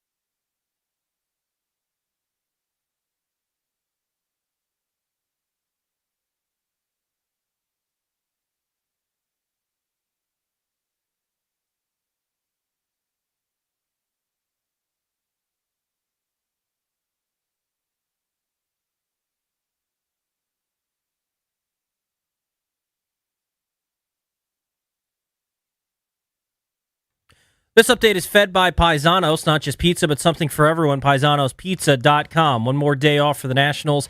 They'll open up their second half in Sacramento against the Athletics. That'll get underway tomorrow at 9:40. Also today for the Nats, they traded away outfielder Robert Hassel III to the Pirates, getting back cash considerations or a player to be named later. Time to look at the Open Championship leaderboard, and that is presented by Golfdom by Worldwide Golf. Visit us in store for a free custom fitting at Golfdom or shop us online at worldwidegolf.com. Atop the leaderboard is Jackson Suber at 5 under par. He shot a 65. Two players at 4 under par, Daniel Brown, Sungjae Im at 4 under, Bryson DeChambeau among a group at 3 under par, Scotty Scheffler, the world number 1, at 2 under par, alongside Colin Morikawa, former Open champion himself. And in World Cup soccer, World Cup final coming up on Sunday, Spain and Argentina, then France and England for the third place game on Saturday. From football to football, Paisanos is the MVP of any watch party. Now use promo code JP35 to score 35% off orders of $40 or more. Plus, you'll be automatically entered to win a fully catered Paisanos watch party for up to 20 people. Order now at paisanospizza.com. From the Crop Metcalf Sports Desk, I'm Toby Altizer on The Fan.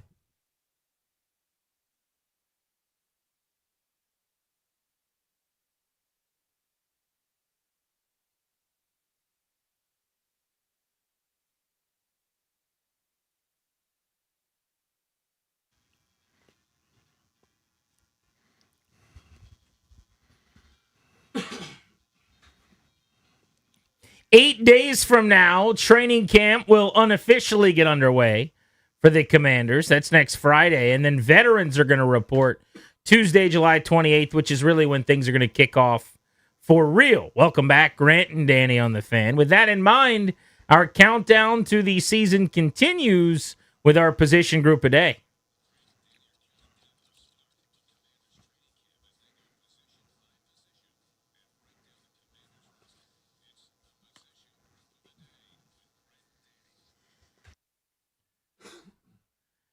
Today we'll be discussing the tight end position, which I would say involves lesser competition for roster spots and roles than a lot of other positions on the team, because we kind of have a feel for who's going to be lined up where and how guys might be used.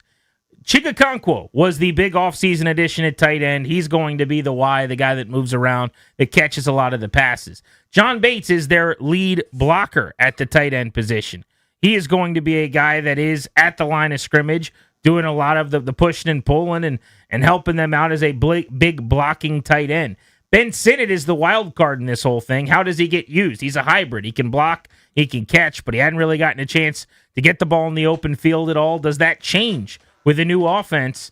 David Blau calling the plays. Colson Yankoff flashed at minicamp. He's more athletic than Sinnott. He's a college free agent 2 years ago who's hung around. And then a guy that they mention all the time is Lawrence Cager at a really good training camp last year. He's caught touchdowns in the NFL. He's kind of the fifth guy in the org right now, but is someone that when they name tight ends, they always name him. Yeah, he's the name check guy. You know, it's the first receiver that gets mentioned by Dan Quinn is always Van Jefferson, and the tight end they mention is Lawrence Cager. So this is an interesting spot. You go back to last year, non-Zach Ertz division. This was 24 catches and 237 yards among three tight ends. That was Sinnott, that was Bates, and that was Yankoff, whom you just mentioned. Ertz himself went 50 for 504 in 13 games before the injury, sort of on a 60 catch, 62 catch, 620-yard pace or so. I think given their personnel, you want more than that from Chig Okonkwo. I think the whole point of going out in free agency and getting this guy is going, he can do more than he's done in years past in Tennessee in a pretty bad situation with terrible quarterbacking, non-innovative offense, a pretty limited group. This is somebody that we think can do some catch and run, but I don't think he's a great inline blocker, so you're going to see a lot of two tight ends with Bates kind of being the blocking guy, Okonkwo being the get-out-of-jail guy. Yeah, I'm curious to see how that works out. I think you're right. Chig Okonkwo in multiple tight end sets is the F. And that is your pass catcher. You split him out at receiver, put him in the slot. That's your move him around, big wide receiver kind of tight end role. And that turns John Bates into the Y, the inline, the blocker type. I think when there's one tight end on the field, I think it will be Chig more than people think, though.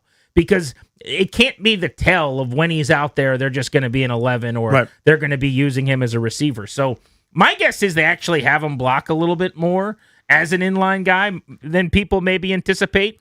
But you're right. In the grand scheme of things, it is what it is. Like, John Bates is your blocker. That's your Y. Chig Okonkwo is your receiver. That's your F, or whatever they're going to call it in their offense. I think Ben Sinnott's the hybrid. He's the most interesting guy to me, though. And maybe that's where we can ask for people to chime in. Let's set expectations for each of these players, but what is reasonable for Ben Sinnott? Logan and I were talking about tight ends on Take Command last week, and he said something to the effect of, I think Ben Sinnott's actually going to play well. I think the offense is really good for him. I think he's really going to break out. People are going to be happy with what they see. And then he said something like, he'll catch 25 or 30 balls. And I was like, well, damn. I mean, if that's what we're talking about as a gigantic win for Ben Sinnott, that's super disappointing. Yeah, that's not what second-round picks do. But maybe that ship is sailed, because where do the targets come from? You've got a quarterback who scrambles and runs a lot as it is. So there's naturally more dropbacks that turn into scrambles and runs than is generally the case. So you water down the number of targets for guys.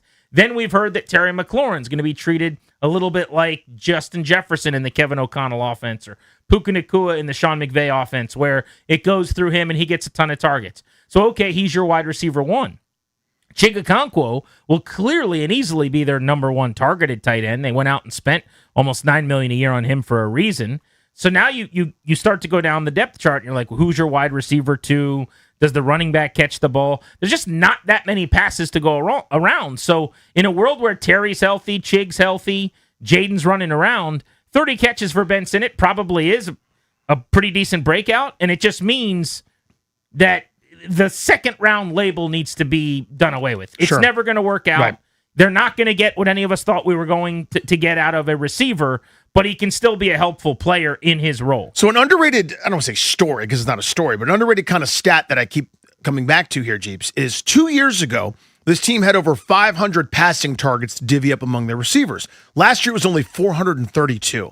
And it's not because they threw it less or whatever percentage. Those things vary. It's 63% one year, 57% the next year. Those things don't matter. What matters is effectiveness. If this offense is good, there's just more. Everybody gets to eat more often. More first downs, more chains moving, more targets, more second down catches, third down catches, more opportunities on all the downs. Because you're running more plays, you're staying on the field. Because you run more plays, you stay on the field. So if this offense is good, last year everybody's numbers are watered down. In addition to the fact that McLaurin's hurt and they weren't any good, and you don't have Jaden Daniels, you're not staying on the field, but everybody's numbers suffered as a result of that. It doesn't sound like much. 70 targets, or 70 plus targets rather, over the course of 16 or 17 games, it's 5 more throws per game. That's your top 5 receivers eat 1 time less per game. That really knocks your stats down a little bit. So let's say they get back to that north of 500 target window. I expect Chig Okonkwo to go north, well north, frankly, of that 70 target range, which he was in Tennessee. I think that number's probably in the 80s. I think you can expect 60-some catches from him, in which case, who else is eating at that tight end spot? That's the variable to me, because I don't know how often we'll see Sinnott. I don't know what they think of Cager. I don't know, Yankov to me is more exciting. He's kind of another version to me of Okonkwo, different players, different bodies, but the exciting receiver of the tight end position. And I don't know where Sinnott fits into that. It's going to be fascinating. At this point, if you get 20 catches from Ben Sinnott, it means, Okonkwo missed a game or two, which is normal. And, he's somewhere on the depth chart. He's part of the mix versus, he caught one fake punt in 2024, Like, to me, that's kind of where it is. And you're right. He never lives up to the second round billing. Yeah. I mean, you look at passing attempts in the league. There are teams that threw it 600 times. But there's no reason to believe Washington would be that team. The thing you didn't mention that I think also should be acknowledged is I believe that they want to be a run-first team. You don't go the way that they did this offseason, heavily investing into your defense, if you're not also planning on then updating your offense to be a little bit more like... To reflect that. The ones that better complement that defense, right? So that means running the football. I also think they're going to try to have Jaden Daniels run the ball less. One of the reasons they're going away from the Kingsbury scheme. One of the ways to do that is to not have him drop back as much, because he's naturally going to have one of the highest scramble rates in the league, pulling the ball down and running. So that means actually just giving him the direct assignment of handing the ball off. So all of those things are factors. So if you go more carries and maybe this complementary style where your defense is a little bit better theoretically, and so the offensive scheme shifts, I think, let's say, mid-500s attempts is reasonable enough if Jaden were to play 16, 17 games, let's say 525 pass attempts. Well, we're talking about like 150 range for Terry McLaurin if they're serious about 10 or so per, because he's not going to get to 170, 180. But let's just say it's around 150. If Okonkwo ends up having the big year that you and I are anticipating, which is like 80 to 100 targets, I mean, that's half of your targets right there for those Just two like guys, that. possibly. And I think that's how they'd like to live in this offense. Now you include players like Antonio Williams and Luke McCaffrey or whoever ends up being the second receiver, Traylon Burks or Jalen Lane, dumping the ball off to running backs, I think will be turned up in this offense. I certainly hope it is. And you're right. It's just there aren't that many balls to go around down the depth chart at tight end. Who gets more targets, Bates or Sinnott? Probably Bates because he's on the field more. And you have to do that every once in a while to keep people honest, right? Because to your point, there's been way too much over the years, regardless of who the OC has been, of telegraphing. All right, guys, our running package is in the game. And at some point, you've got to be able to throw it out of that. You're not going to major in that, but do it just enough to keep people honest. I think they're going to do a lot of two tight end. That's what's in vogue right now in the NFL. Look at what the success the Rams just had and well, with the Rams, everybody though, else. what's in vogue really is 13, which is 3 tight ends. Well, yeah. And if they do that, I mean, everyone does 2 tight ends a lot. Washington, frankly, did that all of last year. The 12 is like the old thing. Now the new thing is 13. How much of that will they do? I don't know. But that provides a chance, at least if Ben Sinnott's out there on some of those play action shots where all 3 tight ends are running routes. Yeah. And they really heavy, have linebackers running with Sinnott and Bates or whatever. Now you could possibly get those guys getting a step on a linebacker good point. and getting them the football. But I think it's true that Sinnott could have his best season and will have his best season in this offense just because they care more about getting the ball to tight ends. And also, it's just never going to happen the way I wanted it to. To me, when you draft a guy in the second round, he eventually becomes like a 50-catch, 500-yard player as a floor. And when they went out and signed Chig, those days were done. And they should have, by the way. Oh, yeah. I shouldn't have sat here and waited and gone, let's give Ben Sinnott a chance. Chig Okonkwo should be their top option at tight end, and Sinnott can get in where he fits in. But if you're talented and skilled and you are actually really good after the catch, which was the skill at Kansas State, then that's a good asset. That's a really nice piece to have as your third tight end in the room. I'm with you, though. Colson Yankoff has flashed. He's had some good moments. He seems to be just a more athletic, like better weapon than Sinnott in the league so far. We've seen him even on special teams, the way he can run and cover. Like, he can move. He was a running back at one point in time and a quarterback at the beginning of his college career. He's a really good athlete. I wouldn't mind including him and just seeing what that looks like, too. Same here. Again, if you're not going to have the receivers that I want, you need to have a matchup advantage somewhere. And that may be the spot, honestly. Like, Colson Yankoff against your third linebacker. That might be an advantage. I mean, look, again, I always go back to what the Patriots did with, before we knew what Aaron Hernandez was, but when they had him and Gronkowski, they were just destroying people. You went nickel, they knocked you in the next week. If you tried to cover them with linebackers, they killed you. I wanted that. We could never seem to figure it out here when they had Cooley and Fred Davis. It was either one or the other, it seemed like. They could never maximize. I think we're smart enough now with David Blau and company to go, where are we best suited? It's probably not with Traylon Burks trying to beat Quinyon Mitchell in coverage. Maybe it is with Colson Yankoff against their, third cornerback out physical him or their, dime linebacker or something like that. Maybe that's where the sort of secret sauce is. Let's open up the phones next. 800-636-1067. That's 800-636-1067. How do we see the tight end spot for Washington developing at camp? Position group a day. Today we're zeroing in on tight end. Getting your thoughts on the Fan.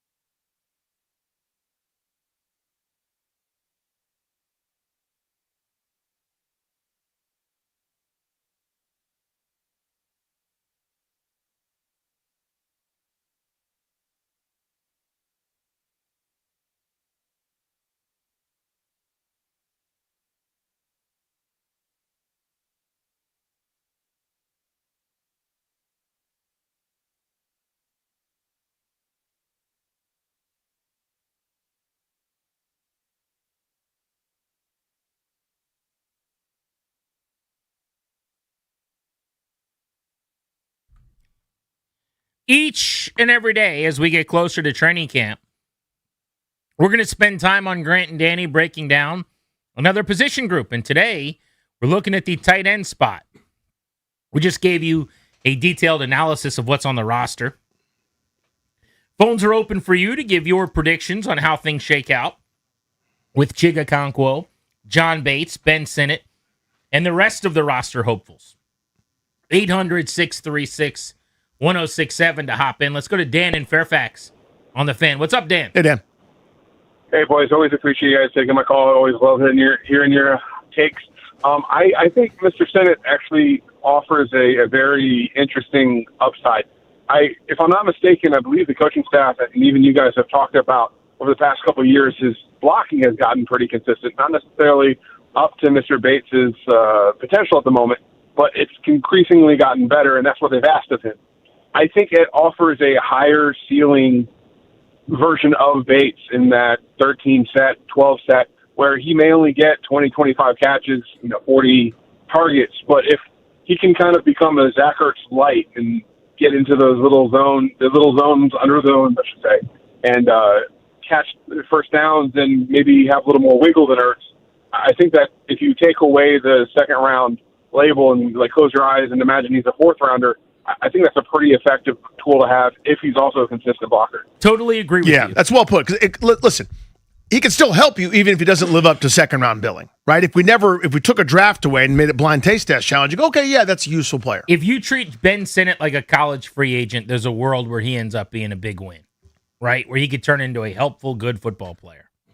The problem he's always going to have is he wasn't just a second round pick, by the way. Right. He was basically a top 50 pick. Yeah. Those are hard to get. You know what I mean? You need to be really bad. You need to give something up in a trade. And that's ultra disappointing when it turns into a block first, third tight end. Now, specific to Bates, he's not going to catch Bates because Bates is a very, very good blocker. He is an elite blocker. There are people that think he might be one of the better run blocking tight ends in the NFL. Certainly paid him like it. $7 million a year, I think it was, on a multi-year deal to keep him around. So he's like a 9 out of 10 in that regard, whereas Sinnott is probably a 6.5, 7.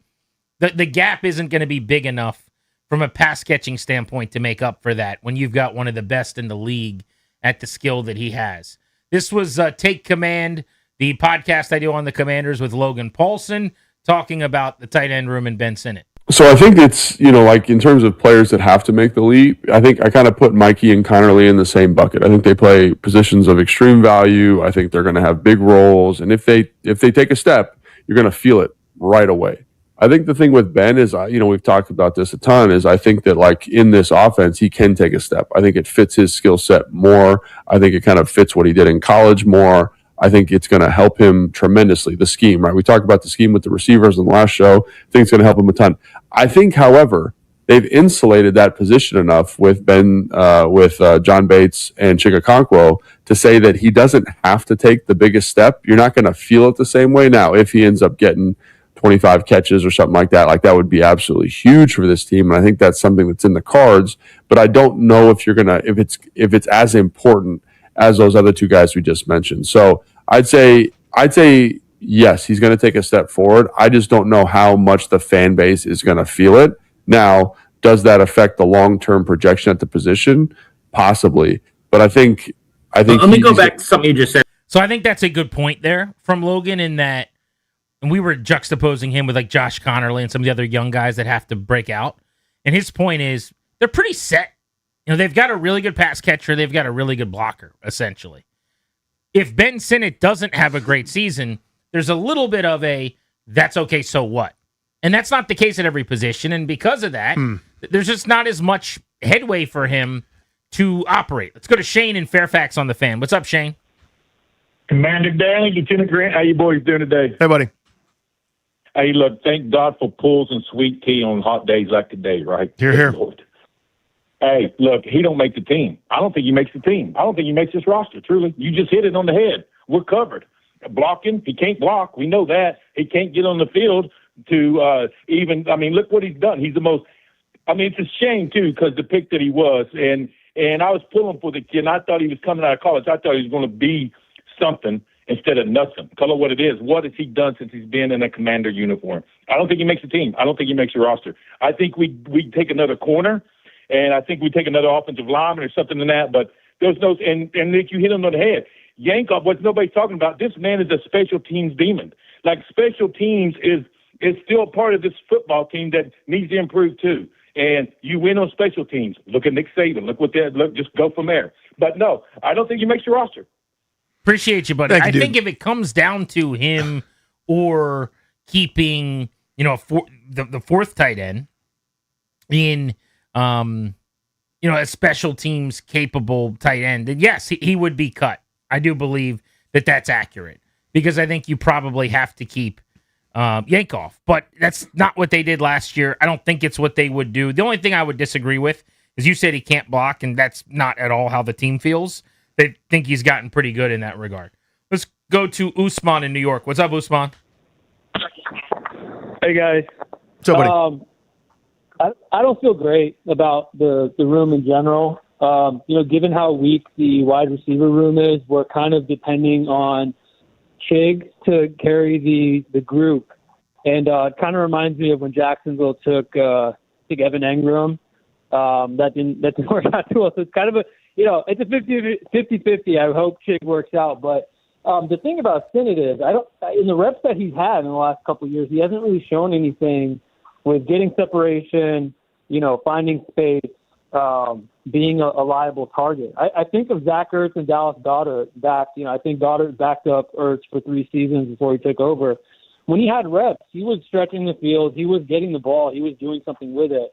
And so I just don't know, given the pressure to kind of carry some of the passing game, I just don't know what Sinnott's going to do. I hope he develops into a good U tight end and he does exactly what Logan said and, is a good blocker and catches like 20 passes. But, given the state of our pass catching core, I think we need more and, I just don't feel great about it.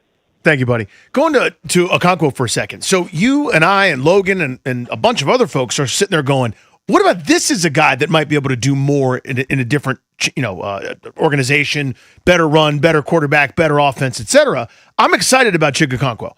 That said, you don't have a ton of pelts on the wall yet of like that guy, like I'm just making this up, like a 3rd round fantasy draft pick type tight end, right? He hasn't gone up to the levels of maybe not the stars, but the Ty Warrens last year, for example, in Indianapolis. I think he can, and I'm betting on him to do so. But if it doesn't happen, and more often than not, these things don't always kind of work out as your best laid plans, after that is going to be the variable to me. If it's still just what we got in Tennessee, 50 catches, 500 yards, ain't nothing wrong with that, but it's not kind of what they brought him in here as a free agent, kind of the offensive addition to do, then what does the position group look like? So 2 things. One, they didn't pay him a lot of money. It's not like he got $15 million a year. He got 8 or so. So if it's 50 and 500, that's an ROI. I mean, right? You think that's a win? Okay. Yeah, I think so. I mean, the best tight ends in the league, it's still one of the great value positions in the league, are $14, $15 million a year guys. And that's for 80 catches and 1,100 yards or whatever. Like, he's not making anywhere near that. Having said that, I do think that there's a huge upside to him. I remember when Washington signed Pierre Garçon on day 1 of free agency when I was on the beat in like 2011. And people looked at those numbers and they're like, are you kidding me? They just gave this guy $40 million a year. What are the Shanahans thinking? And I had already talked to Kyle at the Senior Bowl and knew that Pierre was like his number 1 target. He's like, this is the perfect X receiver for this offense. He will unlock everything that we do. He's going to get 100-plus targets, and we might have him lead the league in receiving by the time he's done here. Sure enough, he led the league in catches 1 year. Guess what? They were right. Like, he had not been used the way that they were about to use him, right? And they were about to turn up the knob on him to 11. And I think there's a little bit of that with David Blau. He is going to have an offense that is tight end dominant, that is going to involve the tight ends. Now, maybe it is 52 catches and 499 yards at the end of this year, and Chig isn't exactly what they think, but I do believe he's going to get a chance to catch 65, 70 balls over the next couple of years for 800 yards. I think that's what they want it to look like. Think Vernon Davis under Jay Gruden. Like that to me is kind of what this could look like. He's going to push the boundary down the field. He's going to run the seam stuff.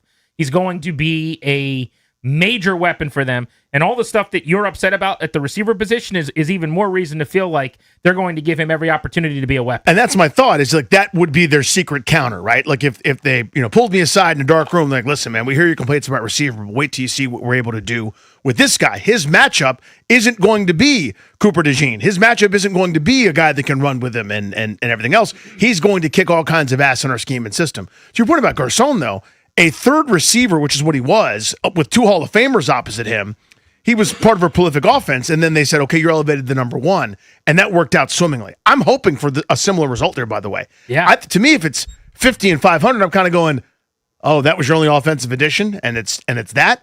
I want a lot more out of that. And you're right, it'd be good value. It's the third most money a tight end got this offseason. They're planning on him giving him more than that. I'm just saying from the standpoint of what they paid him. Yeah. If he's 50 and 500, I think he's not overpaid. Like they didn't. That's give about him your money's worth there. the massive contract. But I would take the over on those numbers. I think if you're saying 59 and a half catches, I would go over. If you're saying 599 and a half yards, I would go over. I think their plans are much bigger for him. Clearly. We have not seen this offense, but I believe that the offense, see Ben Johnson in Chicago and what Loveland became. You think about some of the other mentors like Kevin O'Connell. Look at TJ Hawkinson and some of the guys Kirk threw to in Minnesota over the years. Irv Smith at one point in time. Like they heavily involved their tight ends in this scheme. And I do think that's what David Blau is going to try to do. Grant and Danny on the Fan. The Odyssey is coming out. I want to talk about that at some point this hour. Also next, been watching a little quarterback. How many episodes are you guys through? We'll get into that on the Fan.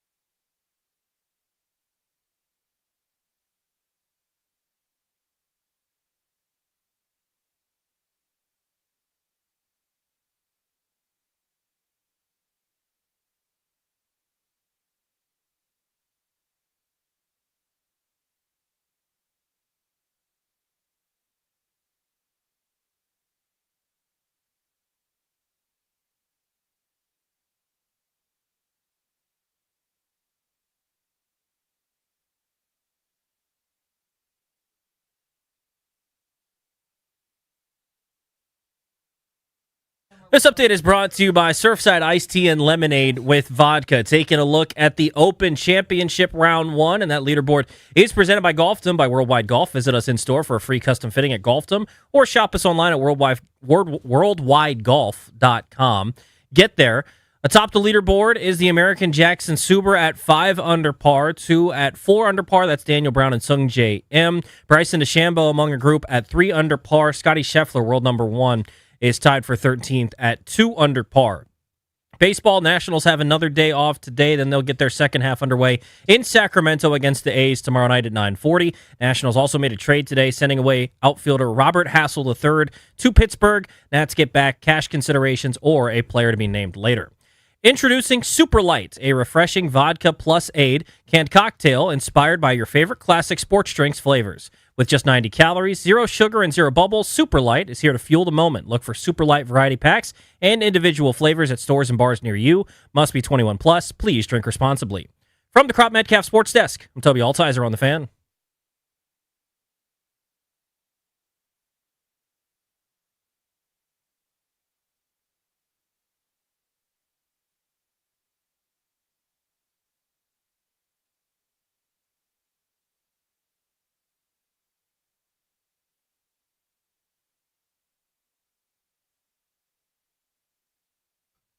Welcome back, Grant and Danny on The Fan, sponsored by the law firm Condori and Murat. Estate planning, elder law, real estate transactions, probate administration. Their attorneys do it all. They are the absolute best. You got to go see them to help protect your family's assets. Schedule a free consultation with their team today by visiting kmlawyers.com, and be sure to let them know that we sent you. That's kmlawyers.com.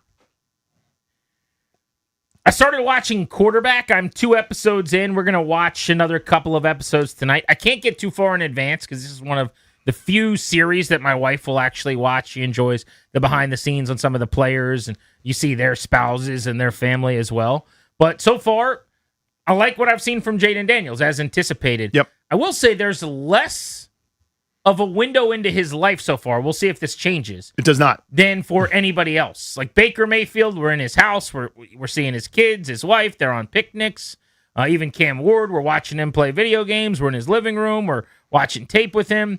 Jaden, we're at a couple charity events. His mom's being interviewed about him a bunch. But we have not seen quite as much of him in his personal life just yet. So there is some. I mean, they do when they played in L.A. This is Jaden Daniels' house growing up. This is his childhood bedroom. Here's this. He, was really good at, is it Cajon, I believe was the school? They named the stadium after him, etc. So there's some, but it's still very surface level. It's way less personal life than it is for, say, Baker Mayfield or Joe Flacco, where they're talking about how he's got to move in season because he got traded and how incredible his wife is picking up 5 kids and moving them from place to place and the things that went into it. Baker Mayfield's personal life, way less of that for Daniels. They wouldn't have done that strategically, I don't think. Maybe it's easier with the Joe Flacco because you have a wife and kids and there's just more people to feature, or something funny might happen when you're at the house, whereas with Jaden, he's just kind of sitting there watching tape. But even with Cam Ward, we've gotten a lot more of that, I feel like. There's way more, yeah. A young single dude as well. So that's interesting to me. But I think it speaks to what his mom has talked about in the first and second episodes that I've seen, which is he's very introverted. He doesn't want to talk about himself a whole lot. He doesn't like the attention. You even saw when he did one of these photo shoots where they're asking him to dance, and he's just clearly way out of his comfort zone. I get the sense he does not like being the center of attention. So these networks, and in this case Netflix, you can only kind of go with what you get, right? There's only so much content you're able to glean. And when they're at some of these events or they're at the high school stadium where his jersey's being retired or whatever, you get some good stuff. But maybe it's everything we've talked about and what we like about him. Maybe it's just kind of a boring, I'm going home, I'm chilling at my house lifestyle, and there's not a whole lot there, hopefully. Yeah, if you give me a binary choice between that and I got to be on TikTok every day doing the latest dance or whatever, give me this 100 times out of 100. Please and thank you. LeBron James says he is not ready to reveal his next team just yet. What are we waiting for, do you think? And how is LeBron going to do this at a time where he gets the most attention and it's the most about LeBron? What's the right timing for this? Post-World Cup, before NFL training camp? So sometime very, very early next week, like Monday, Tuesday next week. That's my guess. I mean, he's not going to do a full Jim Gray picnic table looking shirt again, like he did so many years ago for the decision. But whatever maximizes the focal point on him, and he'll wear a commemorative patch on the jersey honoring his next season. He made everybody put a jersey on his or put a patch on his jersey this year, commemorating his season, even though it wasn't necessarily his last. But yeah, whatever's maximum attention is what he'll do. It's funny. He was on a podcast with Tyrese Halliburton that the NBA player does. And Halliburton asked him, he says, is there a decision that still has to be made? And LeBron says, we literally talked about this in the back, Reese. And then he goes, okay, my fault. I didn't know if you wanted to. Okay, I'll leave it alone. But clearly he was like, don't ask me who I'm signing with. I'm not going to tell you. Yeah, like you're here to ask me the questions that I approved of, and that's not one of them. He says, I won't hold you guys up too much longer. Do you think this is strategic? I mean, it's got to be, right? Like, yes. When can I get the most eyeballs possible? What's kind of the deal? most bang for my buck? I would have said, honestly, would have been after the All-Star game, where there's literally nothing happening in sports. I thought today for a while, but I don't know. Does he just want the sports eyeballs? I mean, you got a speech coming tonight from the president. Like, he might actually want to just have nothing going on when he makes the announcement. The best landing spot is probably pre-NFL training camp. Could be right. I mean, I would have thought yesterday, like Wednesday, the day after the All-Star game, quite literally the slowest day in the sports calendar where nothing is happening, nothing's going to happen. It's all either recaps of what was or looking ahead to what will. Nothing on television. The only thing people are watching is on Netflix. I would have thought that was the day that she would do it for maximum exposure. But yeah, I mean, he may still be mulling, honestly. He wants those pitches. He wants everyone to tell him how great he is and that he should end his career there. I think ultimately this is just either Cleveland or Golden State, and I don't know really what else we're doing. Well, the betting odds reflect that, by the way. Cavaliers plus 130 to plus 150, so the approximate value there is like a 38 to 43% chance of implied probability. The Warriors slightly worse, plus 150 to plus 213.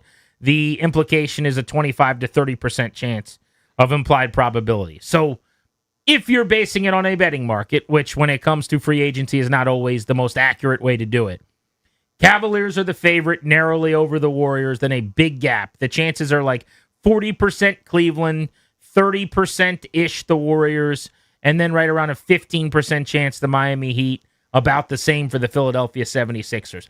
I've said all along I think he goes back to Cleveland. I think it's the best way to put a bow on everything and to do some people-pleasing while also having a chance to win. Like, you could maybe he's joining a really good team there, yeah. Two birds with one stone. I don't think it's the best fit for him. I think the Warriors, even the Heat, and maybe even the Sixers are better fits than Cleveland. But I think you can win, and it's kind of a going out doing the right thing move where for a guy that has taken so much crap for so long, it might be nice to do something where you just feel like everyone's going to say, tip of the cap, that was a cool thing that you did. I don't know how much he cares about that. The sneaky team, and I don't think he's going to, but the team that I would like to see him go to, because I think it would actually be really interesting, is Philadelphia. I think the 76ers and LeBron might be a fascinating landing spot and might actually be the best basketball fit in some ways. I wonder. Yeah, I mean, it's so hard because, like, you're talking about a guy that needs the basketball, but at this point, it may not be the best time for him to have the basketball as much. And in Philadelphia, Tyrese Maxey, please and thank you. Maxey's good. He's so wonderful, and maybe that can make it easier on LeBron, but then you think about how he and Steph Curry could play off one another. In Cleveland, it's not a great fit at this point with their current roster, like LeBron-wise. But this sort of may supersede that. It's the I'm coming home story for the third time as opposed to the best basketball fit. So I wonder. I mean, he's said to his credit, this is probably more about maximum fun, I'm putting words in his mouth, than it is about maybe best overall thing if he's going to go out this way. If that's true, then I think it's Cleveland. If that's what he's basing it on, or Golden State, I guess you could say. I was going to say Golden State because he's always wanted to play with his buddies. But if it's not really about basketball and if winning one more championship is not the end-all, be-all, yes, Golden State makes sense, but then Cleveland should probably be the way to do it. You're ending the career in such a full circle, respectable way. I don't know if he's going to care ultimately, and he probably shouldn't care about what people say about him, his legacy, his approval rating or likability or any of that. He probably shouldn't really spend any time thinking about that. But it would do wonders for him, I think, to finish in Cleveland after leaving there. I know he went back and won him a title, then he leaves again. But if it's 3 tenures and each time you come back in the end, there's something cool about that. There is something neat. It's unique, certainly. Again, you can do that when you play a quarter of a century in the NBA, and that is his greatest attribute, is how incredibly he's taken care of himself, and the longevity is astounding in this day and age. I know it's not the same as guys trying to play for a long time in the 80s and 90s where you got clotheslined if you got inside the 3-point line, and that's a different animal. If you breathe on him, it's a flagrant 2 and they go to the monitor and he acts like he's been shot. But still, going up and down the court that many times, including playoff runs, that's ridiculous that someone of his age is still able to do it like he does. One of our buddies, Nick Wilson, is a radio guy in Cleveland. He does Afternoon Drive. And he had me on his show yesterday to talk. They're doing like around the NFL, different team every day kind of thing. So I was breaking down the Commanders. And he said, all right, I have 2 Cleveland questions for you. I'm completely unprepared to answer those. You're like, okay. And I'm unqualified as well. But he's like, what's your read on the Browns quarterback situation? Who should they start? And I'm like, dude, pull a name out of a blender. Like, that's a bad situation. I think Deshaun Watson gets a crack at it just because of the money he makes, probably first. He's like, you wouldn't roll with Shador? I'm like, I think Shador stinks, but he's young and they're bad, so always play the young guy. Yeah, why not? But he asked me, where's LeBron going to end up? And I just cut a promo and was like, oh, he's definitely going to Cleveland for sure. You guys are going to get LeBron. And like they played the applause and all that. Mm-hmm. But I do think that. If I had to guess right now, that or Golden State, I'm probably going to say the Cavs. That's my lean. Again, it's one of those, it doesn't fit that great, but I think that doesn't matter. You just kind of make room. You just sort of figure it out if you're Cleveland, right? With the team really being about what Donovan Mitchell's doing. I mean, he's their centerpiece. He's their kind of a star at this moment, and he's in his prime, and he's ascending, and he's great. He's an all-NBA caliber player. But you got to go, we're going to put that on hold for a split second while LeBron comes back and we do this victory tour. Grant and Danny on the Fan. Well, I'm going to say the name of a country. You tell me what comes to mind when I say that, right? Okay. Argentina. Messi. Oh, okay. Interesting. Soccer, yeah. Or like the World Cup final. Yeah. Against Spain. Mm-hmm. Wrong. This story is wild to me. Argentina flight instructor jumps to his death mid-flight. Sorry? Student lands plane solo. Wait. I want you to imagine being the student on this journey. Oh, what does this button do? This is days old, but I wasn't here, and I don't know if you guys talked about it. We did not. What is this? A flight instructor in Argentina jumped to his death, that's sad, by the way, in the middle of a training flight, abandoning his student midair and forcing them to bring the plane down for a landing all by their lonesome. Pilot Leandro Andres Bertazzo was flying the plane on Saturday, teaching 22-year-old student Rosario, when he turned to her and said, quote, "You know what you have to do. Carry on," end quote. So I have so many questions about this, but I'll just finish telling you that Bertazzo then took off his headset, unbuckled his seatbelt, opened the door, and jumped to his death, according to prosecutors in the South American nation. Rosario was able to land the aircraft safely, despite being in absolute shock. So this is kind of what happened was girl learning to fly, sitting co-pilot with the person instructing her. I would have thought this was just a test where they're like, he's got a parachute, he's jumping out. This is a really, or he's just going to go hide in the bathroom and said, "You got to land." Yeah, exactly. No. So apparently, this is again. I'm going to prerequisite that I mention this. Yeah, this is sad and terrible, but I guess this guy wanted to end his life, and so they're flying up there. And the 22-year-old who is flying the plane is looking at him as he's buckling his seatbelt and taking off his headset and all the other stuff he's doing, preparing to jump out. And the only words he says to this 22-year-old are, "You know what to do." And then he jumps out of the plane. And now it's just me learning to fly, talking to whoever's on the other end of this headset going, how do we get this thing on the ground? Apparently she pulls it off, and it was not a test. This was not some elaborate plan where now she's got to figure out how to fly the plane. But those were his last words. "You know what you have to do, carry on." Also, how do you open the door of a plane that high up? Wouldn't that be difficult? I think so. Like, come on that. That is, there's air pressure. There's, like, imagine having to push a door open and just casually jump out of the plane. First, I don't want to. That's terrifying. But Could it be like a there's a hatch, minivan sliding door where you like hit a button in it? Because I've seen that with the people that jump out of planes with parachutes all the time. Maybe it's not a door you open like a car. It's just one of the ones that slide backwards, and then you can just open it that way and jump out. Yeah, so I think they built it in such a way that there is some mechanical advantage. In other words, you're not like turning it open like a submarine door or something like that, or like the thing on the roof. But it's like, I mean, I see the people that are in the exit row. They're half-assing it. When the stewardess gives them the speech, like, that guy's not focused. Lock in, bro, in case you've got to save us all. Oh, I'd never drives pay me crazy. Any attention. Oh, it drives me crazy. I'll do whatever I can to get in the exit row, and then I got earbuds in or whatever. You're already asleep. I'm asleep, yeah. And then if they Sir, I need a verbal confirmation. Sir. I say, yes, ma'am. Guy, if they need my help, it's too late. Your life is so over. Our lives are in your hands. Wrong. Pilot's hands. You know when the last time someone in the exit row had to help out after a landing? No. I think it was probably like Sully on the Hudson, okay? It doesn't happen very often. Generally, the guy in the exit row and the guy wherever you're sitting are going in the same place. Yeah. At the same time. HE double hockey sticks, is that it? Exactly right. And it's at about the exact same point in time. Yeah, when the impact hits. I can't imagine being that student, by the way. 22 years old. That to me is the story. Very sad, whatever. Point is, he left that young lady out to dry on that one. Probably could have used a little bit more hands-on before she had to land the damn thing. So here's what I wonder. There's, I'm sure, differing levels of being a flying student. There's probably the first time you're ever up in the air, and then X amount of hours later where you actually could fly the plane, and this guy sitting next to you, and you do everything.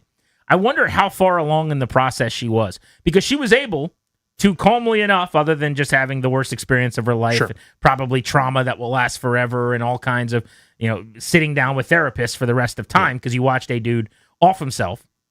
But I would imagine, Daniel, that she is far along in this process.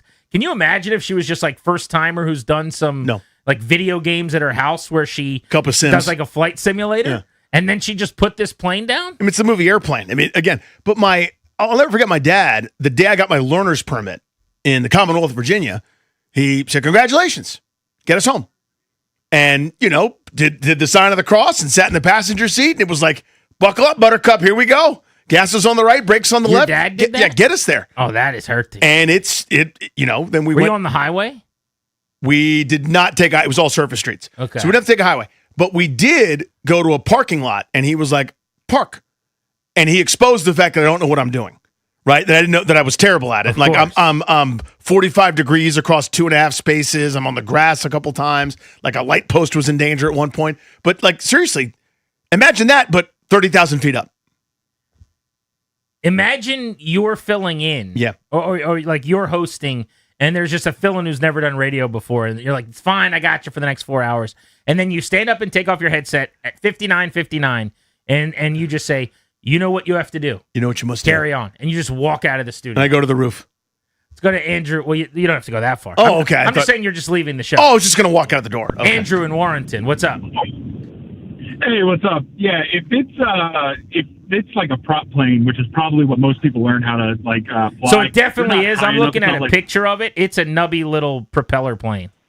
Yeah, so they weren't anywhere near 30K, maybe 10, 15. So there's some air pressure, but that's typical.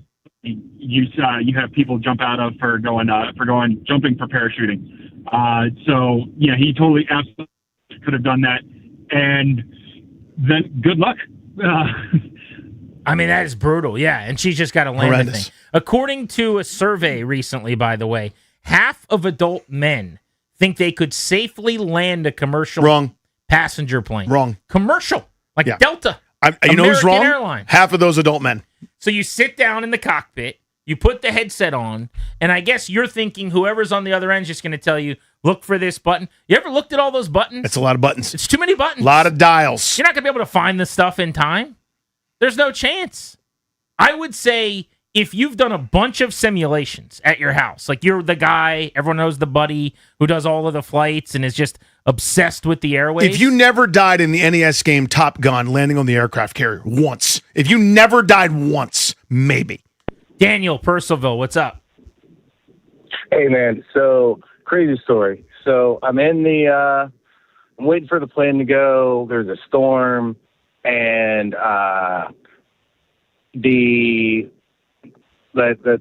person, whoever checks the tickets, comes over to me, and they're like, "Hey, you're on the flight." And I'm like, "Yeah." And she says, "Hey, if there's a problem, can you help?" And I'm like, "Yeah." So I'm in the terminal. I see a guy. He drops a bag, and he's walking around. And I'm in my head, I'm like, "Is this like, a really bad situation?" So, long story short, fast forward, we go through the whole thing, and I'm on the plane, and then the flight attendant comes over to me, and she says, "Hey, if there's a problem, can you help?" And I'm like, "Yeah, what's going on?" And she's like, No, don't worry about it." And the guy next to me is thinking the same thing because he asked him the same question. And fast forward, it's only because we were sitting next to the door. So if the plane crashes and you have to open the door, will you help people get out? But the way that she presented the story was that it was already a problem. Yeah. Hey, lead with that, please. Let's just lead with where you're sitting. This is a very normal question. You're thinking you're going to have to like tackle some crazy guy who has to be tied down with a seatbelt. Grant and Danny on the Fan. Next, I want to get back into the Commanders and Bill Barnwell. He assessed the best player on every team's trade value. What did he say about Jaden Daniels? Not that he's going anywhere. But where does he rank among some of the best players in the league? That's next.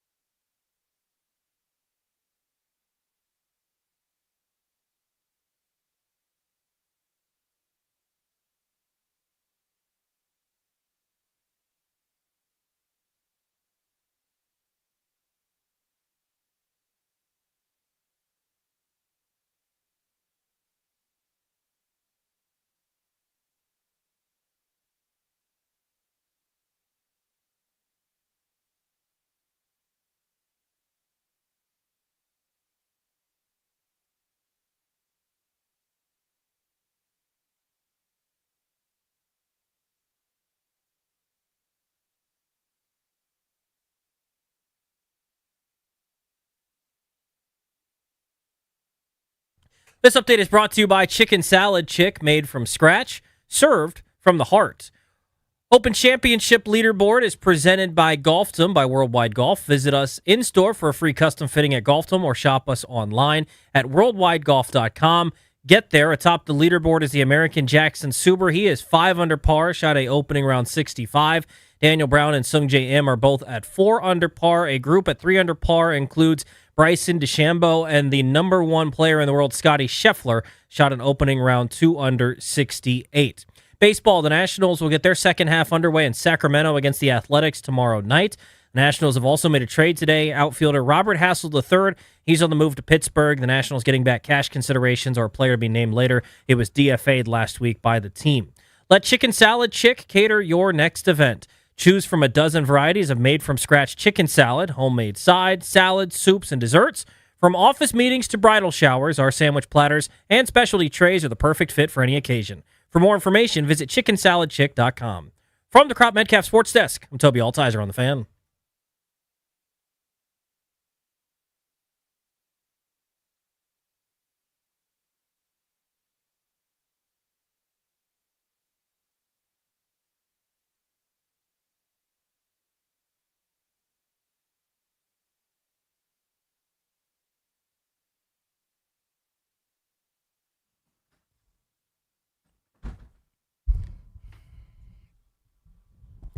Taking you up to 6:30, Grant and Danny on The Fan. Thank you for making the show part of your day. Bill Barnwell of ESPN put together a story today where he ranked some of the top players from every organization based on their trade value. Did you see this piece? I did indeed. So the first thing I'll say is this feels very summary. Like it's one of those things where you're just kind of, what would be an interesting thing to do some research on? So we did trade tiers. I actually think there is some cool value in the story, though, because you get a real feel for what the league thinks of various players. So as an example, he took a look at Josh Allen of the Buffalo Bills based on the football version of WAR or whatever and based on his success and what a team would have to give up to get Josh Allen. What do you think Josh Allen would be worth on the open trade market is the idea? Like just for the sake of argument, let's say that like he cheated on his wife with the owner's daughter or something like that. Like, I can't look at him anymore. I got to trade him. But what's funny is in the NFL, you can only trade out 3 years. Uh-huh. So in other words, it is impossible to get more than 3 first-round picks unless you have more than 3 first-round picks over the next 3 drafts. But what Barnwell came to the decision of is there are 2 guys in the league worth the most, and that's Allen, the perennial MVP candidate, and Mahomes, who's already gone down maybe as one of the greatest quarterbacks of all time. And they are worth, according to Bill Barnwell, 7 first-round picks. It's just such a funny number. Because, of course, it will never happen. Nothing could. Like, the best you could do to me is the next 3 number 1s, that's obvious. The next 3 number 2s, that's obvious. And your 2 best players. And maybe that's not enough. Because, as you said, you can't trade out beyond just a few years. So it's, of course, physically impossible. You offer the Bills 5 firsts. They turning that down? They are. Yes. They got Josh Allen. I would turn it down. They got a chance to get to the Super Bowl every single year. So 7 first-round picks is what he says Allen is worth. And then he looks at the other players on their team and their value. And basically, they don't have anybody worth 2 firsts after that. He says for 1 first-rounder, Spencer Brown, their tackle, or Greg Rousseau, the edge, defensive tackle, Ed Oliver. And then he's got some guys that missed the cut as being worth a first-rounder like James Cook, Dalton Kincaid, Deion Dawkins based on his age. The Miami Dolphins do not have a quarterback worthy of that, but they have first-round talents that would require a first in Kenneth Grant, Patrick Paul, Caden Proctor. And so it's not just quarterbacks, but he went with anyone that's worth a first or more. Drake May, New England Patriots. You know what they said he was worth? More than 1 first-round pick. 2, 3? 6 first-round picks for Drake May. 23 years old, was 1 vote away from being the NFL's MVP last season. Very deserving of it. And 6 first-round picks is what they come to. They say Christian Gonzalez, by the way, who the Commanders passed on and should have drafted when they took Emmanuel Forbes, is worth 2 first-rounders. Sauce Gardner trade is what they use there, basically as the going rate. And they say if Christian Gonzalez was traded today, they would not do it for less than 2 ones. They've got other talent. 1 first-round pick for offensive tackle Will Campbell, and then 1 first-round pick for A.J. Brown. We just saw that. defensive tackle Milton Williams. They got a lot more talent, by the way, high-end talent. Yeah, all of a sudden you look up and you go, there are a few top 10 players at various positions there. I'm wondering what Caleb Williams is listed at, so I looked that up. Caleb Williams. So Drake May is 6 firsts, only 4 first-round picks for Caleb Williams.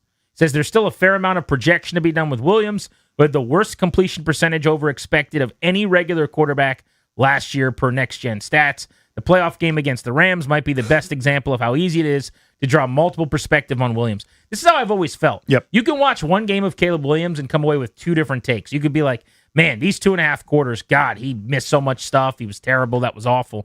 But it's time to win a football game. He's going to make a couple big boy throws that nobody else can make. You've seen those moments. It's him and Pat Mahomes sometimes, or the no one else can make those throws kind of plays, and then you go, he completed 58% of his passes with weapons and a quarterback-friendly system. What are we doing? There are so many misses there that you go, God, if we could just clean some of that up, you'd have one of the most prolific players in the sport. So, if Drake May is worth 6 1s and Caleb Williams is worth 4, where would you have anticipated he had Jaden Daniels?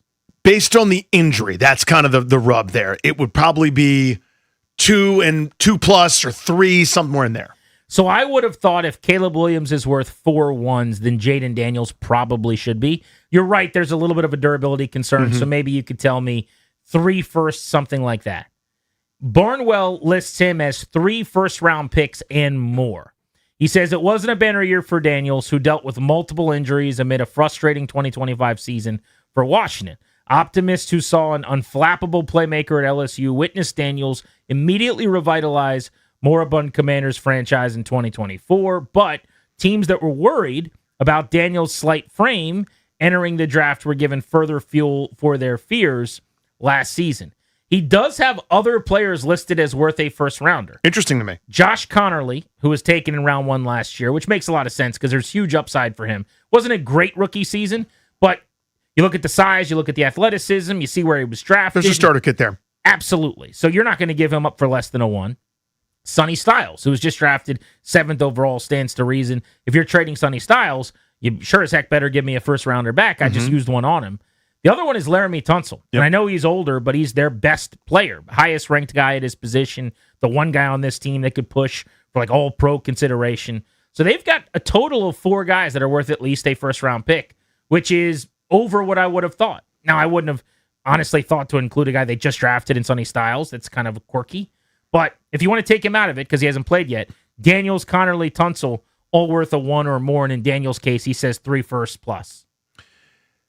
So when the whole point of this exercise is to figure out value. You're not talking about trade. We're not doing the NBA trade calculator at the deadline. What is a guy worth around the league right now?